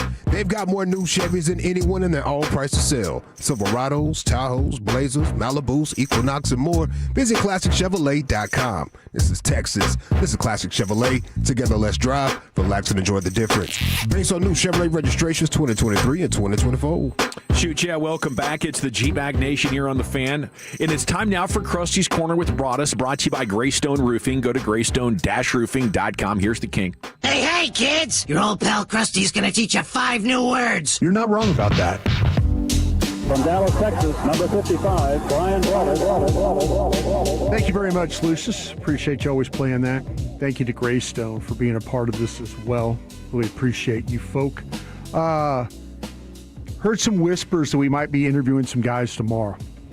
Cool. Exciting. Coaches. Cowboys, DC? Yeah, we got to do some Rooney Rule stuff too. I mean, Rooney Rule, it's part of, there's very qualified candidates. So just got to make sure of those things, but hopefully everything kind of gets taken care of that way. But yeah, they're going to have to do Rooney Rule. It's not just for head coach, it's for coordinators. So that's something you have to keep in mind as well. And but the word is that we might see some folks roll through here tomorrow. So I don't know any more about these. Do guys come through? Or do we just Zoom everything? Some Zoom, some show up. Usually the initial is Zoomy? Zoom, and Yeah. then if we like you enough, we'll actually bring you in for a face-to-face. Yeah, like these head coaches, I know that they've been going to dinner and stuff, but Yeah. I think we've Like got another one dinner, one. then get hired. Yeah, I think Cliff's doing a Zoom thing. Yeah. Is it high profile enough if you're up there at the Star that these guys are making their way through and like people are buzzing and whispering and the word will get out? Or do you think guys can get in and out of here before without us knowing who they are? I remember, gosh, who was it? I remember one time when I was working for DallasCowboys.com, and it might have been Dan that I saw. Like I was up working late one, and they brought him through an area, and I just happened to be like going to another area. So depending on, because they've got access with the Omni Hotel next door. Yeah. So that's where we saw Eberflus last year when we were doing that tennis thing. Him and Clayton Adams, too. Remember, we introduced ourselves to Clayton Adams. That's right. And, they have, there's a pathway that they could kind of walk guys through to get them over to the complex and stuff like that. But, I don't think you'd want to bring You're not walking through the atrium or anything with a big welcome party. Not when like hey, not like when they give it a tour, this is when Drew Pearson caught the Hail Mary. Oh my gosh, it's it's Coach Guy, but yeah, I think that they have abilities, but we'll see. Maybe tomorrow you'll start to hear maybe Bobby Belt or Todd Archer or Calvin Watkins. One of these guys will come out, and Jane Slater maybe will say, I was like, I can't get any names. No. But we might start doing the process tomorrow. So just keep an eye out for that. All right, little game I want to play, and I'm so happy that Dawson is part of the draft coverage now. By the way, that far, but I am watching the players. No, you're doing good, man. I appreciate you. I really do appreciate. Get ready, 3 days. Yeah. I really all 7 rounds. $0. Yeah. I'm going to pull a Bobby Belt on day 3 for you guys. I got the poops, guys. That would, Bobby's good, dude. But by the way, too, we have Zach and Aisha Morrison and I did our show called The Stack. That's up on with our delicious 8 beer. On YouTube. Yeah, with 8 beer was involved in that. It was kind of fun. No shortcuts, no excuses. Exactly. That's exactly. No shortcuts, no excuses. All right, I'm going to give you a player, and I'm going to give you a college player. It's draftable, and I'm going to give you other college players, and you tell me if you would rather have this guy or that guy. Okay. This sounds familiar. This is one of my college favorite dudes. Would you rather? Watch I like this this. one. Why? But this is Ooh, this, you're cooking up a different one. Yeah, Ooh, I'm ready. This is different though. Okay, and so I'm going to start off with this one. I'm going to start off with Downs, the safety from Ohio State. I'll sit this one out. You gonna sit this one out? Well, there's nobody that I wouldn't take Downs. Like I'm taking Downs over everybody. You take him over Reese. Everyone. Bain. Yep. Bailey. Yep. Malinois. There's not a name you can give me that I'm taking Caleb Downs. He's the best player in the draft. McCoy. It's Downs. Delane. Yep, Downs. Everyone.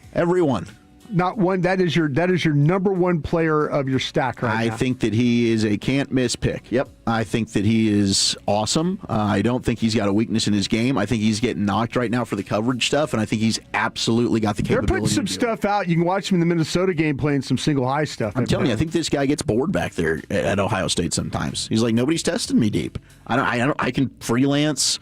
I can just line up and smack people, but I think you can literally play him anywhere in the secondary as a safety, and I think he can even cover the slot for you. I got to see those reps because right now I see a guy that is able to freelance because he's on a super talented team. Well, let me I'll walk you through these though. Okay. I'll walk you through these, and then I'll get you. Chief, real quick, if you could. Yeah. Wolchuk is looking at 12 and taking a safety. I know. You having a problem with that? It's generally speaking, I would. I do think Downs is one of those unique. Hey, Derwin James, we let him slip by. He goes to 17. Are we really going to do that again with the Caleb Downs? Yeah. I think Caleb Downs is an outlier kind of player to where screw the position factor, and you got a huge need for it. I'd be down. Dawson, okay, I'm going to give you the names, and then I'm going to let you, you've looked at Downs. I gave you Reese, Ohio State. Yep. I gave you Bain, Miami. I gave you Bailey, Texas Tech, edge rusher there. Our offensive tackle from Miami, Malinois. I gave you McCoy, the corner from Tennessee, and I gave you Delane, the corner from LSU. Any of those guys that I named would you take over Downs?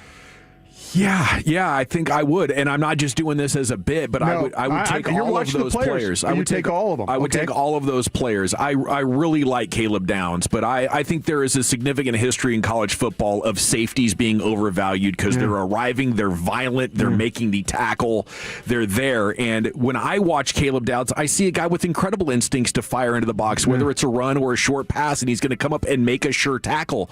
But damn it, I need guys that can cover, and I need guys that can quarterback hunt a lot more than I need sure tackling, as much as it would be nice, to have that presence in the middle of this Cowboys defense right now. I think they have higher positional value needs.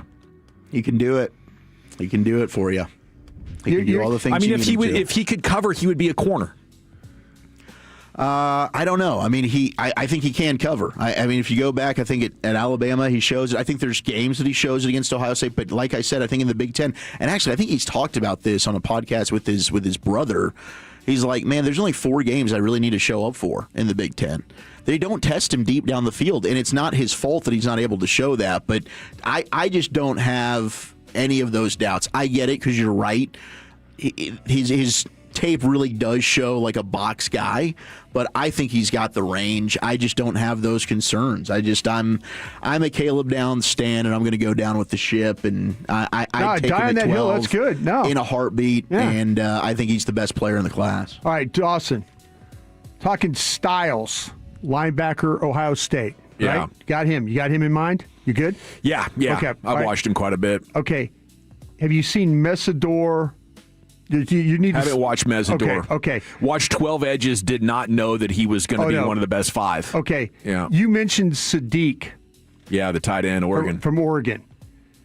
Tate, the wide receiver from Ohio State.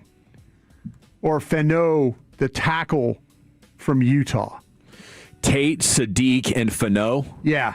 I would take the tackle there. I think this tackle is incredible, and he's not the big, strong guy, but I think for this Clayton Adams offense that wants to pin and pull and get guys out in space and move, like he is you couldn't draw up a better athlete for what I feel like they want to do. Tackle, not only that, but positional value. Like Fanu's incredible because he doesn't get beat even though he's not strong. He's just such an incredible athlete. Right. He's almost like a corner that I'm just able to stay with you. Yeah, the balance and all that. All right, how about you there, Wolchuk? I know you have seen Messidor. I'm sorry about that, Dawson. My apologies on that one for your name. No. Okay, I'm going to give you Messidor I'll give you Sadiq because Dawson brought it up. I was interested. I think he is the best tight end in the draft. Absolutely. He's the only one I've watched, but I think that he clearly is. Okay, Tate wide receiver and Fano. I would go with Fano. So you're not taking Styles over any of those guys. I would take Styles and Fano would be my two guys there that I would be considering over the others you listed. But I think I'm going to end up having Fano over Styles in my stack. Okay. But Styles is definitely in the consideration, though. I just think that he's consistent and super reliable, and everything that Dawson said about the athlete that he is, he just glides. Like he's like a ballerina playing right tackle. Yeah. All right, last one here. Here we go once again. Okay, we're going to go McCoy, the corner from Tennessee, is what we're going to go with. Nice. I'm going to go with Bain, Bailey, Delane. Okay, so I'm going Bain, Miami edge, Bailey, Texas Tech edge, Delane, LSU corner, McCoy, corner from Tennessee. This is great. I'd be so thrilled with any of these names.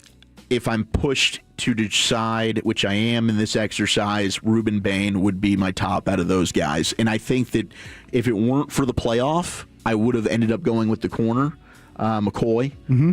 And Delane's right there. Like, they are neck and neck for me. But I think Ruben Bain, with his ability to kick inside, play the edge, what he can do against the run, what he's shown as a pass rusher in these last two games against big-time competition has been incredible. The relentlessness he plays with. Jared Verse is kind of the comp for me, and we've seen the success that he's had immediately. I think I'm going Ruben Bain in this scenario. Dawson, I'm going to give you a chance to take the Tennessee corner, or you could take Bain, Miami edge, Bailey, Texas Tech edge, or Delane, cornerback, LSU.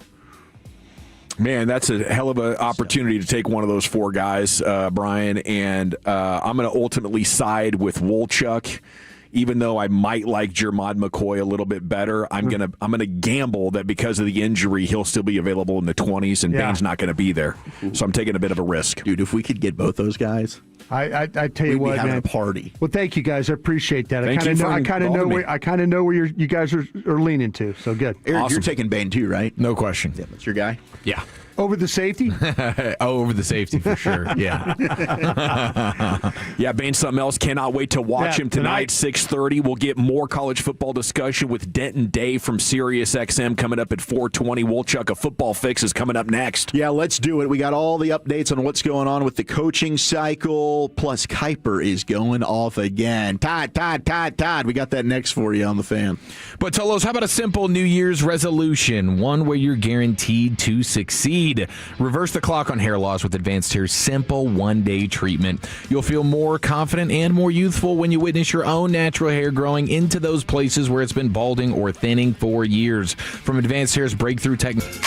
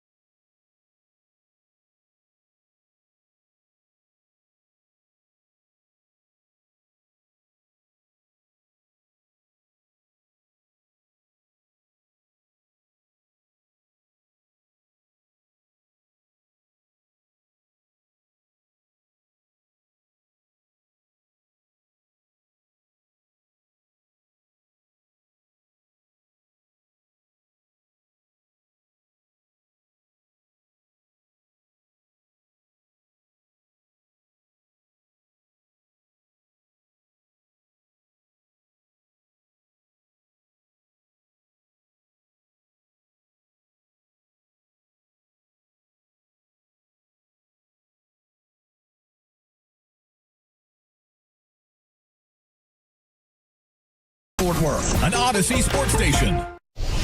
Driven by our D&M Leasing Studios. You're rolling with the G-Bag Nation on 105.3 The Fan. Here we go. It's hour number 3 of the G-Bag Nation on 105.3 The Fan, talking college football with Denton Day of Sirius XM here coming up in 20 minutes. Time now for a football fix. Here's Wolchuk. All right, let's do it. Let's get our fix, boys. You think football is still fun? Yes. Sir. Wrong side! Left side! Wrong side! Left side! I use these for acid indigestion. So what are we going to use these for? Intimidation. You know I got to get my fix, man. Oh, the news that happened this morning. It was Mike McDaniel. After 4 seasons, he gets the can. All right, so here we go. Preseason, bold predictions. I was 2-2. But McDaniel did get fired. Not going to give myself credit for that because I said he'd be in season, first coach fired, but he did get fired. He's actually the last coach fired as it stands right now. Until Sirianni or McDermott get fired this weekend. Man, you were riding that train. I like it. I think it's fun to do. I see rumors about LaFleur in Green Bay. LaFleur, yeah. Pro Football Talk has put out that possibly LaFleur and McDermott could be let go if they were to lose, and both those teams, the Packers and the Bills, then pursue Harbaugh. It's like everybody's in on the Harbaugh sweepstakes now. But with this move for Miami... And losing Mike is getting everybody fired. It sure is, isn't it? It does sound like there is a lot of momentum for the Dolphins to go and get Harbaugh. Our buddy Charles Robinson, nobody applies sunscreen quite like Charles, and he is an absolute savant at it. In Oxnard, it's unbelievable. It was really teaching tape for Eric and I. Yeah, we got toasted out there. And is it sneaky sun? Is it to the point though where you see residue of it? Oh yeah, it's caked. It's caked, especially on the nose. He doesn't rub it in a lot. Yeah, but he's smart as hell for doing it, because at first I'm looking at him like, what the hell is he doing? And then the next day I realized, wow, he knew. And ever since that point on, I make sure when we go to Oxnard, we've got sunscreen. But he put out, Stephen Ross has connective tissue with the Harbaughs. Big Michigan athletics booster. His father, Jack, coached for UM in the 70s. Jim played and coached at UM. Ross pursued hiring Jim as head coach and has had known interest in John if he ever left the Ravens. He said he believes Harbaugh would like some direct juice in the next front office. It was functional with the Ravens, but I think there were frustrations at times when it came to his influence on the personnel end. Dolphins could hire a GM with Harbaugh being part of their process. That is true. So Jordan Schultz kind of alluded to the same thing for us. Yeah. Everybody, it does seem like, has somewhat of interest in Harbaugh. But the Dolphins, I don't know. Like, do they pull the trigger on McDaniel if they don't feel pretty confident like they've got a really high chance to land Harbaugh? I think you got to get him out of the way in order to make it happen. Because then what would be their backup plan? Yeah. You know? Yeah, it's interesting with some of the GMs that they have been interviewing. You have a guy that's tied to the Packers, so their defensive coordinator Jeff Hafley, that could be a combo deal, or if LaFleur somehow gets fired there. For the Packers? It's like Jeff Sullivan, something or other. John Eric Sullivan. Yeah, I used to babysit him. Did you? Oh, really? Yeah, I was a graduate assistant for his dad at LSU when I was like finishing up. I was trying to determine if I wanted to be a coach or a scout, and so I was like doing GA work and stuff. His dad was a wide receivers coach. Dad was an NFL wide receivers coach for a long time. But John Eric, I remember when he was a little baby, I'd take care of him. He'd run around the office, him and Elliott Wolf, and now they're all running football teams. But the Chargers assistant GM, Chad Alexander, he has been interviewing for the GM spot with the Dolphins, and he worked 10 years in Baltimore with John Harbaugh. So that could be like two guys tied at the hip right there. But like Jordan Schultz was saying with the Giants, like the Giants might just give him carte blanche of like, hey, John, like if you're willing to be our head coach, we'll get rid of Shane. Like we want to keep him, but if they could just give him that autonomy to be like, no, you can handpick your GM as well. So I'm sure the Dolphins wouldn't necessarily be the only team that would be willing to grant him that. Well, then now Mike McDaniel, you've got Mary Kay Cabot, who covers the Browns. They're interested in McDaniel, who was fired by the Dolphins for their head coaching job. He was the wide receiver coach there under their offensive coordinator, Kyle Shanahan, back in 2014. So he's got familiarity there in Cleveland. And then two places. Washington, of course. He knows Dan Quinn. He worked under Dan Quinn in Atlanta. So he could go there as their OC. and the Detroit Lions have contacted Mike McDaniel about their offensive coordinator vacancy. So that would be fun for content purposes and audio. If you got Man Campbell and Mike McDonald on the same staff, head coach and OC. Mike, did I say McDonald again? I would do the same. I'm just going to go bleep myself. McDaniel, I'm so sorry. The McDonalds and the Mikes, this is overwhelming right now. It's a lot. I'd love it. I'd love it if those two could land together. I just don't want him in Washington because I do have respect for him. He always looks cold on the sidelines, doesn't he? Yeah. He in those games, like he always looks cold. He just looks so cold. Well, capris don't travel well to the tundra. Well, his aesthetic does not smallish guy football coach anyway. He's already kind of at a disadvantage when you just look at him. Let me ask you this: guys surprised that he failed? No, I'm decent success early, but I don't think you can't run from bad talent. Sorry, Chief. Our whole thing is I jump in there too. We always are like, I'll tell you what, if you're from that McVay or Shanahan tree, are we starting it? I mean, is this the first one of the guys? I mean, at midseason, he kind of reinvented that offense. They won 4 of 5. I know it was against a tough schedule, but I think he was figuring out ways to make it work again. I trust his problem solving. I don't know if he's the best head coach, but I trust his offensive mind. Yeah, and ultimately, I don't think I'm surprised when any head coach fails. It's a very, very difficult thing. It's a tough needle to thread. You take the information that you have and you take that risk. And he was a guy that was a bright offensive mind, still is. I think the biggest mistake was really giving Tua the contract. Like, you've built that offense for him, but he's super limited. And he should have been willing to say, no, I can find a better quarterback here. And if you get him as the OC in Detroit or whatever, or if somehow maybe Baltimore gets him as an OC and you have Lamar Jackson to play with, that would be something special. I think as an OC, he's still very, very highly respected. Ravens, they're going to interview Brian Flores for their head coaching job. There you go. Brian Flores and Mike McDaniel together on staff. Makes sense. My gosh. Yep, that'd be pretty darn nice right there. I mentioned at the open of the show, Jeff Ulbrich, who could be under consideration for the Cowboys defensive coordinator, Arthur Blank, said he's going to recommend him to remain as the DC who forever they hire as the head coach. So he's going to let that head coach hire the DC, but he wants to just be like, hey, I do like this Ulbrich guy. So if you're interested, let's just go ahead and keep him on staff. It's like Jerry doing what he did with Schotty. I just like this Eberflus dude. By the way, what do you think? Jerry kind of threw Schotty under the bus a little bit yesterday. He kind of said, hey, everybody's out there everybody's saying that I made this hire. Nah. The guy to my left here helped, too. You think he'd be here if this guy didn't approve of it? Yeah, come on. If Steven didn't approve of it, it was not just me. I wonder if Schotty would have just stepped up and said, Jerry, really? Yeah, really? Wait a second. You kind of hired made that me guy? hire him. When did you ask me? In fact, you hired him before you even promoted me as head coach. Yeah. So, like, what? He had Schotty dead to rights on that one. Bucs are making a bunch of changes. Todd Bowles is saying bye-bye to the staff. They're firing their offensive coordinator, Josh Grizzard. Liverds and Grizzards, that guy over there. Now you got Rams passing game specialist Nathan Skielhaas. He's a name to watch in this cycle. People are loving him right now. And I might have said it wrong. Could be Skielhaas. Could be Skielhasey. Could be a lot of things. Could be McDonald. Could be Mike McDonald had a farm. I hope he didn't get a job just because we can't pronounce his name. No, he's supposedly really good. He's under McVay. The McVay guys seem to work out, I think, sometimes a little bit more than the Shannies, but who the hell knows? Maybe it's luck of the draw. McVay was with the Shannies. Just luck of the draw. Zach Robinson, Todd Monken, other guys that they could be looking at for the Bucs offensive coordinator job. They've had a lot of great success. The problem is they all just get head coaching jobs, unless you're the Grizzard guy. Right. Then you get fired. Special teams guy also gets fired there in Tampa Bay, and Robert Saleh, good old Bob. He's getting an interview with Atlanta, Arizona, Tennessee, and the Baltimore Ravens. He fits the Rooney Rule, by the way. To be their head coach. He does. He does fit the Rooney Rule. And he's got McDaniel ties, right? So maybe he wants McDaniel to be his OC if he gets a head job somewhere. Could be a thing. Now, we mentioned the opening in Cleveland. Mel Kiper. What did he do over the draft? Lost his bleeping mind. The Shador stuff. Shador. Yeah. Well, he's still Mel Sanders. He's still Mel Sanders right now as we go to ESPN First Draft. It's a show with Greenberg, Mel, and Field Yates. Field Yates with hair now. Well, Greeny, he brought up Shador, and here's Mel.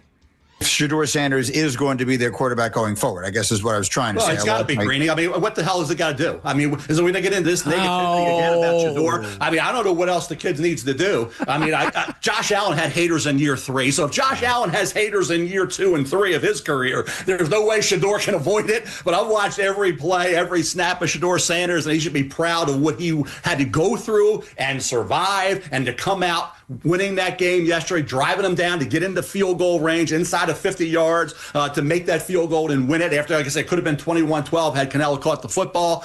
Drops hurt that team all year. To be able to show more mobility than anybody thought. The accuracy's there.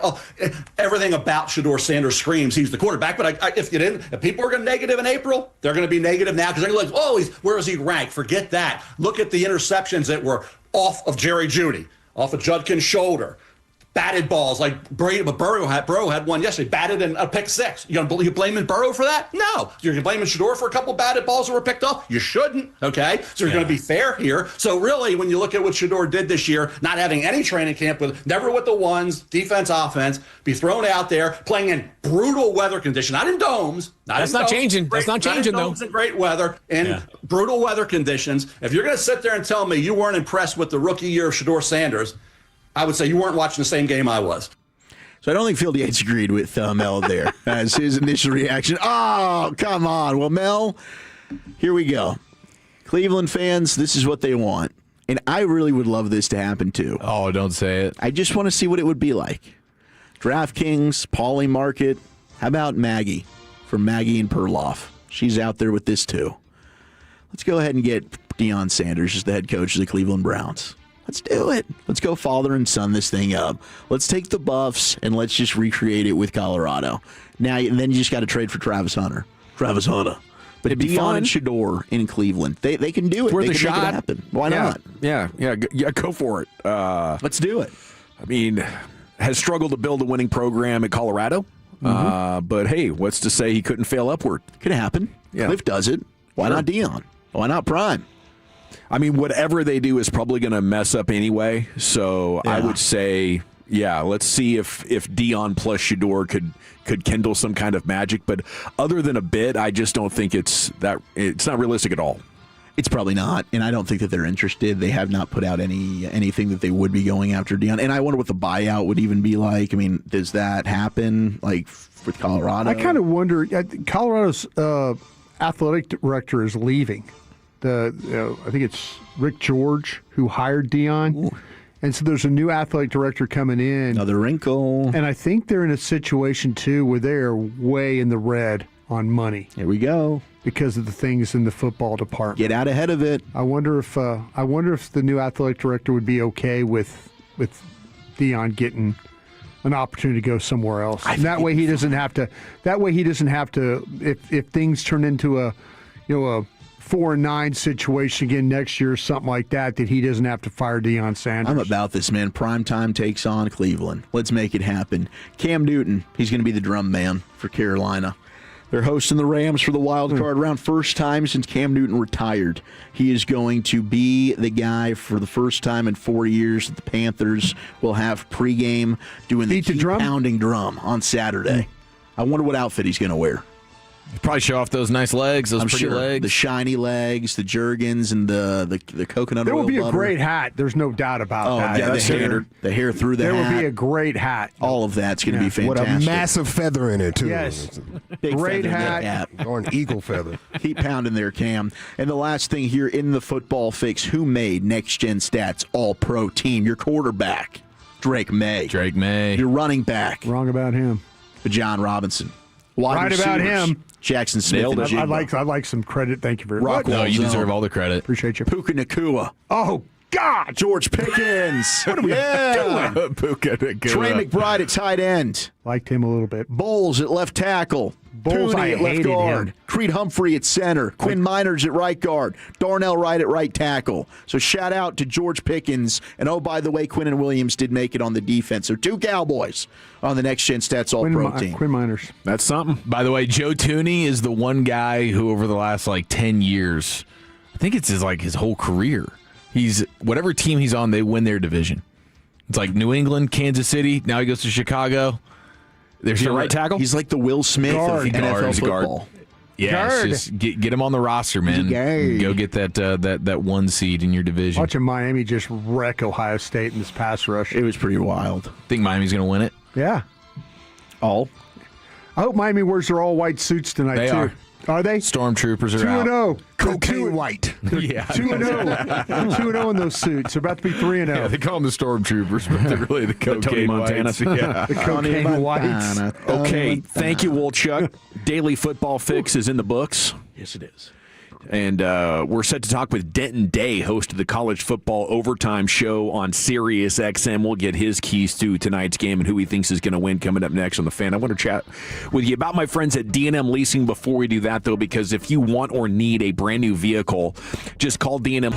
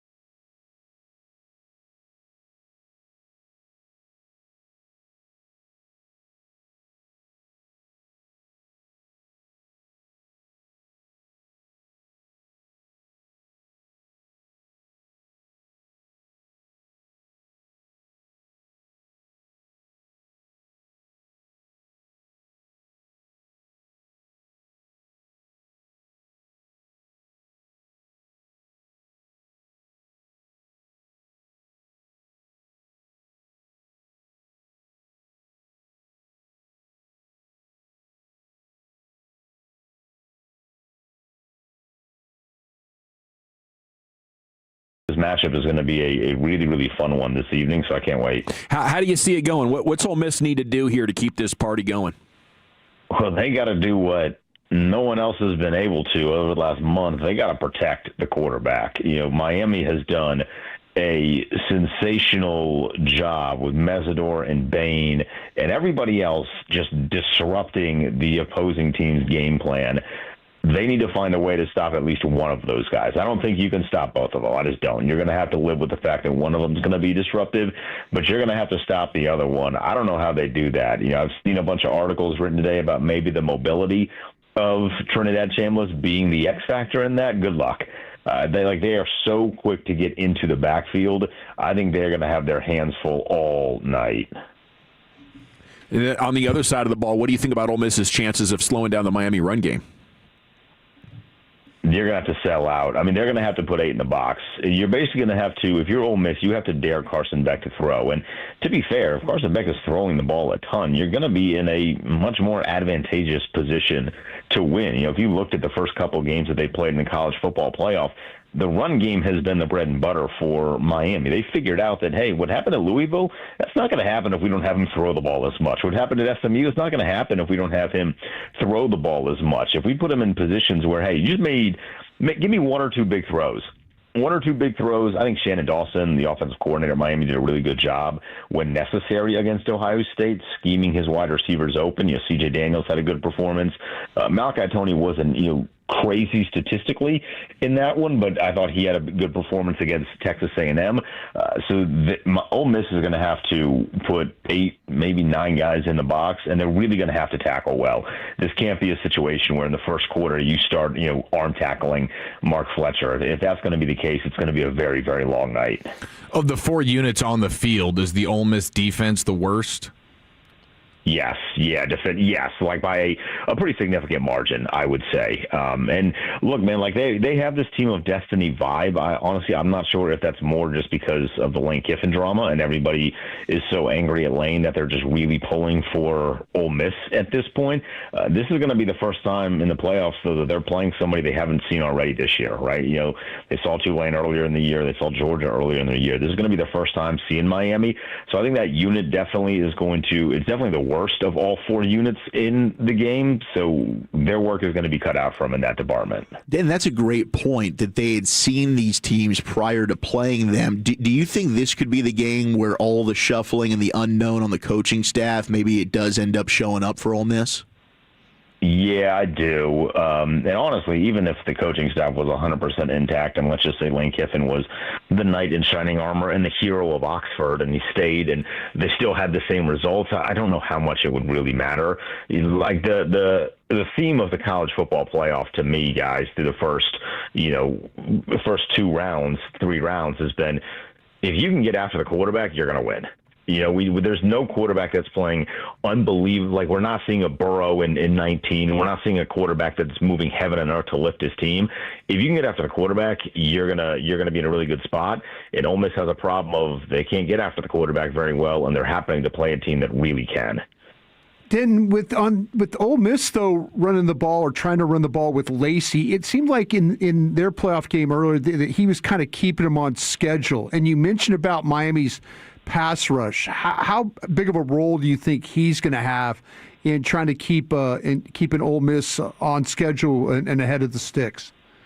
Massive, massive. And he's been really, really good, right? And I know it was at the Tulane game when they thought they were going to lose him because he left in the first half. Shoulder, yeah. And that ended up being a little bit more precautionary, but he's been massive for them. I mean, this is going to be a game where if Ole Miss really wants to win, I think it's going to come down to, the first 2 drives. And it'd be really nice. This is obviously something that's out of their control, but it would be really nice if they start the game with the ball and they get ahead of Miami. So even if it's just a field goal, if they start the game on their opening possession and they go down and put points up, I think that would do them a whole lot of service. Just to, all right, hey, we belong here, but then you're also putting pressure immediately on Miami. But Lacey's going to be huge. If he can take what might have been for Ohio State, let's just say a 2-yard gain and take it to a 4-yard gain, then that's going to give Ole Miss a really good opportunity. He's going to be very, very important if the Rebels want to win tonight. So I'm detecting quite a bit of optimism from you in the Canes. Are you comfortable laying that 3 in this one? Are you that confident? Yeah. I have laid the 3. I think it really comes down to the pass rush. As soon as that number jumped, I was like, oh, I am on that one. So I did lay the 3, and I feel pretty good that it hasn't wavered too much there, so I feel comfortable with that. It's our guy Denton Day with us here in the G-Bag Nation 105.3 The Fan. So tomorrow's game, Indiana-Oregon. You were big on Oregon when we talked with you previously. Do you think the Ducks can upset the Hoosiers? I think they are going to be the best opportunity to beat Indiana. If they can, I don't think anybody can. Indiana, Alabama was not ready for them. I think if you've been watching Indiana all year, you probably knew Alabama does not know what they're getting into. And there is this, and Nick Saban kind of addressed this on game day. There is just this SEC inflation of the ego of, hey, we're Alabama and that's just Indiana. And at that point, you had not seen anybody who had had a bye win in round number 2. Well, I mean, Indiana is a juggernaut, fellas. They have earned every right of it. But Oregon is the one team that they've seen them before. And I don't know that gives them an advantage necessarily, but at the very least, it lets them know, hey, we know what we're getting ourselves into here in a way that Alabama very much did not. And I think there's something about that first game they played earlier in the season where Dante Moore, it was one of the worst games he's played. And I think there's an element of that where he says, all right, not only do I just have the natural chip on my shoulder of, hey, if I win this game, I'm going to play for a national championship, but I played very, very poorly the first time. It's the only real blemish on his season so far. Let me get one back. So I think Oregon's going to be really, really ready and really prepared, but that's a lot easier said than done because while Indiana doesn't have, they have obviously the Heisman Trophy winner, right? They're not like uberly talented. They're not dripping with 5 stars the way that we have seen programs in the past, but they just do everything at such a high level. It starts with Cignetti, obviously, but they do everything at such a high level. That, to me, is the game that's going to decide the national champion. I think whoever wins Indiana-Oregon is going to be hoisting the trophy. Not from an NFL perspective, but just right now in this Final Four, who's the best quarterback still standing? I think it's Dante Moore. I like Fernando Mendoza. I think the upside of Dante Moore is a little bit higher than that of Fernando Mendoza. I think he has just a natural arm talent as well that Mendoza does not have. So I would say that it's Dante Moore, and then it's Fernando Mendoza, Trinidad Chambliss, and then maybe space or two, and Carson Beck. I love Miami, and I just really don't like Carson Beck. How do you see, how Ole Miss got here in that second half collapse from Georgia? Do you give the Rebels credit for that, or how do you analyze it? Oh, definitely. And I think some of the plays that Chambliss made in that did kind of, I think, inflate this Team of Destiny feel because he was doing some things where you're like, that should not have just worked, but it did. He's really, really good when he's playing free. And there was a small part of the season, I think that first game against Georgia is kind of where it started to where the story of, hey, this is a D2 guy that was playing well kind of crashed a little bit because you were playing much better quality opponents. But when he's just playing loose and free, he is an exciting player to watch. He does a lot of things really well. Still has some issues accuracy-wise, but as you saw in that game against Georgia, he just has an innate gamer ability about him. So I hope we see that version of him tonight. If we do see that version of him, I do think the game will at least be close headed into the fourth quarter. So, of course, you're crushing it, Sirius XM, talking college football, but you are my commander's source when it comes to you hosting the pre and post. What the hell is going on right now with Dan Quinn in that situation? This is an implosion of high levels, fellas. We did not think that we knew Joe Witt was going to be gone. The writing has been on the wall for months in regards to that. And then all of a sudden on Saturday, we found out, hey, there might be a disconnect between somebody in Cliff Kingsbury. It said the front office in that reporting from Diana Rossini. We have since learned that maybe it was more Dan Quinn. I guess it depends on who your source is. But there's something that was not connecting there. And so he's now gone, and it feels like if I'm going to read the tea leaves here, Dan Quinn is a guy that's worked in a bunch of different places, and he works with Adam Peters. And Adam Peters is from San Francisco, who at one point employed Mike McDaniel, who is now recently on the job market. And Mike McDaniel has said on many different occasions that Dan Quinn basically saved his life when he was going through a hard time. So it feels like Mike McDaniel is going to be the next offensive coordinator here in D.C., I would be thrilled with that. It's funny how these things work, right? So you have the events of the past, 36 to 48 hours. And then you start reading back in like old articles from guys on the beat. And there was an excerpt from a John Kahn article of ESPN where Mike McDaniel was raving about Jaden Daniels. And this was, I think, when he was still in San Francisco after Jaden had played that game with Brandon Ayuk where they beat Oregon and Justin Herbert. And McDaniel was raving about him then.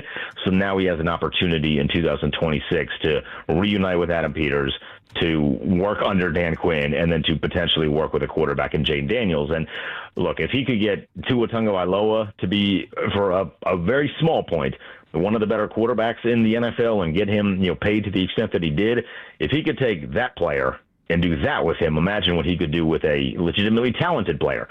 So I think Mike McDaniel would be a shoo-in here, and I have started a prayer circle for that to happen sooner rather than later. Best of luck to you on that. Denton Day hosts a college football overtime on Sirius XM. Thank you, sir. Enjoy the game tonight. We'll catch up with you soon. Yep, fellas, appreciate it. Cheers. There he goes. It's time now for a mixed bag here with Wolchuk. All right, we got power rankings, Tigers 50th, and a new jackass. That's next to the nation. Coming up on the next KNC Masterpiece, we'll talk Mavs, Jazz, plus Ole Miss, Miami, and have you adjusted to and accepted the new reality of college sports. Throw in Masterpiece of the Week. You got to tune in 10 a.m. to 2 p.m. on The Fan. Dan owed an unbelievable amount of money to the IRS. I got behind on my taxes. It's a horrible.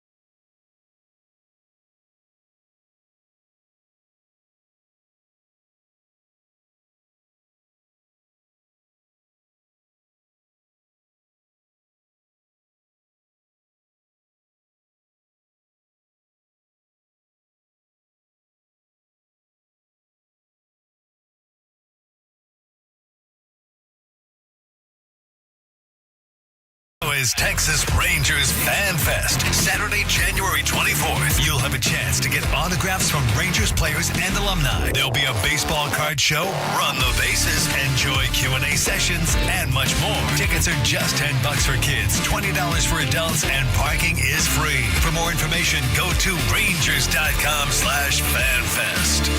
If you're in the market to upgrade your vehicle, get to Classic Chevrolet in Grapevine. Back-to-back #1 Chevy dealership in the world. They've got more new Chevys than anyone in their all-price of sale. Silverados, Tahoes, Blazers, Malibus, Equinox, and more. Visit ClassicChevrolet.com. This is Texas. This is Classic Chevrolet. Together, let's drive, relax, and enjoy the difference. Based on new Chevrolet registrations 2023 and 2024. Thank you, Lucius. It's the G-Bag Nation here on 105.3 The Fan. Hope you're having a great day. We're under 2 hours, an hour and 45 minutes to kick off there with Ole Miss and Miami tonight, college football playoff. Thanks to Denton Day for joining us. They're at 4:20. If you want a college football interview, you can go back and listen to that with YouTube, Twitch, Odyssey app, something like that. Football's finest with the Chief coming up at 5 o'clock. Here's Wolchuk in that mixed bag.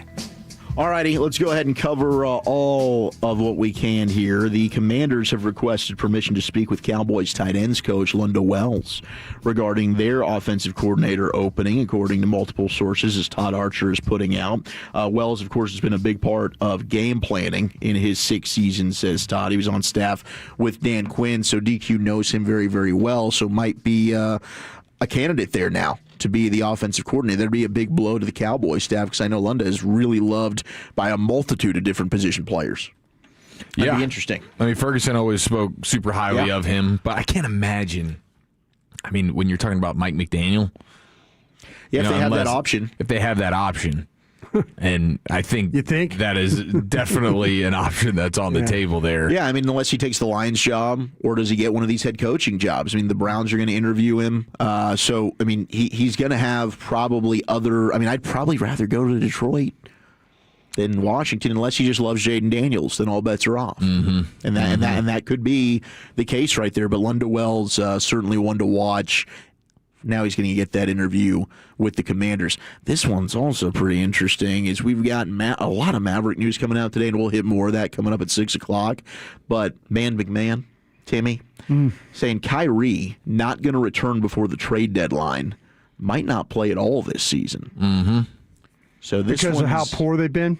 That could be. Just rest him and get a tank move. It's a brilliant tank move. I mean, Damian Lillard's doing the same thing right now with the Trailblazers, where it's like, yeah, I could come back in 9 or 10 months from a torn Achilles, but it would be probably better for me if I took 16 to 18 months to come back from a significant knee injury, and I help you guys get a better pick so we can be good next year.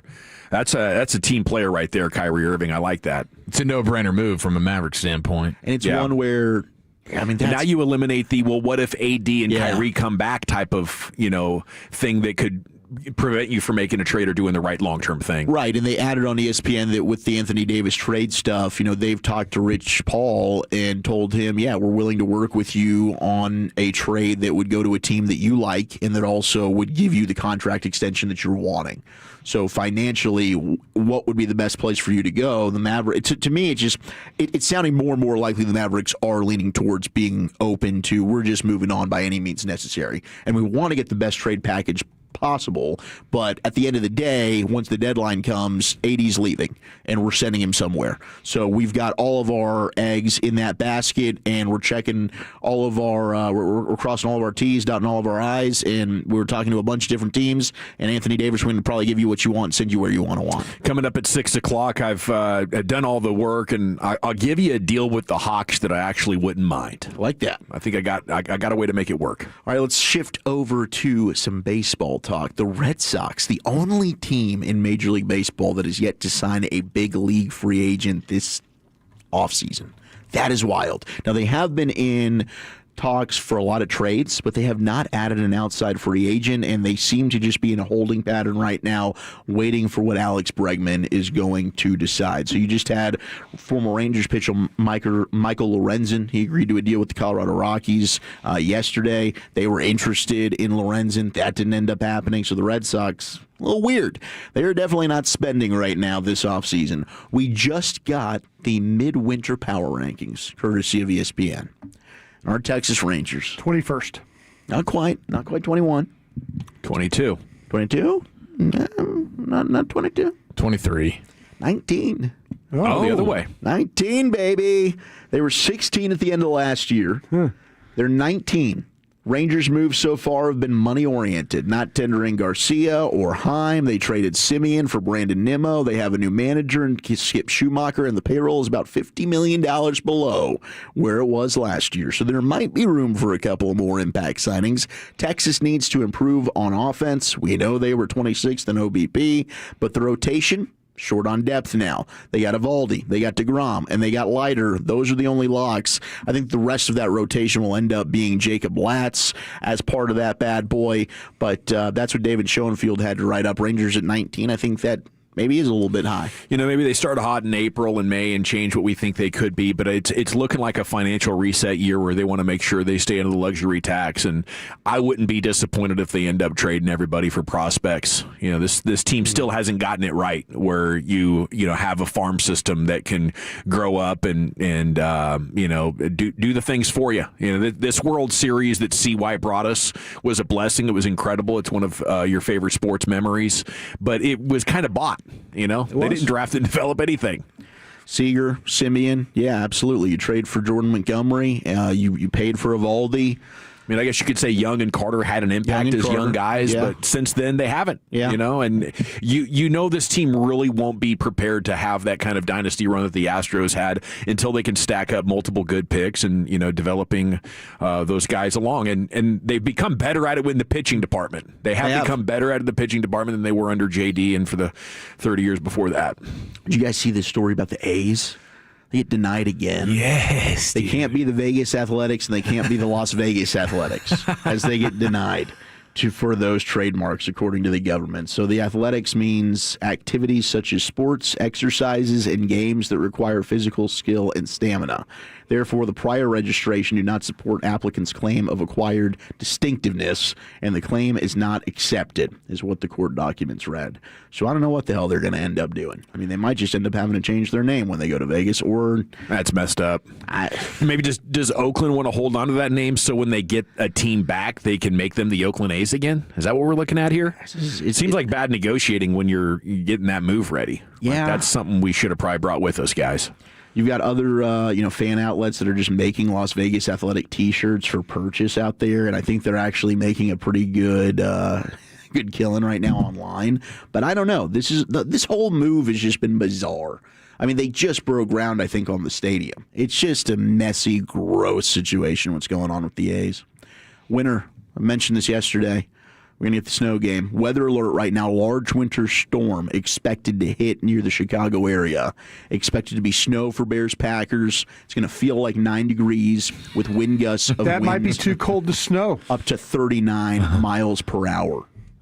Feeling like 9 degrees. Wow. That's See, just this is what the miserable. league lives for. They want this. This is why they schedule these teams like if Buffalo hosts games, New England hosts games, they make them nighttime games. They want that snow flying. They want the whole thing of the Tuck game going all over again. That's what they want. So, yeah, they're gonna put these teams, these cold weather teams, as late as they can, make them night games, and hope they get snow.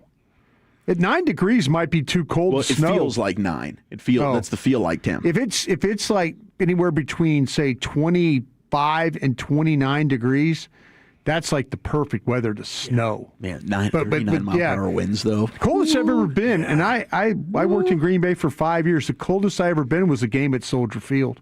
Cowboys Bears. Yeah, it looked frigid. Yeah, it was bad. I love tuning in for it. Yeah. I think it's a massive tune in. No, that's what I'm saying. If the snow's flying, we love the game.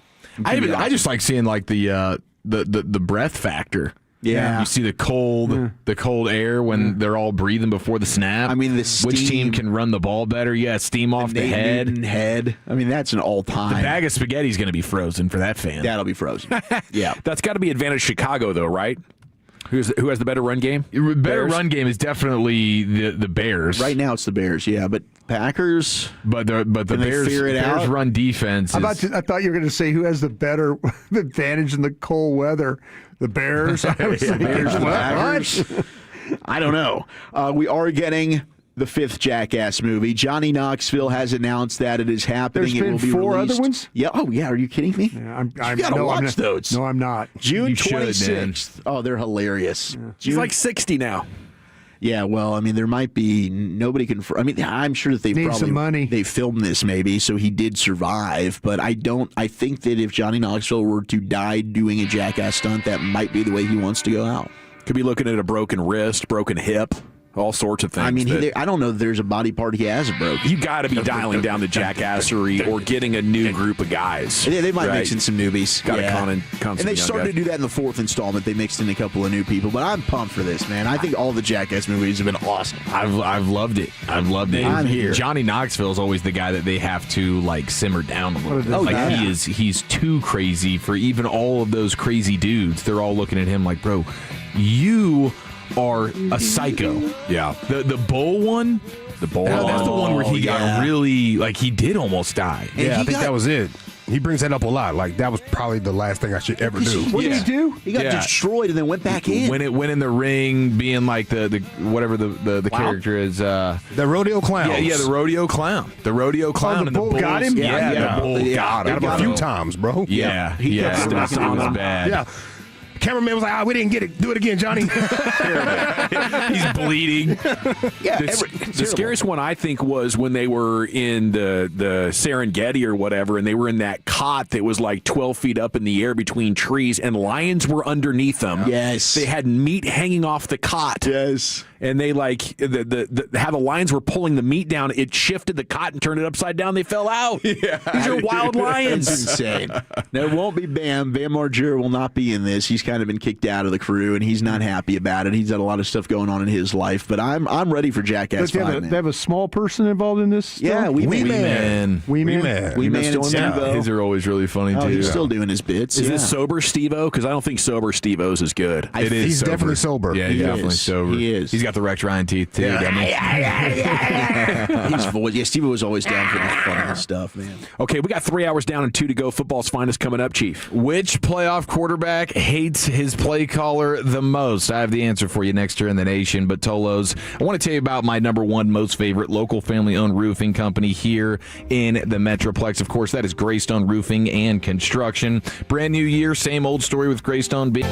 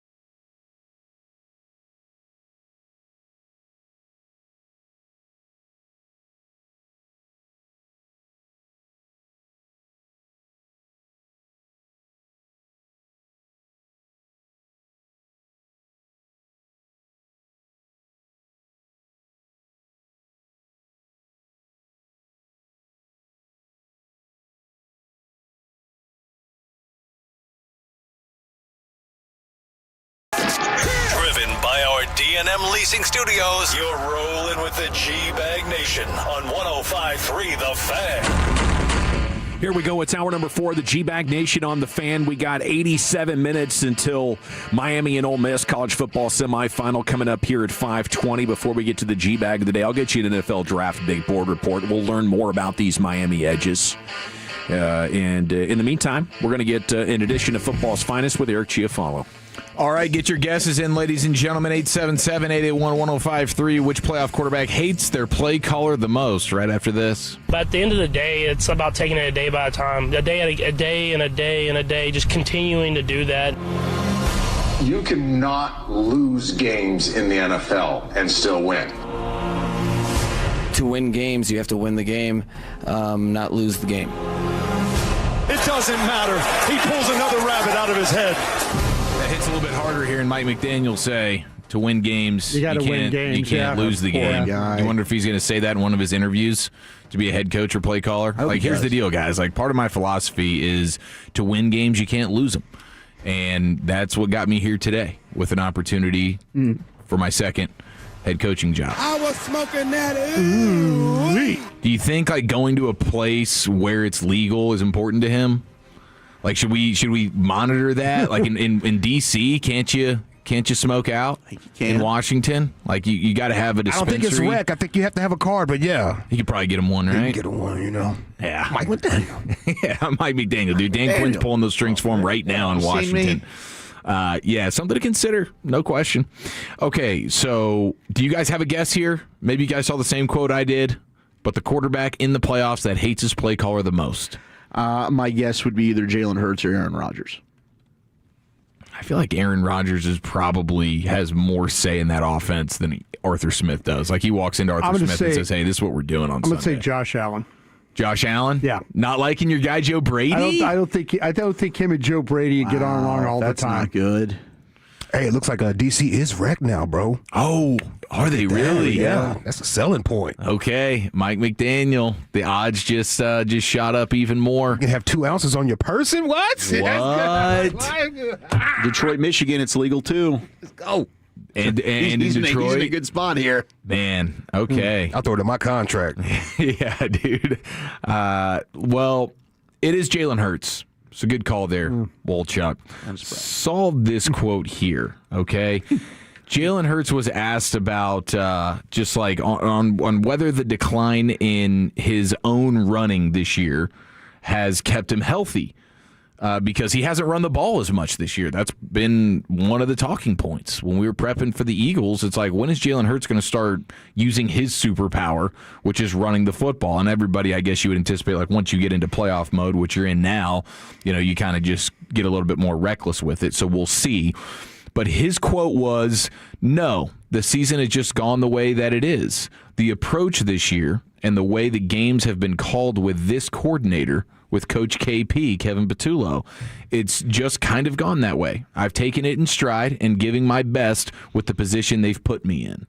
Oh, wow. Yeah. It seemed like a number. Like a lash out? Absolutely. Yeah. It seems like a number of players through insider reports have had things to say about Patullo, so this one doesn't surprise me. But, yeah, I think you have the power as a quarterback. Like, if it's scrambling time, it's running time. Like, he did plenty of that in the first half against the Cowboys in Week 1. It was really the difference in the game was his 65, 70 yards rushing or whatever he had. Yeah, and I get as a play caller with a team that you think, hey, like, we have championship aspirations, you don't want to get reckless in the regular season running the ball.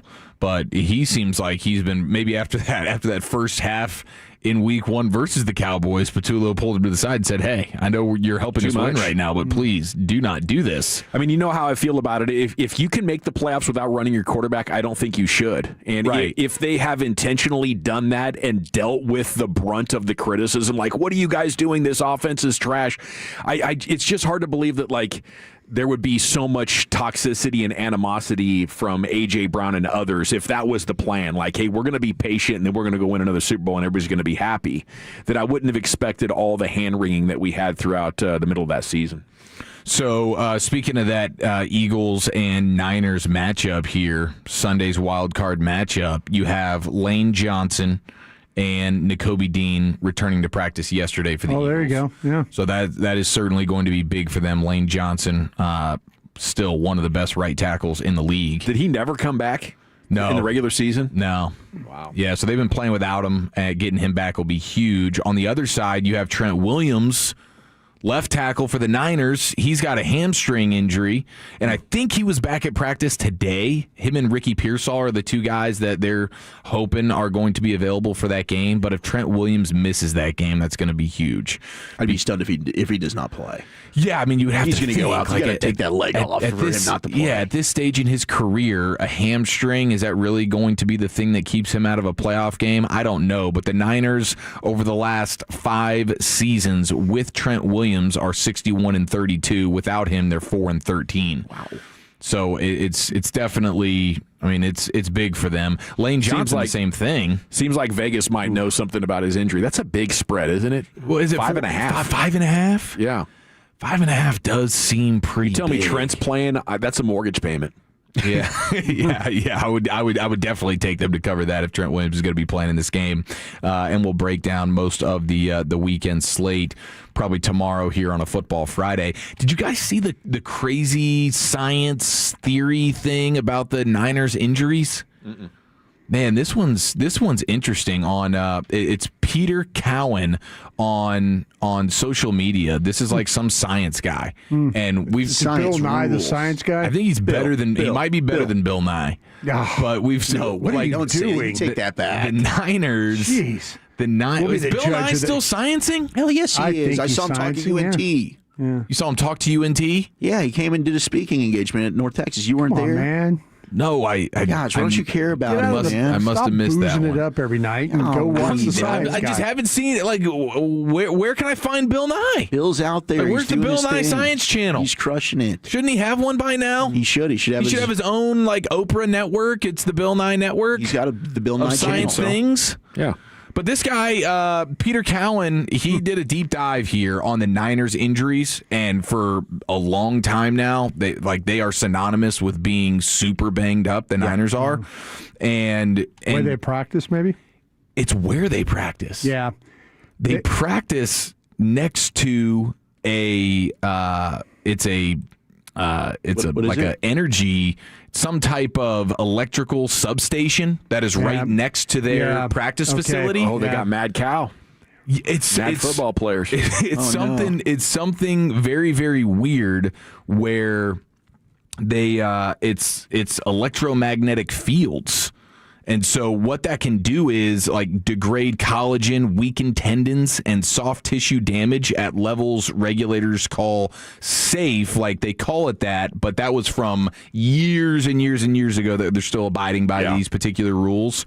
And so electric company paid them to call it safe. Exactly. Yeah. So his whole thing is because their practice field, like their weight room, like all this stuff, they're getting some type of like EMF situation into their body at a rate that is way larger than what it really should be, and it can soften your tendons and degrade collagen and have some injury issues there. And I don't know how legit that is, but they're the only team that practices right next to an electrical substation. So if I'm the Niners, I'd be trying to figure out what the heck's going on. If I'm a player who's going to be like a free agent and go play for the Niners, that's something I want to get to the bottom of a little bit.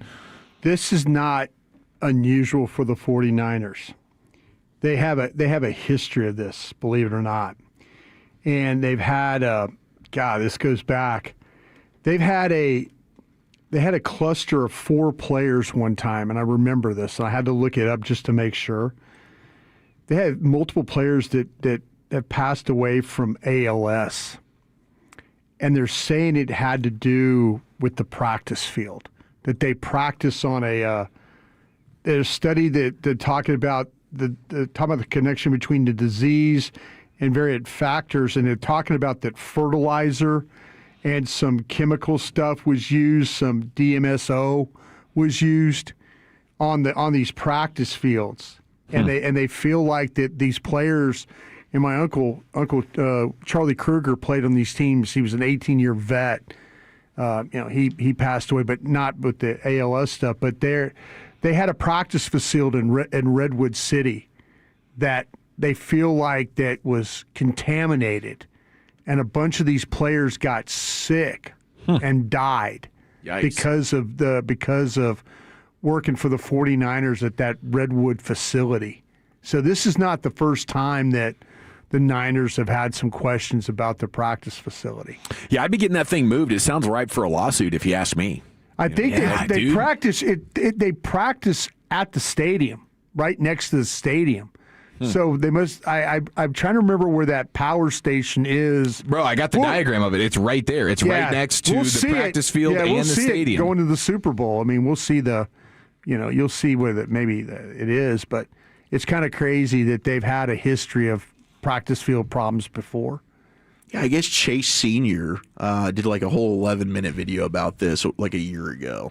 And John Feliciano, one of their offensive linemen, was joking with other players about no wonder, because we're next to an electrical substation that's right next to the practice facility. So there's been talk about this. I guess they did look into this, and there's no scientific evidence that supports these claims.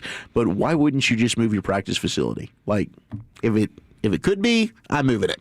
Yeah, you got to be more buttoned up than that, especially with now a pretty long history of the Niners being a perpetually injured football team. Happens to them, it seems like, more than anybody. So I don't know. That's a interesting, crazy deal.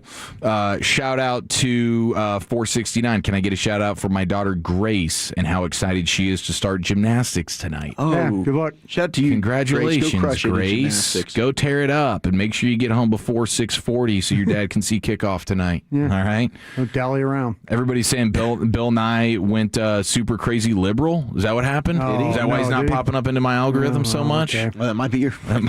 Maybe. There it is. It's starting to add up now. Let's really talk about it. Bill Nye, the liberal guy. That's why I'm Bill Nye, the liberal guy. It's funny. I've seen a lot of them lately. It's starting to make sense why he went to my alma mater to start giving some science there. That's true. UNT would welcome him with open freaking arms, bro. Okay. We also have the story. Did you see Kayshon Boutte, your LSU Tiger? What happened? He's writing, and he had a great season for the Patriots this year. Yeah. He's writing in the Players Tribune. He's basically just spilling all the backstory on his gambling disaster that he had when he was with LSU. Oh, I didn't hear about this. Yeah, you definitely did, but I understand why you don't necessarily remember it. Got mixed up. Yeah, when he was at LSU a few years ago, I mean, he had gotten arrested because he had placed almost 9,000 illegal bets. Oh, including this is at 6 LSU, on right? LSU games. Yeah. How's he still playing? Yeah, well, I don't know exactly how he kind of got through all of that, but the Patriots were willing to go ahead and take a shot on him, and it's worked out because he's been pretty dang good. But yeah, he was. I mean, it's a really interesting read for anybody who wants to go in there. The Players Tribune; those are usually pretty fun reads from the player's perspective. They give you great detail on stuff. And he talks about how when he got injured and everything in his world just kind of came crashing down, and that's where he got into the gambling addiction. Okay. He says, "I knew I was addicted." He's like, "When you lose and you're an addict, there's this voice in the back of your mind, no, I got to get my money back. I gotta get it back. Double up the ketchup." But even when you win, it's never enough. You aren't satisfied just winning $1,000. Don't get me wrong, a bag is nice, but nobody gambles for that kind of money. No. Gambling is about the dream. Yeah. Everybody's dream is to go to the casino, hit for $100K, $300K, $500K, and a lot of gamblers think that if they quit, it would end up being right before their biggest hit, before they would have tripled up on some parlay, 10x, 20x. Why not? That could be me. That's the mindset that always kept me hanging on. What if I do quit? But one day I would have hit this and we'd have been on a boat somewhere living off it, right? Nobody was forcing me. He says I wasn't being hustled. I didn't even have anybody to be mad at but myself. I was digging my own grave. Then one day I shoveled that last little bit of dirt over my head. He says I had nothing left. I gambled until I was completely broke. When it was all said and done, I put around $90,000 of my own money and lost it all. At a certain point when you hit rock bottom, every gambling addict has this moment when you're laying in bed seeing $0 on the app, and you know that's your last. And it's like, how the hell did I get here? And it all starts from him getting hurt and football being taken away from him. He's in this depressive state, and he starts the gambling stuff. And part of what got him back was becoming a dad. So he had a kid, and that was kind of a look in the mirror moment. I think we can all understand that for sure. But that'll break you too. Yeah, that'll get you broke real quick as well. But super interesting read from Kayshon Boutte, who will be playing in the playoffs as the Patriots receiver, and his whole story on how he is no longer dealing with the gambling nightmare. Yeah, that Players Tribune is something, man. It was huge like 10 years ago, and it doesn't seem like we get them very often anymore, but the George Pickens one was outstanding, and a lot of times it's just the player in his own words is going to give you a lot more depth and detail, and I guess with a story like that, you would really wouldn't want to trust another writer, with creative control. For sure. Something like that, you want to tell your own story. Okay, we got G-Bag today coming up at 5:30. We got Ellie live at 5:40. We'll hit the expressway. Little big board report. Let's learn more about these Miami edges as kickoff is coming up in 70 minutes, and we're back with that here on The Fan. Good news for the people of Fort Worth, though. The all-new Alliance Hyundai is here, ladies and gentlemen, and it is conveniently located at I-35 and Golden Triangle. You can't miss it when you're driving down 35. It's a beautiful building, and I was in the car business for a couple of years. Let me tell you, man, my buddy Ryan Watson, he's the owner, Big Time Tolo. Him and his team are delivering a dealership experience that is truly second to none. Trust me, you will feel the difference. A one-of-one car buying experience at Alliance Hyundai, and you just find the best of deals at Alliance Hyundai. That's why I love them. You can score 0% APR right now for 60 months on the 2025 Hyundai Tucson, or 0% APR for 72 months on the 2025 Hyundai Ioniq 5. And keep in mind, every new Hyundai comes with America's best warranty. We're talking 10 years, 100,000-mile limited powertrain warranty, plus owner's assurance. And make sure you check out the stunning 2026 Hyundai Palisade selection as well. Great vehicles, and you'll get an awesome deal on that. They have a state-of-the-art facility. It features Hyundai-certified techs using advanced diagnostics for top-notch care. Oil changes, repairs, you name it, with same-day service and no appointment needed. Relax in their comfy waiting area, free Wi-Fi, drinks, snacks, the whole nine. Visit AllianceHyundai.net. That's AllianceHyundai.net. And remember, at Alliance Hyundai, it's their mission to be your ally in the automotive business. Mortgage rates are approaching their lowest rate since 2022. Time to call TexasLending.com. If you're trying to buy or refinance or get that home equity loan, time to start today. You may be surprised with just how low rates are. Find out how much money you can save with a refinance, a cash-out refinance.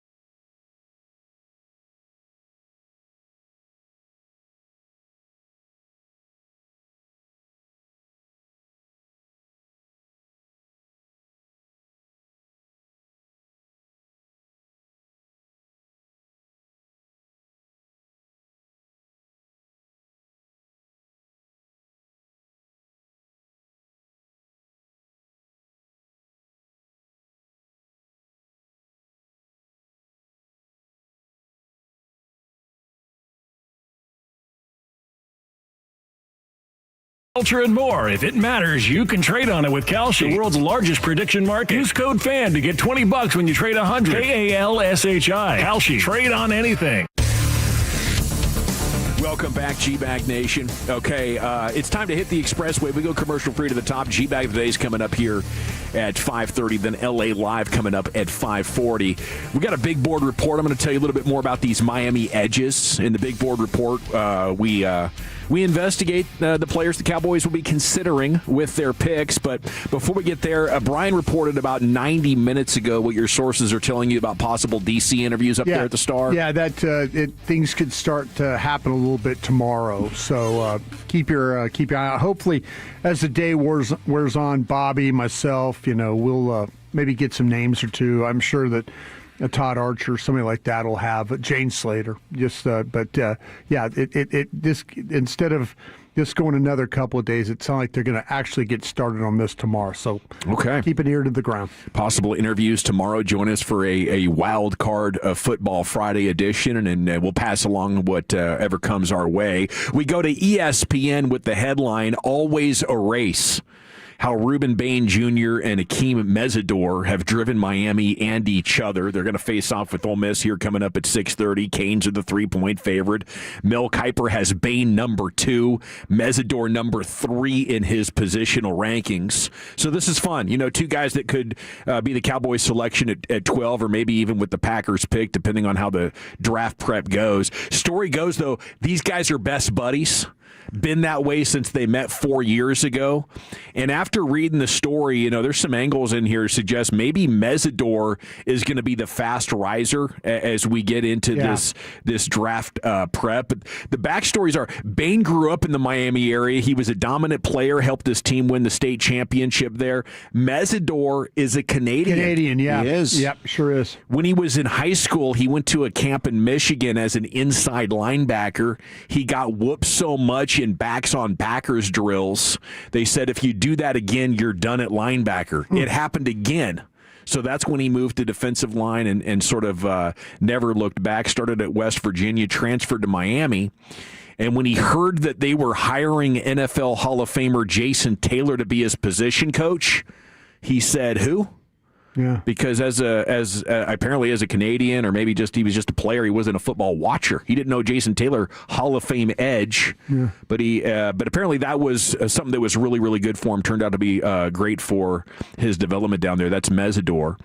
And one of the takeaways for teams looking to draft either of them is they are always competing to see who can do anything the best, and that's why the headline is what it was. I guess who gets to practice first, who stays out on the field the latest, who watches the most film, who works harder, who clocked the higher GPS speed in practice, who did more reps in the weight room, who was first in the stretch line. Sounds like the kind of guys the Cowboys are looking for when it comes to highly competitive dudes that love football, love competing, love getting after it. That's pretty much everything Schotty's looking for. Yeah, man. Yeah, and I think you can say that about a handful of these guys on the Miami defense. And we've talked about them plenty, but you got a couple of guys in the secondary and then those two guys on the D-line. Like, they're just they are a fiery, violent bunch who are dedicated to dominance.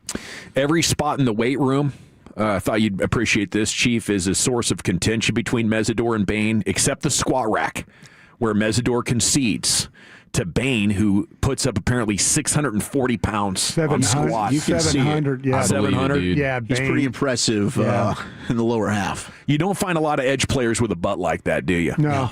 That's why when I first watched him, I'm like, is he a 3-tech? Should they kick him inside? But he certainly is capable of getting to the quarterback at the edge. But as impressive as Bain is, according to ESPN's advanced metrics, Mesidor has the edge over Bain in several athletic categories and football playing categories. Pressure percent, Mesidor edges out Bain 14.3 to 14. Time to first pressure 2.66 to 2.71. High speed yards, or the total amount of yards a player traveled above 16 miles per hour. Mesidor did 118 of those. Bain has 83 of them. And the max speed has Mesidor up at 18 miles an hour, and Bain sitting there at 16.3. They kick off coming up at 6:30. You also have the young wide receiver on that team. Malachi Toney. You have a corner. Who else do we need to be looking out for? Yeah, I mean, Maui know the right tackle if you're looking at offense, but I think it's mostly defense right now for the Cowboys in the draft. Number 0, the nickel corner, Keontae Scott. Number 8, Jacoby Thomas, the safety, plus Mesidor, number 3, and Bain, number 4 on the D-line. Those 4 guys are true studs. One other thing to pass on, the agent of the Washington quarterback who bailed on him, he dropped the player. Doug Hendrickson, quote, "I have made the decision to end my representation of Damon Williams effective immediately due to philosophical differences. Damon's an incredible talent. We wish him and his family the best in their future endeavors." And with that, it's time to go into the Pimp Cup. Lucius Alexander has your G-Bag. Yeah. All right, man, G-Bag of the day. We do it every weekday on the Fan, 5:30. What up? My name is L.A. Lucius Alexander. Hit me up on social media, at Lucky Lucius P. If there's anything you think I should be playing, I don't care where it comes from, Schotty. It can be from another radio station, come off your TV. You could have recorded it from your phone off the TV. I don't care. Just make sure it's good. Or you can find all of our bios. Wait. Go to Twitter, find G-Bag Nation. Our handle's in the bio. Look at I had that backwards. And G-Bag of the year for 2025 is this Friday, 5:30. I think I've collected a lot of them. I might need a test sheet just to make sure, but I think I collected all of them. All right, our winner and champ right here. Day 1, going for 2. Comes from our Wooly Bully segment. Wooly Bully's top 10. He did the worst desserts, and that brought something out of Broadus when mince meat came on up. Get it for your birthday this weekend, Lucius. Don't do that. Broadus, man, he had like a little throwback frontier vibes. I don't know. 5 is for us. Mincemeat pie. I'm sorry, what? Yeah, it's pork chops and applesauce. Wow. That's not an American. Where did that come from? Is that German or something? That sounds 19th century. Man. Crazy, bro. Take it down a little bit of vodka. Mincemeat pie. They're at the gates. That's like Make me a mincemeat pie. Yeah, that's like Game of Thrones. We're about to be taken over. Quick, take mincemeat pie. Oh, jeez. I can see Patton's tanks. Make a mincemeat pie. I love the pies. That's a throwback. That's throwback dessert right there. Mincemeat, bro. Very throwback. It is. It's a hodgepodge of situation. Shout out to Miami. I'm going for Miami tonight. Going Miami. Bitty Blades. All right, let's see here. I was sitting on this one for a second, waiting for this night. Shout out to my man Eric Chiafalo. The playmaker putting belt to ass after the Canes beat Ohio State. And he put the jersey around. What is that? It was a cooler. It was a cooler, Gatorade cooler? He did a trash can the week before.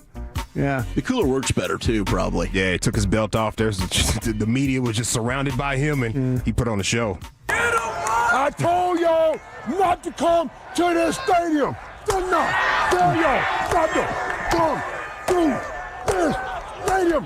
Don't come back no more.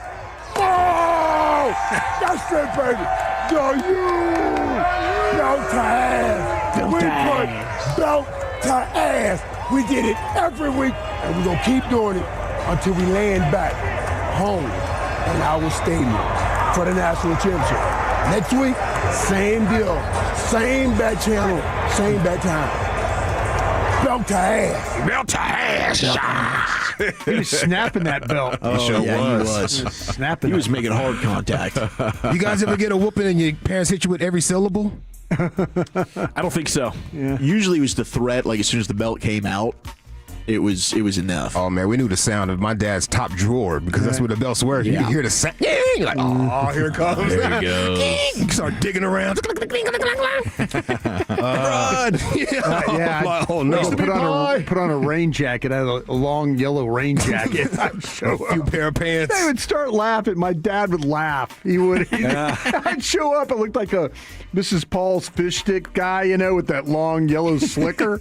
And my dad would just start crying. cracking up. I'm here, ready for my butt whooping. Yeah. Yeah. No, my dad definitely hit me with every syllable, so you got to make sure you don't do a lot of things. You just do one thing. Being from the country. There's a lot of things he's going to explain to you as he's whooping you. Yeah. When I tell you, oh, my God, come on, man. Come on. Anyway, what you say, sir? Being the country background you have, did you ever they ever tell you to go pick out your own switch? A few times. Yeah. It really didn't turn out that way. Yeah. Pops will look at them switches. He'll use them for a second. They wouldn't work, and he'll go back outside, get a better switch. It'll be so green and just whippy. Man. My mom said my grandfather would make the kids do that. They had like 6 kids. Yeah, go get your own switch. Rural Indiana, that was a popular move. Yeah. They would get me with just a very, very calm, this is disappointing, and it's going to hurt me more than it hurts you. That's how they would try to justify it. Let's switch spots then, dog. Yeah. Because I would have learned from this lesson. The worst mistake I ever made was laughing at my mom's spankings. Oh. You know? Yeah. Because I was so stubborn. I'd be like, doesn't hurt. You know? Oh, wow. And then that's when the just wait till your dad gets home line would That's tough. I used to get prevalent. both, man. Mom tear me up, and then I'm going to tell your dad. I'm like, come on, didn't you just handle this? Yeah, it's account's been paid. Yeah, what are you doing? Now you got to clean your room till your dad gets home. He walks in and busts your butt again. Taking all that frustration from workout on you. God, dog, man, what a setup. All right, Chris Berman did play-by-play of, what was that, Laura Rutledge? Laura Rutledge, yeah. She was running into the sidelines during the Sugar Bowl. Yeah, she get into her halftime seat. Yeah, she was. Ole Miss was in the Sugar Bowl, right? Yes. Yes, sir, they were. Okay, this is why I sat on this one, too, right here, because Ole Miss is playing tonight, right? Yep. They are playing. Okay, Yes, look at you, boy. Oh, you're on it. Gotta run. All right, yeah, Chris Berman, play-by-play. Look at this. Now, you've just done an interview, and you could go all the way to the sidelines, but it doesn't. And then, oh, my God, we got the band. Is it the Stanford Cow game? No, it's not. They're the tubas. They're the drums. And what's it? What? And what? And then the xylophone. Be careful. And then we got to get you on the set. Tim, get out of the way. Laura, you got the mic. Have a seat. And I want to say this, because we're watching NFL Live on a Monday. I have seen, personally, a lot of great runs in the history of Monday football. That just took the cake. She had them big-ass boots on, man. She was stumbling, bumbling, rumbling. Yeah, he was hustling. She was dodging a lot of things on that sideline. She was jumping over the ball bags and stuff. She's got like 45 seconds to make it from one end of the field to the other. She's got to sit down, boom, get mic'd up, get the earpiece. Incredible.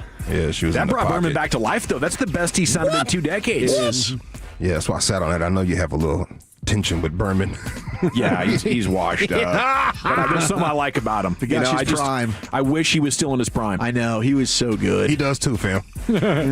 20 years ago. You might think he still is, though. He kind of seems like a guy that loves himself. I like when he goes off, gets upset. That little video of him getting mad. Yeah, it's really good. I love when people crash. Hell, bro. He's a professional. Let's go to Nightcap. Ocho Cinco and Shannon Sharp.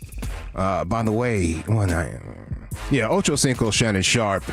Has anyone here been to North Carolina? Anybody here? Yes, sir. Charlotte's airport. I have. Yep. Okay, cool. Quite a bit. Beautiful state. I've heard it's gorgeous. Yeah, but beautiful never state. been. I want to check it out one day. Yeah. You'd like it, Lucius. Panthers in the playoffs.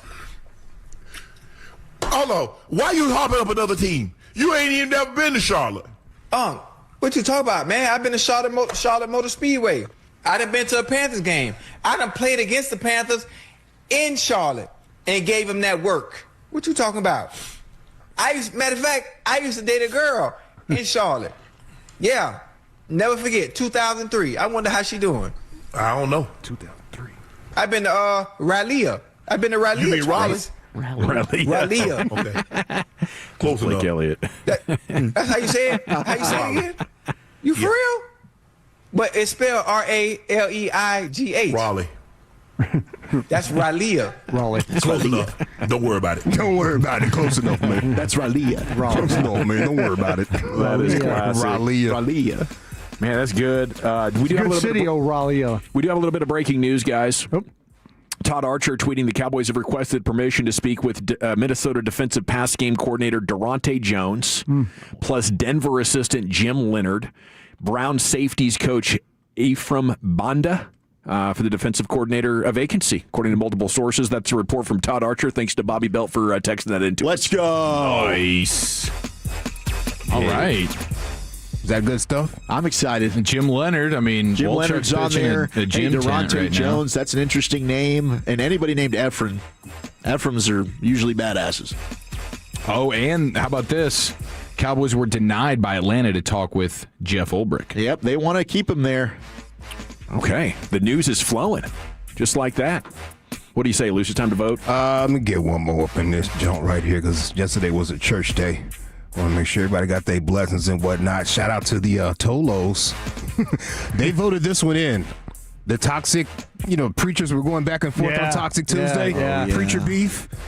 Bishop Patrick Wooden says Jamal Bryant's wife was a $2 whore. Yeah. Oh my God. He did say that. He did. A preacher presented his wife the other day, and I guess you call that a flesh-colored dress. I don't know. It's black dress and flesh color. It gives the illusion that she's not wearing anything underneath. And I heard the preacher, when he defended her dress, by saying, first of all, he bought the dress. So I guess our objection to a man of the cloth presenting his wife looking like a $2 whore. Oh, my God. Dang, Jeez, Reverend. Too much. At least two. At least two. My statement is it's not about her. My statement is about him.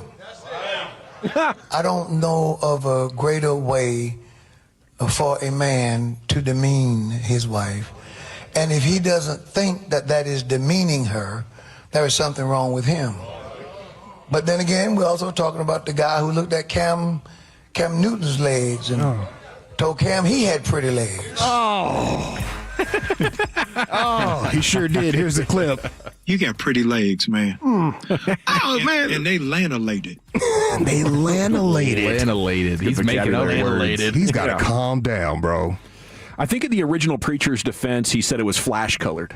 You know what I'm saying? Flashing flash. It was flash-colored. Shut up, bro. Okay, we got our champ Broadus with his reaction to the mincemeat pie. I'm sorry, that was bad. We got the playmaker Michael Irvin talking about BTA on the sidelines, and we're going to get the dub tonight as well against Ole Miss. Chris Berman, you got Ocho Cinco. He has been to North Carolina. Or you got your preacher beef. Okay, you got a champ. You got 4 different challengers. This one is tough. I did like that Ocho line. I'm going to go with Chris Berman, though, Chief. How about you? Give me the playmaker. We're tied at 1, Lucius. God, dog it. Nightcap, Ocho Cinco in them. We're tied at 1, Woolchuck. I think I got to go with Ocho as well. Ralia. Yeah, I think that's the girl's name. I used to date a girl back in 2003. Yeah. I wonder how she's doing now, bro. It's 2026. I'm going to go with Ocho as well. By a score of 3-1, and your new G Bag of the Day champion. It's Shannon Sharp there with Ocho Cinco with a pretty good bit. Okay, we got Stay in the Pimp Cup now. Yeah. It's time for LA Live. Hold on. Each weekday at 5:30, Gavin, Lucius, and the guys bring you the G Bag of the Day. Gavin Lucius. Each weekday at 5:30, Gavin, Lucius, and the guys bring you the G-Bag. Lucius. I'm Dominican now, fam. I'm Dominican. I know black. I'm Dominican. By the way, G-Bag of the Year tomorrow, 5:30. Yeah. The AI Jerry on why he fired McCarthy. Looks like an effing pork chop. You remember that clip? Oh, yeah. That's my leader in the clubhouse. Okay. Yeah. Okay. Just as a little tease. Okay. A lot of good stuff, though. I was just looking at the calendar. We need the whole 5 o'clock hour for this, don't we? Yeah, we might need multiple segments. Probably at least a G-Bag of the Day in LA Live. Yeah. about That's what I'm 30 thinking, minutes. right? Yeah. It's maybe it's going to bleed over to 6 We'll o'clock. take it into the 6. Who cares? If we need to, who cares? Yeah. All right, let's get into a Thirsty Thursday Ladies Night edition of LA Live right after the great Rick James. Well, all right, you squares, it's time you smoke. Fire up this funk and let's have a toke. It'll make you dance to some of everything. Everybody get high. Man, if you single right now, bro, let your apartment go, get you a storage unit, and stack your bread. Sleep in your storage unit. Because the thing about it, when you get in the storage unit, you ain't gonna have to pay number like $50 to maybe $100 a month. So you might want to stack your bread for maybe a year or 6 months, 9 months, and build your credit. Versus being in your apartment, you ain't able to get no credit cards, pay your credit card bills. You ain't able to really make shape, move, and make nothing happen. But if you go get that storage, you're going to be able to save so much money. And then who knows, some nights, and most of the time if you're single, most of y'all do want to date multiple chicks anyway, so y'all going to already have about 2 or 3 females y'all dating anyway. Stay at one of their house 2 days, stay at another house 2 days, stay at another house 2 days. You sleep in your storage on, 7 day? See how they work? Play the game small and stack your money. A lot of y'all ain't ready to make that sacrifice, though. A lot of y'all gonna look at me crazy now. Weak-minded. It's on y'all, though. Hey, man, it's some New Year motivation for y'all, man. I'm trying to get these guys motivated out here. Is that some sound advice you think right there? If it's an air-conditioned unit, yeah. Could you actually make it in that thing? I've seen people do it. There are individuals that absolutely I've seen them do it. Really? The guy who's like making full meals in a hotel bathroom and stuff like that. Like that he's built for that. Yeah, you got the little traveling cooker thing or whatever. Yeah, pretty amazing. Flat top in there. But you can't watch TV. You got to have headphones on because that would echo through that little building, wouldn't it? Yeah, that's going to be your biggest problem is staying under the radar of the manager. Biggest problem, too, is like midnight pee. Yeah. You gotta get bubble guts. You got hit with the bubble guts randomly. All of a sudden, you're like, bro, I got to get in my car and go to Quick Trip. Man, you got to put a trash can around a toilet like you out there in the woods. Hopefully, there's a Buc-ee's within striking distance. You get the toilet seat part. You put that in a 5-gallon bucket. Yeah, clean that out every morning. I think, but that's nasty. That's nasty. It's a nice pot. Eventually, these gals. It's in the trash bag, so all you do is just close up the bag. Okay. Oh, that's true. That's brilliant. You know, you just gotta those trash bags be. I know this because we didn't have water at the house for a while. I'm just telling you. Oh no! This is why I learned this. She taught me. I was like, I'll be down. But how about that? I'm pretty smart. You done this before? You're probably gonna have to keep these gals in rotation though, because after 2 months, they're gonna want to see your place, aren't they? They're only gonna let you. Yeah, they're gonna always go to her. They're gonna want a proof of domestication at some point. Yeah. I got a buddy that was dating a girl, and he never took the girl to his house. He always like hotels or something else like that. She went around, started a rumor that he was homeless. Yeah. Homeless, married. They're going to have a lot of ideas. Yeah. You can't be up late FaceTiming either from the. You can't. From the. No, that's true. You can't be on the radar. Like, you can't move around at night. Like you said, because the cameras are there all the time.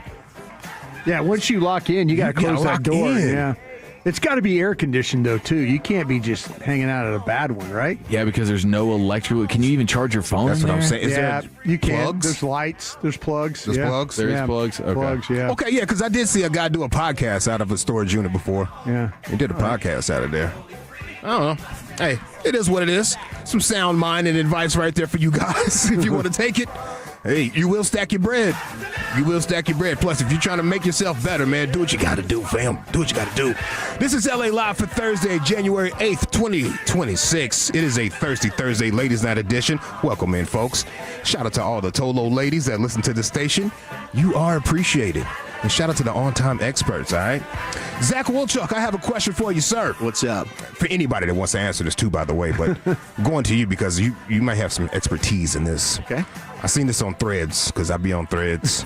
This woman has caused a firestorm of a conversation for a couple of weeks now. Oh, no. She said, to my future husband, I want a natural diamond ring, not a lab-grown. A big one, too. 5 carats or better to be exact. Thanks in advance. So many people are responding to this. There's think pieces and everything about lab-grown diamonds versus real diamonds. What do you think about the lab-growns versus the realies? So my dad, when I was getting for Maya, literally he didn't tell me which one was which. Gave me a lab-grown, gave me a natural mine diamond. They were both the same carat. I put them up. Said, which one do you think looks better? I did the whole light trick and everything, and I said, the one on the left. That was the lab-grown diamond. You get whatever the hell you want. If she thinks she needs to think that it is mine, go for it. She's not going to know the difference. She's not going to know. Will she look it up, though? Will she? If she wants to take it somewhere, there's probably trust issues already. Yeah. So you probably shouldn't be getting married. That's a good point. I seen a tester situation where they can't even tell the difference between they put the tester on there. I'm telling you, oftentimes the lab-grown looks better, if not just as good. So I don't think there's a difference. I don't get why people are fighting over this. But price, big time difference? The price is usually going to be better for you with the lab grown. The natural mind should usually be a little bit more expensive, but I think they're both quality diamonds. Okay. Yeah, I got some diamond earrings, but it's moissanite. It's moissanite. It's moissanite. It's moissanite. Can you name a famous jeweler? Anybody? Anybody in this room? Can you name a famous jeweler? Johnny Dang. Johnny, TV Johnny. Yep. There you go. TV Johnny out of Houston. I got that one on the list. So anybody else? No. Name a famous jeweler. I can't. Yeah, man. Jacob the jeweler. There you go. There's Jacob. Ben Baller. He got real big during the MySpace days. Ben Baller. We got one that listens to the station, VVS Cam. Shout out to you, fam. He made his girl an engagement ring. He made the ring. That's pretty fly. Come on, bro. You cannot beat that. That is awesome. You cannot beat that. There's a famous New York jeweler, Trax. Oh. He went viral this past weekend because there was a rival jeweler that was biting off of his stuff. I saw this. He crashed on out, bro. Yeah, he did. He got choked out by the chain, too. They choked him out with that chain. Some dude was pretending to be him and ripping off people and everything. He confronted him. Doc, you say VVS? Oh, yeah. I3, 14K, and you're using my name, you bitch! You bitch! Yeah, 6447. Thief! You fucking thief! Bitch! Yeah, man. It's real out there in the world, I guess. It's real out there. Let's get into some drunk stuff real quick. Hell yeah. Hi, my name's John, and I used to be a beer guy. It was my whole world. I'd travel around to all the different breweries, spending a ton of money. In particular, I loved IPAs. That stands for India Pale Ales. I could tell you all